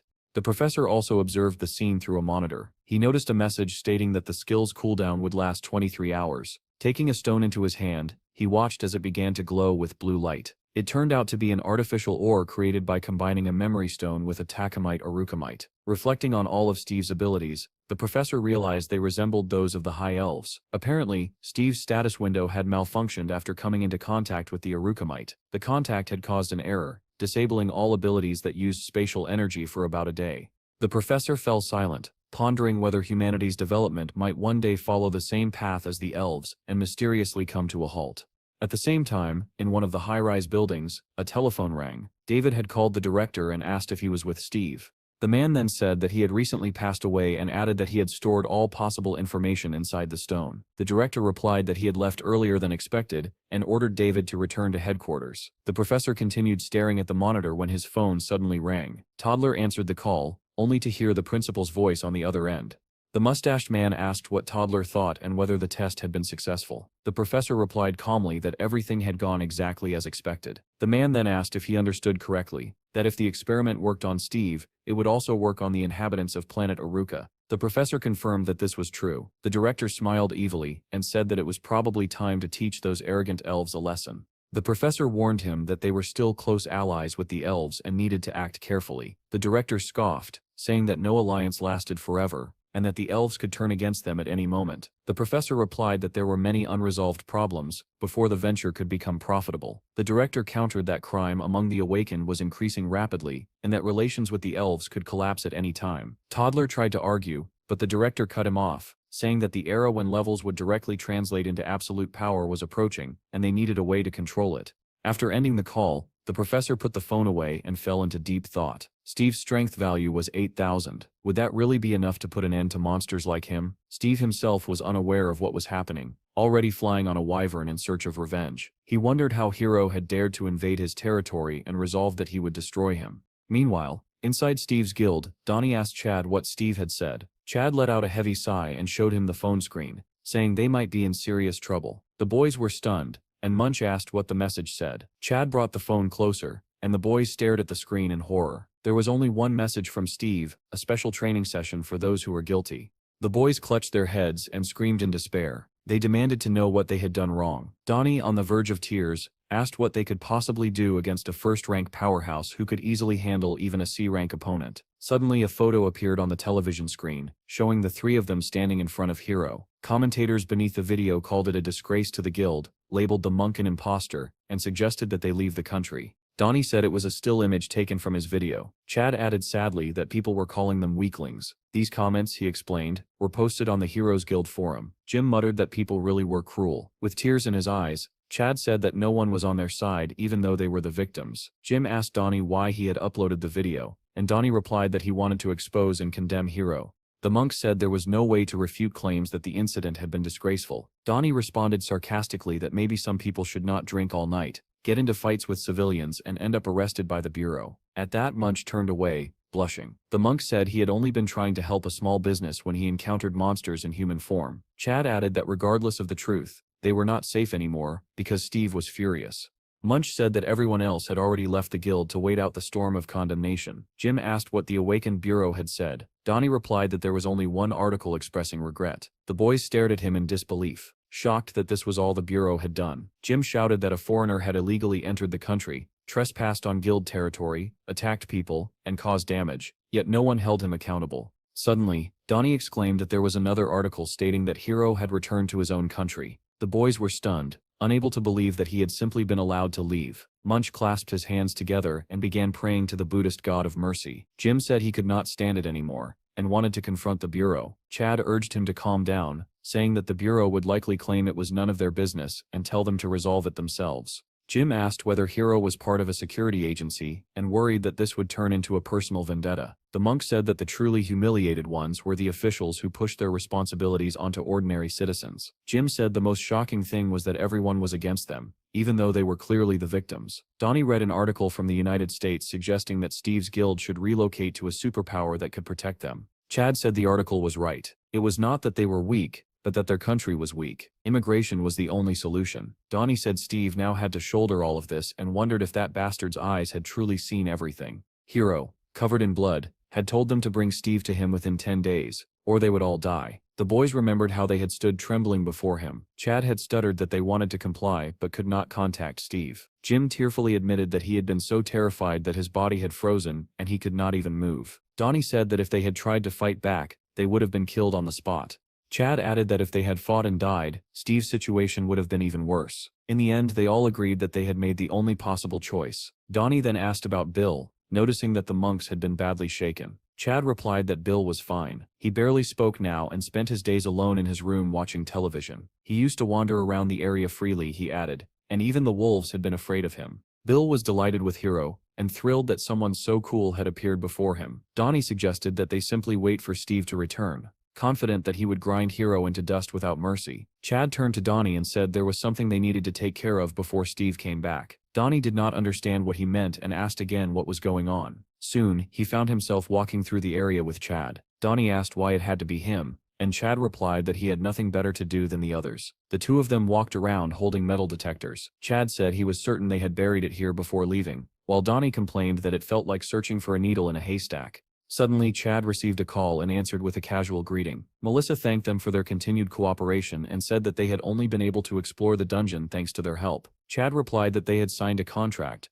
so there was no need for gratitude. Melissa asked him not to blame the government for what had happened earlier. Chad responded politely and ended the call. He walked back to Donnie and suggested they move the conversation to the animal farm, but Donnie immediately refused. Chad explained that people like them often planted listening devices in important locations. Donnie asked him not to be too harsh on Melissa, pointing out that she had been taking care of them all along. Chad agreed, but added that there was a saying that the enemy was usually the closest one. Donnie nodded, saying he was right and that there was nothing wrong with being cautious. The animal farm was filled with all kinds of creatures. There was a pack of wolves, an elephant, a bear, a rabbit, and many birds. Looking around, Chad remarked that there were a lot of them now, and Donnie agreed. Below them, a massive bear was wrestling with an equally huge black rabbit. Donnie asked if they were just playing, but Chad did not answer. Chad said that the family was growing while the owner was absent and wondered where Steve was. Donnie recalled reading an article that said Steve had been seen riding a humpback whale somewhere near China. Chad replied that if Steve was in the Sea of Japan, then he was already very close to home. He asked if there was a pond on the farm, and Donnie said that Steve had been taming animals even before the farm existed. Apparently Steve had leveled up his taming skill during his travels. He had even frozen the sea to kill monsters. Suddenly Chad froze and said that he had never seen those before, staring straight ahead. Donnie's eyes widened when he followed Chad's gaze. Two small monkeys were sitting in a tree watching them with clear interest. Donnie asked if those were Japanese monkeys. At that moment, both of them realized what was happening, and horror crept into their voices as they said it was impossible. A news report appeared, stating that Steve had attacked the town where Hero lived. The two of them read the headline aloud in shock. A wyvern flew over the city, drawing surprised looks from the crowd. Steve descended on its back, and people immediately recognized him, shouting that he was a dragon knight. The wyvern suddenly flapped its wings, and people fled in panic, screaming that it was a monster. The live broadcast reported that Steve had attacked the city, while commentators beneath the video fiercely criticized him. Steve shouted loudly, demanding that Hero come out at once. Chad and Donnie watched the broadcast in stunned silence, and Donnie muttered that it was exactly like him. People discussed the situation heatedly, wondering why Steve had come for revenge. Steve shouted again, calling Hero a bastard and ordering him to show himself. The news reported that the Dragon Knight was in the center of the city searching for Hero. Authorities announced that Steve had entered the country illegally. Although his presence had blocked traffic, there had been little actual damage. The awakened Federation Crime Task Force had arrived at the scene. The reporter sounded surprised as a vehicle came into view, saying it looked like Lieutenant Cyrus's team. A man stepped forward, followed by several uniformed officers, and the surrounding crowd began whispering his name.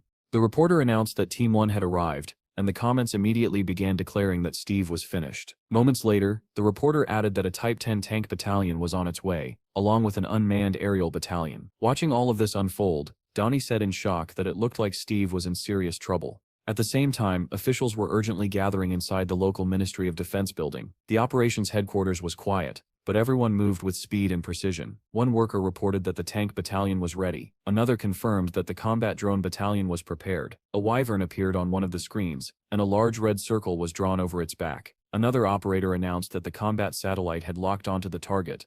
Two men stood watching the displays. The deputy commander of the Awakened Federation told the Minister of Defense that his people were attempting to recruit Steve. The minister replied that Cyrus had already arrived and suggested they observe for now to see whether Steve was truly at their level. Meanwhile, Cyrus reached the location where Steve had landed and walked toward him amid the excited cries of the crowd. Steve continued shouting for Hero to come out when Cyrus called out to him. Our hero turned toward the voice and looked with interest at the approaching man. Cyrus announced that Steve was under arrest for trespassing, causing public fear and other disturbances. Steve ignored the speech entirely and asked whether the man was Hero. Cyrus introduced himself as an officer from the police department and ordered Steve to dismount from the wyvern and surrender.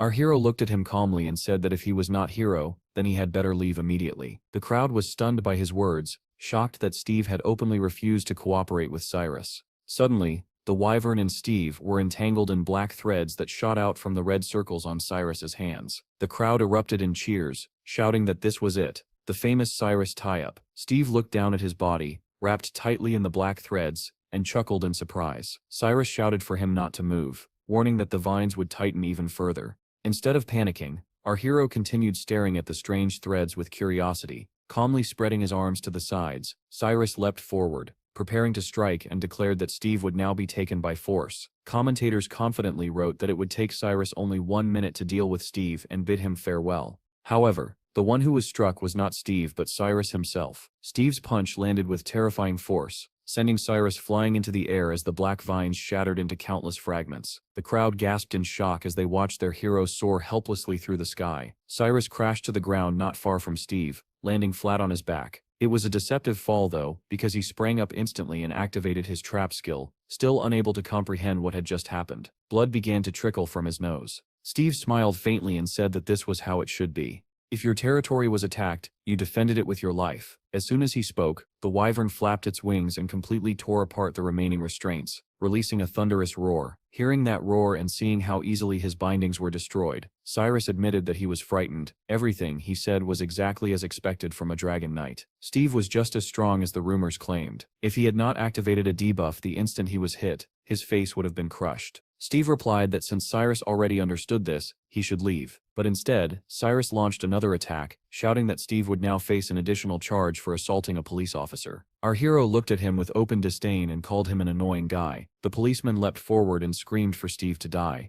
At that very moment, Steve raised his hand and activated the air whirlwind skill. Violent streams of air burst forth, lifting a stunned Cyrus off the ground. The crowd gasped again, this time not in amazement, but in sheer fear. In the operations headquarters, the Minister of Defense and the Deputy Commander of the Awakened Federation watched in horror as the current spun Cyrus violently in midair. He was flung out of the whirlwind and slammed into the corner of a building, reducing it to rubble. Then he was hurled in the opposite direction, crashing through the windows of another building.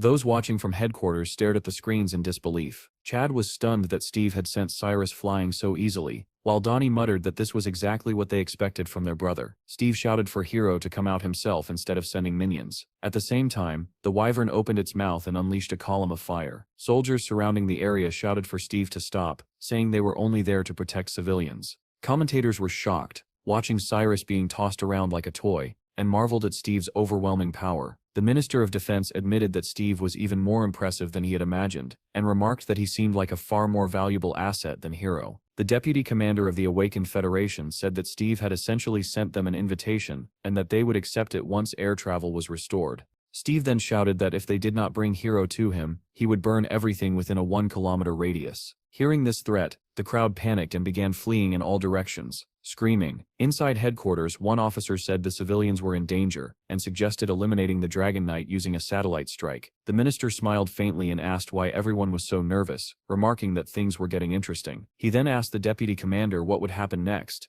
and the man replied that Lieutenant Massey was preparing to intervene. At that moment, someone behind Steve shouted for him to stop. Steve turned around and saw a large man in uniform standing boldly before him. Checking his information window, Steve was surprised to see that the man was listed as an ordinary person. He asked who the man was, while the wyvern released a threatening burst of flame. The man showed no fear, and introduced himself as Lieutenant Massey of the police department, advising Steve to stand down. Steve replied that they should bring Hero here immediately, and declared that he was giving them 30 minutes. Massey said that Hero could not come right now. Steve asked why, and the lieutenant replied grimly that Hero was currently inside a 7th-level dungeon. Steve said aloud that Hero had gone hunting and asked exactly where. Massey explained that Hero would need 10 days to return. Steve was stunned that he had been provoked by someone who needed 10 days to clear a dungeon. Massey was confused by Steve's reaction and reminded him that it was still a 7th-level dungeon. Steve said coldly that he would return in 10 days when Hero came back. Massey agreed and added that Steve would have to pay for everything he had done today. Steve replied that this situation was their own fault, and said that stealing young beasts or eggs while the leader was away hunting was the behavior of petty thieves.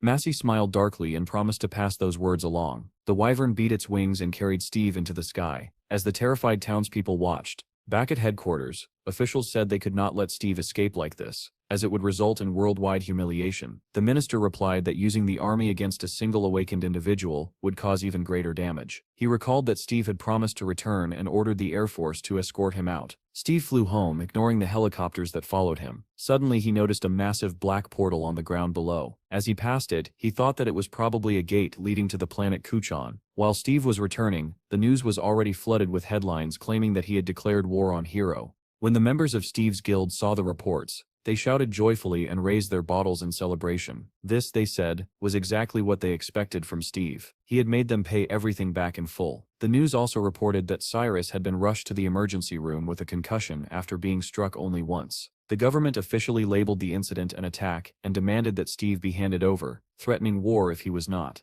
Ministers gathered for an emergency meeting, but no official statements were released. Commentators were once again divided. Some demanded that Steve be handed over, others asked what Steve had really done wrong when Hiro had even killed wolves, and many feared that a war was coming. Donnie said it truly looked like a war might break out over Steve, and Chad asked excitedly what they should do next. Donnie suggested moving to the United States, saying no one would dare start a war with them. Jim suggested that they discuss everything seriously once Steve returned to the guild. Suddenly, a dove flew past the window, letting out a sharp cry. Outside, everything began to glow with a blue light that flooded the room. They heard Bill shouting that his uncle had returned. The boys immediately tensed. Steve's angry voice echoed, demanding to know where the answer and that bastard uncle had gone. Bill replied that they were drinking in the office. A few seconds later, the door burst open, and Steve stepped inside, his expression ominous. The boys grew nervous, and Chad was the first to speak, saying that his brother had finally returned. Steve's eyes glowed blue as he demanded to know what they had been doing. Someone screamed for everyone to run, and the boys rushed toward the window, desperately trying to escape Steve's fury. "Stop right there," Steve shouted in rage as he watched the boys scatter in every direction. They could not be stopped and leapt out of the window, shattering the glass as they fled. Meanwhile, in a large residence hidden deep in the mountains, many people had gathered. Men in yellow shirts argued loudly. Some insisted that Steve should be handed over, while others demanded to know why they should give in. Another voice shouted that if anything, Hiro should be sent instead. The foreign secretary claimed the incident happened because Steve had always gotten away with everything and now believed himself untouchable. The Minister of National Security argued that Hiro had started the conflict and questioned why Steve alone was being blamed. The foreign minister grew furious at those words, and demanded that he repeat himself. The argument escalated until someone asked why they did not step outside if they wanted to fight so badly. Suddenly, a man in a black suit announced that the president had arrived. Another man in yellow sat at the head of the table, and the room fell silent at once. The president asked whether Steve and Hiro knew each other. The assistant secretary replied that there was no known connection between them. The president asked why Hiro would do something like this, noting that no clear motive had ever been found. He said he had heard that Hiro started everything and questioned why someone who had betrayed his own country would provoke a conflict with Steve. The head of the bureau said there were two theories. The first was that Hiro envied Steve's rapid rise in popularity abroad. Someone scoffed at that idea, saying that if it were true, it made no sense for the top-ranked Hiro to behave so childishly. The president then asked the Secretary of Defense whether they could win if it came to war. The answer was blunt. If this were 10 years ago, with a massive budget and a decade of preparation, they might have had a chance. Without hesitation, the president ordered them to hand Steve over. The Minister of Defense became visibly nervous, and asked whether that was truly acceptable. Voices rose around the table, insisting this was the best solution. If war broke out now, countless people would die, and the safety of the citizens had to come first. The president turned to the head of the bureau and told him to prepare Steve for deportation. However, the bureau chief stepped forward and said that the second theory was far more realistic. The president asked what it was. The bureau chief explained that this might be a deliberate scheme by the other government to pressure them into giving up Steve. The president narrowed his eyes and said that if this were true, then the threat of war was merely a trap. The bureau chief added that both nations were already exhausting their resources, and that war might be unavoidable, but Steve was a resource they could not afford to lose. The president asked whether Steve was truly that valuable, especially since he had not even been captured like Hiro. The bureau chief said Steve was different from everyone else. The reason so many countries were trying to recruit him was because of his skills. When asked what kind of skills could cause such recklessness, the bureau chief answered that Steve was close to mastering all elemental powers possessed by the High Elves. Since news of Steve's ability spread, the number of awakened arriving on Aruki had surged, yet none of them possessed true area magic. The ministers were stunned at the mention of regional magic. The Minister of Agriculture immediately thought of high elf magic and its implications, hinting at instant harvests. The bureau chief confirmed it and said that Steve was a lottery ticket, capable of bringing unimaginable wealth. After that, the president and the ministers unanimously agreed that Steve must be protected, even if it meant going to war. The president ordered the Minister of Justice to place Steve on the VIP list and forbid him from leaving the country. The bureau chief thought grimly that where money existed, war inevitably followed. Soon, news articles appeared stating that the ministers had refused to extradite Steve. Another report claimed that the DGB planned to build a massive grain storage facility on Steve's guild territory. A black car sped along the highway, and the man inside concluded that everything revolved around money. He asked why Melissa had said those things and declared that he was the one who had saved Steve from being sent away. Melissa asked if he was speaking with Steve, and the man replied that refusing their help would be pointless. They were keeping him out of prison and giving him a chance to make money. He instructed her to tell Steve that they would soon raise the guild to level 6. so expanding farmland was now a priority. Their country would become a breadbasket instead of a ruka. Melissa said they had already reached an agreement with Max, and would meet Steve the next day. The man was surprised they had arranged it so quickly, remarking that Max could smell money. He said he was relying on Melissa, and she replied confidently that she always cleaned things up herself, earning an indignant response that he would handle everything later. At the same time, near area number 2, inside a level 3 locust dungeon, a battered Donnie and Chad tumbled out of a portal. Chad collapsed immediately, and Donnie soon followed, unable to remain standing. Jim emerged next, and fell on top of them. Moments later, the monk stumbled out as well, and Steve looked down at the heap of exhausted bodies. He shouted at them to get up, reminding them that they still had 10 rounds left. Chad showed no response, and seemed to be quietly snoring. Steve's anger was rising when his phone rang. It was his grandmother, and he immediately asked what was wrong. She asked whether he was forcing the boys to train during lunch. Steve replied that they had eaten more than enough while he was away. His grandmother said she was handing the phone to Melissa, and asked him to talk to her. Melissa said she had heard they were undergoing high-intensity dungeon training for the 3rd consecutive day. Steve confirmed it and asked what she wanted. Melissa said the country's reaction was extremely serious and that they had a good solution. Steve listened in silence, watching the boys lying motionless on the ground. He realized that people lived by their own laws, and that ignoring them could bring consequences. After a moment of thought, he suggested meeting at his home to discuss everything. Above Steve's guild house, the great tree continued to grow taller, casting a pleasant shade over the building. Beneath it stood 3 people, Melissa, Steve, and another man. Melissa introduced him as Max, the head of the SPFC branch. The man greeted Steve politely and said he was very pleased to meet him. Once they sat down at the table, our hero immediately asked what the SPFC wanted from him. Max replied that not long ago the champion had challenged him to a duel and even quoted Hero's words, saying that he would not even need to fight in order to win. Steve was surprised by this and asked whether Hero had really said that. Melissa was equally surprised by Steve's reaction and asked if he truly did not know. Steve replied that he vaguely remembered hearing something like that, and asked why Hero would do such a thing.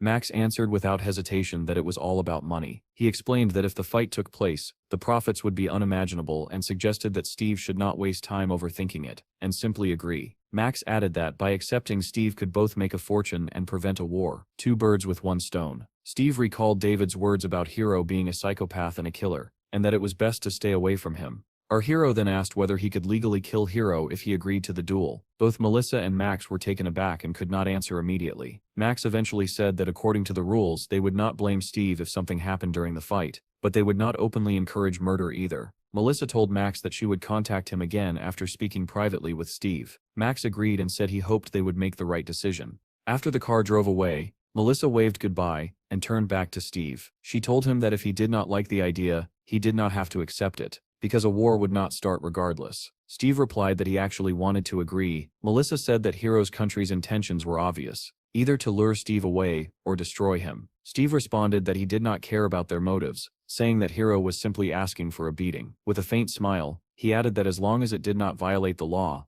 everything was fine. Melissa then asked what he thought about donating all the winnings to Hero's country to gain their goodwill. Steve immediately understood her hint and agreed without hesitation. Melissa smiled and said she would handle everything with Max herself. She then added that there was one more matter, an official order from the government. She handed Steve a document and explained that once a year, all guilds of level 6 and above were required to gather. Steve looked over the document, and Melissa said she planned to invite him as well. Steve was surprised and pointed out that his guild was not yet level 6. In response, Melissa handed him a figurine marked with the number 6, and said that his guild had officially been promoted. She added that the certificate had been issued by the Bureau, and that the entire job region would be transferred to his guild, along with autonomous territorial rights. Steve was stunned and asked how that was even possible. Melissa explained that once infrastructure was established and people began settling there, the area would officially be transferred to Steve's guild as the 13th district. Steve joked that this meant it was time for him to take action. When he returned to the office and told the others the news,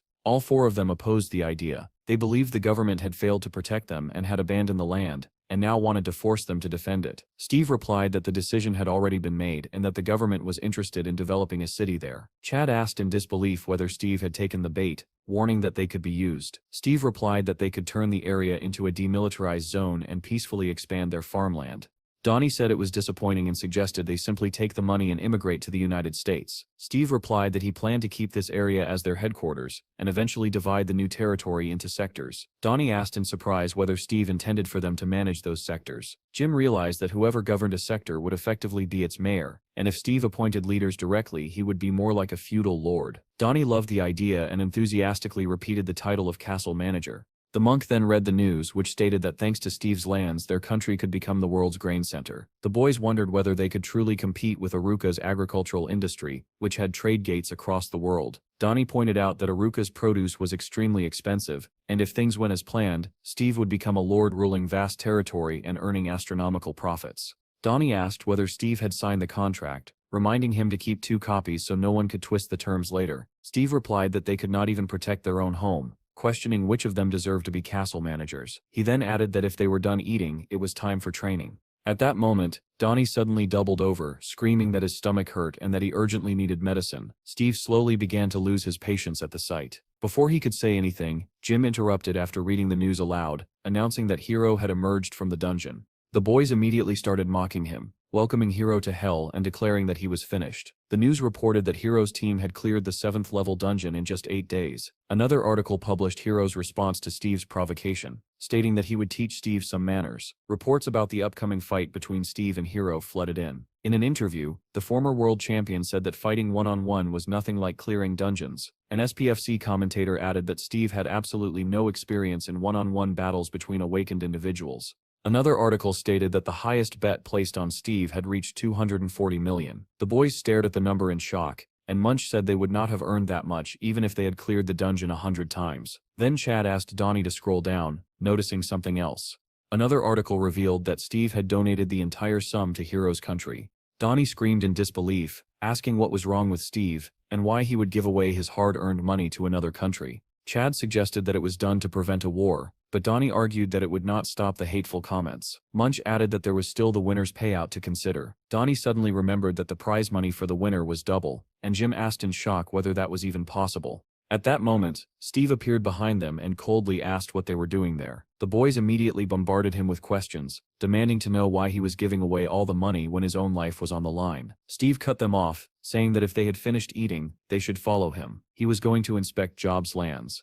Elsewhere, the head of the bureau told the president that the payout amount had already been adjusted. Distributing $5 billion each would be sufficient. To be safe, they had arranged for Steve to donate his winnings to the National Fund, which would help suppress rumors of war. With a sly smile, the bureau head added that this was only the beginning, and that once Steve achieved success in agriculture, he would mysteriously fall silent. Steve was already flying toward his new territory on the Wyvern to see how things were progressing. He recalled Melissa's words about a former headquarters building located there, which could house about 100 people if renovated. When he spotted the structures below, he realized she had been telling the truth. Melissa and the workers were already waiting, and they noticed the Wyvern descending from the sky. As Steve nearly touched down, powerful winds erupted from the beating of its wings. One worker wondered aloud if the Wyvern had grown larger, while another admitted he was shocked to see it in person. Steve dismounted, and the Wyvern immediately vanished into an open portal. Melissa greeted him and asked how the view was from above. Steve replied that it looked good. He added that it would be ideal to plant trees throughout the entire area within a 4-kilometer radius. Melissa answered that once the territory was officially marked, she would submit the documents for approval. Steve spread his arms and activated his skill. Firefly-like lights gathered around him, and in the next moment his body began to glow as their numbers multiplied hundreds of times over. One worker asked in awe whether this was a famous ability,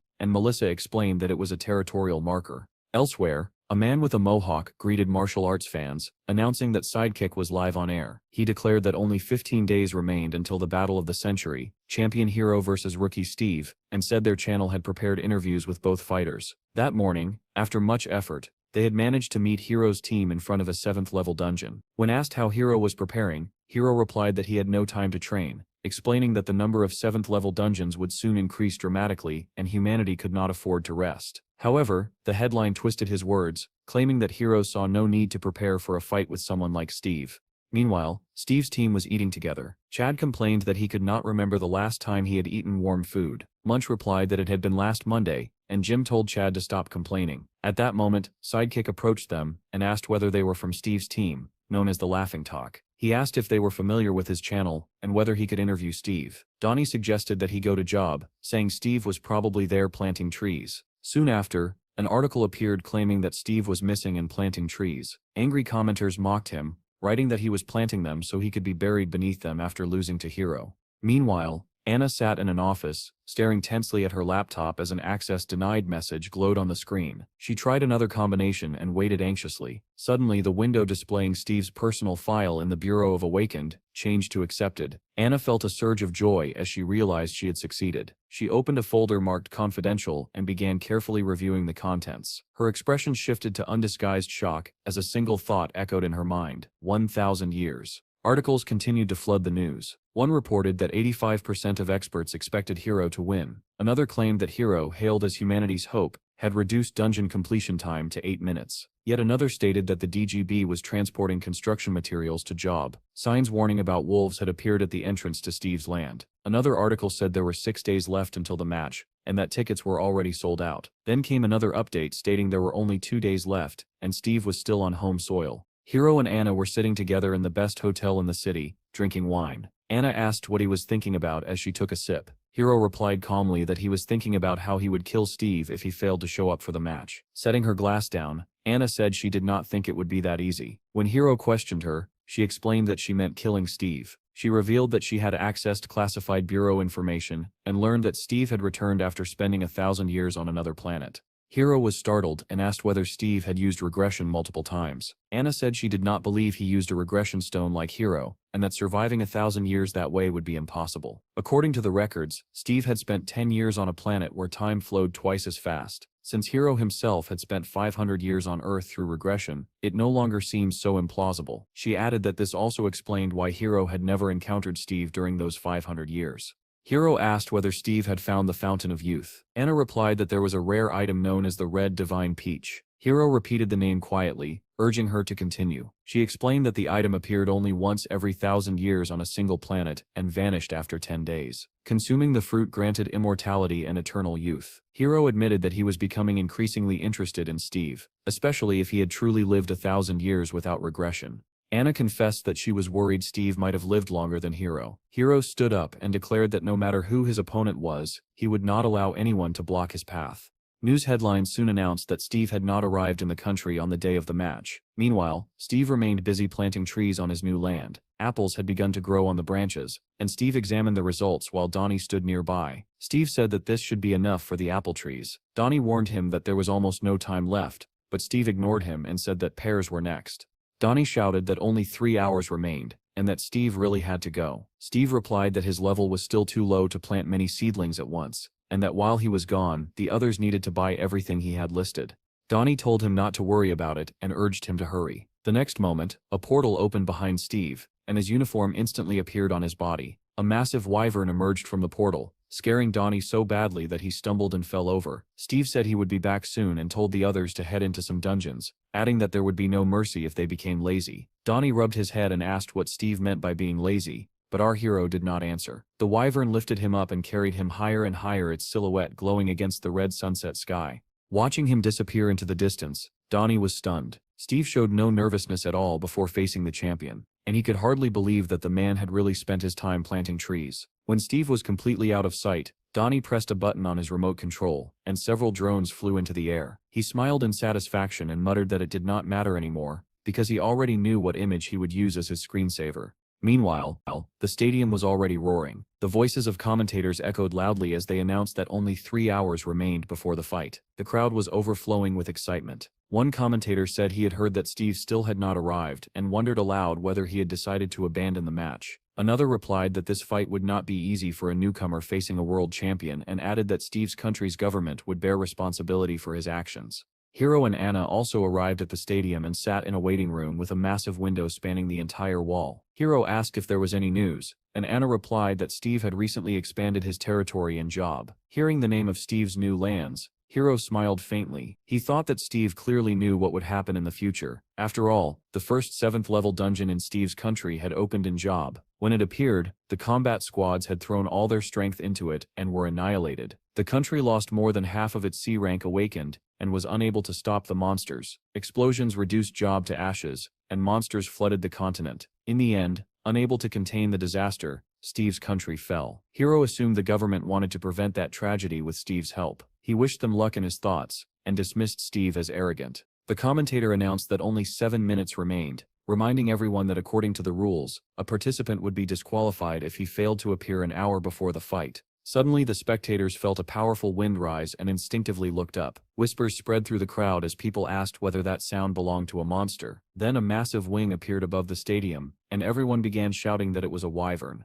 Anna stood up, staring at the crowd as their cries grew louder. The commentator announced that, contrary to expectations, Steve had arrived at the stadium riding a wyvern. David leapt to his feet, shouting that he had said Steve would definitely come. The men beside him muttered that Steve was causing quite a spectacle. The head of the bureau exclaimed that the world would belong to Steve if he won. Melissa also watched the broadcast as the commentator said he could hardly imagine Steve showing up just 5 minutes before the fight. Soldiers at field headquarters cheered loudly, urging Steve to crush them all. The commentator announced that the Dragon Knight had landed after circling above the stadium. Jean, standing among the soldiers, quietly cursed under her breath when she heard his name. Steve jumped down from the wyvern, which had grown even larger than before. He said nothing as it roared and vanished into a portal, disappearing from the stadium. The audience erupted in applause, marveling at the summoning magic. Steve looked around and asked why there were so many people and where Hero was. He then shouted across the entire stadium, demanding that Hero come out. The commentator noted that Steve was clearly searching for his opponent. The crowd picked up his call, and thousands of voices began shouting Hero's name in unison. Hearing the deafening cries, Hero stood up and told Anna that he was going. She immediately rose and grabbed his hand, trying to stop him. Hero smiled and told her not to worry, promising that he would win in return. At that moment, white flakes began falling from above, and a bird flew over Steve's head. Steve looked up as the commentators shouted that Hero had arrived. A long-haired man descended from the sky, and the impact of his landing shattered part of the stadium floor. The crowd roared in ecstasy at the champion's appearance. Steve, however, showed no fear or surprise. He calmly asked whether the man was Hero. Hero did not answer directly and said instead that he wanted to ask Steve a few questions before killing him. Hero asked whether Steve was a survivor of the apocalypse. Steve was confused and asked what apocalypse he was talking about. Hero dismissed his response, saying his acting was terrible. Steve grew irritated and demanded to know what kind of nonsense he was spouting. Hero asked whether Steve possessed another regression stone and how many years it could rewind. Steve, completely bewildered, asked what kind of stone he was referring to. The commentators noted that the two seemed to be talking and speculated about the topic. One suggested that Hero might be giving advice as a more experienced fighter. The other agreed and sent a broadcast drone closer. 3 drones descended rapidly into the arena. Hero began activating a skill and asked Steve whether he felt as though the world was beneath his feet after returning from the past. Steve asked in shock how he could have gone back to the past at all. Hero formed 2 blades in his hands and said that Steve was asking for this. He leapt forward, swinging his blades, declaring that he had a way to make Steve talk. The commentator shouted excitedly that Hero had begun his attack. In the next instant, everyone froze in disbelief. Steve's fist slammed into Hero's cheek before the blades could reach him. The force of the blow sent Hero flying backward into the stunned silence of the massive stadium. He crashed into the ground, leaving a deep crater where he landed. Steve slowly walked toward him as the commentator screamed that Hero was down. It looked as though the champion had suffered severe injuries and was no longer moving. Steve continued to approach slowly, and the commentator shouted that Hero was in grave danger. Our hero clenched his fist and muttered that the man was probably just a crazy bastard. He shouted at Hero to get up and asked if he was really dead. At those words, Hero's hand twitched. Steve scoffed and asked how a champion could be so weak, ordering him to stand up because he had not yet received what he deserved. Hero opened his eyes and began to rise unsteadily. The commentators erupted, shouting that Hero had stood up. The crowd cheered desperately, urging him to keep fighting. Hero wiped the blood from his nose, unable to tell whether he had been struck by magic or something else entirely. Steve said calmly that everything had to follow its proper course, and that the first thing Hero needed to learn was humility. Those words enraged Hero. He charged forward and shouted for Steve to shut up, but the attack was instantly halted by another punch to the face. Hero stared at Steve in disbelief, realizing he could not even see the fist that struck him. The next blow landed squarely in his stomach, sending him flying back once more. Steve decided not to drag things out and activated the tornado skill. In an instant, violent currents of wind wrapped around Hero along with the glowing fireflies. As the skill reached full power, Hero was hurled high into the air within a massive swirling vortex. Steve leapt upward after him, and a sphere of flame formed in his hand. He activated another skill, Fire Fairy Flow, and brought the blazing fireball crashing down onto Hero. Flames erupted, engulfing the area. The spectators clutched their heads and covered their mouths in horror, unable to believe what they were witnessing. Everything burned, and the explosion Steve unleashed was reflected in a towering column of smoke. The commentator screamed that Hiro was taking a one-sided beating, then corrected himself in panic, saying that Hiro was being completely crushed. He turned to the second commentator and asked what he thought, but the man said nothing, staring at the arena in frozen terror. The crowd screamed, some collapsing into tears. Shock spread through the stadium when Steve lifted Hiro's unconscious body by the throat. The commentators cried out that it looked like Hiro had died, but Steve told him to stop pretending, saying he knew he was not dead. He could see Hiro's health bar. Steve said he wanted to ask something, and demanded to know why Hiro had been searching for him. Hiro replied weakly that it was because he wanted to kill Steve, and his health slowly began to recover. Steve did not understand the answer and asked why. Hiro's eyes turned red as his health rose further. He said that Steve deserved to die. Steve asked in shock why he deserved such a fate. Hiro's face twisted, as he replied that because of Steve a plan that had been in development for 500 years had been destroyed. Steve demanded to know what kind of plan could take so long. Hiro's body began to change as his health nearly fully recovered, and he muttered, "Monster breakthrough." Steve realized in surprise that it was a transformation. Hiro screamed that he had to save the Earth. Everything around them glowed red as Steve muttered again that the man was insane. Hiro's transformation completed, and he activated the skill God's Fury. Space itself seemed to rupture as a colossal wave of energy exploded outward, sending Steve flying. The shock wave shattered the stadium's glass into countless fragments that rained down on the spectators. Red lightning tore through the air, smashing walls and ceilings alike. From headquarters, the minister and the deputy chief watched in horror. The minister said that the potion restoring Hiro was in effect, while the deputy worried aloud about a catastrophic explosion. What now walked through the arena was no longer Hiro, but a massive horned monster. The minister observed that judging by the transformation, Hiro had learned many dangerous things on the planet Kuchan. Thick smoke rolled across the stadium, accompanied by groans and screams. Some people cried. A small boy called for his mother, who lay nearby beneath the rubble. Many spectators had died in the blast. Even Anna in the waiting room was injured as the massive window shattered around her. The monstrous Hiro roared that this was the finishing blow, God's Fury. The skill was too powerful for a human body, so he had been forced to summon a monster form. He said it shocked him that he had to use this ability on an ordinary person, as he had been saving it for an 8th level boss. Suddenly the monster heard a sound ahead and widened his eyes in disbelief. Steve emerged from beneath the debris, rubbing his head and complaining that it hurt. Hiro stared in shock as Steve walked toward him calmly, his body enveloped in a soft green glow. Steve looked at the monster and remarked that the bastard was impressive. Hiro could not believe that Steve had survived God's Fury.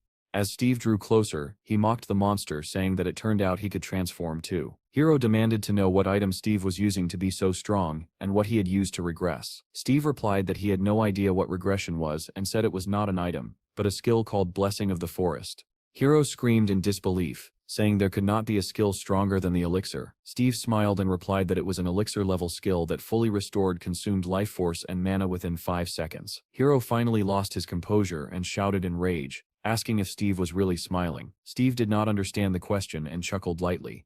As Steve prepared to kick, Hiro asked if he thought this was all a joke. Steve glanced at the information window, which identified the being before him as Monster Hiro, a U-rank hybrid. At that moment, the monster struck, catching Steve off guard. Hiro shouted that because of Steve, the world had died, slamming him with his tail. He asked how Steve could still laugh, following up with a crushing punch. Steve blocked it. Hiro roared for Steve to die, unleashing blow after blow, yet the attack seemed ineffective. Steve commented calmly that a U-rank was not that strong. In the next instant, he delivered a devastating kick to the monster's jaw. Steve asked whether Hiro's 500-year plan had been destroyed because of him, and whether the planet's destruction was now also his fault. Therefore, Steve concluded, Hiro believes Steve must die by his hands. He asked this calmly as green light gathered in his outstretched hand. Covering himself from the surging wind, the battle between them escalated once more. Hiro said that since Steve understood everything, he should simply die. At that moment, a mysterious purple stone appeared in the monster's hand,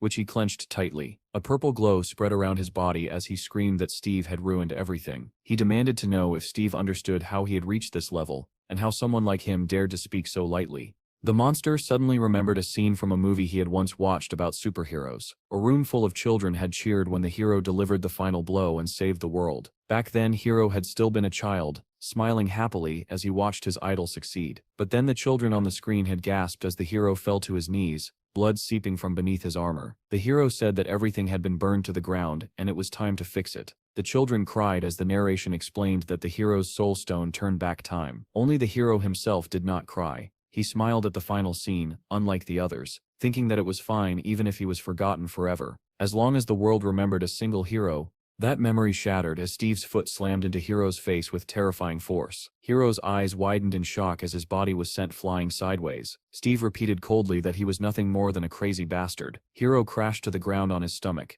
digging his claws into the floor to stop himself from being flung even farther. He coughed up blood and slowly forced himself upright, staring at Steve. Hiro realized just how strong Steve was. He could not believe that there existed someone he could not defeat in this form, and he wondered who Steve truly was. Seeing no sign of regression, Hiro decided it no longer mattered. He could simply start over. At that moment, Steve struck him again and asked what he was muttering about. Steve told him that he was not responsible for the destruction of Hiro's plan, and from that point on, he would teach him wisdom. Hiro barely resisted, silently urging Steve to keep talking and reveal everything. The purple stone in his hand was a copy stone, and it had already copied 79%. Hiro believed that in the next regression, Steve's power would be completely under his control. The stone did not merely copy power, it absorbed the soul itself. Hiro nodded inwardly, convinced that he alone should be the hero who saved this world. Steve activated the reality skill. His hand glowed blue as black veins spread across his face. In the next instant, it was no longer a human hand that pierced Hiro's face,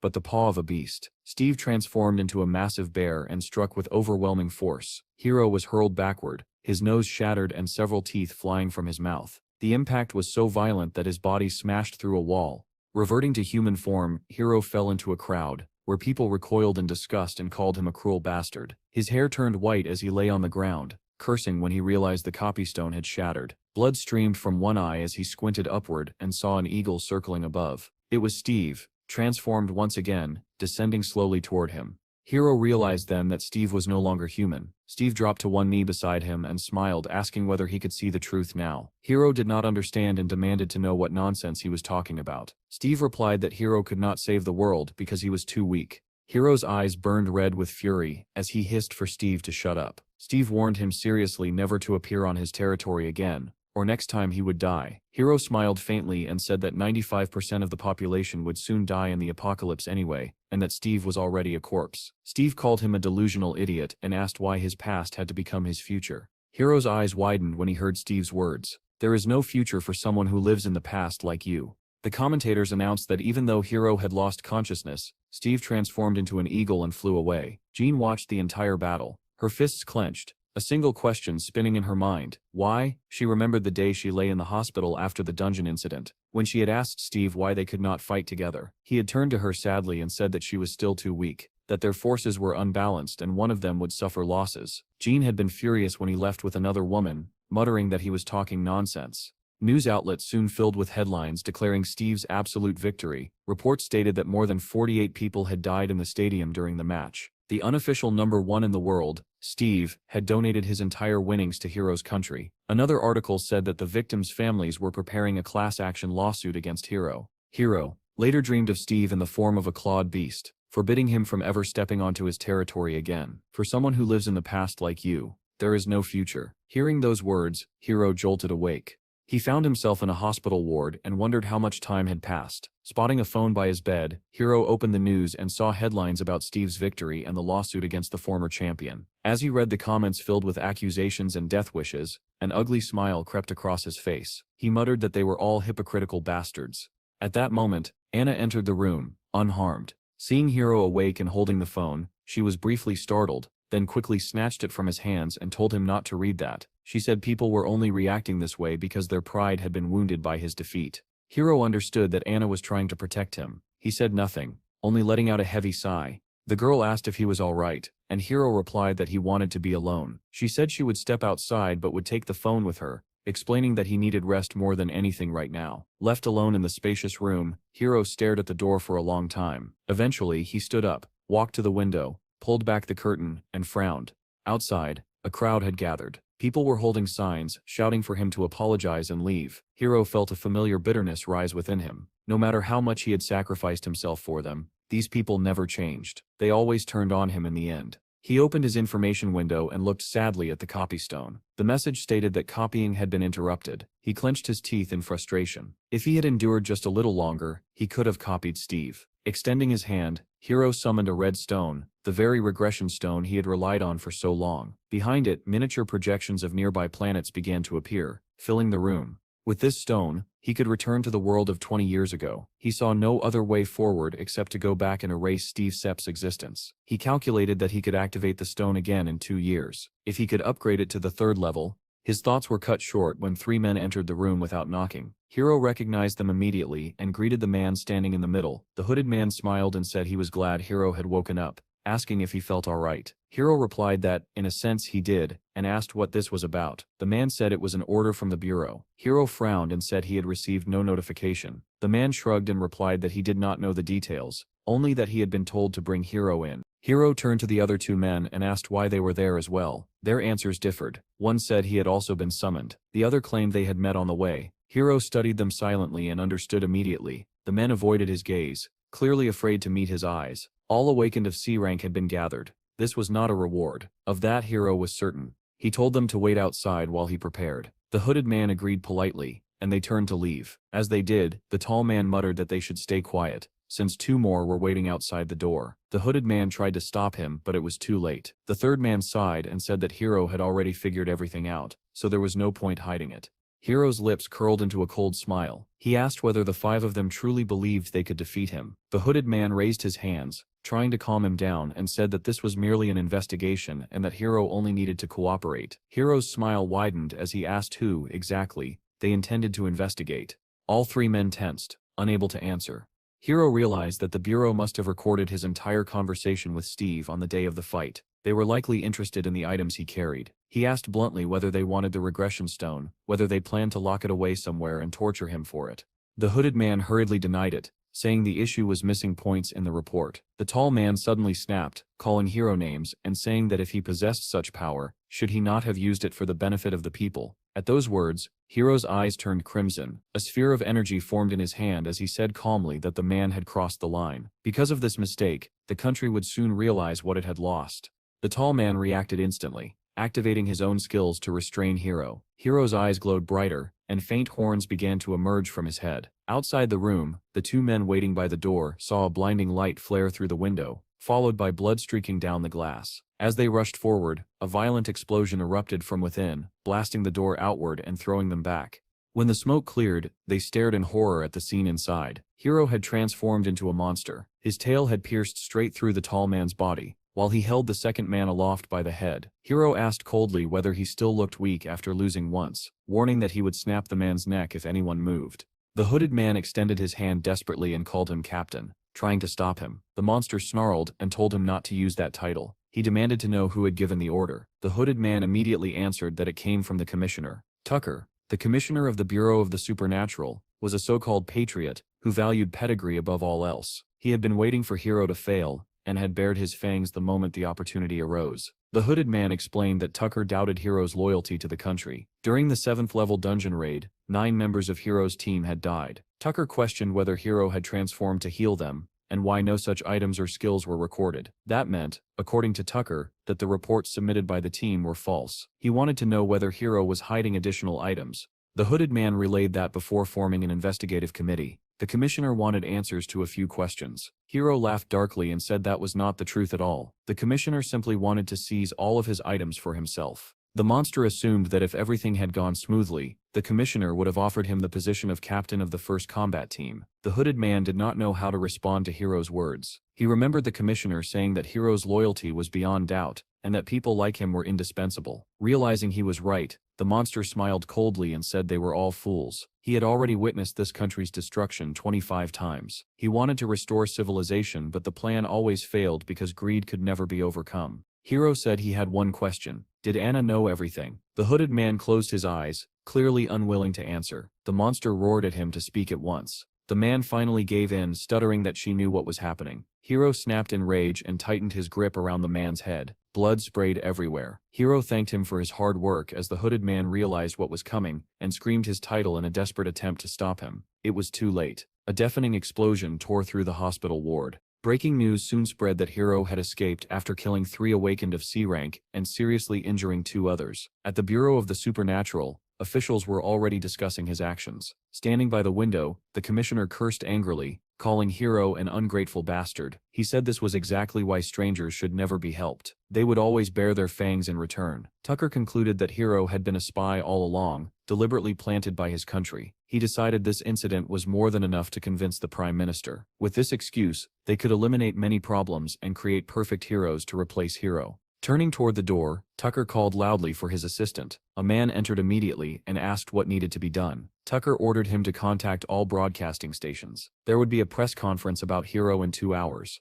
The media followed Hiro's movements closely. One headline claimed that the strongest man was now in job. Another article showed Jim training the boys, reporting a surge of new recruits in the guild. A different paper announced that the countdown to job becoming the 13th district had already begun. On a popular video platform, a clip titled "Analysis of Steve's Guild, Job Edition" went viral. Another video analyzed Steve's fight, calling it the Dragon Knight's path to divine power. Donnie scrolled through the endless stream of news, amazed by the sheer volume of information. All top 10 trending videos were about Steve, and he smiled, thinking that this was truly world-class. Then he stumbled upon an article reporting Hiro's escape from the hospital. The news anchor said that Tucker had called a press conference and invited viewers to listen. At the conference, the commissioner declared that there was reason to suspect Hiro was a spy and demanded an explanation for Steve's so-called terrorist attack. In response, the opposing press secretary rejected the accusations, calling them baseless and stating that the country was outraged by such provocation.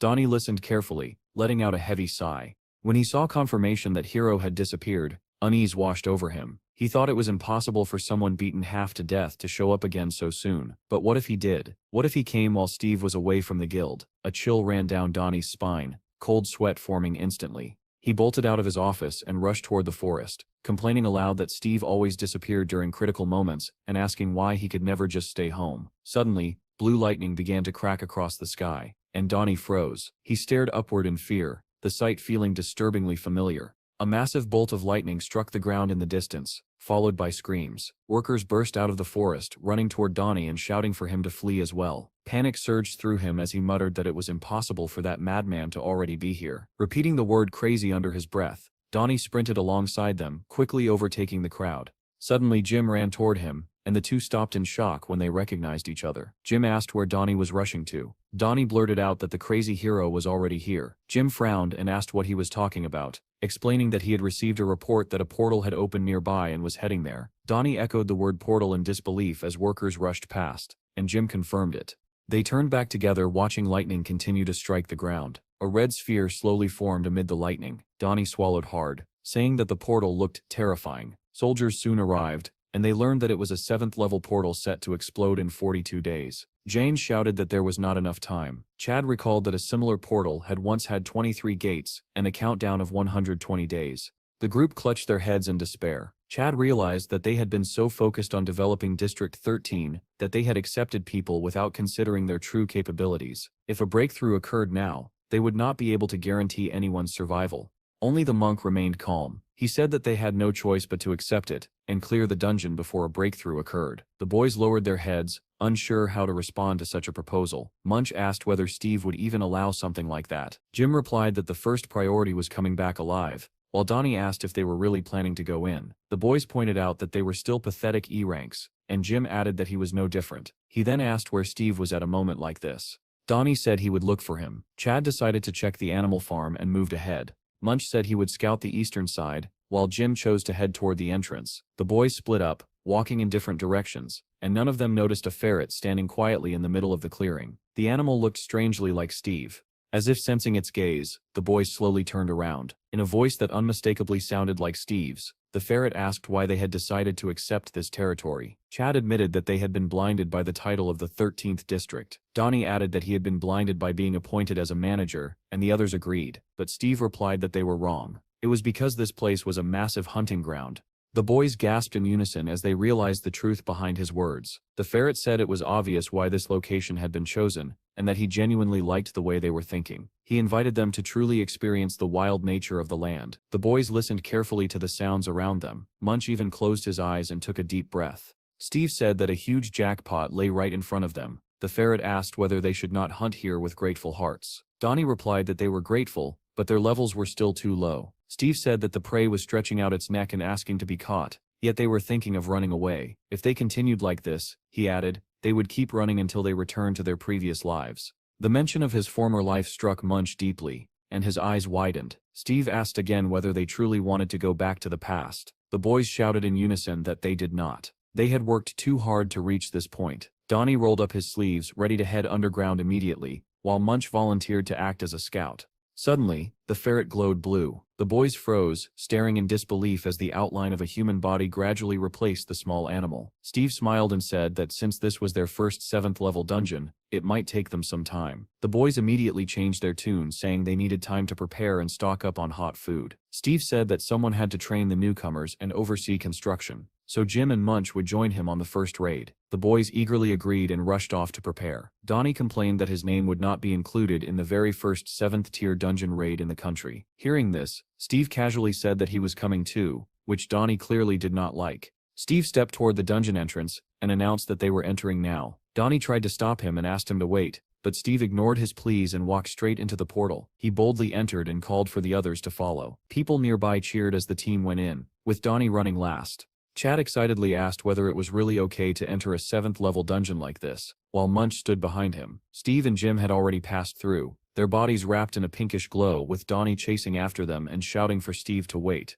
On the other side of the portal, the figures of the group slowly took shape. Steve emerged first, calmly surveying the surroundings, followed by Jim and Donnie, who narrowed their eyes cautiously. Suddenly a skeletal monster lunged at them, stretching out a bony hand. Donnie was so terrified that he forgot how to speak, and shouted something incomprehensible. An information window appeared, stating that they had entered the lands of the undead. The same message appeared for those monitoring from outside, and many people froze in fear. A news anchor reported that the first 7th level dungeon had appeared in Steve's country, and that there were now 8 such dungeons worldwide. Major global media outlets stated that this was inevitable, and the world's largest airports were already overwhelmed as people fled the country.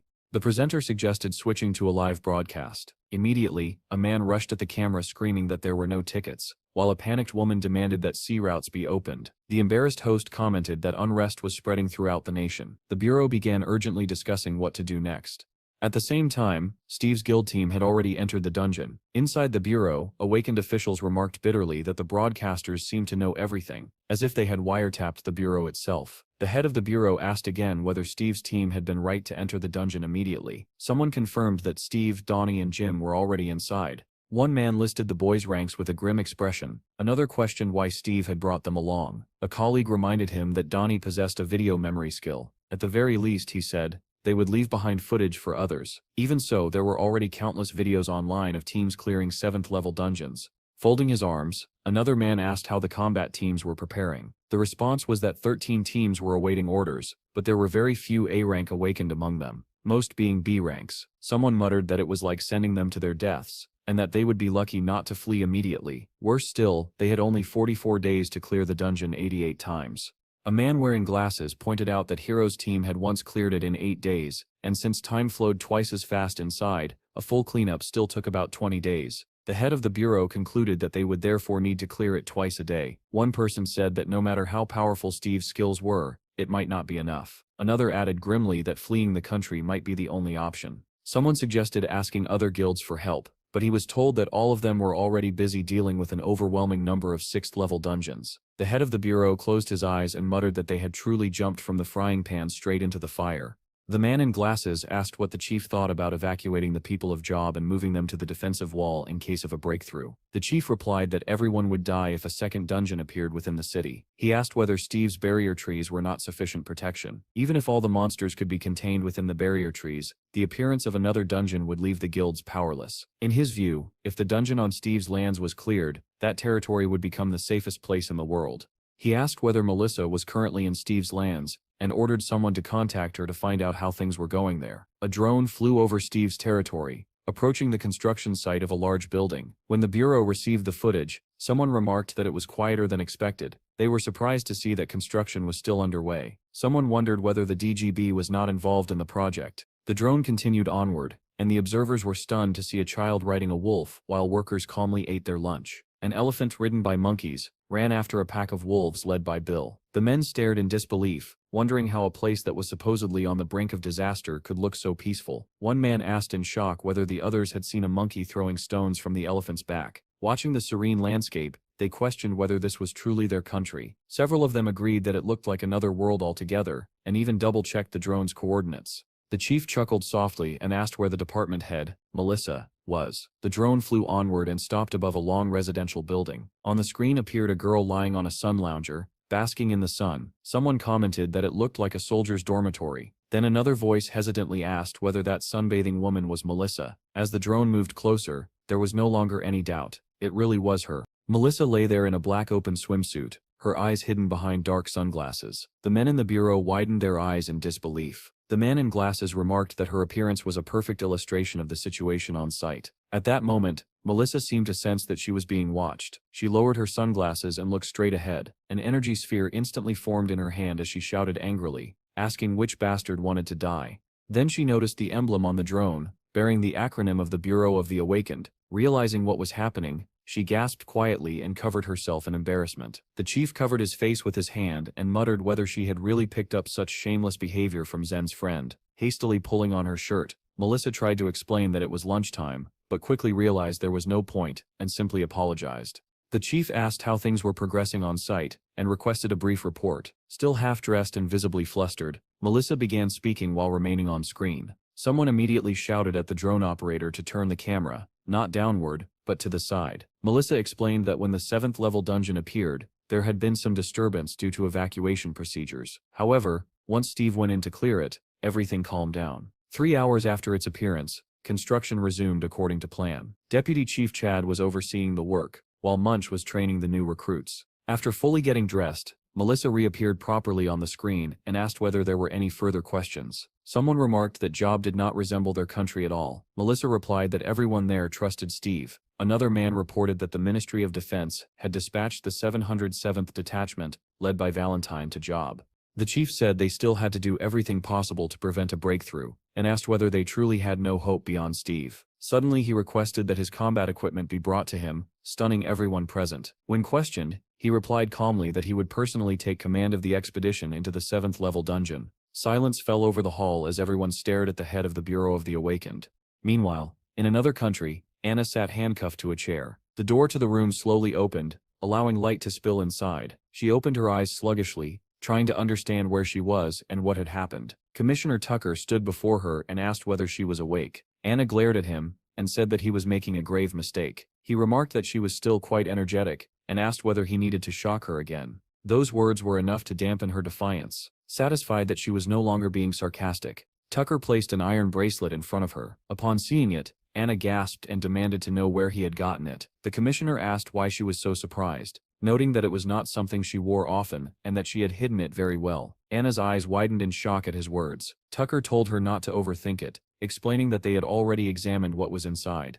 Anna asked what he wanted. Tucker replied that the contents included some rather interesting notes. She said it was merely a diary. He countered by suggesting that perhaps even Hiro was unaware of its existence. Anna glared at him, unable to find a response. Tucker called her cunning, saying she specialized in gathering information, and that Hiro probably trusted her because he did not realize how well she could act. Anna cut him off, telling him to get to the point. Tucker said that the diary contained information about the future, records of who would become heroes, when and where disasters would occur, and even the exact date of the end of the world. Anna remained silent, glaring at him with undisguised anger. Tucker continued, saying that with knowledge of the future, Hiro had gathered people with enormous potential and pretended to train them. In truth, he had simply recruited those who would have become great, even without his guidance. Step by step, he rose to become a champion, an idol of the nation, while ignorant citizens worshipped him as their savior. All of this, Tucker said, had only been possible because of the regression stone. Anna smiled faintly and asked if that was really all he wanted to know. In response, Tucker demanded that she tell him where Hiro was now. In return, he promised her anything she wanted. He repeated the offer, insisting that he would grant her everything if she revealed Hiro's hiding place. Without hesitation, Anna replied that she did not know where he was. Tucker began to lose his temper, demanding to know how it was possible that she did not know. Behind a transparent wall, a man monitored the interrogation, watching the screens and listening carefully. He finally spoke, saying that Anna was telling the truth. Hearing this, Tucker stared directly into Anna's eyes. She did not look away. His anger subsided slightly, and he said that it was a pity she truly did not know. Anna replied that it would be even better if Tucker did not turn Hiro into his enemy. Tucker sighed heavily and called her vindictive. He said she would be sent to a special prison for awakened individuals, where a grim fate awaited her. Anna calmly responded that Tucker had no time to worry about her, because Hiro would likely come to see him soon. The commissioner glared at her furiously and hurled an insult.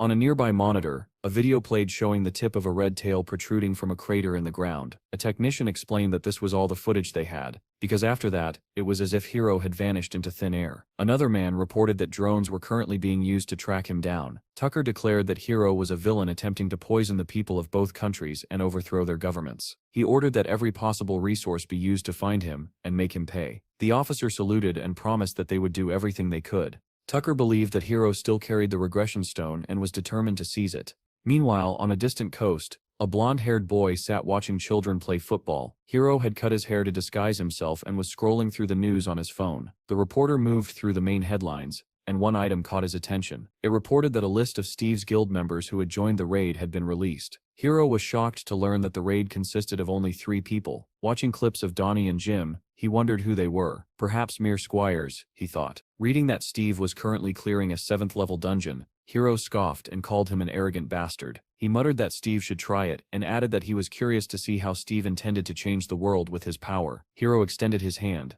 and a faint purple light flickered between his fingers. In place of the light, a black notebook appeared. As he wrote inside it, he thought that to prepare for his next regression, he needed as much information about Steve as possible. Another news alert appeared, announcing that the country's strongest combat force, Unit 707A, was on its way to job. Hiro smiled and murmured that the destruction of the country had always begun after the strongest unit was wiped out. Suddenly, a football rolled to his feet. The children called out to him, calling him uncle, and asked him to throw it back. Hiro picked up the ball with one hand and tossed it cleanly back to one of the boys. They thanked him, and ran off to continue playing. Watching them, Hiro noted that a 7th-level dungeon had opened, yet the city still stood. He looked around at girls playing on the beach, and a young family walking along the road. Everything seemed peaceful. He thought that people should live while they still could, because when the end of the world arrived, those happy faces would be stained with blood and tears. If they managed to survive, he told himself, he would teach them how to smile again on another Earth. At the same time, military vehicles and drones began pouring into Steve's lands. Dozens of cars sped past a stunned Chad and Melissa. Chad muttered in disbelief, and Melissa suggested that it must be Special Forces Unit 707A. One vehicle suddenly stopped nearby, and both of them turned toward it. A bureau official in work overalls stepped out and greeted them. They were shocked to see the bureau chief himself standing there. Melissa asked what he was doing here. The man smiled and asked what she expected, adding that he could not sit in an office while the country stood on the brink of disaster. He approached Chad and asked whether his name was Chandler, explaining that to reduce public anxiety, the Bureau and the Ministry of Defense had decided to support Steve's guild. Melissa calmly corrected him, saying that his name was Chad. The chief paused, then quietly apologized. Chad nervously said that Steve did not like strangers entering his territory. The chief nodded and replied that he understood, but the appearance of a 7th-level dungeon was not just the guild's problem. It was a national crisis, and clearing it was a shared responsibility. Chad hesitated under the pressure and stammered that he understood. Melissa added that she would try to explain the situation to Steve once he returned, and that the state would pay appropriately for using the dungeon. Still pale, Chad joked weakly about whether he should start digging his own grave. Around them, the military had already begun setting up camp. Some soldiers were constructing barracks, while others, having finished their tasks, went to eat. Watching the temporary base take shape, the bureau chief remarked to Melissa that it already looked more like a proper unit.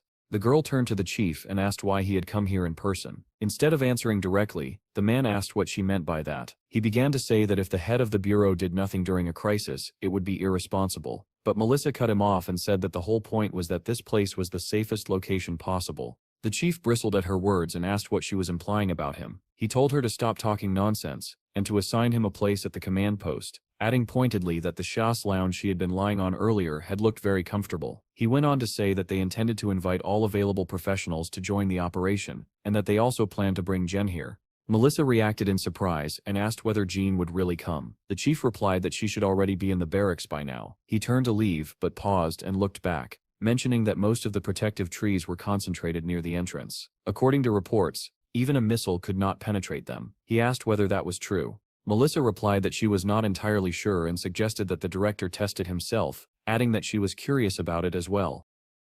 The recruits from Steve's guild watched the special forces with open admiration, their gazes lingering especially on Valentine. One of them muttered that he believed he had seen these people fight monsters with his own eyes. Another immediately objected, asking what he meant by calling them monsters. To him they were heroes. Fired by excitement, the recruits decided to approach them. They walked up to Monk and politely asked whether he would mind ending the training session and joining them for dinner. At that moment, the monk was lying on a stone engraved with the words, "My temple," calmly chewing on something. Without moving, he replied that a person would stain their karma if they could not let go of attachment, and instead use tricks to obtain what they desired. One of the boys answered that they still could not die of hunger, since they had to live in order to eventually reach nirvana.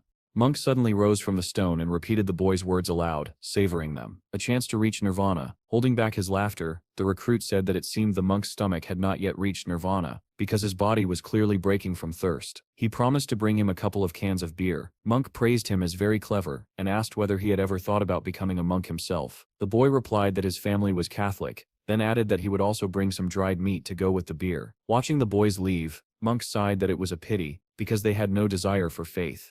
Nearby, the recruits excitedly discussed how much they wanted autographs. One of them said that Valentine ranked first in their country, but had a rather low position on the world rankings. Another answered that this was simply because Valentine did not like fighting. At that moment, Monk opened an information window. Data about his new skill appeared before him. The title read King of Nirvana, and beneath it was written that he could summon up to 20 wanderers. After calculating the energy requirements, Monk realized he would need to kill around 15 first-level bosses. The thought of seeing 20 wanderers on the first level under the Nirvana King made him look forward to what was to come. Meanwhile, Chad was speaking with Valentine, asking why, given the many empty rooms in the headquarters, the military had not settled in. Valentine replied calmly that they did not want to cause any inconvenience. If they were allowed, the military would station their garrison there. Looking at him, Chad reflected on Valentine's reputation as the man of steel and the iron fist. Because of his strong patriotism, he had once refused to join the Scylla Guild. Chad assumed that Valentine simply did not want to take sides. Aloud, however, he said that Valentine could do as he saw fit. Valentine turned to leave, but suddenly stopped and spun around. Gasping slightly, he asked Chad to ensure that military and civilian personnel did not cross paths. He explained that the soldiers might be sensitive due to the upcoming raid. Chad nodded in understanding and said he would do his best.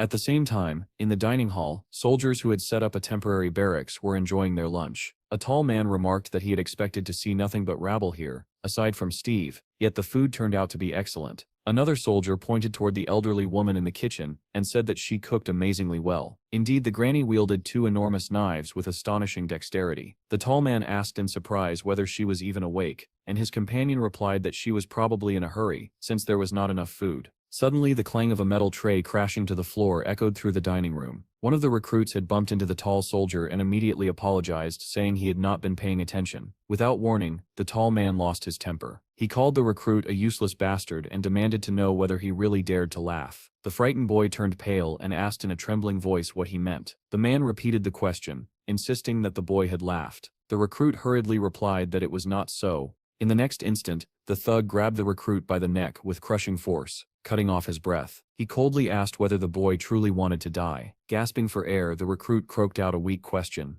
asking why he was doing this. At that moment, an angry hiss came from the kitchen. The granny snarled, calling him a rotten bastard. Someone nearby shouted, "Move."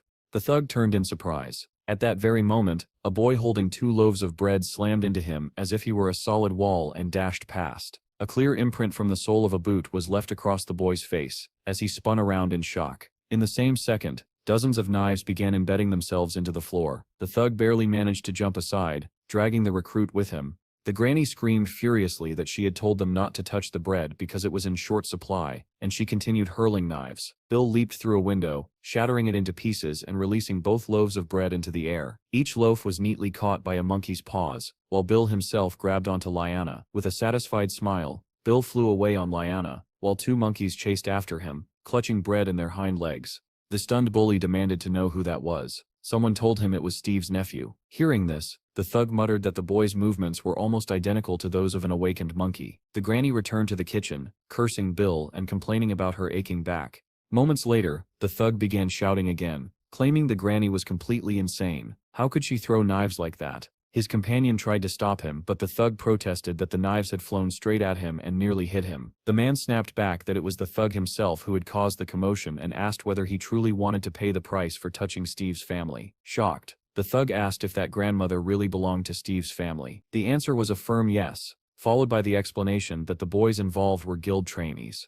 The bully looked around in frustration and asked why there were so many crazy people here. Then he suddenly noticed the absence of the brats. His companion pointed toward the exit, where they were already fleeing, having managed to grab some beer for lunch. The thug took off after them at once. His companion tried to stop him, but he shouted back that they had to apologize. One of the recruits turned around in fear when he realized that the big guy was still chasing them. Spitting saliva as he ran, the man shouted for them to stop immediately. One recruit muttered that the man was clearly stalking them, while another said there was no point thinking about it because he was simply crazy. Night had already fallen, yet the windows of the temporary bureau headquarters were still brightly lit. Inside, the head of the bureau sat across from Valentine and asked what had brought him here at such a late hour. Valentine replied that they were planning to begin the raid today. The leader frowned in surprise and asked why they needed to start so late. He reminded him that the military had only arrived recently and suggested it would be better to give the soldiers at least a day to rest. Valentine answered calmly that they had rested enough. The leader explained that official requests had already been sent to all the guilds, and that they were still organizing their plans. He asked whether it would be possible to wait one more day. Valentine countered by asking whether the leader did not trust them, adding that they did not even need additional manpower at the moment. The leader shook his head and said it was not a matter of mistrust. Even hero squads suffered casualties during cleanups, and for their country, the loss of even a single soldier was unacceptable. He asked how they could continue conducting raids if they rushed in and lost people. He added that even Steve had not yet returned, even though it usually took him only 20 minutes to clear a 6th-level dungeon. Hearing this, Valentine realized that the leader was most likely waiting for Steve's return. The man continued, saying that 4 C-rank mercenaries and 12 A-rank mercenaries were currently on their way and should be included in the combat unit. He reminded Valentine not to forget that Unit 707A was their strongest asset. Valentine nodded and said he understood. They would remain on standby for one more day. Despite the late hour, the lights were still on in the temporary barracks. In one of the rooms, Jean lay curled up on her side inside a sleeping bag. Suddenly a ball of bright light flashed just a centimeter from her face. Jean sprang up and shouted angrily, asking which bastard dared to do that. Melissa stood over her and said that Jean should have come out to greet them instead of sleeping. Jean lay back down irritably and replied that it was very good not to see them at all. Melissa looked slightly hurt and asked if she truly meant that,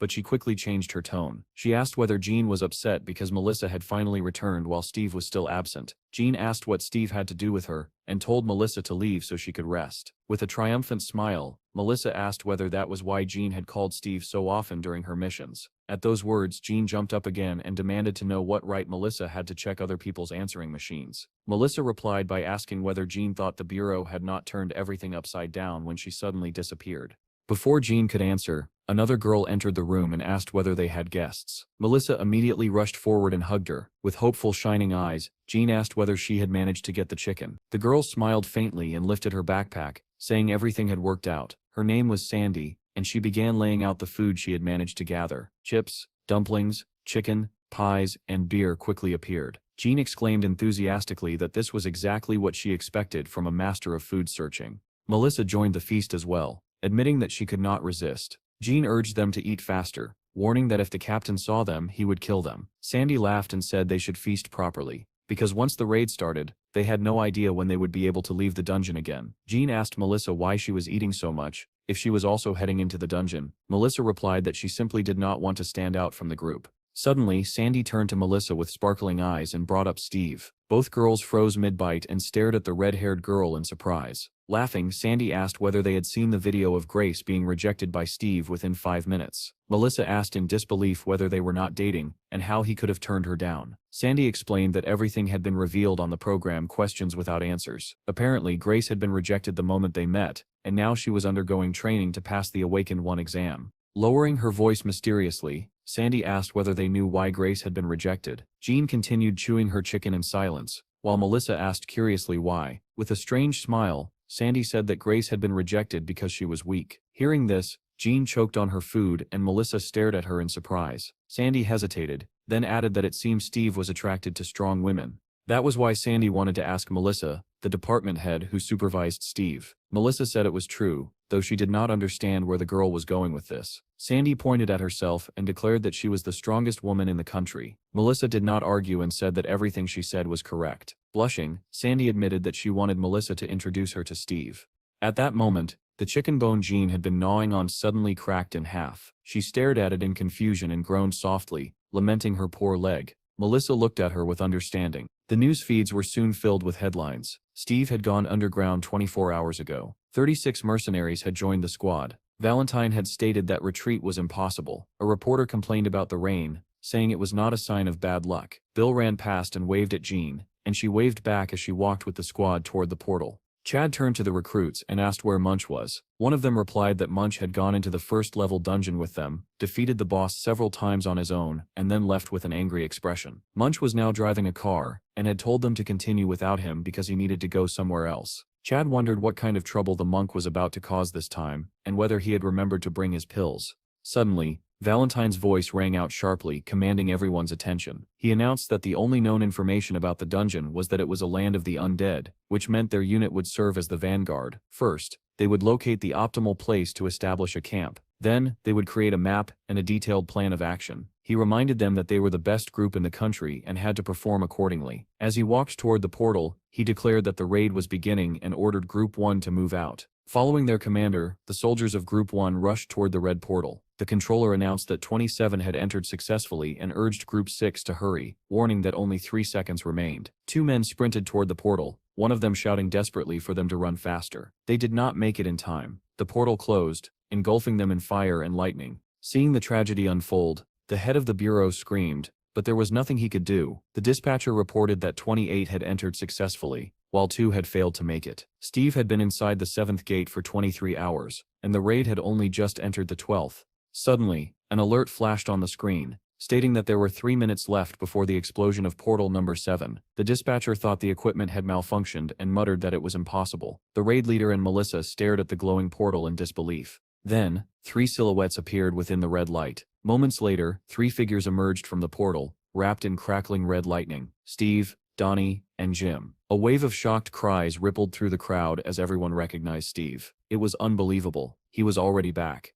After taking only a few steps forward, Donnie and Jim collapsed to the ground, unconscious. Almost immediately, the news broadcasts updated their reports. Steve had cleared the dungeon in just 24 hours. Another article reported that the town's residents were happy to return home, and were no longer in a state of panic. A third article confidently stated that it was only a matter of time before the 7th-level dungeon was completely cleared. Amid the flashing cameras, the head of the bureau shook Steve's hand and expressed his sincere gratitude. Turning to the others, he asked whether everyone had survived. Steve replied calmly that the guys had not slept for 3 days and were simply resting now. The head of the bureau bowed deeply and thanked the hero for his hard work. He said that he understood how exhausted Steve must be, but still asked him to explain his cleanup strategy. Steve looked at him in surprise and asked why he needed to explain the strategy at all. Melissa stepped in and said that even a rough map or basic information about the monsters would be extremely useful for groups preparing to raid the dungeon. Steve frowned and asked what groups she was talking about. He questioned whether they were planning to send another hastily assembled team into his territory again. The chief explained that they were in a state of emergency and that in order to prevent a breakthrough,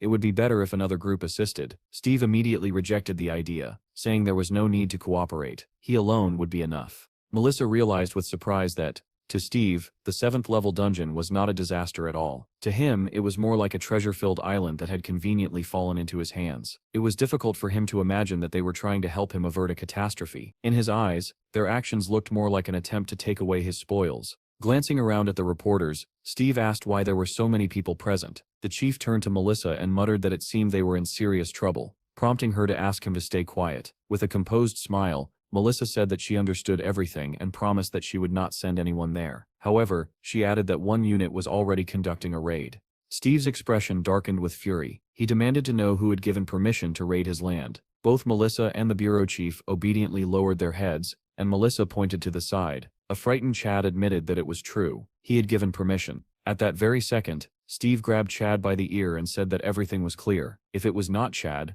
then who else could it have been? He dragged his younger brother by the ear, scolding him for letting trespassers into his hunting grounds the moment they appeared. Releasing Chad, Steve asked where Munch was. At that moment, the monk was in the crowd, about to attack a girl who was watching Steve's return with fascination. Chad spotted him and remarked that it seemed Munch was no longer a vegetarian. The monk opened his toothy mouth and was already preparing to bite the girl on the shoulder when Steve shouted loudly, ordering Munch to be brought to him immediately. The bureau leader and Melissa watched in astonishment, unable to understand what those men were doing now. Several recruits seized Munch and carried him straight toward the portal, while Steve dragged Chad along by the ear. The crowd buzzed with shock. Were they really going back in again without any rest? People whispered excitedly, wondering whether Steve's guild would become the first to reach level 7 if they cleared the dungeon. Someone replied that it was too early to talk about such things, since the dungeon had to be cleared twice a day to prevent a breakthrough. The crowd gasped as they watched the recruits throw the monk into the portal along with all his gear. One reporter commented that the monk did not look very well, while another told him to keep filming regardless. The bureau chief asked Melissa whether the curly-haired one was the man with the video memory. She nodded and said that it was Donnie. The chief said he would go and rest for a while, and asked her to gather information from them once they woke up. Melissa wished her superior a good rest. Meanwhile, Donnie and Jim were lying on couches connected to energy measuring machines. One of the doctors suddenly exclaimed in surprise, asking whether the system was functioning correctly. She said that both of them were already ranked B. Weren't they just carriers a short while ago? Another doctor stared at the readings in shock, and asked how that was possible, since they had been ranks E and D when they entered the dungeon. It was astonishing that a single run through a 7th-level dungeon could raise their ranks so dramatically. Suddenly, both boys sprang up as if on command, and Donnie let out a hoarse cry. Under the stunned gazes of the medical staff, the boys grabbed their weapons and pressed their backs together, instantly assuming a combat stance. Donnie glanced at Jim with a serious expression and said that it seemed they were already out. Then he turned to the doctors and asked whether they had seen Steve. One of the doctors replied that Steve had returned to the dungeon about 20 minutes earlier. Jim calculated quickly and said that they had around 30 minutes. He asked what they should do in the meantime. Donnie answered without hesitation that they needed to stock up on equipment if they did not want to die. Suddenly both boys cried out at the same time, asking what was wrong with their levels. The news was already filled with reports about Steve returning to the dungeon without resting. Another article said that townspeople were openly expressing their support for Steve's raid. Yet another reported that residents had begun returning home after hearing about the operation. A woman holding her child told a reporter that she felt slightly relieved. She said she had already received a residence permit and hoped to move to Steve's territory soon. Steve read one of the reports, which stated that everything now depended on whether he could reduce the dungeon's cleanup time. He snorted angrily and asked what kind of joke that was, since clearing it in a single day was impossible. At that moment, workers near the portal noticed lightning beginning to surge from it, and turned around. In the next instant, Steve, Munch, and Chad emerged from the red glow of the portal. Almost immediately, news spread across the entire country, reporting that Steve had reduced the cleanup time by 3 hours. Chad collapsed onto the floor the moment they returned, completely drained of strength. Munch sat down in a monk's pose and immediately began to pray. Men in white uniforms, crosses emblazoned on their shoulders, rushed toward them at once. After examining the fallen fighters, they reported that there were no injuries, but their stamina had dropped to 30%. Full treatment, they said, would take more than an hour. Steve turned to the staff and asked what they were doing. Melissa explained that it was the Bureau's healing service, adding that they provided it because they wanted to help. Steve frowned and said that was not what he meant. Why waste time, he asked, when they would naturally recover once they fell asleep after returning. Melissa replied that since it was safe and 3 times faster, this method was better. At that moment, Donnie and Jim appeared behind her and thanked Steve for his excellent work. Steve nodded and said it was good that they were here. Pointing at Chad and Munch, he told them to take the 2 and head straight for the portal. Jim hesitated and said in surprise that if they all went in, the guild base would be left unguarded. Melissa stepped in and said she would keep an eye on the construction site. Steve looked at her skeptically and asked why she needed to do that. She replied that helping them was part of her job. It was important to involve the entire team in the raid, and they should go without worrying. Steve nodded and said that he would leave everything to Melissa. If she had any questions, she could ask Grandma. Then he shouted for everyone to move. All 5 of them entered the portal, with Donnie and Jim carrying Chad and Munch. Almost immediately, a new article appeared, reporting that Steve's group had launched a 3rd raid into the dungeon. The crowd gathered beneath the massive billboard buzzed with excitement. Inside the dungeon, the group found themselves in an area surrounded by thick bushes. Chad and Munch were laid down in the center, while Steve, Jim, and Donnie spread out to cover them. Steve placed his hand on the ground and closed his eyes, activating his reconnaissance skill. The others already understood what he was doing, and watched both the surroundings and Steve himself. Suddenly Steve opened his eyes, now glowing with a faint blue light, and said that it was time to wake the sleepers. The boys shook their comrades with all their strength. Munch woke first, letting out a deep sigh. Then Chad and Munch both sprang up at the same time, startling Donnie, who had been trying to wake them. Chad took a heavy breath and asked whether they had not cleared the dungeon yet. Donnie, already bracing for combat, replied that they had cleared it and then come back in again. Chad stared in disbelief and asked whether defeating the boss had been a dream. Turning to Steve, he began to complain that they needed proper rest, since they were not like him. Steve remained unmoved and replied that they had slept for 30 minutes. Chad protested that 30 minutes was far too little. Steve calmly pointed out that Donnie and Jim were B rank, while Chad was C rank. Given that half an hour was more than enough to recover, the boys opened their information windows and stared in shock at their suddenly increased ranks. Steve explained that their bodies were growing stronger, but their minds could not keep up yet, which was why they still felt exhausted. Even though time had passed, the boys were stunned by the changes. Seeing their ranks rise so sharply felt unreal. Steve snorted and said that with such an attitude, they would not be able to protect their home even if they reached C rank. He added that they would need special training until the dead fish look in their eyes regained some life. The words shocked them, especially the part about their eyes. Steve continued, saying they did not understand yet. They had to become as strong as possible so that he could safely leave the house in their care. Suddenly he shouted that enemies were approaching from behind. Everyone spun around at once. From the rear, a group of skeleton knights charged toward them, roaring menacingly. Jim met the first attack head-on, crossing swords with one of the skeletons. With a powerful swing, he severed its head in a single blow. Chad followed, attacking furiously and cutting down monsters with his knives. At the same time, Munch effortlessly split another enemy in half with his spear. Working together in perfect coordination, they pushed the monsters back with ease. Then all four froze as a new sound echoed nearby. A massive group of undead orcs was approaching at high speed. Steve glanced at them and remarked that they were moving far too quickly,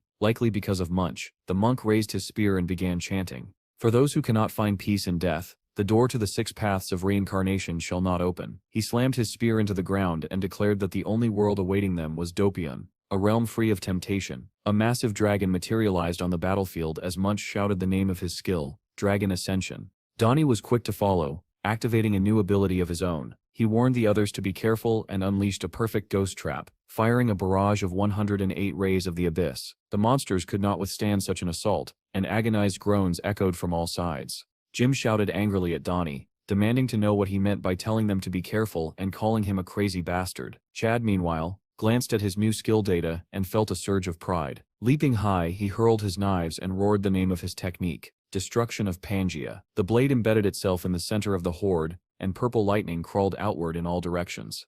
At that moment, an orc struck Chad from the side, hurling him backward. Jim shouted that his strength had suddenly drained away and his blade felt dull. Donnie yelled that his accuracy had dropped as well. Munch was pinned to the ground by a monster and asked whether this was a curse. Jim quickly assessed the situation and asked what kind of debuff it could be. Looking more closely, they spotted a creature flying above the orc horde. It had a female form, and they instantly recognized it as a banshee. Donnie turned and shouted to Steve, pointing it out. Steve stood bathed in a green glow and said that things were progressing even faster than last time. Meanwhile, back in the dining hall, new recruits enjoyed their delicious meal, quietly hoping that they would remain in Steve's lands forever. Melissa smiled and told them to eat their fill before returning to work. She stepped through a door and asked the granny seated at the table whether she had called for her. The old woman smiled and said she wanted to discuss the bathhouse. Melissa replied that they planned to install a finished sauna next to it. The granny shook her head and explained that a proper bathhouse needed a heated room with floors made of red clay stone. Melissa admitted, a little guiltily, that she did not know what to do now, since the order had already been placed. Just then, her communicator rang. The granny stretched and complained about her aching back. Melissa received a call from the video analysis team, asking her to come and review something. On the screen, Jim could be seen surrounded by a green glow fending off monsters. With a single precise strike, he split the banshee in half. The video ended there. The bureau chief tried to recall the name of the monster, and Melissa suggested that it was a banshee. She explained that it was a type of undead comparable to a mid-tier C boss, capable of inflicting debuffs that reduced physical attributes and accuracy, as well as launching long-range attacks. The chief frowned and asked where the rest of the footage was, since the banshee was not the boss. The technician replied that they had tried to forcibly extract the remaining recordings while Donnie was sleeping, but he had woken up at that moment. He added that he would approach Donnie properly once they returned from the dungeon. The leader then asked whether anyone other than Steve's group had ever managed to clear a 7th-level dungeon. Melissa answered that now Steve had done it, and aside from his group, no one else had succeeded.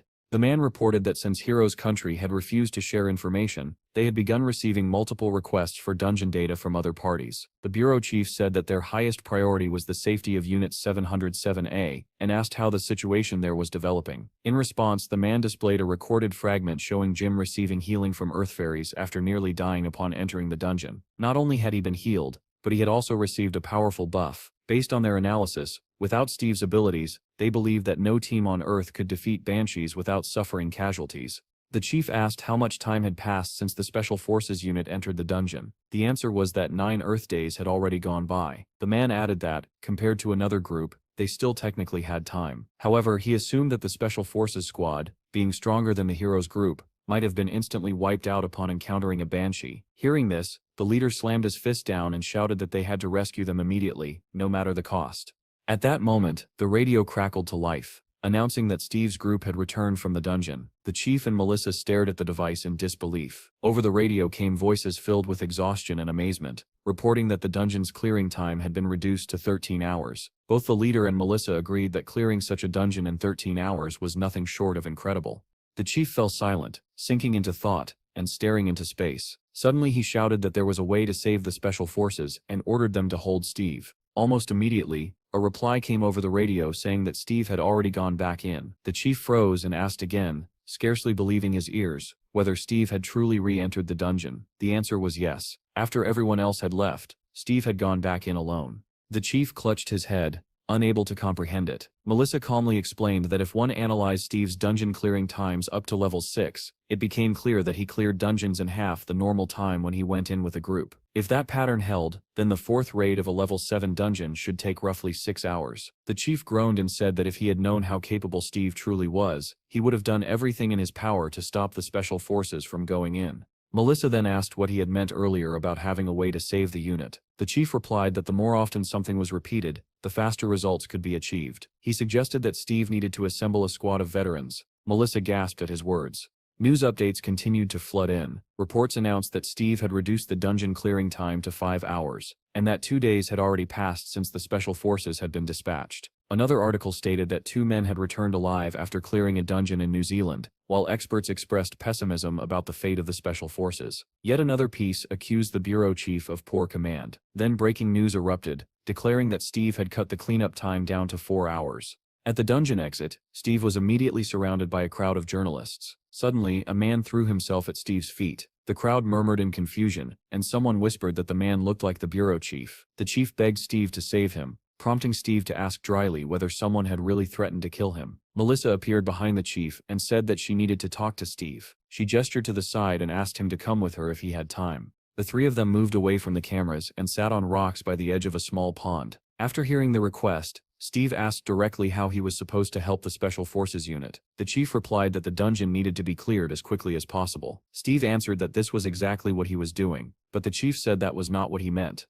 Steve frowned and asked why he should help those thieves at all. Melissa explained that it had been 3 days since the group entered the dungeon, which meant that 9 days had already passed inside. The chief added grimly that after 15 days, the chance of returning dropped by 50%. He said they could not afford to lose their Special Forces so senselessly. Steve's anger flared, and he demanded to know who had given such a reckless order. The chief lowered his head and admitted that it was his mistake. He alone was responsible. Steve then asked how it was even possible to save people who had already entered a dungeon. They would have to save themselves. Melissa said quietly that there was one way. Steve looked at her in surprise and asked whether such a thing really existed. She nodded and began recounting an incident from 5 years earlier. At that time, a first-level dungeon had appeared in an open field. The entry cost was low, artifacts dropped frequently, and it quickly became known as a lottery dungeon. The number of available gates had once reached 500, but they dwindled rapidly. The real problem occurred at the last gate. 5 C-rank mercenaries entered a dungeon with a capacity of 15 people. They chatted casually, saying they wanted to finish quickly and then go drinking. One of them remarked that once they climbed a nearby hill, they would see a large rock that would make a perfect campsite. Another said that after this raid, he would finally be able to pay off all his debts. The others were puzzled by his optimism.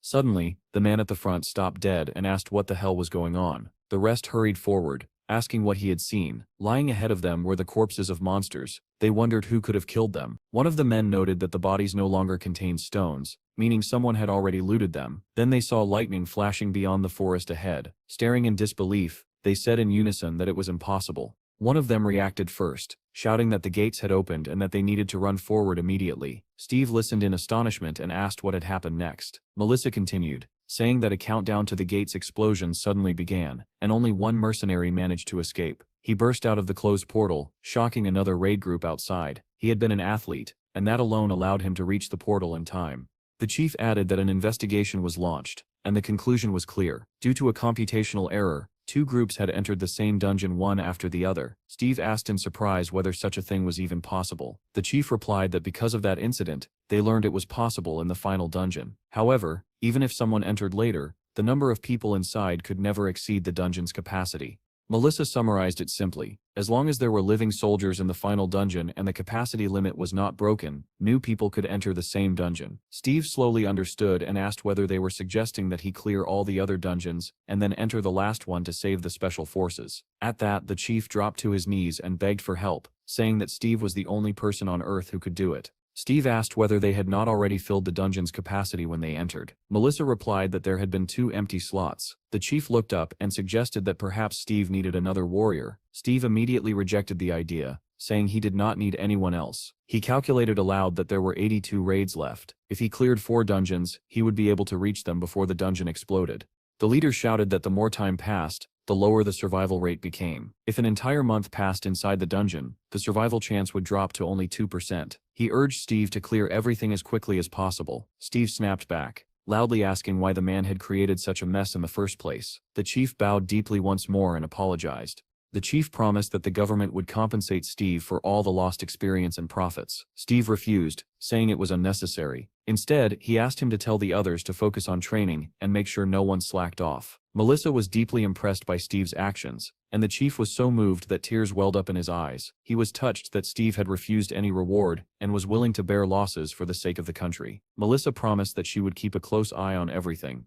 In the next instant, Steve took off, kicking up columns of dust. Small stones flew toward Melissa and the chief as he disappeared. The chief asked whether Steve had already left for the next raid, and Melissa replied that it seemed so. The man opened the budget allocated for rescuing the special forces and asked whether 5 million would be enough. Melissa could only sigh heavily. News broke immediately that Steve was going to rescue Unit 707A. A reporter announced that he was currently in Steve's lands. He had reduced the dungeon cleanup time to 4 hours and would soon begin a rescue operation. 10 minutes earlier, Steve had entered the portal again. Suddenly the reporter fell silent, and the crowd began to stir, all eyes fixed on the portal. Steve emerged, looking slightly tired, but as determined as ever. Reporters rushed forward, snapping photos and recording videos while shouting his name. The reporter announced a shocking development. Steve had exited a 7th-level dungeon after clearing it for the 6th time. Only 13 minutes later, without hesitation, Steve turned around and went straight back into the dungeon, stunning everyone present. The news later reported that Steve had completed 15 raids with an average time of 20 minutes. A photo accompanying the article bore the caption that even a Superman was not without his human side. Steve's incredible abilities became the focus of worldwide attention. 4 days had passed since the special forces entered the dungeon, and Steve had already closed 68 raids. Despite his astonishing speed, reports that the unit's survival chance had dropped to 50% prompted people to gather and light candles. A popular band performed, expressing their hope for everyone's safe return. The question spread everywhere: would the special forces unit be able to come back alive, as everyone wished? Meanwhile, deep inside the dungeon, the Special Forces unit trudged through a forest under pouring rain. One of the soldiers asked how long they had been walking. He was told that it would take another 30 minutes to reach the camp. With bitter humor, he replied that it might be easier to die there instead. Suddenly, Jean raised her clenched fist, drawing the squad's attention. One soldier whispered fearfully, asking what it was now, while another hissed for silence. Jean said quietly that there was a ghost ahead. In front of them, a monster dressed in tattered rags floated through the air. The entire squad stared in disbelief, wondering whether they had truly encountered a ghost. The soldiers immediately lowered their voices and whispered that they needed to hide. Sandy cursed inwardly, thinking that everything always went wrong when the captain was absent. If they were discovered, they would all die. The big guy from the canteen muttered that it felt as if gravity had tripled, because breathing had become difficult. Suddenly, a soldier stepped on a branch. The ghost instantly turned toward the sound. Its eyes lit up like lanterns, illuminating the soldiers hiding in the bushes. After spotting them, the monster growled, summoning its comrades. In the next moment, a shot rang out, and the ghost was hit in the head, falling silent. Flames engulfed its body, and it burned even under the heavy rain. A soldier positioned on a platform reported that the area was clear. Sandy shouted that they needed to move, but Jean said it was already too late. One of the soldiers tried to contact headquarters, reporting that large groups of monsters were approaching. Headquarters responded with rapid updates. 40 orcs were approaching from 6 o'clock, 20 ogres from 7 o'clock, and 200 goblins from 3 o'clock. The squad was expected to engage at a distance of 200 meters. Sandy shouted orders for the soldiers behind her to prepare for battle. One soldier said he had only half his mana left. Another added that he had only 3 arrows remaining but was ready to bite the monsters if necessary. A rumble echoed through the forest, and someone shouted that the enemies were closing in. One soldier asked his comrades to kill him if he turned into a zombie. Another promised to cremate him to dispel his fear. Jean shouted that the monsters were now 100 meters away. A horde surged forward, rushing toward the soldiers. Someone cried out that there were too many of them, and that they had to attack. The soldiers charged into battle, firing and fighting with everything they had. At headquarters, an operator reported that something was flying toward the squad at an astonishing speed. Jean turned sharply and demanded to know what the hell that was. Over the radio came a report that an unknown creature was approaching from 12 o'clock.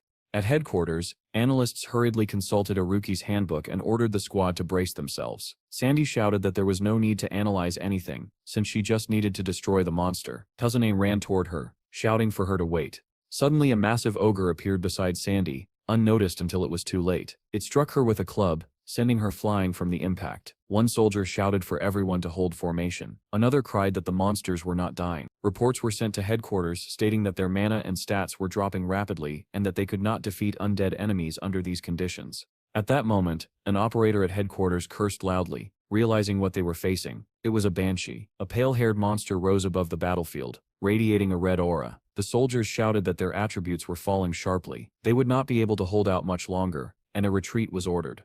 Back at the base, the command staff decided they had to report this to intelligence. Suddenly the monster smashed through the wall of their temporary headquarters. The banshee flew past the soldiers and cast a debuff spell in an unfamiliar language. At that instant, Sandy charged the creature from below, swinging her weapon. The banshee noticed her and smiled cheerfully, asking how she was doing. At the same time, a massive screen showed Steve emerging from the dungeon yet again. The host shouted that Steve, who had already set a world record, had now cleared the dungeon 87 times in just 6 days. Donnie sat beside the sleeping team members, staring at his phone. He muttered that Steve had come out again and asked whether they should go greet him. Jim, without even opening his eyes, asked whether Donnie wanted to return to that hellish place once more. Donnie replied immediately, sounding frightened, that of course he did not. Jim, still keeping his eyes closed, told the boy to go back to sleep. Donnie agreed and lay down again, clutching his phone tightly. As he drifted off, he wondered what the world might have been like if the great catastrophe had never happened. Meanwhile, Steve emerged from the portal as if nothing had occurred, his body wrapped in crackling lightning. He walked up to the chief and Melissa and calmly asked whether he could go in now. Tears filled the chief's eyes as he replied that this was the final dungeon, and begged Steve to go back with the others. Steve nodded, stepped back toward the portal, and said that if they were still alive, he would bring them back. The host called Steve a patron saint and announced that he was entering the long-awaited final dungeon. News headlines overflowed with reports about dungeon clearings. Steve was hailed as the god of dungeons,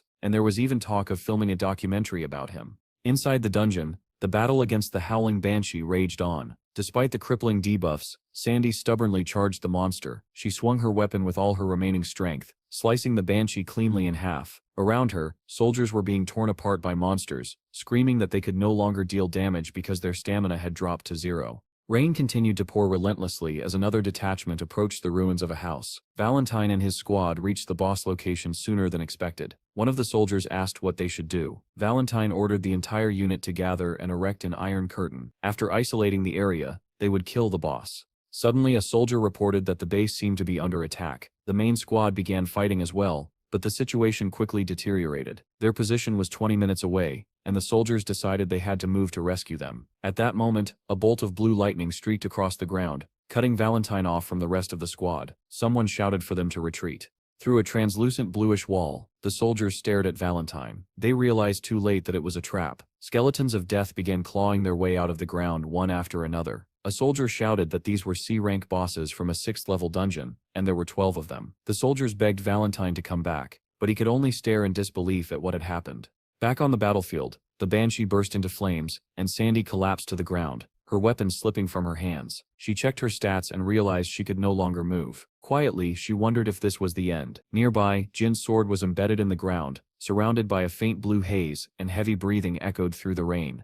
Jean lay flat on her back in the mud, unable to move, As monsters closed in, she opened her eyes, cursed, and saw them approaching. Memories of the dungeon where she and Steve had once been trapped flooded her mind. Tears welled up as she wondered why she was thinking about that idiot. Now, suddenly, a blue fairy appeared before her. Jean stared at it in disbelief. Around her, soldiers shouted that they could see fairies and wondered if they were already dead and heading to heaven. Surrounded by monsters, Sandy suddenly felt her stats begin to rise and wondered what those glowing blue insects were. Jean understood immediately, her eyes widening in shock. Like a tidal wave, Steve charged through the monsters, hurling them aside. Jean stared at him in disbelief, overjoyed that he had really come. The soldiers felt their strength surge as their stats increased rapidly. Just before the monsters could reach her, Sandy's eyes flashed white. Her body erupted in golden light. The monsters recoiled, but it was too late. The radiance burned them where they stood. Sandy laughed breathlessly, saying it felt refreshing as her strength was completely restored. The soldiers tore the undead apart with their bare hands, shouting in exhilaration as power flooded their bodies. Suddenly the soldiers noticed a mass of monsters rising into the air and demanded to know what it was. In the next instant, the creatures burst into flames. They watched in stunned silence as the undead burned away. Those that tried to flee from Steve, standing at the center of the inferno, were swallowed by a raging fire tornado. Steve turned to the soldiers and casually asked whether that was all. Instead of answering, Jean rushed forward and wrapped her arms tightly around his neck. Steve blinked in surprise and asked whether this was really Blondie and what she was doing there. Tears streamed down Jean's face as she asked what he was doing here. The soldiers stared at Steve in disbelief, whispering among themselves that this was the same guy who had slept beside them. The battlefield was littered with the charred remains of monsters. Sandy wandered past the corpses, dazed, wondering what had happened and where everyone had gone. Ahead, she noticed a group of soldiers gathered, and watching something with intense curiosity. One of them murmured that it really seemed to be Steve. Sandy gasped. As she saw Steve and Jean hugging, someone whispered that Steve was supposed to be dating Grace, while another said it was just a rumor. Sandy slipped closer and froze, her mouth falling open in shock at the sight of Steve and Jean embracing. Jean clung to Steve even tighter, and the crowd whispered that since Steve was here, he must have cleared all the dungeons. Someone joked that they had been holding each other for too long. Sandy suddenly remembered how Jean had snapped a chicken leg while talking about Steve and gasped. Someone remarked that their posture looked strange, almost as if Steve were pushing her away. Steve tried to pry Jean off, telling her she was too weak. Jean replied that she understood, but asked him to stay like that a little longer. Steve shoved her away forcefully, sending her crashing into a rock, and said coldly that she was too weak to be his partner. The soldiers turned away in shock, deciding to pretend they had seen nothing. Blood trickled from Jean's nose as she muttered in embarrassment. Steve rushed over, asking if she was all right, and warning that staying near him would only get her hurt. At that moment, a fairy fluttered up to Steve and whispered something to him. The soldiers began counting their losses.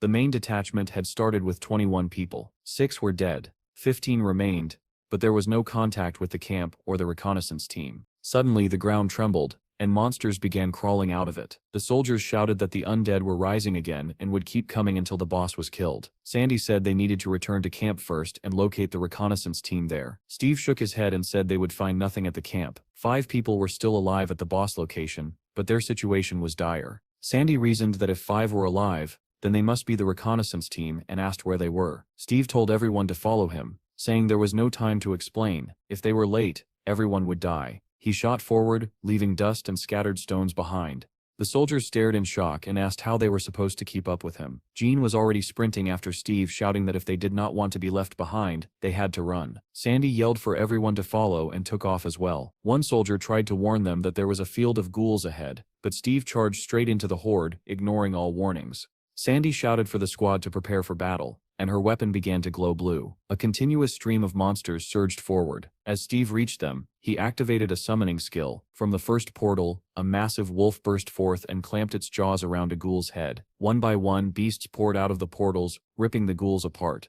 The soldiers stared in awe, whispering that this was a true call, and that they did not even need to fight. Sandy thought, without shame, that Steve was incredibly hot. Just then, Jean turned her head sharply and reported that a flying object was approaching from 11 o'clock. Sandy asked whether it was another flying witch-like creature. Jean shook her head and said no, because it felt different. Indeed, another flying being was approaching. When Steve saw it clearly, he smiled and greeted it calmly. "Hello, Lich." The soldiers screamed in shock, unable to believe what they were seeing. Could this really be a Lich?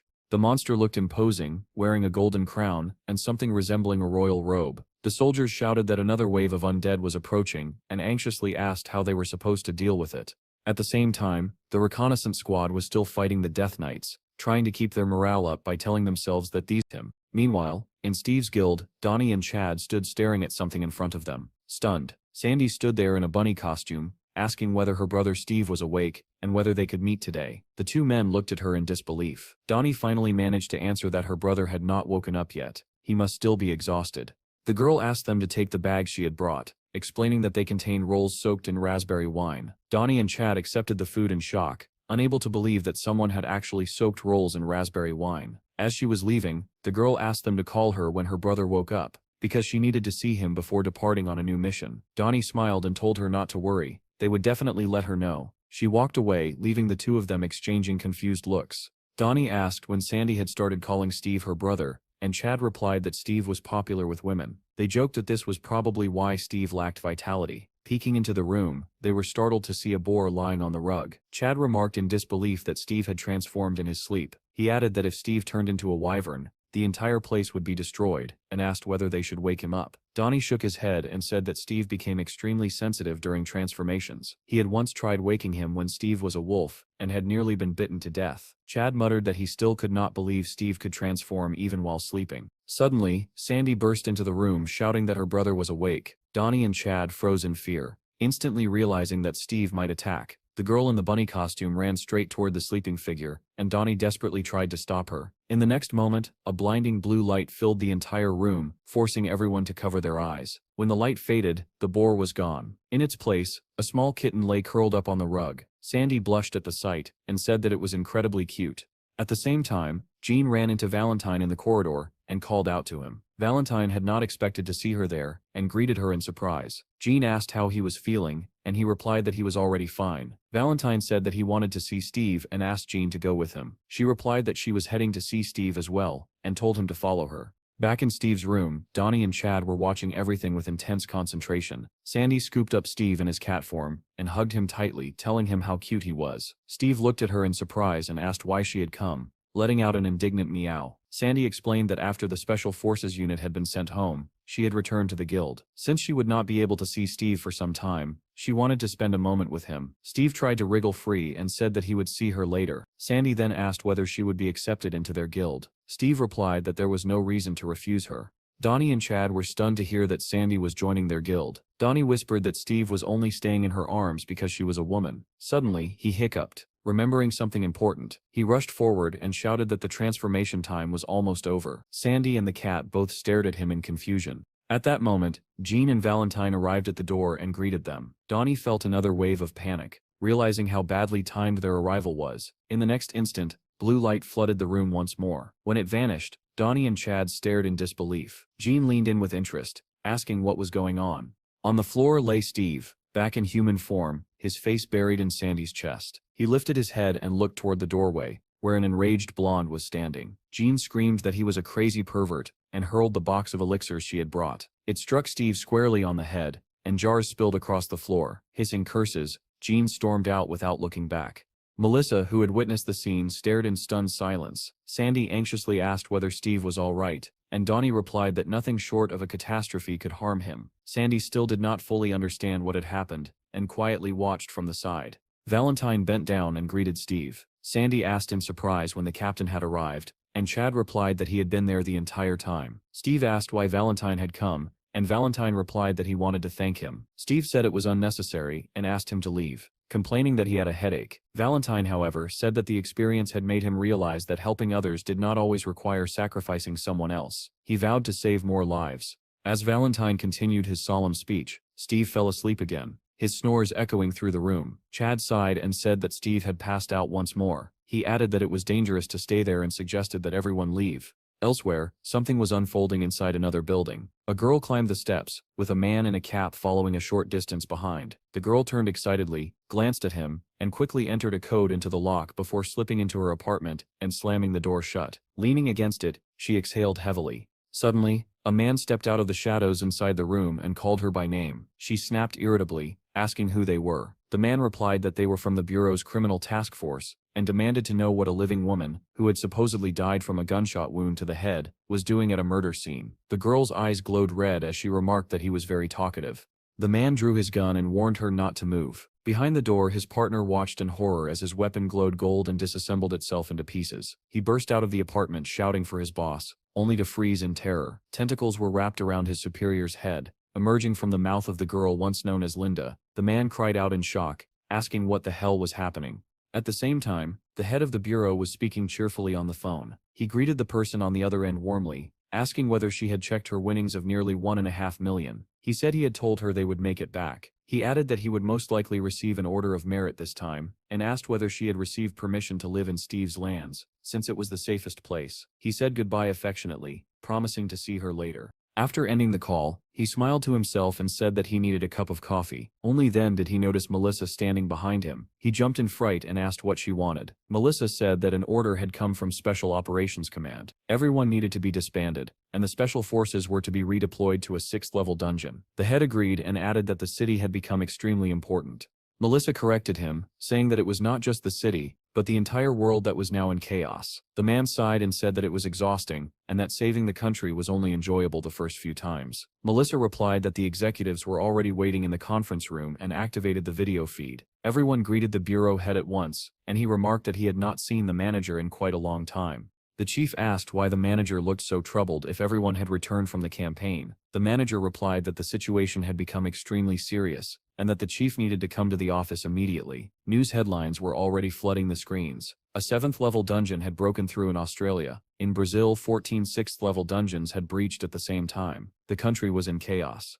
The chief wondered bitterly why refugees had fled into the ocean, since no one even knew what kind of creatures might now live there. Then he was informed that another country was preparing to use nuclear weapons. Shocked, he asked whether they had really exhausted all conventional options. He was told that the current monster wave exceeded the level that ordinary weapons could handle. The speaker added that the use of nuclear weapons might alter the monster's path, redirecting them toward their country. The army was already preparing reinforcements, because these monsters could merge with those already advancing. The chief asked anxiously whether the threat was moving in their direction and demanded an update on the dungeon situation. Reports stated that crime was rising sharply and that civilians no longer felt safe due to the weakness of the guilds. One official said that 14 dungeons had opened in a single day, 6 of them at level 6. Other guilds were also struggling with a lack of combat groups. The chief rubbed his forehead in frustration and muttered that it was a complete disaster. Someone reminded him about a serial killer case that had been transferred from the police. 2 members of the special department handling the investigation had been killed. The chief stared in shock and asked what kind of killer could eliminate 2 agents, and whether they had been awakened.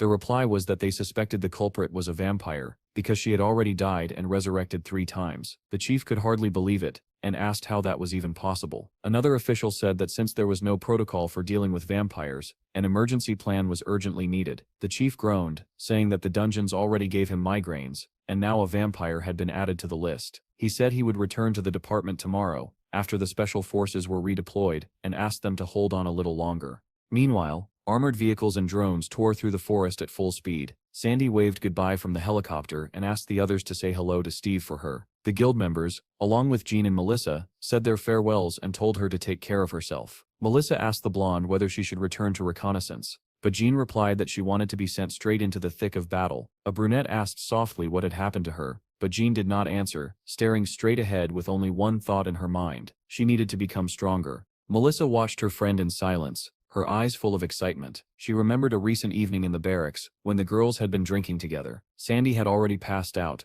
mumbling about monsters. Melissa had turned to Jean, and recalled that Jean once said she was not interested in men, so why was she so obsessed with Steve? Jean had not taken the bait. She calmly asked what Melissa meant by insanity, then quietly said that she believed Steve would not die. Melissa had understood her meaning immediately. Remembering that moment now, Melissa smiled and wished her friend good luck.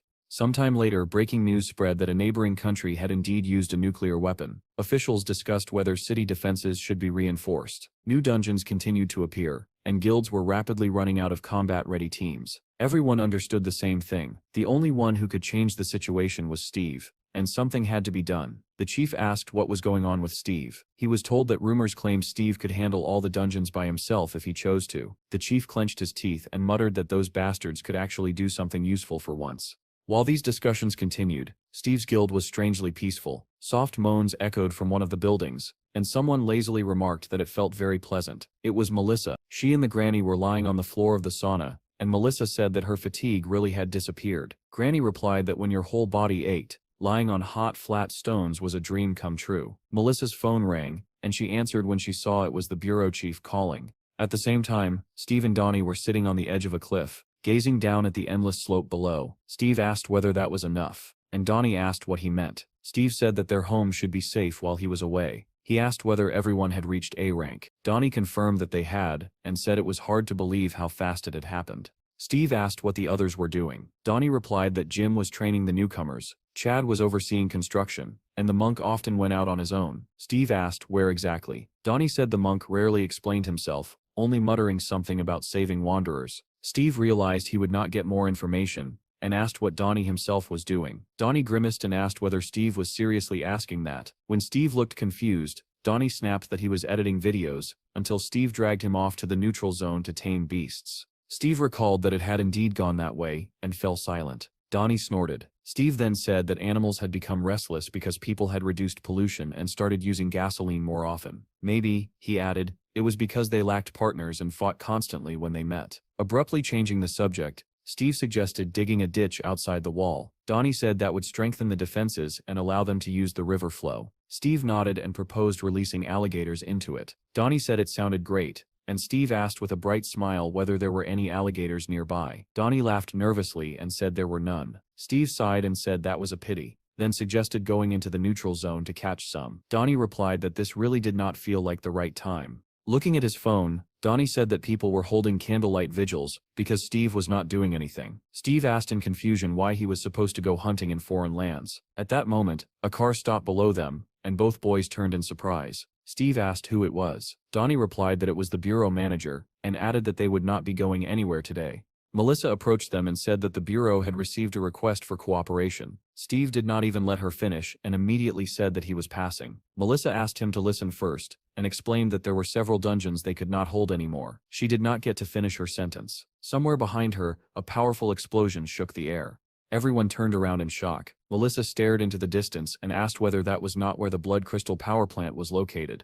Donnie's first thought was that the explosion might have been caused by Hero. Cries for help echoed from the station, as survivors shouted that the wounded needed to be carried out. Chad arrived at the scene of the blast and immediately realized that, because of the raging fire, it was impossible to enter and help directly. Jim and his recruits also rushed over and asked what had happened. Chad replied that the generator must have exploded, but Jean insisted that the fire had to be extinguished immediately to prevent a second explosion. Suddenly, blue lights began to appear around them, and everyone turned in surprise. Steve was standing behind them, summoning tiny fairies. Relief spread through the crowd at the sight of him. After finishing his preparations, Steve activated the water vortex skill. A massive whirlpool of water formed in the sky and descended over the entire building. Torrents of water poured down, extinguishing the flames completely, leaving not a single spark behind. Then someone noticed people falling along with the streams of water. Without hesitation, Steve shouted and called for Wyvern. A gigantic wyvern emerged with a thunderous roar, opening its massive jaws. Those watching stared in horror,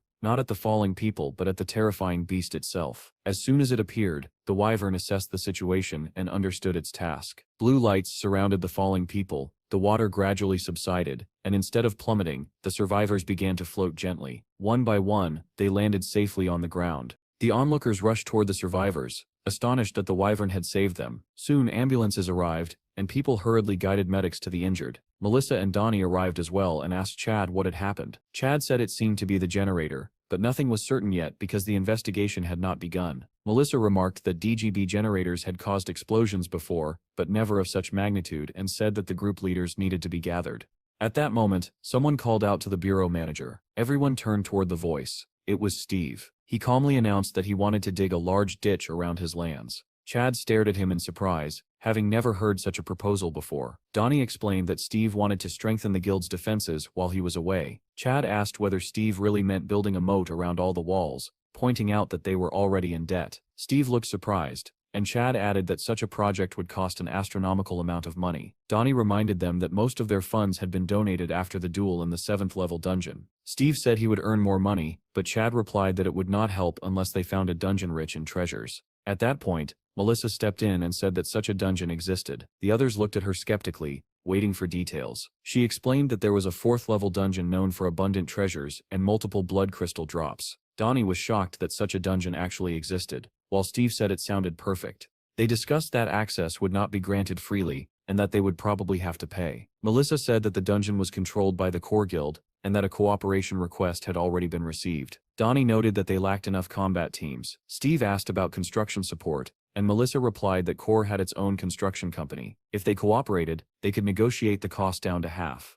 Jim eagerly volunteered, saying he wanted to try something new. Monkey suddenly appeared and suggested forming a squad with the guild's newcomers. Chad agreed, liking the idea. Melissa said that while they were gone, she would oversee the construction herself. Steve was satisfied with the decision and said it was time to move. Soon, news broke that 5 members of Steve's guild had gone on a raid. Before long, they found themselves inside a dungeon, and the battle began immediately. Chad activated his new skill, Panga Destruction. He swung his sword, and a bolt of red lightning tore through the enemy camp. Monsters were flung apart, shredded by the lightning's force. Jim kept pace, burning monsters one after another and counting each kill. Donnie fired continuously, holding rifles in both hands and preventing the enemies from closing in. When one monster got too close, he activated a formation skill. The shot pierced straight through the creature. Monk also fought relentlessly, cutting down enemies with his spear. Suddenly Monk turned and froze when he saw silhouettes of more monsters approaching. He activated Dragon Ascension, and blue waves engulfed the enemies. However, they did not fall. Monk realized grimly that the skill was still not powerful enough. He clasped his hands together and activated another ability, Summon Wanderers, King of Nirvana, First Path. His left eye glowed red as he focused ahead.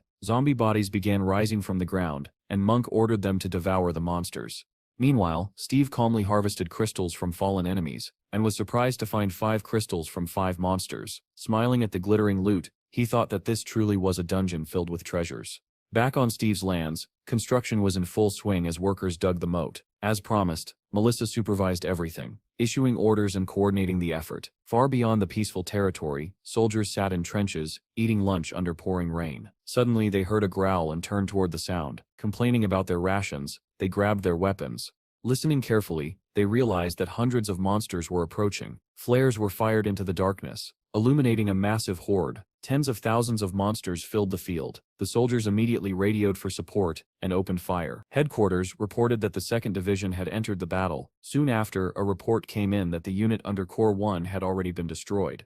Shock spread through the command. As the battle had only just begun, they discussed retreating and falling back to defend the capital walls instead. The captain sighed heavily and requested a direct connection to the head of the Bureau of the Awakened. Several people approached the operational headquarters of the Scorpion Dungeon. Men dressed in black entered the building and greeted the soldiers inside, catching them off guard. One of the soldiers asked who they were, and the men replied that they were from the Bureau of the Awakened. They immediately asked when Steve would be coming out. The soldier answered that there were still 4 days left before the breakthrough, and that they planned to hold out until the very last moment while gathering resources. At once, angry voices rang out from the Bureau. Someone shouted into the phone, demanding to know why Steve was wasting time in a 4th-level dungeon. The chief barked an order to tell Steve that his lands had been reduced to ashes. Another man screamed that Steve needed to be told his entire family was going to die. At that moment, something crashed into the battlefield, carving a burning trail through the ground. Inside the headquarters, the men stared at the live footage from a spy drone in shock. 3 meteorites slammed down near the combat zone, annihilating everything within a 6-kilometer radius. One man muttered that the squad had been wiped out by a meteor strike. Another added that the meteorites had been summoned by monsters. A third questioned how such an ability could even exist, pointing out that a massive release of spatial energy had been detected at the moment of impact. Scientists reported that a similar ability was mentioned in ancient texts from the planet Aruka, but even so, it was difficult to believe that a monster capable of summoning meteorites truly existed. The screen shifted to show monsters advancing, and the speaker noted that a humanoid figure could be seen among them. When the image was magnified, a man-like shape was visible sitting atop a 2-headed creature. At first, they suspected an awakened human, but further analysis confirmed it was a monster. The footage then showed the creature killing a soldier with its tentacles. The speaker stated grimly that this was the decisive evidence. When the image was enhanced to its clearest point, someone said the word aloud: vampire. It was reported that a recent breakthrough in a 7th-level dungeon had allowed many vampires to escape, and they were now hiding among the population. The men began discussing ways to kill a vampire, wondering whether the methods from movies, such as driving a stake through the heart, would work. Reports stated that vampires could only be killed by extremely high-ranking awakened individuals. In England, a special weapon had already been developed. It was made of araconite, a synthetic material created by Dr. Toddler. The speaker added that anyone bitten by a vampire either became its minion or died. The president spoke with alarm, stating that their country's forces were incapable of killing such creatures. One official suggested sealing the gates to the capital, but the president asked whether that would truly be enough. News reports confirmed the destruction of the first detachment and the retreat to the capital walls. Soon after, a state of emergency was officially declared. A siren wailed throughout the city. The residents immediately understood that martial law had been enacted. People were furious that the military had not evacuated them earlier, and that they were now expected to remain in their homes and wait for death. Meanwhile, in Steve's lands, the sun shone peacefully, and everything seemed calm as ever. Melissa received a call and said she was at a construction site. The voice on the other end sharply warned her that she could not stay there, as it was mortally dangerous. The chief told her that a state of emergency had been declared, that everyone was retreating to the capital, and that Steve's lands were already being surrounded from all sides. He ordered her to immediately join the third squad and retreat, warning that otherwise the monsters would encircle them completely. He added that when the monsters arrived, there could be a massive explosion, and even Steve might not be able to stop it. A siren immediately blared from speakers across the area. An announcement followed, ordering all personnel to gather on the parade ground at once. The only person who ignored it was the granny, who hummed cheerfully while wiping barrels. A soldier ran up to Melissa and pointed around the corner. Seeing the granny, Melissa rushed over, alarm written all over her face. She asked what she was doing, but the granny looked confused and asked whether Melissa might be hungry. Melissa insisted that they had to run immediately, yet the granny still did not understand what was happening. At the 34th gate, heightened security measures were underway due to the emergency. Everyone exiting the dungeon was being thoroughly inspected. One of the evacuees whispered that this must mean the rumors about vampires killing people in the city were true. Bureau personnel arrived at the gate, and a soldier asked whether the crazy girl had appeared. When they looked up, they saw Jean standing beside her red motorcycle. The soldiers immediately smiled and waved at her. Jean raised a finger to her lips, signaling for silence, leaving them confused. As inspections continued, a soldier suddenly noticed a girl's bare feet and ordered her to step forward. She wore a short dress, her body covered in abrasions and bruises, her head lowered. Jean stood nearby, carefully observing. The scanner passed over the girl and suddenly emitted a sharp beep. The soldier stiffened and reached for his pistol, but he did not get the chance to fire. The monster lunged at him, seizing him by the neck. The awakened individuals emerging from the dungeon froze in horror, and someone shouted that it was a vampire. A soldier fired, striking the creature in the head, forcing it to release its victim. The vampire then dissolved into black mist, vanishing before their eyes. The soldiers stared in disbelief, unsure of what had just happened. Medics were called as they rushed to the bitten man. Suddenly, Jean appeared and sliced through the black fog with her sword. In the next instant, the monster reformed in midair, only for its head to be severed cleanly from its body. Jean stated calmly that the target had been hit. The vampire's body began turning to ash. The military immediately surrounded the remains and burned them thoroughly to ensure it could not revive. People around them whispered in shock, asking who the girl was and how she had managed to kill a vampire. Someone said her name was Jean, from the Bureau of the Awakened. She briefly drifted into her memories, as Tim explained that her sword, the Ballad of the Soul, sang when it sensed spirits from another world. Swinging it lightly, he said it could destroy such beings in a single strike. Jean asked whether it destroyed ghosts, and Tim replied that it destroyed souls. Though it looked like a normal katana, it had been forged from a meteorite by a blacksmith from the 9th planet. Jen was pulled back to the present when her subordinates called to her. She sheathed her sword and reported that the gate equipment was operational. She then asked the soldiers whether anyone had arrived from Steve's lands. When asked for names, she said Melissa and Granny. The soldier checked the list and said they were not registered. Jen immediately pulled out her phone, and when the call connected, she shouted that evacuation had been announced long ago and demanded to know why they were not there yet. At the same time, in one of the buildings someone said urgently that it was time to leave. The granny stubbornly replied that Dad and Bill were not back yet, so she could not go. Melissa insisted that they had to evacuate immediately. Their argument was interrupted when soldiers entered the room in alarm, reporting that all workers had been evacuated but Bill was nowhere to be found. The granny calmly suggested that if he was not with the people, then he was probably with the animals. Melissa sighed anxiously and clenched her teeth, worry for the boy tightening in her chest. Suddenly, one of the soldiers pointed toward the window and said that the sky looked strange. Everyone in the room moved closer and looked up in fear. A black mass was spreading across the sky, neither quite a cloud nor a flock of birds. As it drew nearer, its shape became clear. It was a swarm of bats. Melissa reacted instantly and ordered all the windows to be shut at once. The soldiers hurried to obey, sealing the room and then checking the street outside. She immediately told them to move away from the windows. The moment they stepped back, bats began slamming into the glass. Everyone stared in shock, unable to understand where bats could have come from in broad daylight. Suddenly, a car crashed straight through a window, shattering the glass into countless fragments. Melissa ducked instinctively, shouting for everyone to be careful. When the dust settled, she looked around, breathing heavily. One of the soldiers was holding the granny in his arms, and she whispered faintly that her back hurt badly. All at once, the soldiers turned toward the broken window. Human silhouettes stepped out from the swirling bats and walked directly toward them. Melissa shouted for everyone to retreat, and a fireball flared to life in her hand. The vampires lunged forward, and vile tentacles burst from the mouth of one of them. Melissa released her spell, sending several firebolts crashing into the attackers. The blast struck true, knocking the vampires off their feet. Two collapsed immediately, while the third was left half burned. Melissa turned to the soldiers and ordered them to head for the farm at once. One of the men lifted the granny onto his back, and they ran as instructed. Behind them, one of the vampires staggered to his feet and sneered that the most appetizing one had turned out to be the most athletic. Melissa glared at them and demanded to know what kind of creatures they were.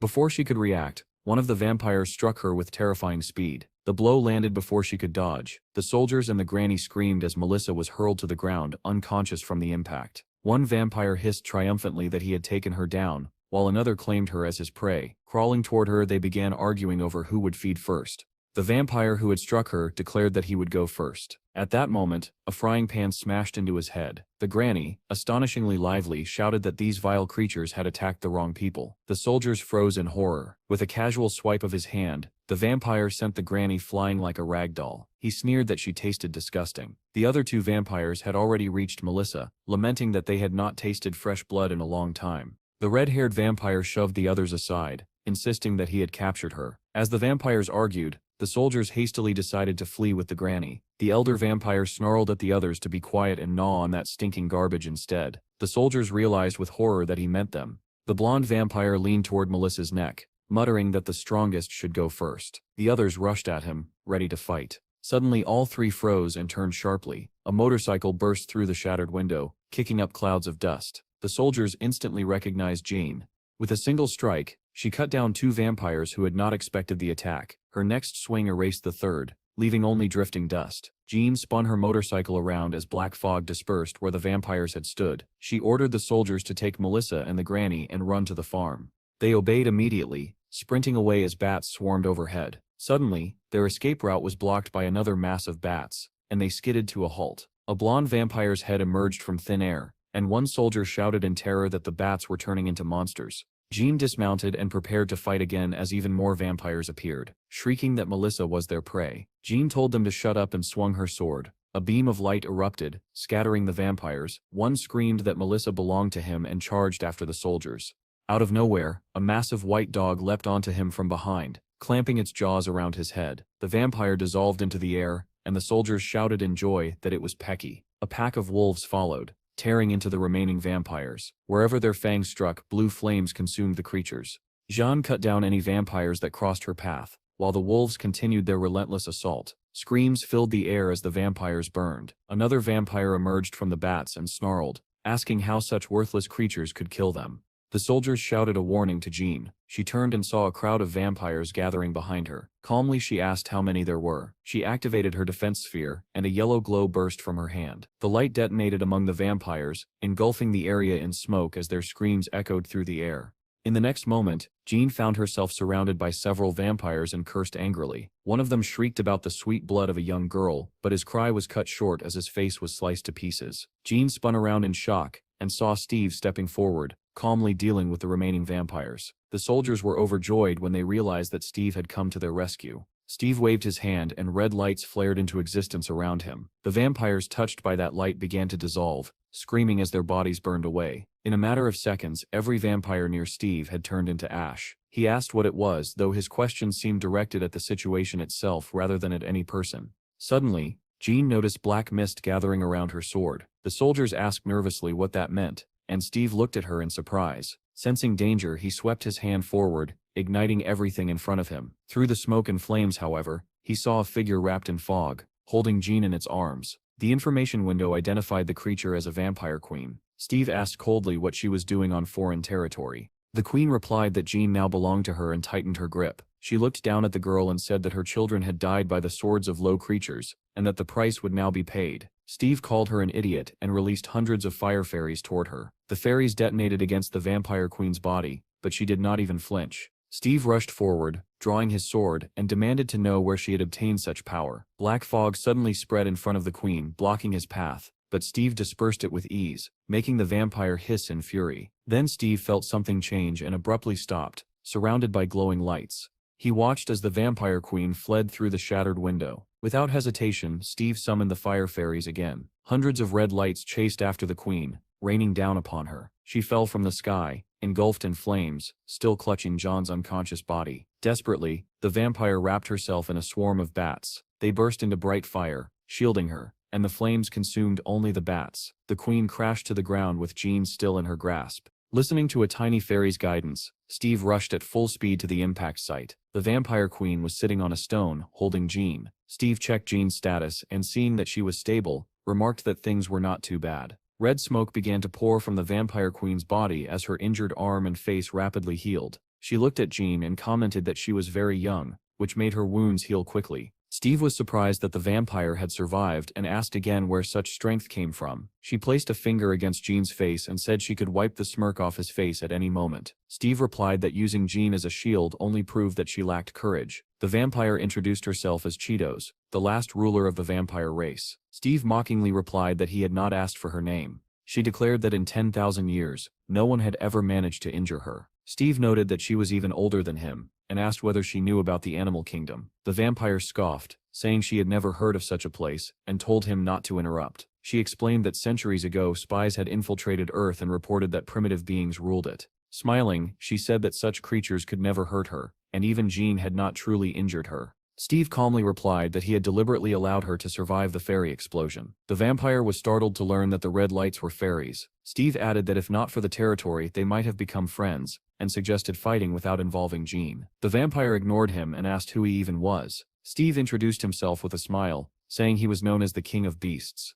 The vampire bared her teeth and said she did not care who he was. Steve asked why she bothered asking then, and remarked that she clearly had problems with her head. She replied that whoever he was, death awaited him now, because this was her territory. Steve stiffened at those words and asked why she believed that, but she turned her attention to Jean instead and called her child, ordering her to open her eyes.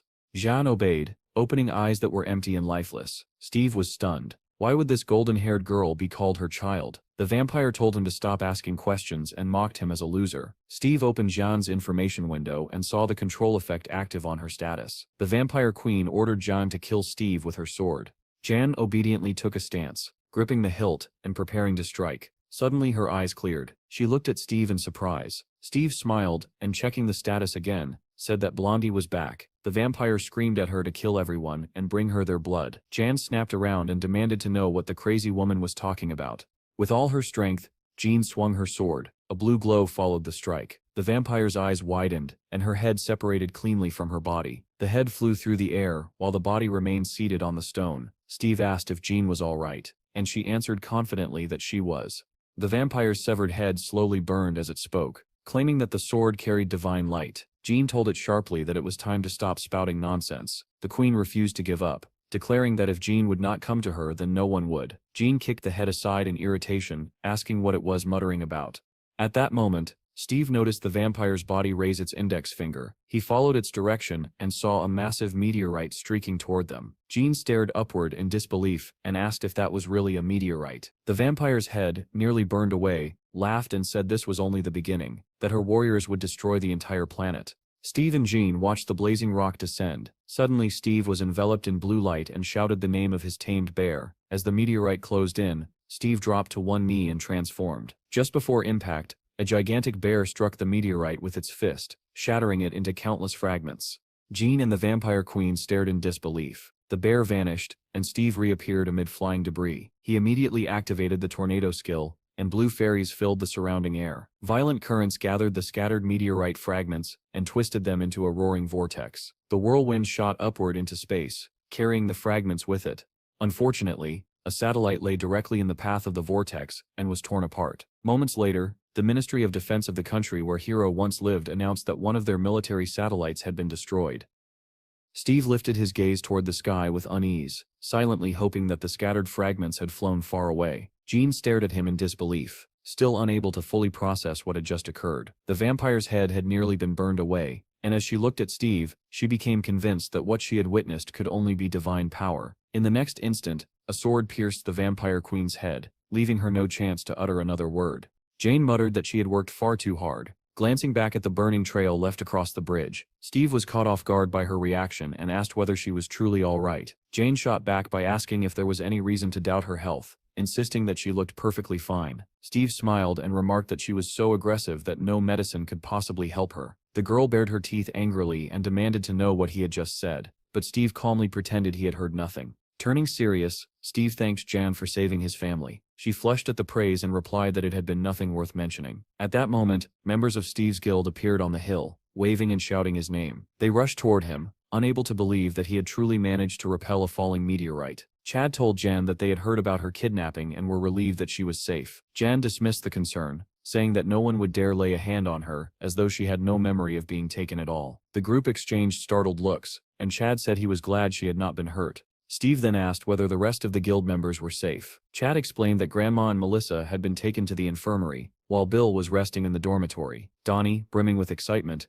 announced that thousands of monsters were heading in their direction and that an evacuation order had already been issued. Chad added that a bombing operation was about to begin and that they needed to leave immediately. Steve, however, remained calm and only wondered why a bombing was necessary. Jean suddenly sensed something and snapped her head toward the source of the noise. She activated her clairvoyant ability, while Steve placed his hand on the ground to listen. Both of them felt the same thing. An enormous number of monsters were advancing. Jean reported that, 6 kilometers from the walls of Steve's territory, millions of monsters were on the move. The number left everyone stunned. Chad muttered that even the military was likely evacuating and urged them to hurry. Steve told his brother to contact them immediately and warn them not to touch his loot. Jean, unfazed, dryly asked whether it was already too late to say such things.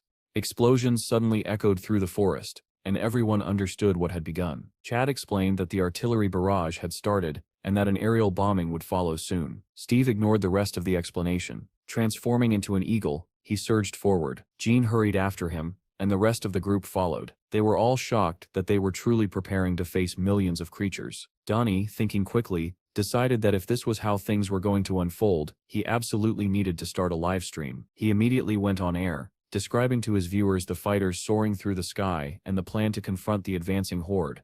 Below them, the land was engulfed in flames from the shelling, and the monsters caught in the bombardment scattered in chaos. Military headquarters reported that an Apache squadron had begun its assault. Soon after, reports came in that one team after another was being wiped out, baffling commanders who realized that the monsters were barely affected by bullets. Another squadron began launching missiles, but enormous monsters retaliated by hurling chunks of molten earth, shooting the aircraft down from the sky. Inside the presidential administration, officials debated how long they could sustain such losses. Having already deployed nearly all available firepower, one minister declared that there was no way out, and insisted that the capital be evacuated immediately. The president opposed the idea, demanding to know how much money had been invested in the city. At that moment, a man burst into the room and announced that America had approved the use of nuclear weapons. The news brought visible relief to both the ministers and the president. Preparations, they reported, would take 1 hour and 40 minutes. The detonation would occur 500 meters from the station, and the shockwave would spread across 5 kilometers. The ministers immediately grew uneasy, fearing that the blast wave might reach the capital. They were told that the city would lie outside the direct shockwave, though radiation could not be fully ruled out. Another official pointed out that Steve's lands would be completely destroyed. A different minister replied coldly that this was a matter of national survival, not the fate of a single guild. The president concluded that the guild had been created for precisely this purpose. He ordered shields to be installed around the capital, and commanded that everything else be wiped out. Back on the battlefield, helicopters were crashing into the massive monsters, and the entire area burned under relentless fire. One pilot received an order to retreat, warning that it was too dangerous to remain. Suddenly, a blue beam split the sky, drawing the stunned attention of every pilot. One of them asked in disbelief what had just happened. Moments later, another pilot realized that the source of the flash was an eagle-shaped figure. In the next heartbeat, they all saw Steve's wings spread wide behind his back. He descended like a falling star, and the force of his landing shattered the ground beneath his feet. Steve stood directly in the path of the charging monsters, who were tearing through everything before them. He placed his hand on the earth, and the monsters, seeing that he was not retreating, began to snarl. Watching from above, a pilot whispered in shock, wondering what the man was trying to do. Steve did not move. Energy gathered around him in fiery flashes. When it reached its peak, he activated a skill known as Power of the Earth.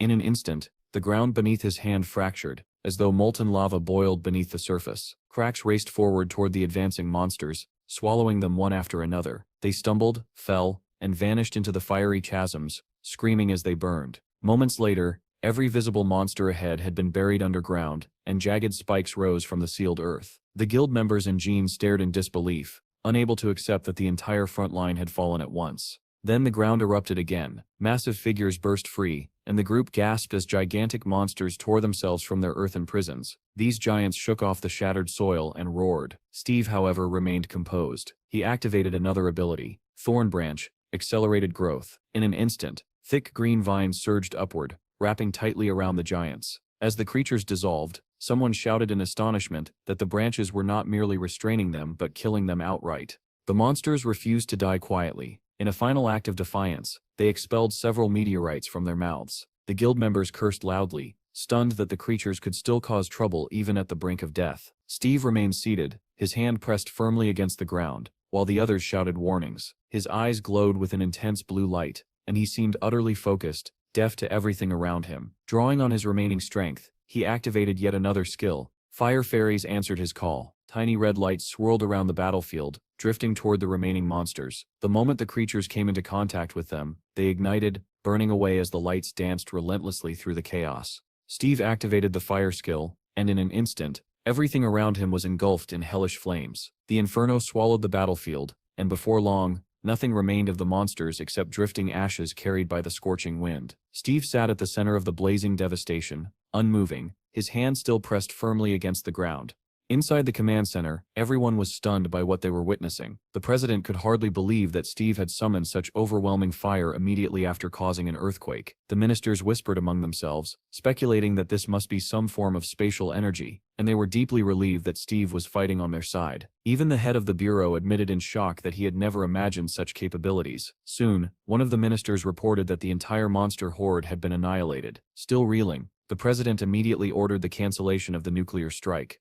At that moment, several monsters that had survived the earlier devastation began to crawl out from the shattered ground. Steve remained motionless. Jim muttered anxiously that Steve had probably overheated and might collapse at any second. The monsters slowly surrounded him, drawing closer with each step. For a brief moment, everyone froze in confusion. Then, realizing the danger Steve was in, Chad rushed forward with tears in his eyes, daggers drawn, determined to protect his brother. Jean unsheathed her sword and shouted for everyone to retreat, while Donnie summoned his rifle. The group arrived just as the monsters closed in and immediately plunged into battle. Monk activated Dragon Ascension, sending the surrounding monsters flying in all directions. Far away, in a neighboring country, the sun shone brightly over a peaceful city, untouched by the chaos. A group of boys entered a store and were greeted by a blonde salesman. They chatted idly, mentioning rumors that someone in a nearby town had killed 3 young men, possibly the work of a vampire. The salesman, Hero, smirked at the mention of vampires. He remarked that such deaths were beneficial for his regression stone, and glanced at the remaining points needed to reach the next level. Taking out his phone, he expected to see news by now, and eagerly anticipated reports of the neighboring capital's fall. Instead, his excitement turned to shock as he read the headlines. Hero could not believe that Steve had destroyed more than 1 million monsters. The report stated that Steve had not only caused an earthquake, but had also summoned fire. Hero was stunned by the implication that Steve wielded the powers of fire, water, plants, and earth. Refusing to accept it outright, he wondered if these abilities were sacred powers. His thoughts drifted to a distant memory from long ago, in a snowy village somewhere in Finland. In that memory, an unfamiliar gray-haired old woman sat by a fireplace, praying softly. She asked Hero if he had heard about a god who had appeared in the north, one who could pull them out of hell. Hero, staring at his feet, asked indifferently what kind of god she meant. The woman spoke of a great savior with a scarred face, a being who commanded the wind, shook the earth, and drove away ghosts. Hero dismissed her words, saying that the world of the dead did not need a savior and that people lost their minds when faced with death. Just then, a man burst into the house, letting wind and snow rush inside. He smiled when he saw Hero sitting on the floor and said it was time to act, because the vampires were approaching. Before he could say anything else, a clawed hand pierced through his chest from behind. As the man fell, Hero briefly thought that the old woman might have been right. Yet Steve had no scar on his face, which meant there could be more than one possessor of such power. Hero began to wonder if there was a way to awaken these abilities. Anna's words about a magical peach that granted eternal youth and immortality suddenly resurfaced in his mind. He convinced himself that this divine fruit must also grant divine power. Remembering Steve's words about weakness, Hiro felt anger rise within him. To him, Steve had simply been lucky enough to obtain the fruit first. A new question followed. How had Steve managed to find it at all? Hiro decided that if he followed Steve until the next disaster, he would uncover the truth, and the divine peach would eventually be his. With a smug grin, he concluded that it was all merely a matter of regression. At the same time, on one of the islands in Hiro's country, the Secretary of Defense informed the bureau director that the U.S. fleet had been destroyed by a sea monster. He added that the monsters had clearly evolved, and that it might actually benefit them if the United States were confined to its mainland. The director remarked that it was becoming increasingly difficult to contact Steve, and that they could not afford to lose someone capable of stopping meteorites with his bare hands. A minister asked whether they should simply swallow the entire country if Steve refused to come willingly. He explained that the nation was already in turmoil, and that if contracts were offered, half the country would gladly accept them. One region was already preparing for separation. If they gained control there, the capture of the entire country would be nearly complete. He also mentioned that the gates to Kachan would eventually open in that land. When the director questioned whether forming an alliance with the people of Kachan would be too difficult, the minister replied that they were interested in sword-making, and that their finest craftsmen lived there. They recalled that the founder of the greatest craftsman's family came from the same country as Steve. The minister concluded that if they helped take over the country, Steve would have no choice but to sign a treaty. Suddenly, a large, glowing blue sphere appeared beside them. The men shouted in alarm, realizing it was a portal. Dr. Toddler stepped out, accompanied by a boy, and greeted them cheerfully. The minister welcomed Toddler and Chief Gilbert, mentioning that they had been awaiting their arrival via drone. Toddler apologized for the fright, and smiled, saying that their dramatic entrance seemed to have made quite an impression. The director congratulated them on successfully creating portals. Toddler admitted it had not been easy, and explained that the portal could only transport 2 people at a time, otherwise the coordinates became unstable. The minister praised the achievement,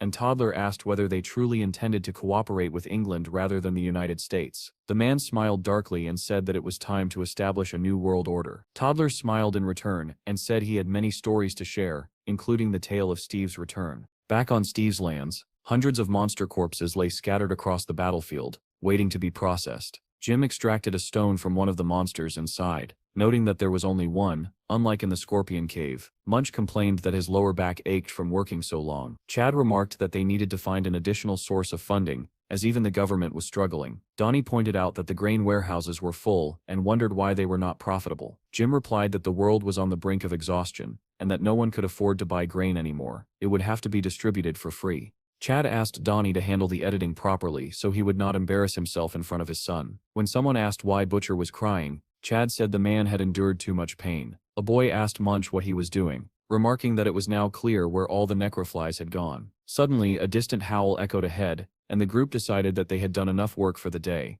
In the narrator's memories, one moment replayed endlessly. A red-haired vampire demanding to know where the old woman was. The memory caused Grandma to burst into tears as she called him a vampire. Melissa asked why she was crying, and Grandma complained that her back and eyes hurt. Melissa handed her the pills and reminded her not to forget to take them, adding that they had already hired an assistant. Grandma asked Melissa to bring a bottle of red wine from the kitchen. It was time to try it. Melissa stepped out of her grandmother's room and headed toward the table where Jean and Billy were sitting. Seeing her approach, Jean asked anxiously how Grandma was doing. Melissa replied that Steve had helped with the treatment, but the body was no longer the same, and neither was the mind. When asked whether Steve had returned, Jean answered that he was probably still with the guild members. Just then, a familiar voice sounded nearby, asking if they were looking for him. Jean muttered that he was dead. While Melissa mentioned that an official letter from the government had arrived, Steve frowned at the news and asked what they wanted this time. Suddenly, Bill jumped up along with the monkeys clinging to him and shouted that everything was delicious. Laughing, he ran out of the room with them,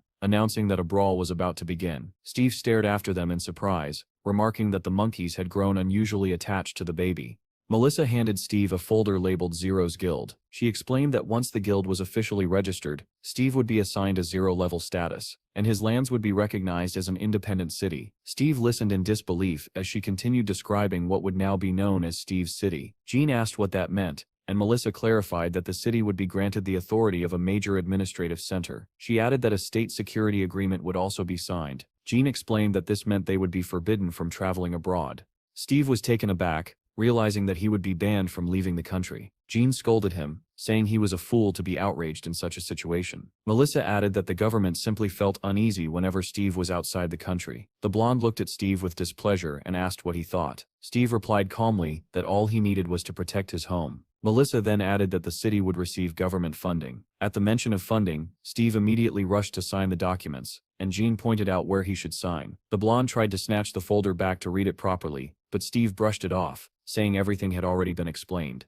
When the argument subsided, Melissa said she had one more suggestion. Steve asked what it was, and she requested to be taken in. Both Steve and the blonde stared at her in shock, unable to believe what they had heard. Jean thought it was a joke and asked if she was serious. Melissa smiled widely and said she was quite ambitious, promising to attract even more highly qualified specialists. Steve listened carefully and agreed without hesitation. Melissa thanked him warmly and said she would submit a formal request for the position within a week. Steve smiled in agreement, though Jean still struggled to accept that it was real. Melissa then approached the blonde and told her that she had been assigned to join the anti-vampire group. Jean asked in surprise whether those groups had not already been disbanded, and why there was still a need for them. Melissa explained that murders attributed to vampires were still occurring in the city, so new teams were being assembled. Jean complained that she was being sent away again, but Melissa reminded her that she had wanted trouble. Jean sighed and agreed, saying she would stay the night and join the group the next day. Steve suggested she rest another day since it was not urgent, but Jean refused. Steve watched her leave and muttered sadly that she did not seem well. Jean went up to her room and immediately took a hot shower, thinking about how terrible she felt. She reflected that even awakened individuals could fall ill. On her neck, 2 small marks were visible, resembling the traces of a vampire's bite. Sometime later, the news reported that a vampire had kidnapped the Minister of Defense. The military opened fire, but silver bullets proved useless, and supplies from Orokamita were delayed. Suddenly, a blonde figure leapt from a rooftop, shattering glass as she dove toward the vampire. Hearing the crash, the vampire glanced up from his victim for a split second. In the next moment, both the monster's head and the minister's head were sent flying aside. The news continued, reporting that England had begun exporting bullets from Aruka, and that the son of the DGB guild leader had been arrested for fraud. Meanwhile, a dramatic scene unfolded in the bureau. The chief grabbed Melissa by the leg, begging her not to leave because he could not manage alone. Melissa sternly told him that he would cope just fine and asked him not to exaggerate. The chief pleaded with her to reconsider, promising to give her his position when he retired, and asked where she was going. Melissa smiled and said she was going to Steve. The man stared at her in disbelief, unable to accept what he had heard. The helicopter carried Steve farther and farther from the guild, toward the long-awaited dungeon. Steve gazed out the window, and Henry, noticing this, commented that the scenery was beautiful. Steve agreed with a smile, admiring the landscape below. Henry added that the earth used to look like this everywhere, but now it was gradually turning into one massive dungeon. Steve was surprised by the comparison and asked what he meant. Henry explained that monsters across the planet were displacing humanity, transforming cities into their lairs. Steve pondered these words and realized that they rang true. He decided that he had to uncover the cause of the disasters that had befallen the once peaceful planet, and that the elves must know the answers. The truth behind the calamity, the dungeons where his friends had vanished, and the secrets tied to his own existence all demanded answers. Steve asked where the planetary portal to Aruka was located. Henry replied that it was on an island near the city of Sojip. Steve admitted he had never heard of such a place, and Henry explained that it was classified information, since public knowledge of it would lead to chaos. Steve resolved that as soon as the river was filled with crocodiles, he would travel to the planet Aruka. At the same time, in a neighboring country, 2 women were shopping in the store where Hiro worked. One mentioned that more than 40 people had died in the city, while the other insisted there was nothing to fear now that the special forces had doubled. One of the women suddenly turned and stared intently at Hiro, making him uneasy. As she left, she remarked that the salesman looked like the famous Hiro, and began telling her companion who he was. Realizing how easily he had been recognized, Hiro grimaced and cursed under his breath. Hiro's replacement arrived and apologized for being late, explaining that the bus had already left. Hiro smiled and said it was fine, adding that he would end his shift immediately. After finishing work, he stepped outside and walked along the embankment. Spotting 2 police officers ahead, he abruptly turned and descended the steps toward the ocean. A light breeze stirred his hair, and he decided it was time to move on. Hiro resolved to go to the United States. There were more people there who relied solely on themselves, which made it ideal for advancing his regression stone. Some cities in the States could hold out for 10 years after dungeon breaches. By enticing intelligence agencies with a future diary, he could also learn more about Steve. Weighing all the advantages, Hiro finally made up his mind to leave for America immediately.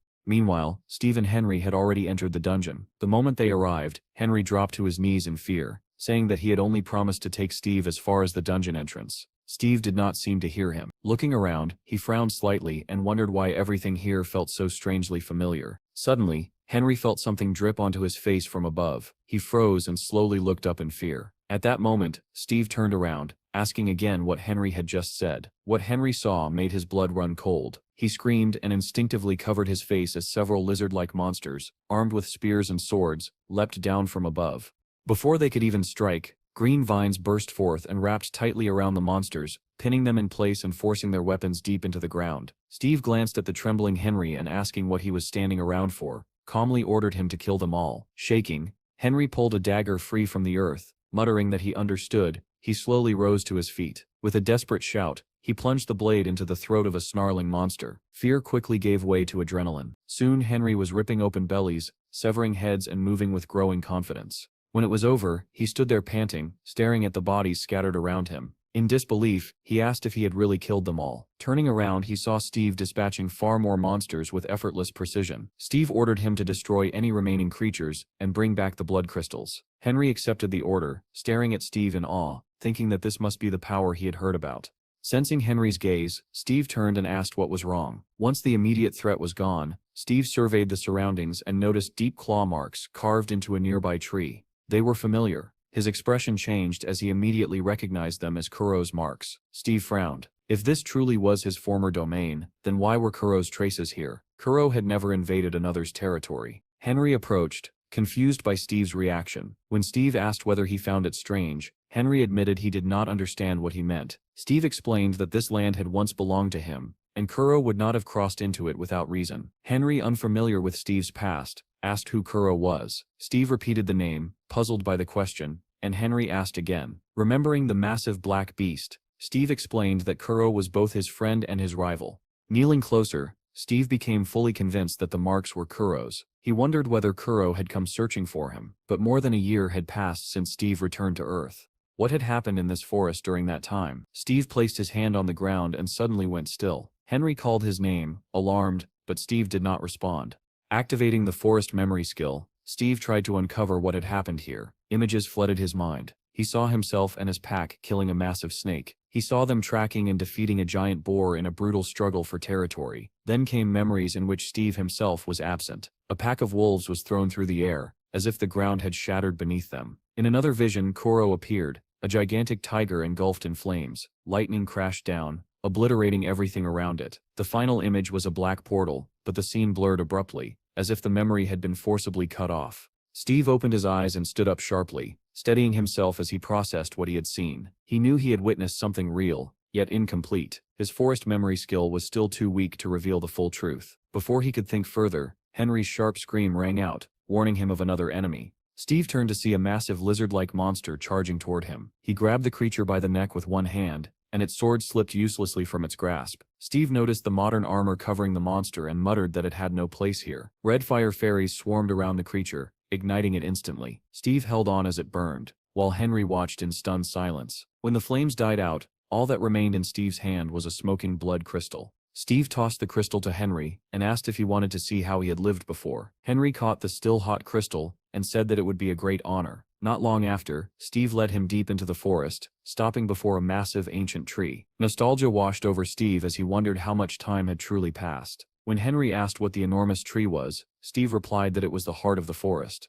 After standing beneath it for a while, Steve began climbing the colossal trunk. Henry asked in surprise why he was going up there. Steve answered that there was something above and told him to follow. Realizing there was no point in arguing, Henry climbed after him. Soon, they stood on a wide, sturdy branch. Henry was amazed by how spacious it was, and when he finally looked ahead, he could only gasp. Steve explained that he used to come here whenever he grew tired of living in the cave. Henry scanned the area and exclaimed that he had discovered incredible artifacts. Stone tools lay scattered around. Henry remarked that they resembled Stone Age weapons. Steve smiled faintly as memories surfaced. He examined the information on the primitive axe and bow, labeled as prehistoric items. He was stunned by how ancient they were, and struggled to accept that he himself had made them. A chilling realization struck him. If these tools were prehistoric, then he must have lived in that era. He recalled the lizard monsters and their modern armor, and a disturbing thought formed. Perhaps the portal had not only transported him to another planet, but to that planet's distant past. If that was true, then he might never see his friends again.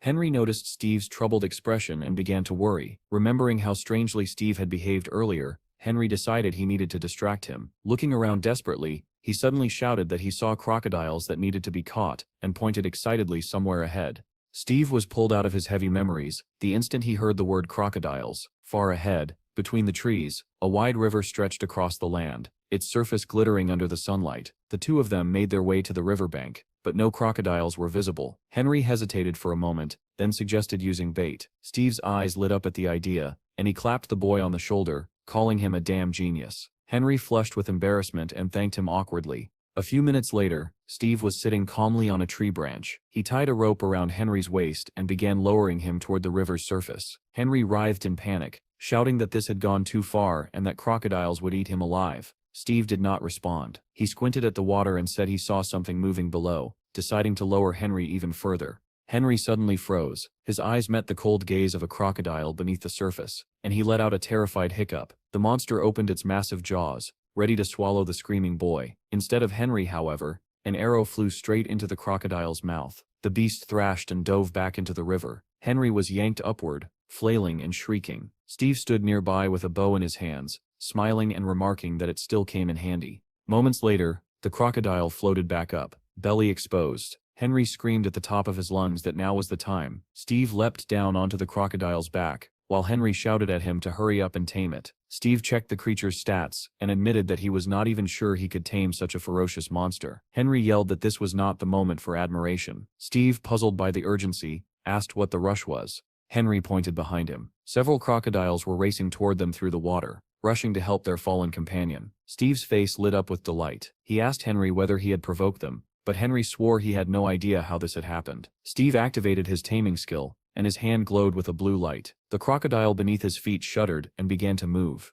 turning suddenly and nearly throwing Henry into panic again. Steve laughed, impressed by the creature's broad and sturdy back. The other crocodiles were now almost upon them. Henry shouted that he had done his part and begged to be released. Steve calmly replied that Henry was safer where he was and ignored his protests. To reassure him, Steve pointed toward the shore, where more crocodiles lurked. Henry went silent, pale but compliant. Steve summoned the water fairies, and blue lights gathered around him. In the next moment, the water twisted violently, forming a massive vortex. One by one, the crocodiles were dragged upward, spinning helplessly into a towering water tornado. Henry screamed for Steve to stop, warning that it was too dangerous. Steve, however, praised Henry again for his clever idea and reinforced the tornado. Henry shouted that now was the perfect chance to tame them midair. Steve dismissed the tornado and immediately activated taming. The injured crocodiles could not resist. They began falling from the sky, and Henry yelled that they would break their bodies from such a height. Steve had anticipated this. Portals opened in midair, swallowing the falling crocodiles one after another.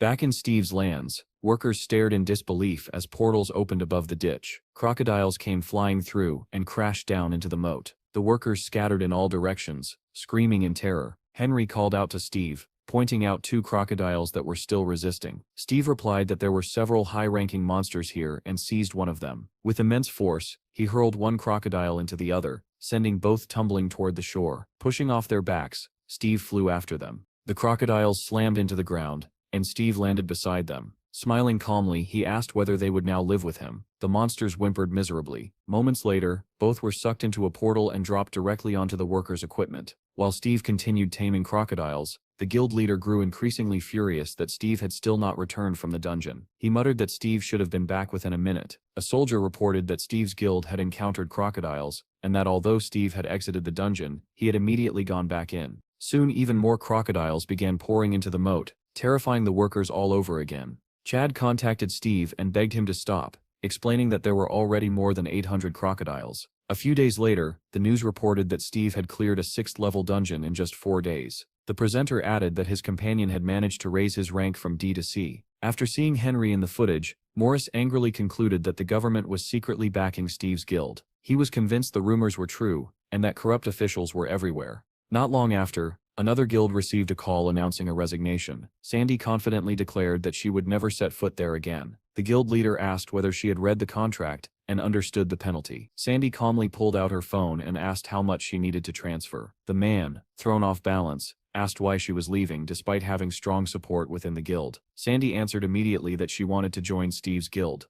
The leader snapped, asking whether she too had been deliberately lured away. He claimed that rumors said most of Steve's guild profits went directly to the government. Sandy found this information interesting. The leader shouted that Steve's guild was a special government unit created to eliminate other guilds. Sandy replied simply that she was leaving because she liked Steve. She asked to be let go, and the leader grabbed his head in despair. He said he would allow her to leave for the sake of love, but only on one condition. She would be released once the guild obtained 5 top-ranking mercenaries. Sandy asked where she was supposed to find so many people, since it would take years of training in a 5th-level dungeon. The leader replied that a 6th-level dungeon had appeared 2,000 kilometers away and that he had already claimed it. Sandy calculated that it would not take that long if she recruited several A-rank mercenaries and trained them intensively. The leader muttered that her love was interfering with their plans and suggested delaying her departure. Sandy said she understood and agreed to discuss the details. Meanwhile, Donnie was broadcasting live, answering viewers' questions. Some asked about the monk's nirvana, while others were curious about Donnie's long-range weapon. Billy played with the monkeys and emerged soaked from the water filling the moat. Steve assisted the workers once more, widening the riverbanks and allowing water to rush into the trench. He jumped out just before the water reached him. The workers praised the completed work, and Chad congratulated his brother on a job well done.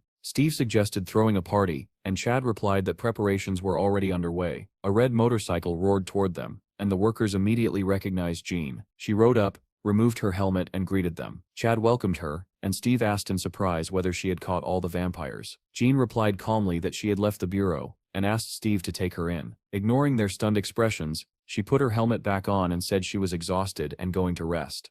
Watching her leave, Chad suggested informing the bureau chief. Steve replied that he already knew. Chad asked whether Steve would now go to Aruka, and Steve asked if Chad could watch over everything. Chad said he could protect the land, but he was worried about their grandmother's health. She had still not recovered from the vampire incident.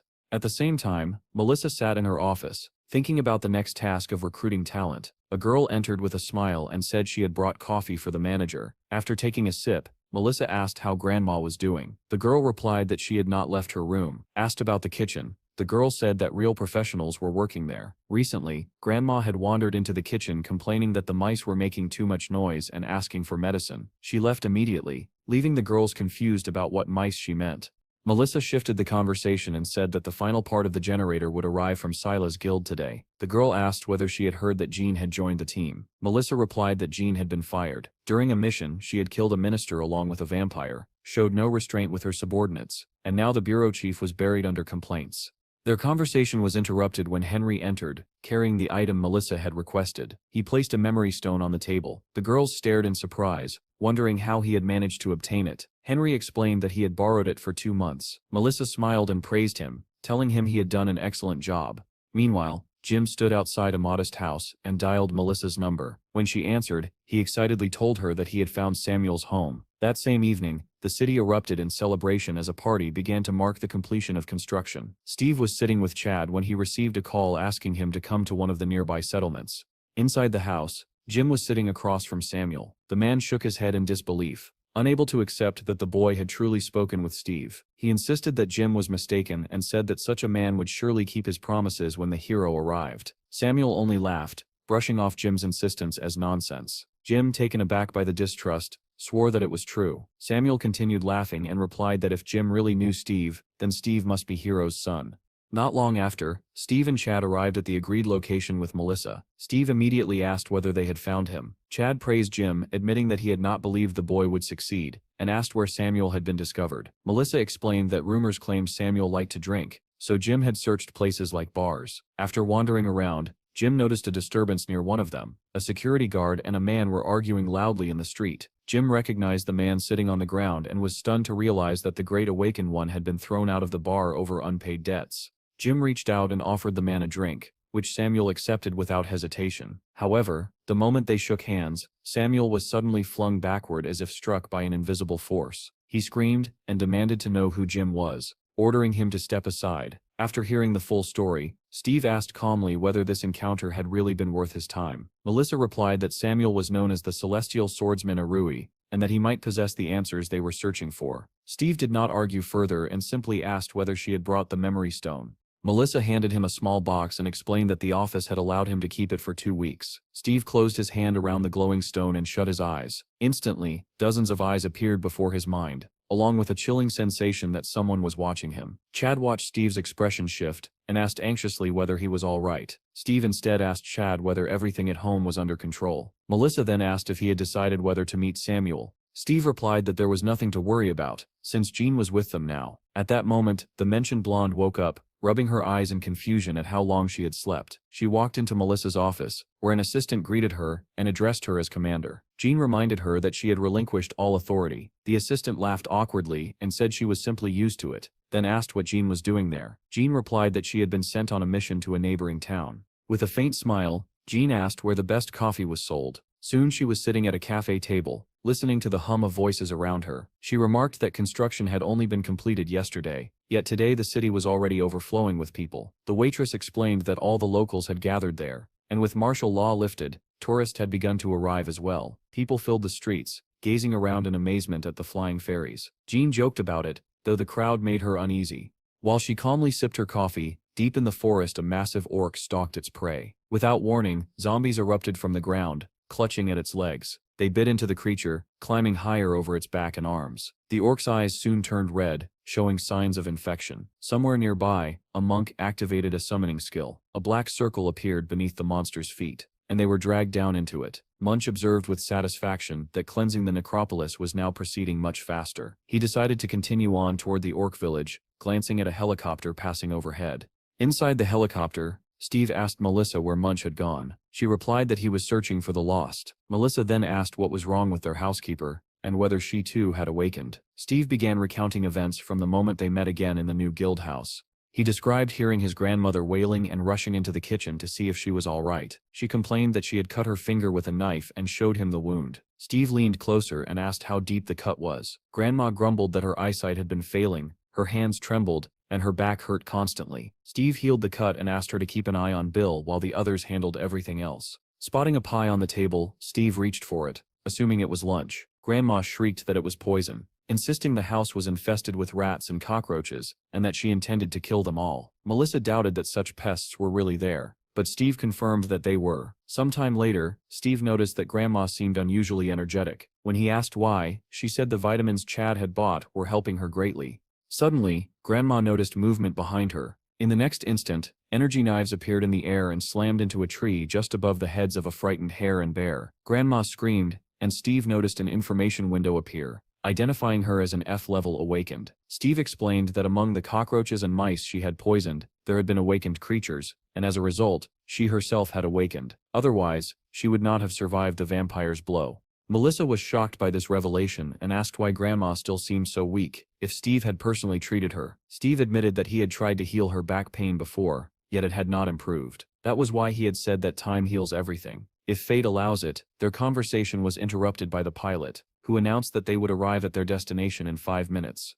Meanwhile, back on the guild's territory, a vampire lunged at a girl and tried to bite her. Jean reacted instantly, striking him with a single blow that knocked him to the ground and sent his teeth flying. Clutching his head, the man screamed in agony. Jean pressed her sword to his head and demanded to know what he was. The man sobbed and pleaded, swearing through tears that he was not a vampire. Jean replied that she had already guessed and calmly asked again what he truly was. Before he could answer, a girl holding a camera suddenly called out, explaining that they were from the MITV channel and were filming subscriber challenges. The moment it became clear they were YouTubers, both the surrounding crowd and Jean grew visibly irritated. Not long after, the news reported that Steve had arrived in a neighboring republic, followed by another article stating that 2 YouTubers had been deported from Steve's lands. Melissa later showed Steve a tablet displaying the news, pointing out that Jean had appeared on screen. She remarked that tourists would also need supervision and suggested appointing Jean as head of security. Soon, their car came to a stop. Pulling on her cap, Melissa warned that they would need to climb a bit and reminded them to stay cautious, as kidnapping for ransom was a real threat. They climbed the mountain trail for some time until Melissa suddenly shouted that she saw Jim. He greeted them enthusiastically and said that Samuel was already waiting. Samuel stared tensely at Steve, struggling to believe the man was truly standing before him. Jim cheerfully introduced Steve and Melissa, proving that he genuinely knew them. Samuel said he had been waiting and invited them inside, while Jim volunteered to fetch food. Soon the 3 of them sat facing each other in the room. Steve had expected to meet a drunk, but Samuel's eyes were sharp and clear. He asked why Steve had come. Samuel replied that he would join their guild if Steve killed one person for him. His gaze drifted as memories surfaced. He recalled drinking in a bar where people mocked Steve for supposedly running away. Suddenly, the crowd had erupted when an announcer declared that Steve had arrived at the stadium to fight Hero. Samuel had believed that all fighters who ended up in the Middlelands would tremble in fear, and that once the war on planet Kuchan ended, Earth would be enslaved. Then the announcer shouted that Steve was beating the champion, and the crowd roared for him to finish off the traitor. Samuel could not believe that Hero, who had survived the demonic world and risen to a high rank there, was losing. He watched in disbelief as Steve, transformed into a bear, defeated Hero. Now standing before Steve, Samuel repeated his request. Steve and Melissa stared at him in shock. Steve turned away and told Melissa that they were leaving. Samuel shouted after him that the man he wanted dead had killed his wife. He recalled how she had prayed with her dying breath, that at least their child would be saved. From that day on, Samuel said, the same nightmare haunted him every night. He had begged his wife's killer to spare their child, and in return he was ordered to forge thousands of swords. Samuel obeyed, pleading each time to see his daughter and know she was alive. Despite fulfilling his task faithfully, the killer never kept his promise. Samuel swore to his wife's memory that he would take revenge. From that moment on, only vengeance lived in his heart. Melissa asked if that was why he had fled to planet Kuchan. Samuel replied that the killer was still searching for him, and that no one could protect him. Steve asked who this man was that inspired such fear. When Samuel spoke the name Nathaniel, Melissa froze. Steve admitted he had never heard it before. Regaining her composure, Melissa said the request was impossible. Nathaniel belonged to one of the most powerful families on Kuchan, and killing him would bring annihilation at the hands of his allies. Steve smiled and said there was no need to worry, but Melissa insisted that things were not so simple. Steve then said that as a guild leader, he would help Samuel if he proved himself worthy. Samuel asked what that meant, and Melissa let out a heavy sigh. A faint glow surrounded Steve as he placed a bow on the floor. He asked Samuel what he thought of it. Samuel lifted the bow, remarking that handmade weapons were rare, then suddenly froze. He said it felt ancient, and asked to be more precise. Samuel explained that he knew of artifacts created 300 million years ago, yet he had never seen a bow like this. Steve was stunned, and Melissa asked if weapons had really existed back then. Steve wondered if the place he had once been might actually have been Earth. Samuel explained that it was commonly believed dungeon weapons originated from Kushan or Aruka, but his eyes did not deceive him. He said he could provide a deeper analysis once he developed the appropriate skills, provided he was guaranteed safety. He then asked Melissa why the government had destroyed all research centers in the early days of the disaster. She replied that she had not yet been appointed at the time. Samuel said that laboratories had been shut down and underground exploration banned, though he had managed to escape to Kushan. Steve wondered what the government had been trying to hide. Melissa suggested it might have been due to external pressure or a secret deal. Steve asked whether Toddler knew anything, but Melissa said he would never tell the truth. She added that Steve himself was likely part of the experiment. Steve admitted that this possibility explained the unease he had always felt. Samuel said he was not involved and would help if given time. Suddenly, a memory stone appeared in Steve's glowing hand. He tossed it to Samuel and told him to safeguard it, promising protection in return. Samuel caught it, his eyes lighting up gold. He recited the Middlelands warrior's motto about leaving a name in history and becoming legends. Melissa scoffed at it, but Steve liked the words. Samuel explained that the stone contained stories of Middle-earth warriors, an echo of the planet that preserved a hero's memories. Steve realized that the planet itself remembered and was watching him. Taking the stone back, he closed his eyes and concentrated. Once again, dozens of eyes appeared, but this time the text was clear. It stated that Earth 7 was watching him, and that his data was stored on Server 7. Steve opened his eyes abruptly and asked what Earth 7 meant. Samuel replied that he would learn in time. Steve smiled, realizing that Samuel had helped him identify the source of the question mark that had plagued him. With renewed resolve, Steve appointed Samuel as head of research in his lands. Standing up, he declared that the time for retribution had come and instructed Melissa to gather everyone. Samuel was pleased by Steve's decisiveness, but Melissa urged caution and said they needed time to think everything through. At that moment, Jim returned carrying bags of food and suggested that they eat first. A few days later, the group returned to Steve's lands, where the dense forest stood as green and impenetrable as ever. They gathered deep within it, choosing a secluded spot where no one could overhear their discussion. Samuel took a sip of his beer and remarked that it was a beautiful place, pleasing to the eye. Donnie smiled and said that it was all thanks to his brother Steve. Steve glanced around and asked why Blondie was not there. Melissa replied that she had not been feeling well recently and had been told to rest. Once everyone had arrived, Steve wasted no time and said plainly that he was going to the planet Kushan. Donnie reacted with alarm, asking why he would go there and how he planned to survive alone. Planet Kushan was a battlefield where demons and Middle-ears fought endlessly, each side driven solely by conquest. The demon lands were completely inaccessible, hostile by nature,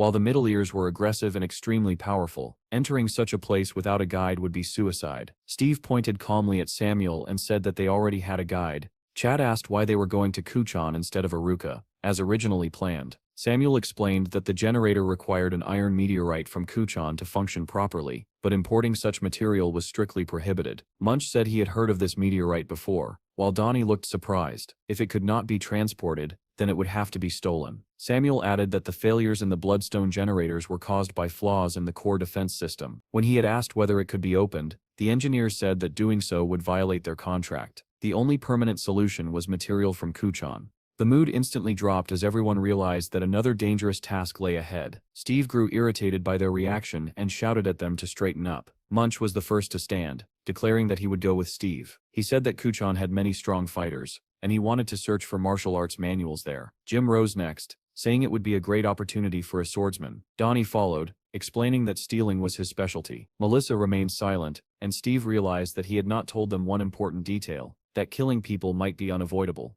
Steve turned to Chad and asked why he had not volunteered. Chad replied that someone needed to oversee the construction site. Steve asked whether one person would be enough, and Melissa answered that it would be, as long as nothing went wrong. Steve smiled and said that he would give the volunteers a task. He would only take them with him if they completed it. He explained that they needed to figure out a way to contact him on Kuchan in case of emergencies. The group grew excited, asking if Steve would trick them and demanding that he keep his promise. With the meeting concluded, Chad headed for the car to return to the construction site. After the others left, Melissa asked quietly whether it was really a good idea to take A-rank fighters along. Steve smiled and said it would be fine, because those fools were not going to succeed anyway. When the conversation ended, Steve turned to Samuel and invited him to breakfast.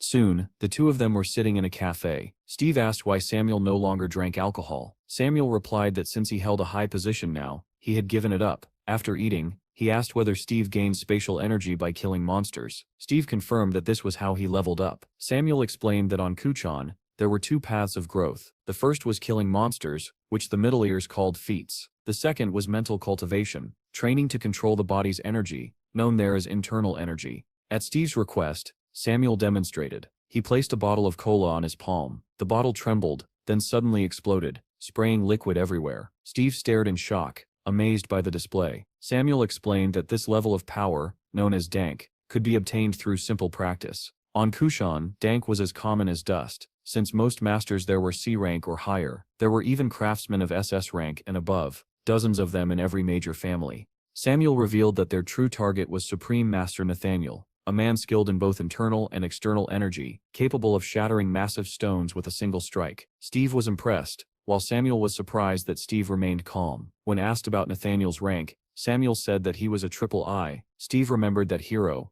in his demonic form, had been an I rank. Even so, Steve said he was looking forward to the challenge. Samuel concluded that Steve was far stranger than he appeared and needed to be studied. Steve then asked why Samuel had been treated so harshly if he was once known as the Heavenly Sword. Samuel explained that his wife had been an aristocrat, and he had helped her family with construction projects. Those were the happiest days of his life, but they did not last. Kuchan was ruled by a rigid class system, and the marriage between a commoner and an aristocrat caused outrage. His wife and her entire family were executed. Only Samuel's reputation spared his life and their daughters. Even now, Samuel did not know whether his daughter was alive, and he lived only for revenge. Steve promised that he would help him take that revenge, and Samuel thanked him sincerely. Their conversation was interrupted when Jean arrived, looking for Steve. She sat down without a word and began eating. After a few bites, she turned to Samuel, who introduced himself. Jean placed her sword on the table and asked whether he had forged it. When Samuel took the weapon in his hands, his expression changed. He asked in surprise where the Iron Hornet had come from. He recalled a man on Kuchan who had begged him for a sword. As fellow countrymen, Samuel had given him one and told him to serve his homeland.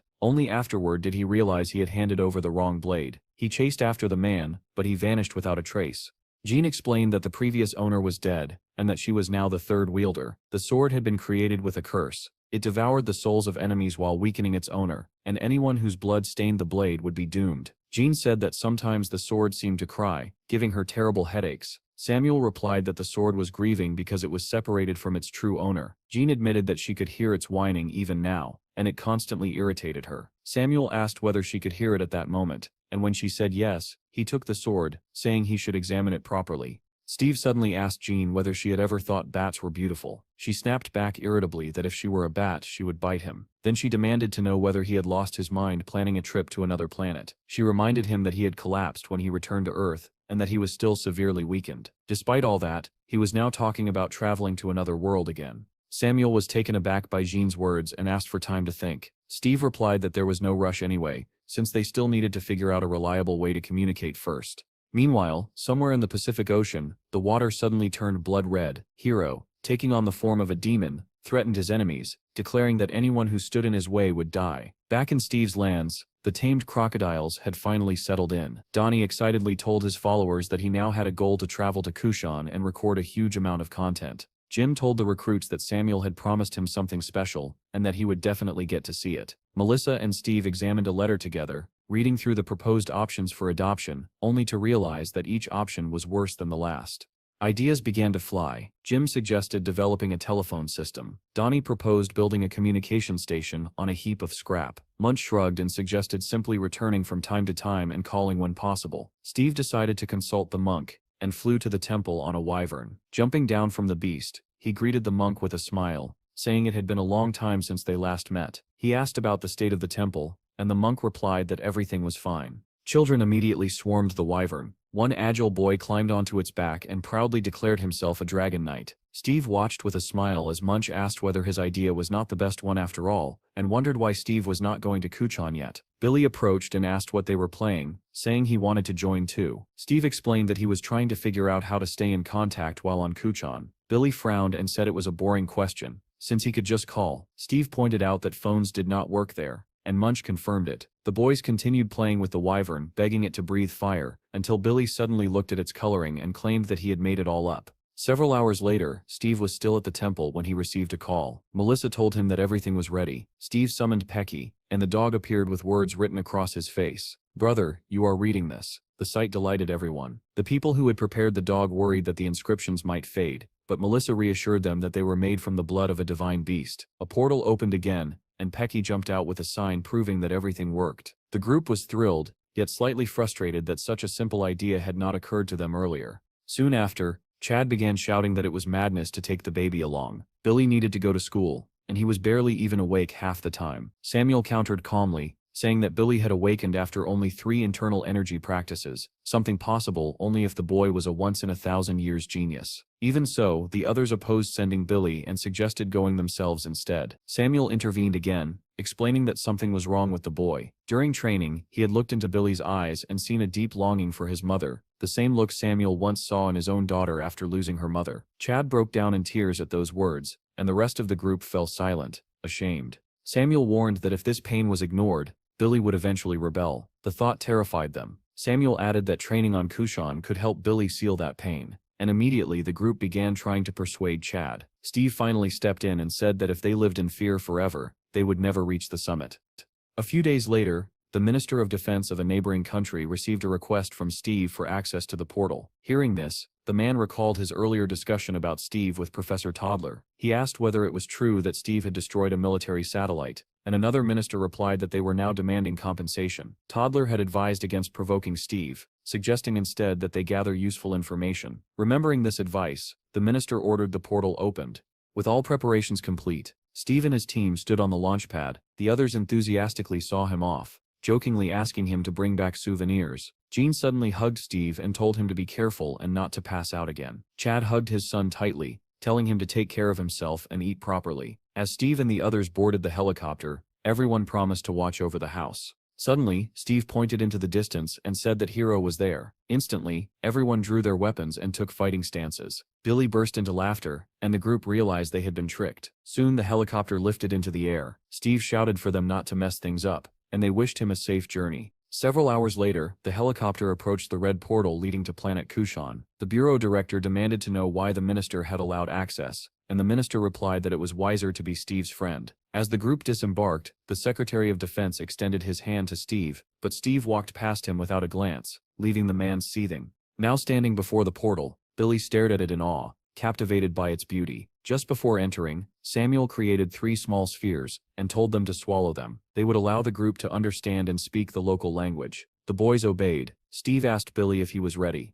and the boy replied confidently that he always was. Samuel warned them that the area around the portal was an active battlefield and urged caution. They stepped forward and entered the portal. Steve awoke in darkness, confused and disoriented. As his eyes adjusted, he realized with a jolt that he was chained in an unfamiliar place. He tried to summon his status window, but it did not respond at all. Suddenly Steve remembered Samuel's warning that people who passed through the portal without proper preparation would experience a sharp decline in strength. Fragments of memory surfaced. After entering the portal, his consciousness had begun to fade, and he had summoned a wyvern in a daze. Why he was now alone, and where Billy and Samuel had gone, he could not remember. A voice came from the neighboring cell, sharp and hushed, telling him to keep quiet. Steve asked who he was. Reluctantly, the fair-haired young man replied that he was a Midlander. He called himself Ars, an exchange student from Earth, and said bitterly that he would never get out of this place. Steve refused to accept that. Gathering what strength he could, he gripped the massive stake embedded in the wall and began to pull.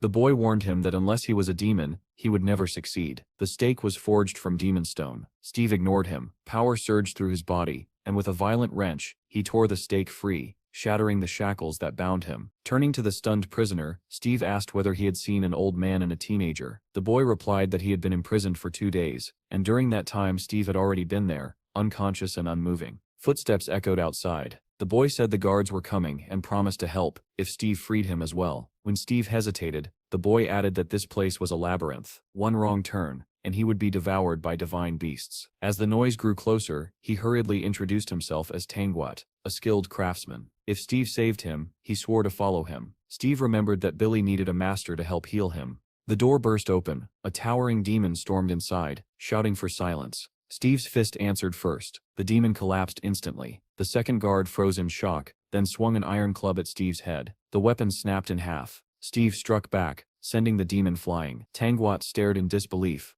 unable to comprehend that someone from Earth could possess such strength. After dealing with the guards, Steve asked whether all the surrounding cells were part of this dungeon. Tangwat confirmed it. Steve began tearing open doors one by one, searching desperately for Billy. At the final chamber, which turned out to be a storage room, Tangwat said there was nowhere else to search. Steve asked if there were more dungeons, but Tangwat said there were none. Steve decided to return to the gate. He retrieved the clothes and sword that had been taken from him. Suddenly a sound rang out nearby. Tangwat rushed forward, shouting that the exit was close. A spiked club swung out from around a corner, wielded by a massive demon overseer. Tangwat warned Steve, but Steve moved faster, knocking the monster unconscious with a single kick. Before the body hit the ground, a dozen more demons rushed in. Tangwat cried out that they were surrounded. Steve crossed his arms and tried to summon the fire fairies. Nothing happened. Tangwat shouted that earthly powers and magic did not work here. When Steve asked why, the boy admitted he did not know. They needed to move and quickly, but Steve had already charged in the opposite direction.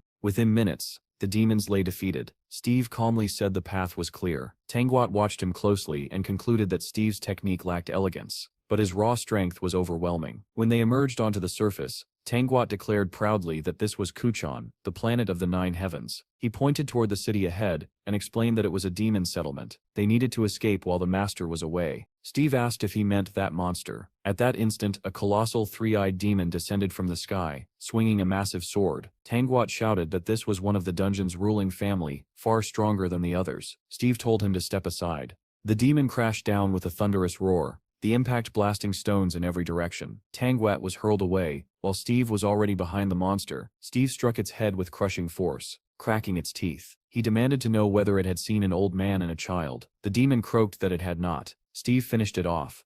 A system voice echoed, announcing that a feat had been gained. Steve realized that perhaps his status window was returning. He asked Tangwat what a feat was. The boy explained that feats were similar to spatial energy. They accumulated and raised one's level. When Steve asked if he could gain feats as well, Tangwat replied with a metaphor. Could one collect water without a vessel? To gain feats, one had to master internal energy, at least basic breathing and foundational techniques.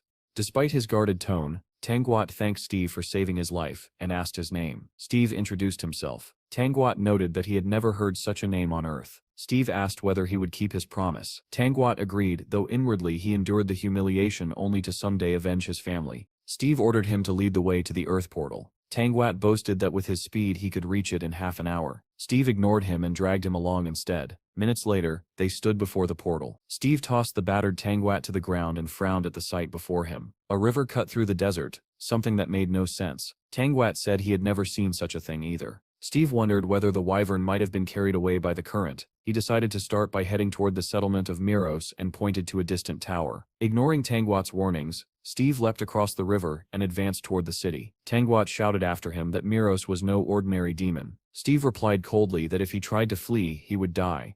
Explosions erupted ahead. Steve forced answers out of the demons one by one. He slaughtered them all, questioning the last survivor about the old man and the child. The demon had seen no one. Asked about their leader, it gave no answer either. A deep growl interrupted the interrogation. A massive demon stepped forward, calling Steve an earthling. It demanded to know who he was. Steve gave his name. The demon told him to accept his death, but Steve said he still had many questions. A status window flickered before his eyes, mentioning a divine stone. The distraction nearly cost him. He and the demon exchanged brutal blows, both sent flying. Steve rose with a grin. He finally understood what the divine stone meant. He attacked again, driving the demon to its knees with a crushing strike to the stomach. Grabbing it by the throat, Steve asked whether it was ready to answer now. He asked again about the old man, the teenager, and any flying monster. The demon said it had seen none. Steve then asked where the divine stone had come from. The demon answered that it had been given by an earthling. Steve remembered the scientist's words. Outside the stone's area, its energy could not be used. Now with the divine stone in his grasp, the status window fully returned. Power surged back into him. Fire fairies answered his call, and in an instant, the demon's head became a blazing torch. The test was complete. Steve now knew that his abilities had truly returned. Steve realized that the wyvern summon was still active, which meant that it had either escaped on its own or passed beyond the gate. At first, he considered using tracking, but quickly understood that it would be useless for locating the wyvern. Entering the portal again was also risky. If it shut down once more, he would lose precious time. Steve returned to the settlement, stunning the locals with his appearance. The surviving demon stared in disbelief, unable to accept that an earthling had not only destroyed the dungeon, but also razed the entire demon settlement. After examining the man's skills, Steve remarked that he truly was a master and asked what kind of lethal energy technique he used. The man was shocked that Steve even knew such a thing existed, and asked how he had discovered it. Steve replied calmly that there were no secrets from him, and asked to see the technique. The demonstration impressed Steve. Tankout explained that in real combat, once this stance was assumed, all enemies died. Steve nodded in satisfaction and declared that he had chosen Tankout to be his nephew's teacher. The man immediately flared up, demanding to know what kind of family Steve thought he belonged to, that he would teach some worthless child. Steve's expression darkened, and Tankout instantly apologized, hurriedly agreeing to become the teacher. A book appeared in Steve's hand and Tankout stared at it in disbelief, asking what kind of magic it was. He exclaimed that neither Earth nor Uruchi magic should work here. When Steve explained that he had taken it from his inventory, Tankout was even more shocked. He said that Kuchin's items could be used on Earth and Uruka, but items from those worlds did not function on Kuchin. Steve realized that this meant the Divine Stone had nothing to do with Uruka. When Steve asked about the book, Tankout replied that it was a tome of great technology, a treasure more valuable than life itself.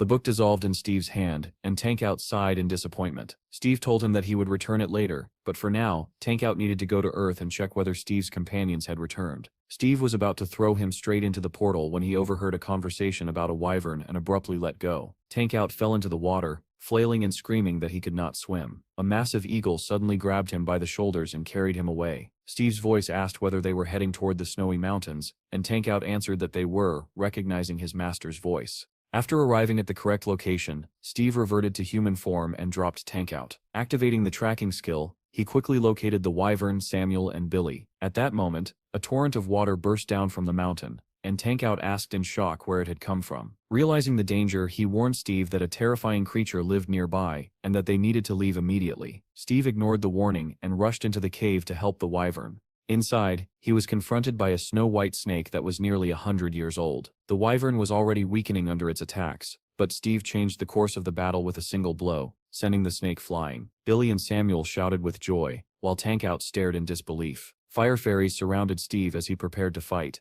and the snake's belly suddenly swelled. A massive stream of water erupted toward Steve, completely engulfing him. Steve merely smiled and said that he had long wanted a snake for his collection. He activated the summoning skill, and a portal appeared above the snake's head. Steve called Ilgum, and a giant bear crashed down onto the snake. Without giving it time to recover, Steve kicked it, and ordered it to get up. When it lay motionless, he wondered if he had struck too hard. The wyvern opened its jaws, but Steve stopped it, saying the snake would not tolerate such treatment. Steam suddenly enveloped the snake's body, and in the next moment, it vanished. The bear noticed a tiny snake and picked it up. intending to eat it. Suddenly the snake spoke in a human voice, begging not to be killed. Steve stared in surprise, amazed that it could speak. The snake said it had only 100 days left before it would become a dragon and ascend to heaven. Steve repeated that he had no intention of killing it. Tankout interrupted, explaining that within the snake's throat was an extremely valuable crystal of eternal life. Countless Middle-ears had died to create it. The crystal could not be removed unless the snake was killed. Steve looked at the snake and asked what it chose,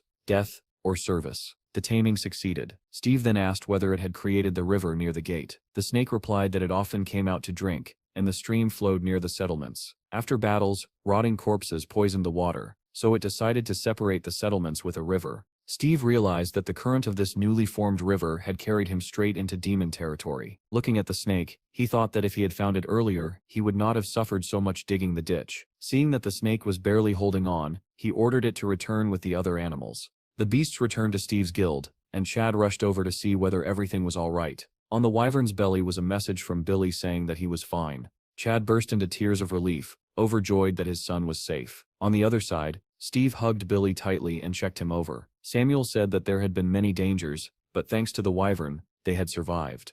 When asked who Tankout was, Steve replied that he was his new servant, Tan. At the same time, members of the Nathan family arrived at the ruins of the Demon Gate, unable to believe that everything had been annihilated. Nathaniel reflected grimly that these persecutions had haunted them for years, yet someone had destroyed their forces with ease. That night, the group lit a fire and prepared dinner. When Steve learned that he had been gone for 3 days, he was furious that they had not returned to Earth. Samuel explained that they too had been carried away by the current, but the wyvern had pulled them out. The demons, however, panicked and drove them back into the cave. Tankout added that everyone hunted celestial beasts and reacted violently to their presence. Steve introduced Tan to Billy, explaining that the boy would be his student. After the meal, Steve suggested beginning training immediately. Tan was displeased at the idea of teaching someone he considered worthless, but he stood up and told Billy to follow him. He planned to deceive Steve, thinking he could teach only basic breathing techniques. Tan promised Billy one technique, but soon noticed that the boy already possessed unstable internal energy. Tan asked whether Billy had already trained, because such power could not appear by accident. Billy answered that his mentor had taught him, and pointed to Samuel. Taking Billy's hands, Tan sent a small flow of internal energy into him. He saw that the boy was astonishingly pure, able to accept martial arts like a newborn. Tan finally understood that Billy possessed an innate talent for controlling internal energy. This child could become the future of the Tang family. Yet there was another volatile energy flowing through Billy's veins. If it could not be controlled, it would eventually destroy him. Tan declared that he had changed his mind and would teach Billy everything he knew. But since his family was closed, he could not simply teach an outsider. He announced his decision to adopt Billy, and invited him to come with him. The next instant, Steve struck him. Tan was sent flying by the force of the blow. Steve glared at him and said angrily that he had saved him for nothing. Instead of teaching properly, he was wasting time with absurd proposals. Billy laughed as he watched Steve kick the unconscious Tan aside. To him it was funny, but more than that, it confirmed what he had always believed. His uncle was truly strong. Billy barely remembered his mother, yet he never felt deprived of a father's love. Still, his father was always bruised, weighed down by thoughts of money, hiding away to cry because he believed himself weak. From a very young age, Billy knew he did not want to become like him. One day, his father's brother appeared, and at first, he seemed just as weak. But when that man turned into a demon and was beaten by Steve, everything changed. Steve proved that he was the strongest on Earth. To Billy, his uncle was the strongest of all. From the moment Steve entered his life, everything began to shift. Billy wanted to become strong too, but instead he was sent to school, a place where strength could never be forged. Then at last, his chance came. When Samuel joined the guild, he taught Billy how to sense and use energy. Billy liked the feeling immediately. He asked whether he could become stronger, and Samuel told him that to do so he would need to go to Kuchan and find a true teacher. When they passed through the portal and Steve collapsed, Billy was shocked. His uncle had always been a Superman in his eyes. Yet if martial arts could make him even stronger than Steve, then Billy would surpass him. He decided then that he would become the strongest man in the universe. By morning, they set out again. Tan suggested finding something to eat, and Billy asked for fish. When Tan asked how Steve had fallen asleep the night before, Steve replied casually that he had simply passed out while teaching Billy. Tan turned to Samuel and asked whether he had trained the child and what his name was. Samuel smiled and said that he was not a warrior, only a metal smelter. He had retired long ago and was now trying to reclaim lost time. Tan asked Samuel to examine his daggers, explaining that he had not visited a blacksmith in a long while, and that the blades had dulled. He then asked why they had come to Kuchan. Since it clearly was not just to find a teacher, Steve answered that he wanted to see the planet's memories and take revenge. Before Samuel could stop him, Steve added plainly that he intended to kill Nathaniel. Tan immediately warned him to keep his voice down. If someone from the Miram Union heard this, they would be forced into battle. Steve replied coldly that Tan must be eager to die if he spoke so freely. Tan quickly apologized, insisting he had not meant it that way. He explained that Nathaniel had become head of the Miram Council a year earlier. He guessed that Samuel held a grudge against him, and Samuel did not deny it, admitting that Nathaniel had once been his master. Only then did it dawn on Tan who Samuel truly was. Samuel confirmed it calmly. He had once been known as the Heavenly Swordsman of the Nathan family. Tan was stunned, realizing that a living legend stood before him. Samuel turned to Steve and urged caution. Any disturbance could ruin their plans. Steve, however, was unconcerned. Hearing the sound of rushing water, he suggested going to catch some fish. As they walked, discussing the surrounding landscape, Samuel asked whether the Tang family belonged to the Miram Union. Tan replied that they were not part of it at the moment, but he could not reveal the reason. Tan then asked why Steve sought the planet's memories, sensing that it was more than idle curiosity. Samuel answered that Steve was searching for himself, and those memories would help him find his true essence. Several hours later, they reached a waterfall, and Steve began fishing. Tan recalled how, after the Heavenly Swordsman appeared, the Nathan family began collecting feats and rose rapidly. He hoped his own family might one day experience such a rebirth, and reminded Samuel about the blades he had promised. They failed to notice two people passing nearby, and even when they did, they chose not to act. There was no time. Beneath the waterfall, inside a gazebo, several people were gathered, discussing Cheslov's upcoming wedding. One man asked them to stop, complaining that such adult topics gave him a headache. At that moment, guards ordered Steve to stop if he valued his life. Steve replied calmly that he had not come to fight and asked whether this was their territory. The guards ignored him and prepared to attack, when a voice suddenly shouted for them to stop. Cheslov greeted the visitor from another planet with a smile and offered him a drink on such a fine day. Steve accepted happily and followed him into the gazebo, where Cheslov said the other guests would also be pleased to see him. A guard muttered that Steve could be dangerous but followed nonetheless. Steve immediately began eating with enthusiasm. Cheslov remarked that Earthlings often wandered through these parts. He introduced himself as the grandson of the Chess family, mentioning that his grandfather was the famous warrior Manhwa. Steve repeated the name while eating, saying the food was incredibly delicious. The people at the table were amazed by his appetite and joked that both Earthlings and demons were uncultured. Seeing how hungry Steve was, Cheslov offered him wine. A beautiful girl stepped forward and filled his glass. Steve drank it in one gulp, and said with satisfaction that it was not bad. The guests admired his boldness and offered him more. Suddenly, shouts erupted from the street. Two bandits had attacked the guards and already killed several of them. The guests panicked, realizing the bandits' skills surpassed those of the guards.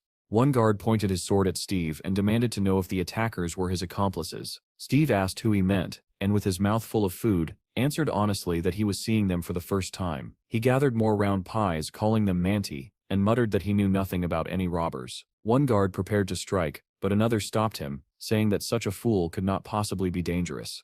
The bandits demanded that Cheslov come with them, threatening to kill everyone otherwise. People tried to stop Cheslov, warning him not to trust such scum. Cheslov stepped forward and asked which family they belonged to, and why they bore a grudge against him. As the guards urged him to step back, Steve suddenly appeared in front of the bandits, thanking Cheslov for the meal. He said he was full but would gladly enjoy this next course as well. One bandit blocked his path and asked whether those people they had seen earlier were his companions. He sneered that since Cheslov refused to cooperate, everyone would die, including the Earthlings, and launched his attack. He never had time to draw his sword. Steve struck him first, smashing his nose and sending blood spraying. Steve frowned, more upset about being interrupted while eating than anything else. The second bandit realized Steve was fast and hurled smoke bombs to blind him. As the smoke spread, the man charged, declaring that today was not Steve's day. The next moment, Steve slammed him headfirst into the ground, silencing him instantly. The guards stared in shock. Two powerful bandits had been defeated with ease. They were stunned by Steve's monstrous strength. Steve calmly checked his manti, then announced that he was in a good mood today and would let them live. With that, he walked away,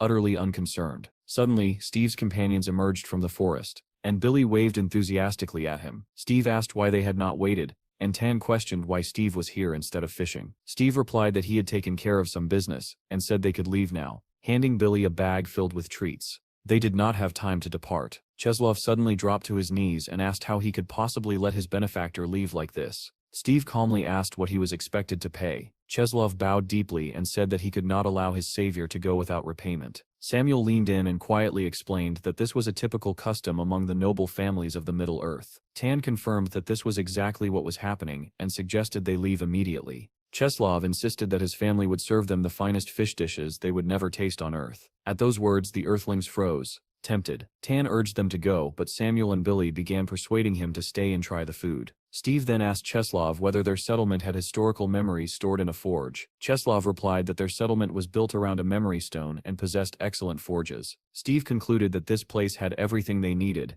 and agreed to stay for the meal. At the same time on Earth, Steve's guild was in full operation, hunting wild wyverns. Donnie fired from below with a massive cannon, counting each monster he shot down. Chad sat inside a field tent in the forest, surrounded by tamed beasts. Melissa approached and greeted him. Chad looked up from a letter he was writing, embarrassed, and admitted it was a short message for his son. Since Steve rarely summoned Pecky, Chad hoped to receive even a few lines in return. Melissa reassured him that with Billy by Steve's side, the boy was certainly safe. Donnie's cannon fire suddenly echoed again, drawing their attention. Chad noted that monsters were appearing more frequently, but anti-aircraft weapons were too expensive. As long as the wyverns understood that this was already claimed territory, they would not attack. Back on Kuchan, the group arrived at a banquet prepared in their honor. Billy stared in awe at the countless varieties of fish. The Earthlings eagerly devoured the feast, while Tan cautiously delayed, testing each dish for poison. Samuel asked Steve whether he could see the food status, and Steve replied that he could. Tan was astonished and asked where Steve had learned such magic. Since it clearly related to Kuchan, Steve answered that his awakening had occurred after returning to Earth. He added that he was now wondering why he lost consciousness each time he passed through the portal. Samuel suggested that it was likely due to an imbalance between internal and external forces. Tan added that when balance was disrupted, side effects were inevitable. Samuel proposed that Steve learn to control his inner power while they were here.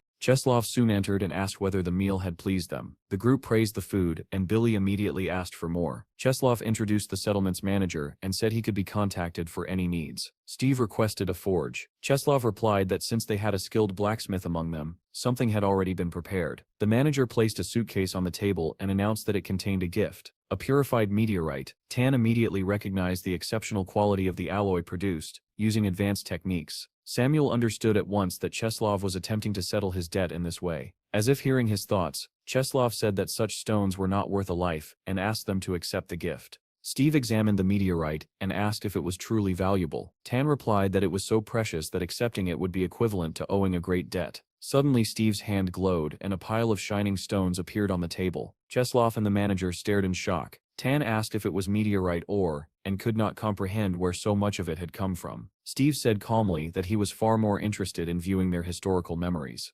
In a large house nearby, the manager reported to the family head that an Earthling had dumped hundreds of kilograms of pure ore on the table. He added that it was the highest quality ore imaginable, and could not be matched with ordinary offerings. The head asked whether the blacksmith truly resembled Samuel, and the manager confirmed it. The old man wondered whether this was truly the former slave of the Nathan family, and why he had returned after 2 years. Reports indicated that the appearance of dragons in the river coincided with the arrival of the Earthlings, and that the last demons at the gate had been completely annihilated. When the head asked whether the local resident was from the destroyed Tang family, the manager replied that no survivors were believed to exist. He then reported that the attackers of Cheslov belonged to the Golden House. The head responded that such boldness demanded a heavy price and ordered them punished, while instructing that the guests be closely monitored and all their requests fulfilled. He reflected that if these visitors were truly who he suspected, then their family was extraordinarily fortunate. Elsewhere, Tan asked Steve where he had obtained so much ore. Samuel explained that the White Snake's cave contained rich deposits, which Steve had apparently overlooked. Steve declared that dinner was over, and it was time for Billy to begin training. He asked Samuel to accompany him to view the memories, and Samuel agreed. Before leaving, Steve activated his summoning skill and called forth the White Snake. The snake asked why it had been summoned, and Steve was surprised to see that it had grown larger again. He told it to shrink, then instructed it to guard Billy while he was away. Steve handed the snake to Billy and told him to keep it with him at all times. Billy said goodbye and asked his uncle to return quickly. The manager appeared and said he would escort them. They walked silently along the fortified walls. Steve remarked that such walls explained the absence of tourists. The manager replied that they were necessary for protection. The memory archive was located in a massive building at the center of the settlement, which also housed the head's office. Steve asked why they were being taken there, and Samuel explained that they needed to meet the family leader first. Since the head had not come personally, the guests were expected to present themselves. Another foolish rule. They were seated at a table, served tea, and left waiting. Steve asked whether Cheslov's grandfather was the head of the family, and Samuel confirmed it. An hour passed. Samuel finally slammed his fist on the table and stood, saying they were leaving. Steve asked what was wrong, and Samuel replied angrily that they were being deliberately slighted. Steve understood and suggested ignoring it and going to see the memories instead. At that moment, the doors swung open. The family head entered, accompanied by Cheslov. The group turned in surprise. Cheslov introduced Steve as the Earthling who had saved him from a powerful family. The head addressed them, apologizing that work had delayed him and admitting that they had been unintentionally discourteous. Steve did not stop. He walked straight past the man, stating calmly that this treatment was indeed disrespectful. Cheslov called after him anxiously, asking where they were going. Steve replied that they had already seen each other's faces. That was enough. He had other places to be. The head of the family flew into a rage at this blatant defiance, and demanded to know how they dared show such disrespect to their household. Cheslov tried to calm his grandfather's anger before preparing to catch up with the guests. The old man, still visibly irritated, demanded to know how Cheslov felt about the disrespect that had been shown.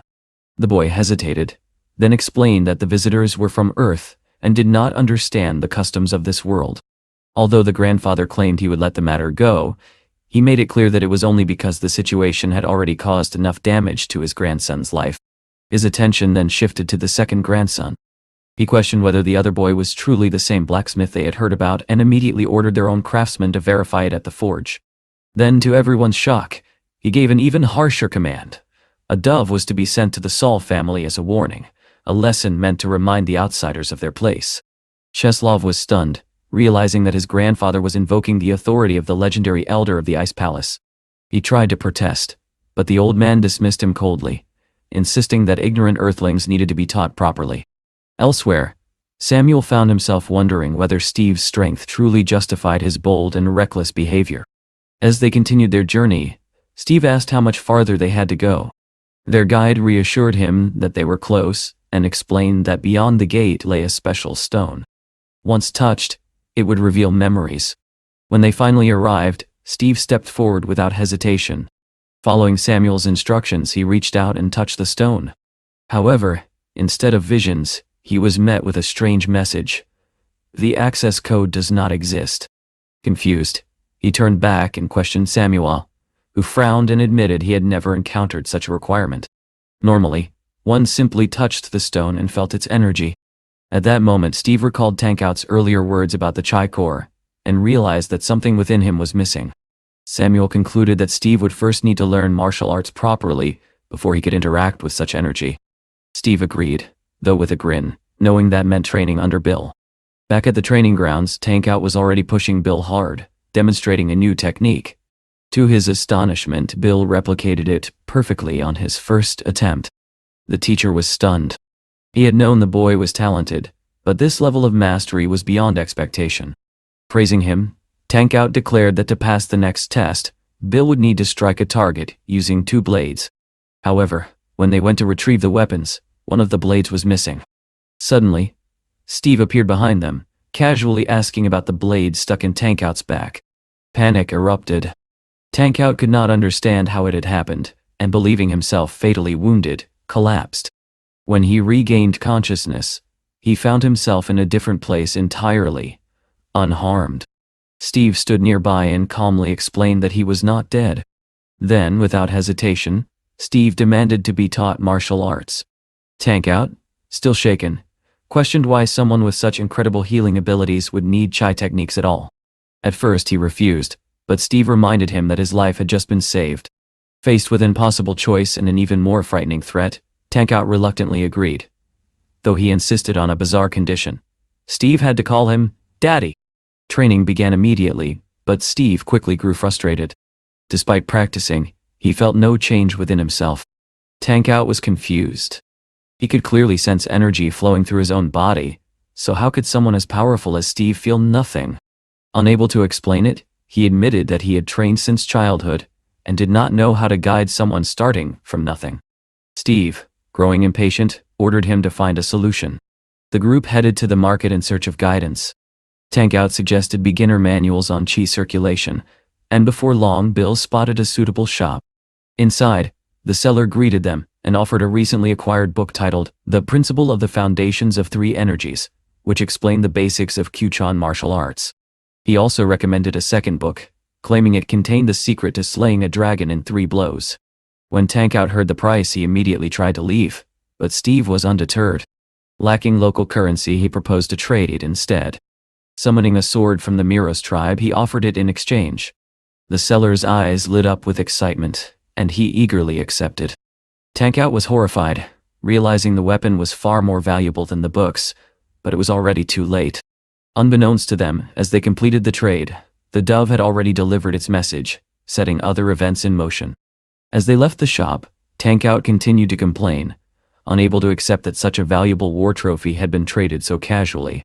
Steve ignored him, focusing instead on something far more important. A notification appeared before him, confirming that he had acquired the skill of Chi Mastery. His expression brightened instantly.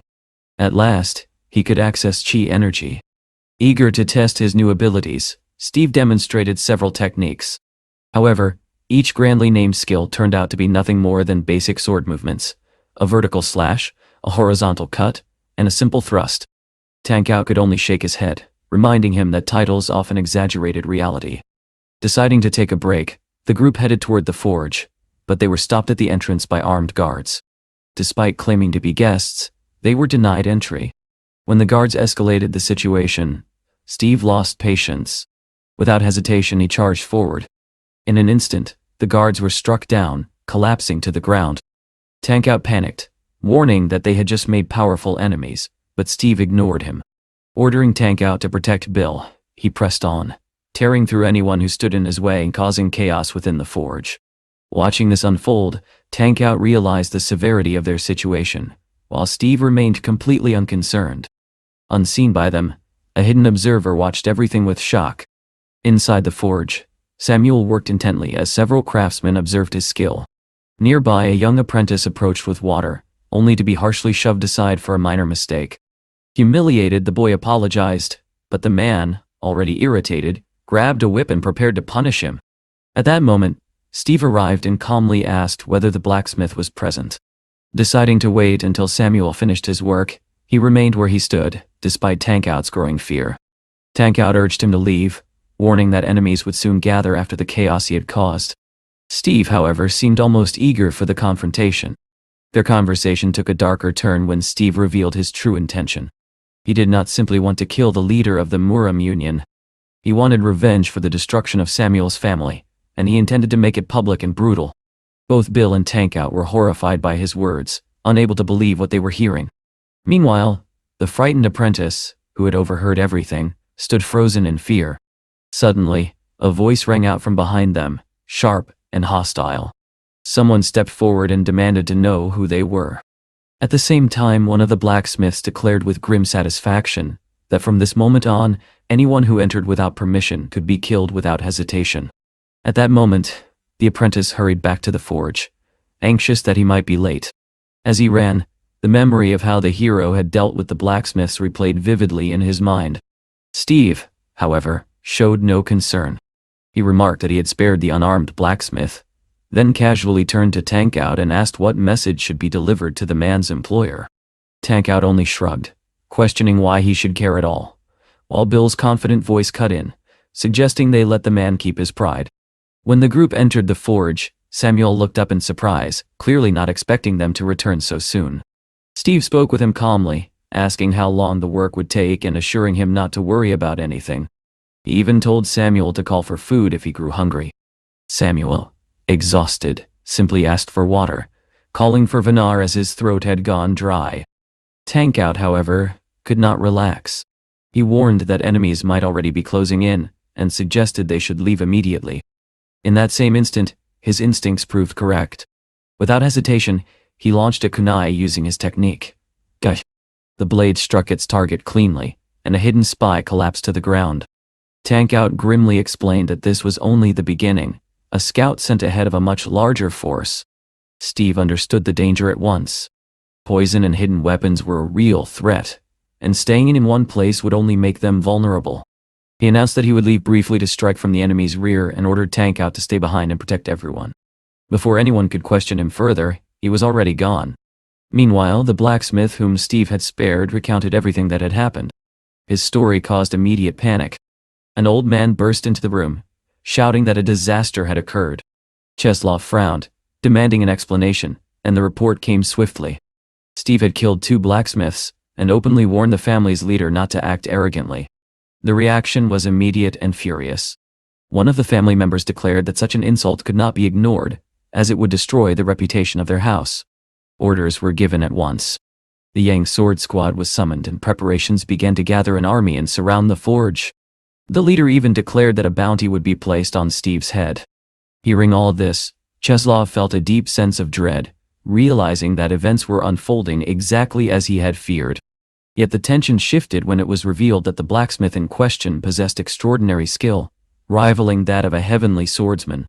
The leader's anger turned into ambition, declaring that this was their chance to carve their name into history. At that very moment, something strange occurred. A cat calmly walked into the hall, drawing everyone's attention. Without hesitation, it leapt onto the table, surrounded by a faint distortion of space itself. In an instant, the cat transformed back into Steve. His expression hardened as he raised his fist, his voice low and dangerous as he questioned how anyone dared to place a bounty on him. The room erupted into chaos. Guards rushed forward to protect their leader, but Steve moved faster. He struck without hesitation, overpowering them effortlessly. One guard was thrown with such force that he smashed through a wall. Others were restrained by thick vines that appeared at Steve's command. The leader's confidant attempted to fight back, drawing his blade in fury, but he was defeated just as easily, knocked aside with a single blow. Then the leader himself joined the battle, attempting to strike Steve from behind. The attack failed. Steve avoided it with ease, and appeared behind him in the next instant, delivering a powerful kick that shattered the floor beneath the man's feet, and sent him crashing down. Before the leader could recover, Steve was already advancing for the finishing blow. Desperate, the old man unleashed his technique, Lightning Flurry. Their attacks collided with tremendous force, the impact shaking the very space around them. The old man shouted that such power could not be endured, but Steve replied coldly that it was not him who was struggling to endure. In the next instant, the old man's arm gave way under the pressure. An explosion followed, fire spreading through the building as the clash reached its peak. When the smoke cleared, Steve stood victorious over his defeated opponent. Cheslov could no longer remain silent and cried out for his father. The leader, barely conscious, could only think one thing as he looked at Steve. Who was this man? Steve, however, seemed almost amused, remarking that the old man had lasted longer than a demon he had once fought. He raised his hand to strike again, reminding the fallen leader not to act arrogantly. Yet just before the blow landed, a desperate voice cried out for him to stop. Cheslov dropped to his knees, pleading and declaring that they understood their mistake. He promised that they would fulfill any wish Steve demanded. Steve paused, then slowly lowered his hand, a faint smile forming as he asked if they truly meant it.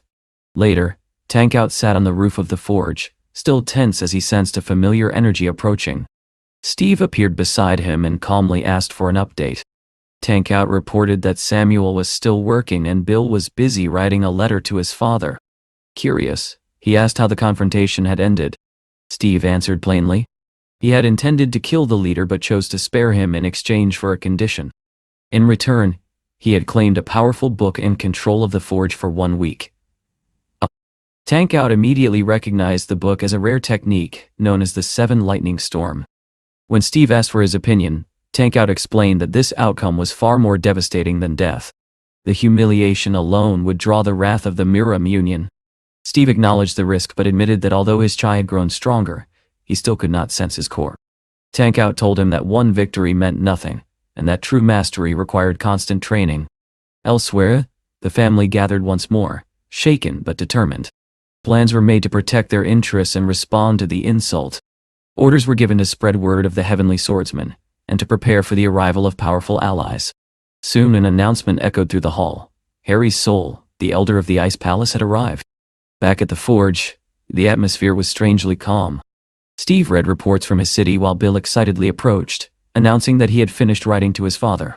In response, Steve handed him an entire stack of letters, prompting Bill to joke that his father seemed to spend more time writing than working. Nearby, the apprentice listened quietly, his expression dimming as he thought about his own father, who had once promised the same but never followed through. Bill noticed him, and casually asked about dinner. Soon everyone gathered to eat, though the apprentice hesitated, shocked that he was being invited to sit with them as an equal. Steve dismissed the idea of hierarchy, insisting that they all eat together, including Samuel. Watching this scene unfold, Tankout remained uneasy, still expecting enemies to appear at any moment. Yet Steve seemed completely at ease. Noticing Tankout's tension, he simply suggested that he stop worrying and join them for a meal. For the first time, Tankout found himself unsettled not by danger, but by how calm Steve remained in the face of it. Suddenly, a powerful explosion echoed from the direction of the castle. Steve turned toward the sound at once, while the dog beside him bristled and growled in warning. Through the fading smoke, a tall figure emerged, his presence heavy with power. Tankout immediately sensed it, and recognized the unmistakable aura of ice energy. Even before the smoke fully cleared, he had already begun to suspect who stood before them. When the figure finally stepped forward, he demanded loudly to know which of them was Steve. Without even standing up, Steve casually raised his hand in response. Tankout tensed instantly, his instincts screaming that this opponent was far beyond ordinary. One wrong move could mean death. The man introduced himself through his arrogance alone. This was Harry, the elder of the Ice Palace. He looked at Steve with visible disappointment, remarking that he had expected a worthy opponent, not a mere boy. Steve's expression hardened, and he demanded to know what he had just said. Harry only laughed, calling him a weakling. An older man nearby tried to intervene, warning Harry not to underestimate Steve, and suggesting they wait for reinforcements. Harry's expression darkened at the suggestion. He coldly asked if the man intended to humiliate him, and the warning was immediately withdrawn in fear. Harry then declared that anyone who dared follow him into this fight would be killed. Turning back to Steve, he offered him a chance. He would allow him 3 free strikes. Tankout quickly explained the situation, urging Steve to be careful, and reminding him that Harry's attacks could freeze anything they touched. Steve did not hesitate. In the next instant, he vanished in a blur, and appeared in front of Harry, striking him across the face with incredible speed. Tankout froze in shock. Harry had not even attempted to dodge. Steve smirked and casually asked, "Ice, you said?" as if mocking the warning. Harry staggered, stunned. He had not even seen the movement. Steve shrugged, claiming he had only hit him lightly, while Harry struggled to comprehend what had just happened.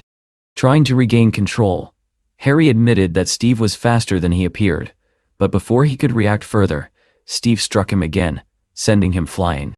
Fear began to creep into Harry's voice as he demanded that Steve stop. Ignoring him, Steve delivered a third slap with the same casual ease. Realizing brute force alone would not be enough, Harry activated his ring and summoned 6 spheres of ice around Steve. The air itself turned deadly. Harry commanded the spheres to attack, while Tankout shouted for Steve to escape. At the same time, Harry extended his hand and unleashed another technique, conjuring sharp ice thorns. Steve reacted instantly. Leaping into the air, he attacked from above, forcing Harry to defend himself with an ice shield.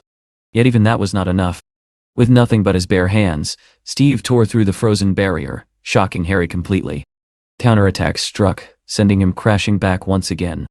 Analyzing the technique mid-battle, Steve realized that Harry was drawing moisture from the air itself to form his ice. Harry, now desperate, activated another ability, Dragon Scale, attempting to overwhelm him.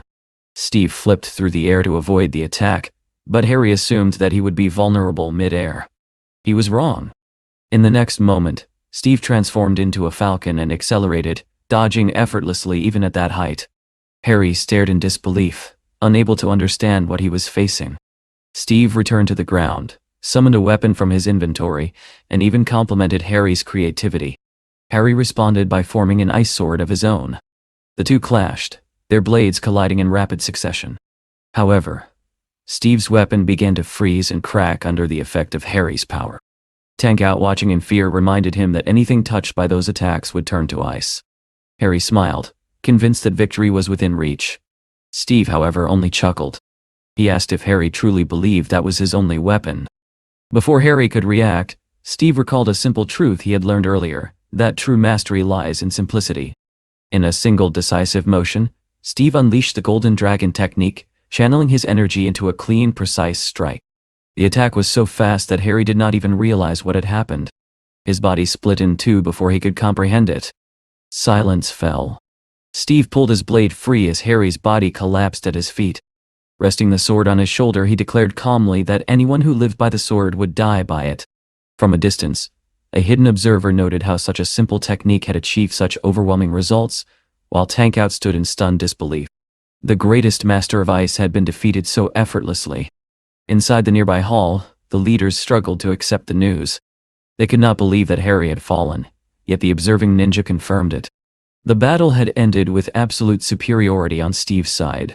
Fear spread among them as they began to consider their next move. Meanwhile, Steve showed no concern at all. Cheerfully, he remarked that he wanted another fight and casually mentioned retrieving Harry's body before heading off for lunch. When this message was relayed, the leaders felt the weight of humiliation.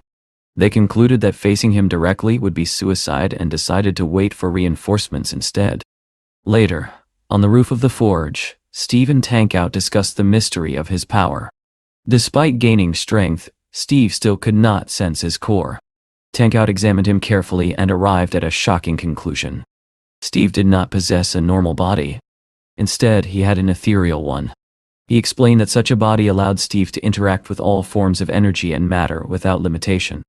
It also meant that he did not require traditional methods of cultivation. His abilities were not learned in the usual way, but manifested naturally, which explained his overwhelming strength despite his lack of formal training. Tankout reflected on his own past, recalling how he had competed in the Awakened Lands and even visited Earth, yet had never encountered anyone like Steve. The realization left him unable to understand where such power had come from. When they returned to the forge, Samuel had finally completed his work. Exhausted, he handed Steve the finished weapon and named it Dachshund. Forged from meteorite material, it was said to be thousands of times stronger than ordinary blades. Steve tested it with a single swing, leaving a red streak in the air, and smiled, declaring that this sword would be used to carry out his revenge. Samuel, however, was lost in his own thoughts. As he worked, memories of his daughter haunted him, filling him with regret and sorrow. Tankout reminded him that more weapons were still needed, including blades for himself and Bill, explaining that his current daggers would not suffice for the battles ahead. Although Steve suggested that Tankout did not need to involve himself, the blonde man refused. This was his fight as well. His voice filled with anger as he revealed that his own family had been destroyed by the same organization. His imprisonment had come from a failed attempt to take revenge, and it was only by chance that he had met Steve. Samuel listened in shock, realizing that their enemies were far more deeply connected than he had thought. He promised to complete the remaining weapons within a few days so they could prepare to leave. Elsewhere, new threats were already gathering.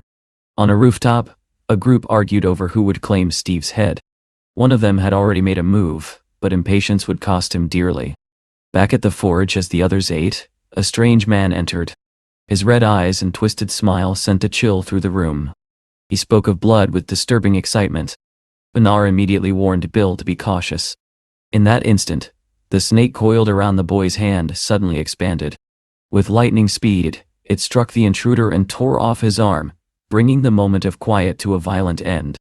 The red-haired attacker recoiled with a scream as he watched the snake slither away, carrying off his severed hand along with the weapon. In the next instant, the creature turned back, its body swelling to an enormous size. With terrifying force, it burst through the roof and shot upward. From below, the group could only watch in stunned silence as the giant serpent tore through another enemy above. Steve, clearly amused, smiled and calmly praised the creature for its work. One of the older men quickly explained that such a beast could only belong to the cult of beast demons. Another, with a thick beard, muttered in disbelief, questioning whether they were facing a true demonic occultist. At that moment, a girl stepped forward, her claws extending as she screamed that she wanted Steve's blood. She and the old man immediately began arguing over who would claim the right to kill him. Steve, completely unimpressed, rested his sword on his shoulder and looked at them as though they were nothing more than foolish children. Elsewhere, the youngest head of the family received word that the battle had already begun. One of the leaders confidently declared that victory was assured and that, at the right moment, a sword squad would storm the forge. He proudly proclaimed that this would restore their family's honor and allow them to announce their triumph to the world. A few hours later, the cost of that confidence became clear. Coffins were being prepared for the fallen, and one of the union members watched in fear, unable to understand how things had spiraled so badly. Meanwhile, Steve sat calmly, examining the rewards he had gained from defeating his enemies. Tank Out warned him that the descendants of those he had killed would now come seeking revenge, but Steve dismissed it, saying they should be grateful instead. Soon enough, more warriors gathered near the forge, openly challenging Steve in an attempt to avenge their fallen masters. Steve watched them with excitement, already eager for another fight, while Tank Out could only stare in disbelief at their complete lack of caution. Inside the council hall, the leaders reviewed the situation with growing alarm.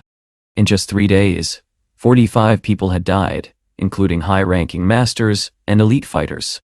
One man urged the others to act immediately and support those still fighting, but he was told that their forces were being preserved for a decisive strike. When the idea of retreat was raised, the leader refused, unwilling to abandon his home. An older advisor insisted that survival was more important and revealed that preparations had already been made for evacuation. The leader hesitated, clearly shaken, but before he could decide, a younger voice objected fiercely. The tension in the room escalated as doubt and pride clashed. In the end, orders were given to report everything to the Muram Union, hoping for reinforcements. Back at the forge, Samuel finally completed another set of weapons. The daggers he presented gleamed with exceptional quality, and Tank Out immediately recognized their craftsmanship. With preparations nearly complete, Steve declared that it was time to move. Seeing Samuel's exhaustion, Tank Out suggested finding a cart for travel. At that moment they noticed the apprentice, Vanir, still lingering nearby. Not long after, the boy was driving them at high speed, determination written across his face. When questioned, he admitted that he understood the danger but refused to leave them. He recalled how his own father had been killed over a simple mistake, and said that if he had to serve someone, he would rather serve a master who showed kindness. Steve accepted his decision without argument and ordered him to head toward their next destination. Along the road, another carriage appeared. Inside, a young leader pulled back the curtain to investigate. Both Tank Out and Vanir immediately recognized him. When asked, Vanir nervously confirmed that it was indeed the group he feared. Panic spread quickly. The man ordered the driver to flee at full speed, claiming that a demonic occultist was pursuing them. Terrified, the driver leapt from the carriage into a river, abandoning his post entirely. Chaos followed. As the carriage lost control, the young leader shouted in confusion, only to realize that his father had vanished without a trace.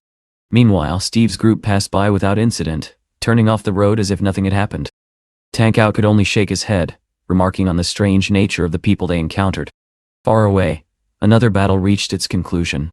An elder raised his sword high, having just slain a horned demon. His followers celebrated, proclaiming victory. Reports were given, names were honored, and rewards were promised. Yet, the celebration was short-lived. A messenger arrived with urgent news, reporting that a blacksmith and a mysterious warrior had caused a massacre in the city. The mention of demonic powers and bloodshed unsettled the elder, who found the idea of such an alliance difficult to believe. He immediately ordered further investigation. Meanwhile, Steve's group encountered a new obstacle. Their carriage came to a halt as a massive man blocked the road, his appearance resembling that of a bear. He introduced himself as the king of the mountain and demanded everything they had. Steve, uninterested, lazily told Tank Out to handle it. Although Bill wanted to join the fight, Steve instructed him to observe instead. The boy was clearly disappointed. The bandit, grinning, asked if they truly wished to resolve matters through violence. More robbers emerged from the bushes, threatening them with grim amusement. Tank Out stepped forward with a smile, eager to test the new weapons. Without warning, he threw a dagger, striking the bandit leader directly. In a fluid motion, he dispatched the others just as easily. He landed lightly, remarking on the incredible sharpness of the blades. From above, an archer fired an arrow straight at him. In the same instant, another dagger split the arrow mid-flight. Looking up, Tank Out saw Bill, who had leapt into action and proudly shouted his success. Moments later, more arrows rained down, but Steve calmly raised his hand, forming an ice shield that shattered them effortlessly. Impressed, Steve examined the frost covering his hand, clearly pleased with his new ability. Tank Out then ordered Bill to focus, and together they unleashed a coordinated technique. Their attacks struck true, eliminating the remaining archers. Steve watched with satisfaction, noting how quickly Bill had improved under Tank Out's guidance. However, the moment of triumph shifted when Bill suddenly sat down and began to cry. Confused, the others realized that he was upset over losing one of his daggers. Without hesitation, Steve activated another ability. As he spread his arms, wolves began to appear around him, summoned from thin air. Tankout stiffened in fear, but Bill's mood instantly brightened. Fascinated, he began naming the animals one by one. Steve simply gave a command. The wolves scattered at once, searching for the missing daggers, turning even this small problem into something effortlessly solved. The boy climbed onto the back of a large wolf and shouted for the group to move forward. Steve watched him for a moment, then looked down at another familiar figure and quietly asked if he was happy to see him again after so long. In response, the white dog Pecky, whom Steve had once saved, wagged his tail with unmistakable joy. Not far away, the apprentice and the blacksmith busied themselves with organizing the cart. Steve, meanwhile, sat beneath a tree and began reading the messages that had arrived from Earth. The reports were troubling. A 5th-level dungeon had appeared in a barley field. Supply trains were being attacked by monsters and raiders, and creatures were invading through waterways faster than they could be repelled. After carefully reviewing everything, Steve came to a decision.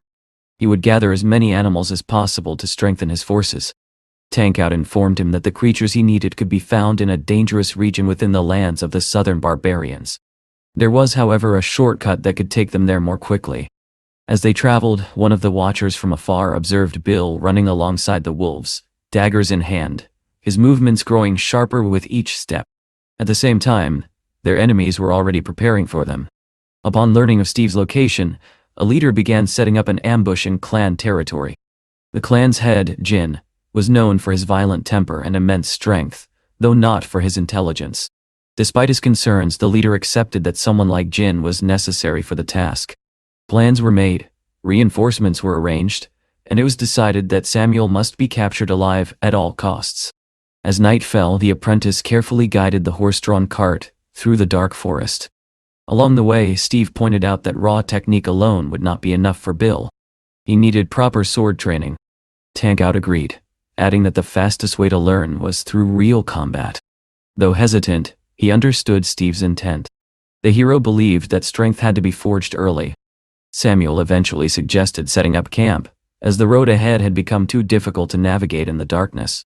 Tankout proposed stopping at a nearby village, explaining that for a few pieces of meteorite, a local combat school would allow them to stay the night.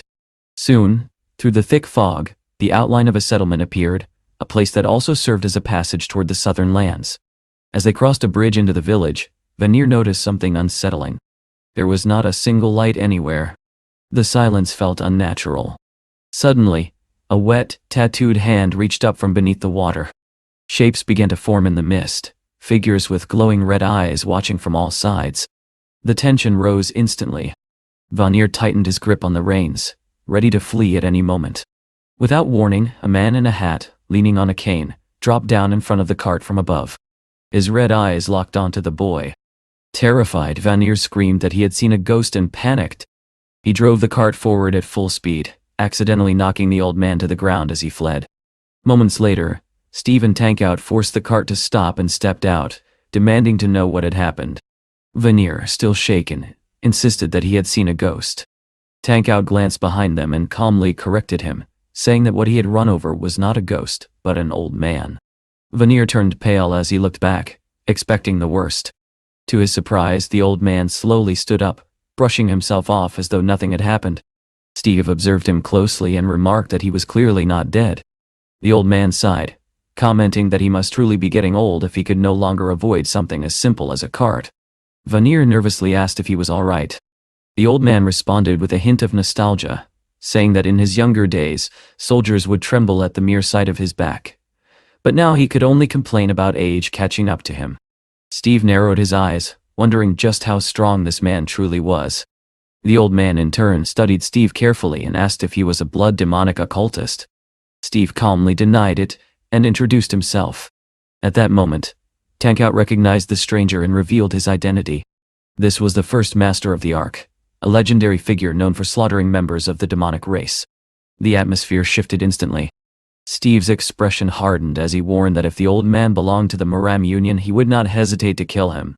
Without another word, the old man slowly drew his sword, his intent clear. He would test Steve himself to determine the truth. Steve, shouting that he was not an occultist, launched himself forward and struck the old man with a powerful punch. The force of the blow sent the elders soaring high into the air. Those watching from the cart could barely follow what was happening, their eyes unable to keep up with the speed of the exchange. Even as he was thrown back, the old man reacted, managing to draw his sword mid-air. Steve noticed this instantly. Without hesitation, he leapt after him and delivered a crushing kick, driving the elder down with a finishing strike. From below, the boys cheered, convinced the battle was already over. But then, something strange happened. As they looked up, delicate flower petals began to fall from the sky. Tankout's expression changed immediately. He recognized the sight. These were plum blossoms, a signature of the Wysen sect. In that instant, he understood that a far greater threat had arrived, and that orders had already been given to eliminate them.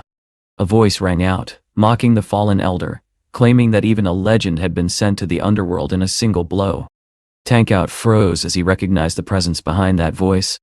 Memories surged within him. He recalled the day his family was destroyed, the moment he had hidden helplessly as his parents were killed. The man responsible had stood there, dismissing his family's dagger technique as insignificant. Now, after so many years, Tankout was face to face with that very enemy again. The man himself seemed surprised that the elder had fallen so easily. After a moment of thought, he dismissed it, claiming there had never been much value in the old man anyway. His attention shifted to Steve, and once again the same question was asked. Was he a blood demonic occultist? Steve, growing increasingly irritated, shouted back that his name was Steve, and that he was tired of hearing that nonsense. The enemy ignored him entirely, his gaze drifting instead toward Bill, commenting with disturbing interest on how appealing the boy looked. Tankout warned that these attackers belonged to a clan, likely bribed with a significant reward. At the same time, another faction stepped forward, declaring that Steve's companions would be spared if they handed him over. Yet the cannibalistic warriors among them rejected the idea outright, claiming they would devour everyone present. The tension between the two groups escalated quickly. Only a short time ago, they had been discussing cooperation, but now their true nature was revealed. The cannibals could not restrain their hunger, and the occultist, realizing the situation was spiraling out of control, ordered his forces to attack them instead, hoping to secure the blacksmith amidst the chaos. Steve now stood surrounded by enemies on all sides. Tankout quickly told Bill to remain in the cart, as the battlefield had become far too dangerous. Steve, however, seemed to enjoy the situation, remarking that it was even more exciting than a high-level dungeon. The leader of the cannibals charged forward, swinging a massive axe in anticipation of tearing into Steve. In response, Steve transformed into his werewolf form, grabbed the attacker by the head, and slammed him violently into the ground. At the same moment, the enormous snake reappeared, attacking enemies with devastating force. Tankout joined the fight, launching himself into the air and unleashing his flying lightning technique. However, the occultist countered it effortlessly with a crushing palm strike, catching Tankout off guard. Before the situation could worsen, Steve intervened, striking the occultist with a powerful kick and sending him flying. Drawing his newly forged sword, Steve decided to test its true power. As a crowd of cannibals rushed toward him, he swung once. The result was immediate. Every attacker was cut down in a single motion. From the cart, the others watched in disbelief. Samuel, overcome with emotion, realized that the weapon he had crafted had become the key to fulfilling his long-held dream. Steve examined the blade with satisfaction, while the snake continued to eliminate the remaining enemies.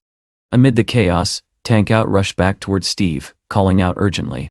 He revealed that the true swordsman Steve had been searching for was among their enemies.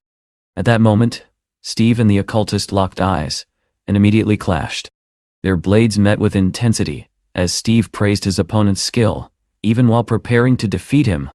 The occultist responded coldly, declaring that he would kill Steve first, then deal with Tankout.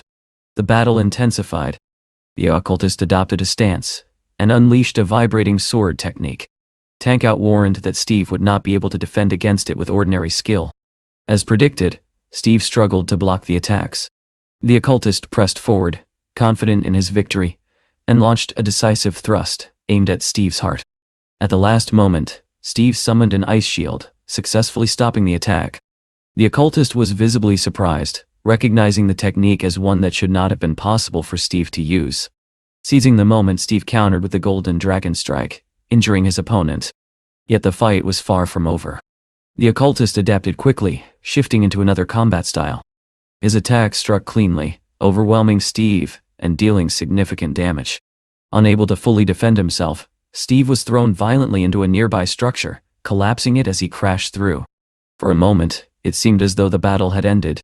Steve lay motionless among the rubble, while the wounded occultist approached, convinced that overconfidence had led to this outcome. Tankout watched in despair, unable to move as fear gripped him. But within the ruins, Steve slowly regained consciousness. As he rose, he noticed something that changed everything. Scattered across the ground were human remains. The sight triggered a realization. These were traces of people from Earth, victims who had been captured and consumed.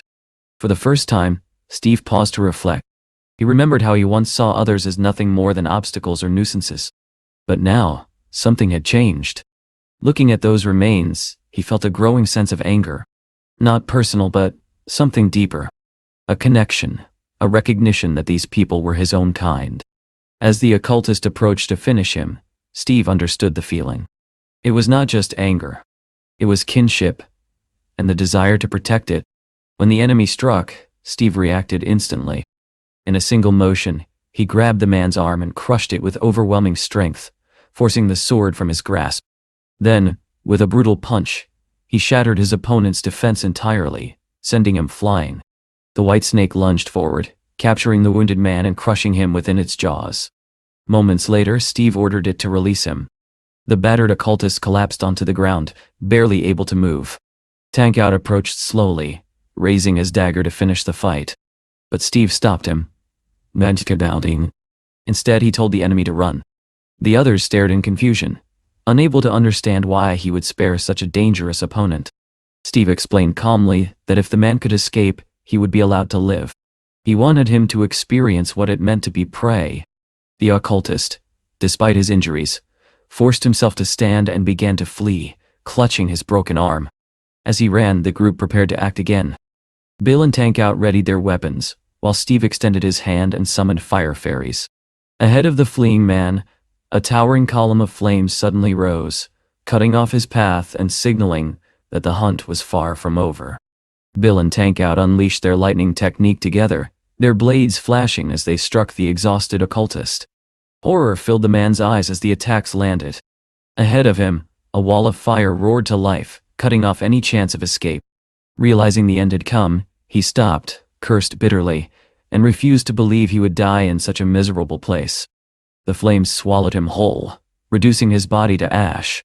Tankout shouted in frustration, warning that if the body was destroyed, Steve would lose the chance to obtain new sword techniques. In that same instant, Bill leapt into the fire. Moving quickly, he managed to pull a book from the burning remains and raised it triumphantly, shouting that he had succeeded. The others stared at him in surprise, asking how he had managed such speed. Bill explained that he had read about the lightning technique back in the bookstore and had memorized it. Steve, however, was already distracted. He sensed another presence nearby.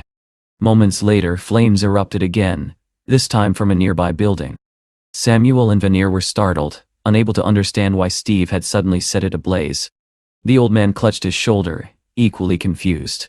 Steve, now in his cat form, calmly ordered him to deliver a message, that he would soon come for the elder's head. Far away, a dove delivered that very message. The leader read it carefully, but as he reached the end, his expression darkened with anger. Learning that Steve had reached the level of a high master, he slammed his fist onto the table and immediately called for a full gathering of the Muram Union. Elsewhere, a group of riders tracked their own prey. One of them, eager to prove himself, declared that he would tame the Monkey King and establish himself as ruler of the southern lands. Not long after, Steve's group finally entered those lands. As they traveled, a stone suddenly struck their cart. Then another. Within seconds, a storm of rocks rained down on them.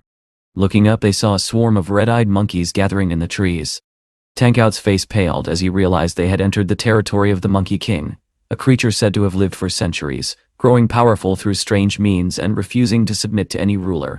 Instead of concern, Steve showed interest. Upon hearing about the Monkey King, he immediately declared his intention to tame him. Bill, leaning out of the cart, excitedly announced that monkeys were chasing them. Steve responded by summoning his beasts, calling on the white dog, the rabbit, and the bear to handle the situation. At the same time, troubling news reached him. His animals elsewhere were struggling without leadership, and monsters were advancing. Realizing the urgency, Steve understood that he could not afford a delay. The monkeys attacked fiercely, surrounding the group and overwhelming Steve's summoned creatures.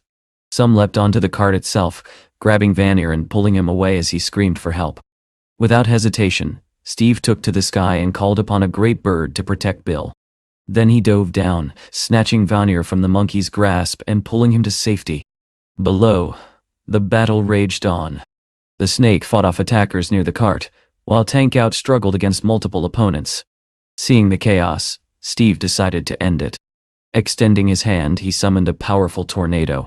The swirling force lifted everything into the air, enemies and allies alike. In the midst of the storm, Steve grabbed one of the monkeys and forced it to reveal the location of their leader. Satisfied, he tossed it aside and appointed it as a temporary guide. As the tornado faded, everyone crashed back to the ground. Tank Out, terrified, braced for impact. But at the last moment, Steve caught him and saved his life. A summoned wyvern swooped in and lifted the cart, ensuring the safety of Samuel and Bill as well. Once the dust settled, the monkeys lay scattered and exhausted. Steve landed calmly and ordered his companions to stay back. "Oh." Then he extended his arms and activated his taming ability. The monkeys reacted immediately, lifting their heads as if responding to an unseen call. Not stopping there, Steve used another ability. A gentle energy spread over the battlefield, healing the wounded monkeys. Before long, they began to rise again, completely restored. The sight left Tank Out stunned. Creatures that had been broken moments ago were now standing as if nothing had happened. Far away, chaos continued to unfold. Reports came in of orcs advancing towards settlements, while aerial control was lost due to the appearance of powerful beasts. As the situation worsened, Steve's summoned creatures intervened, disrupting the enemy's advance.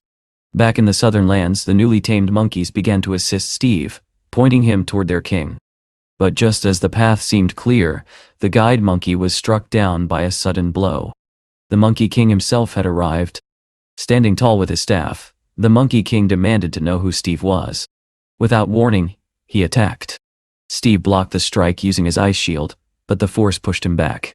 The Monkey King quickly retreated, preparing for another exchange. Steve drew his sword and stepped forward, but the Monkey King refused to listen, attacking again with overwhelming strength. This time, the blow struck cleanly, sending Steve flying and knocking his weapon from his hands. Even so, Steve rose with a strange smile, admitting that the opponent had finally impressed him. As the Monkey King fled, Steve prepared to give chase.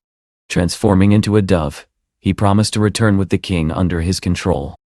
Elsewhere, the situation grew dire. The Monkey King's subjects were being slaughtered by barbarians. When the king returned, he was immediately trapped by chains forged from meteorite, glowing with dark energy.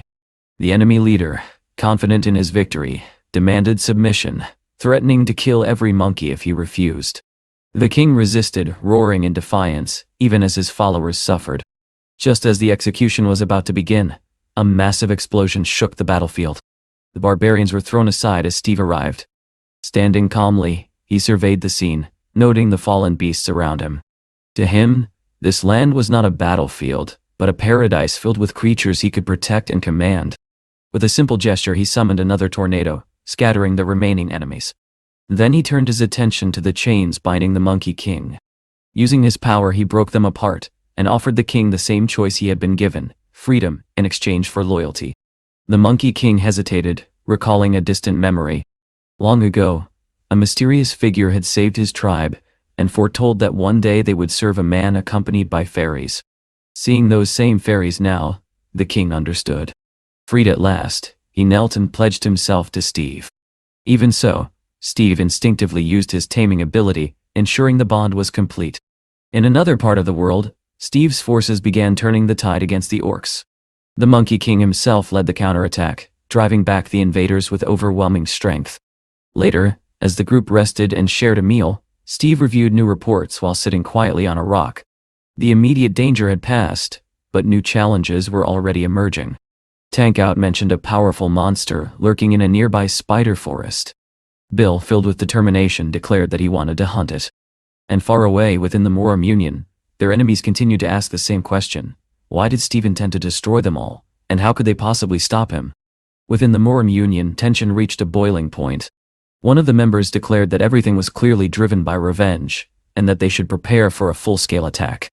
The leader, however, warned that the situation was more complicated. Barbarians were already causing chaos, and rushing forward blindly could lead them straight into a trap.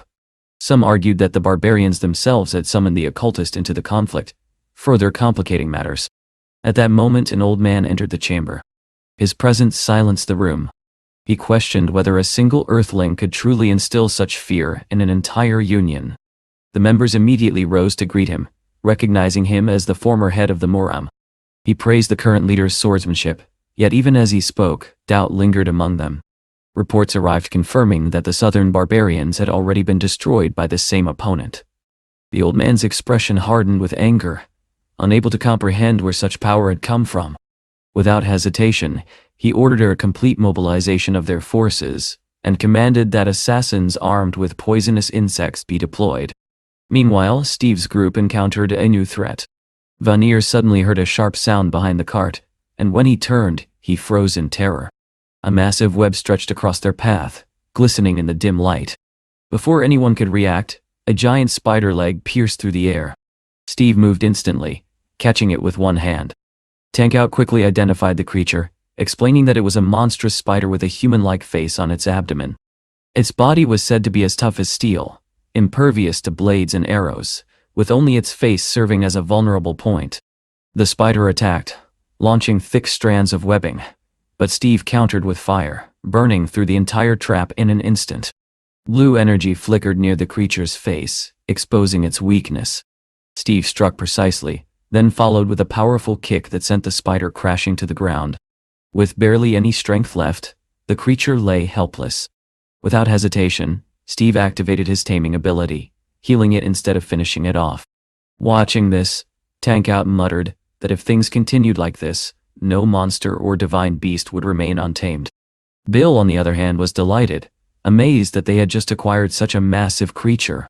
Yet amidst the excitement, no one noticed a small but deadly detail.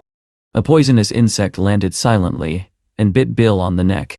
Later, as they made camp, the group set up a modern tent beside the cart. When Steve entered, he found Bill lying still. No matter how they tried, they could not wake him. Tankout examined him closely and discovered the bite mark.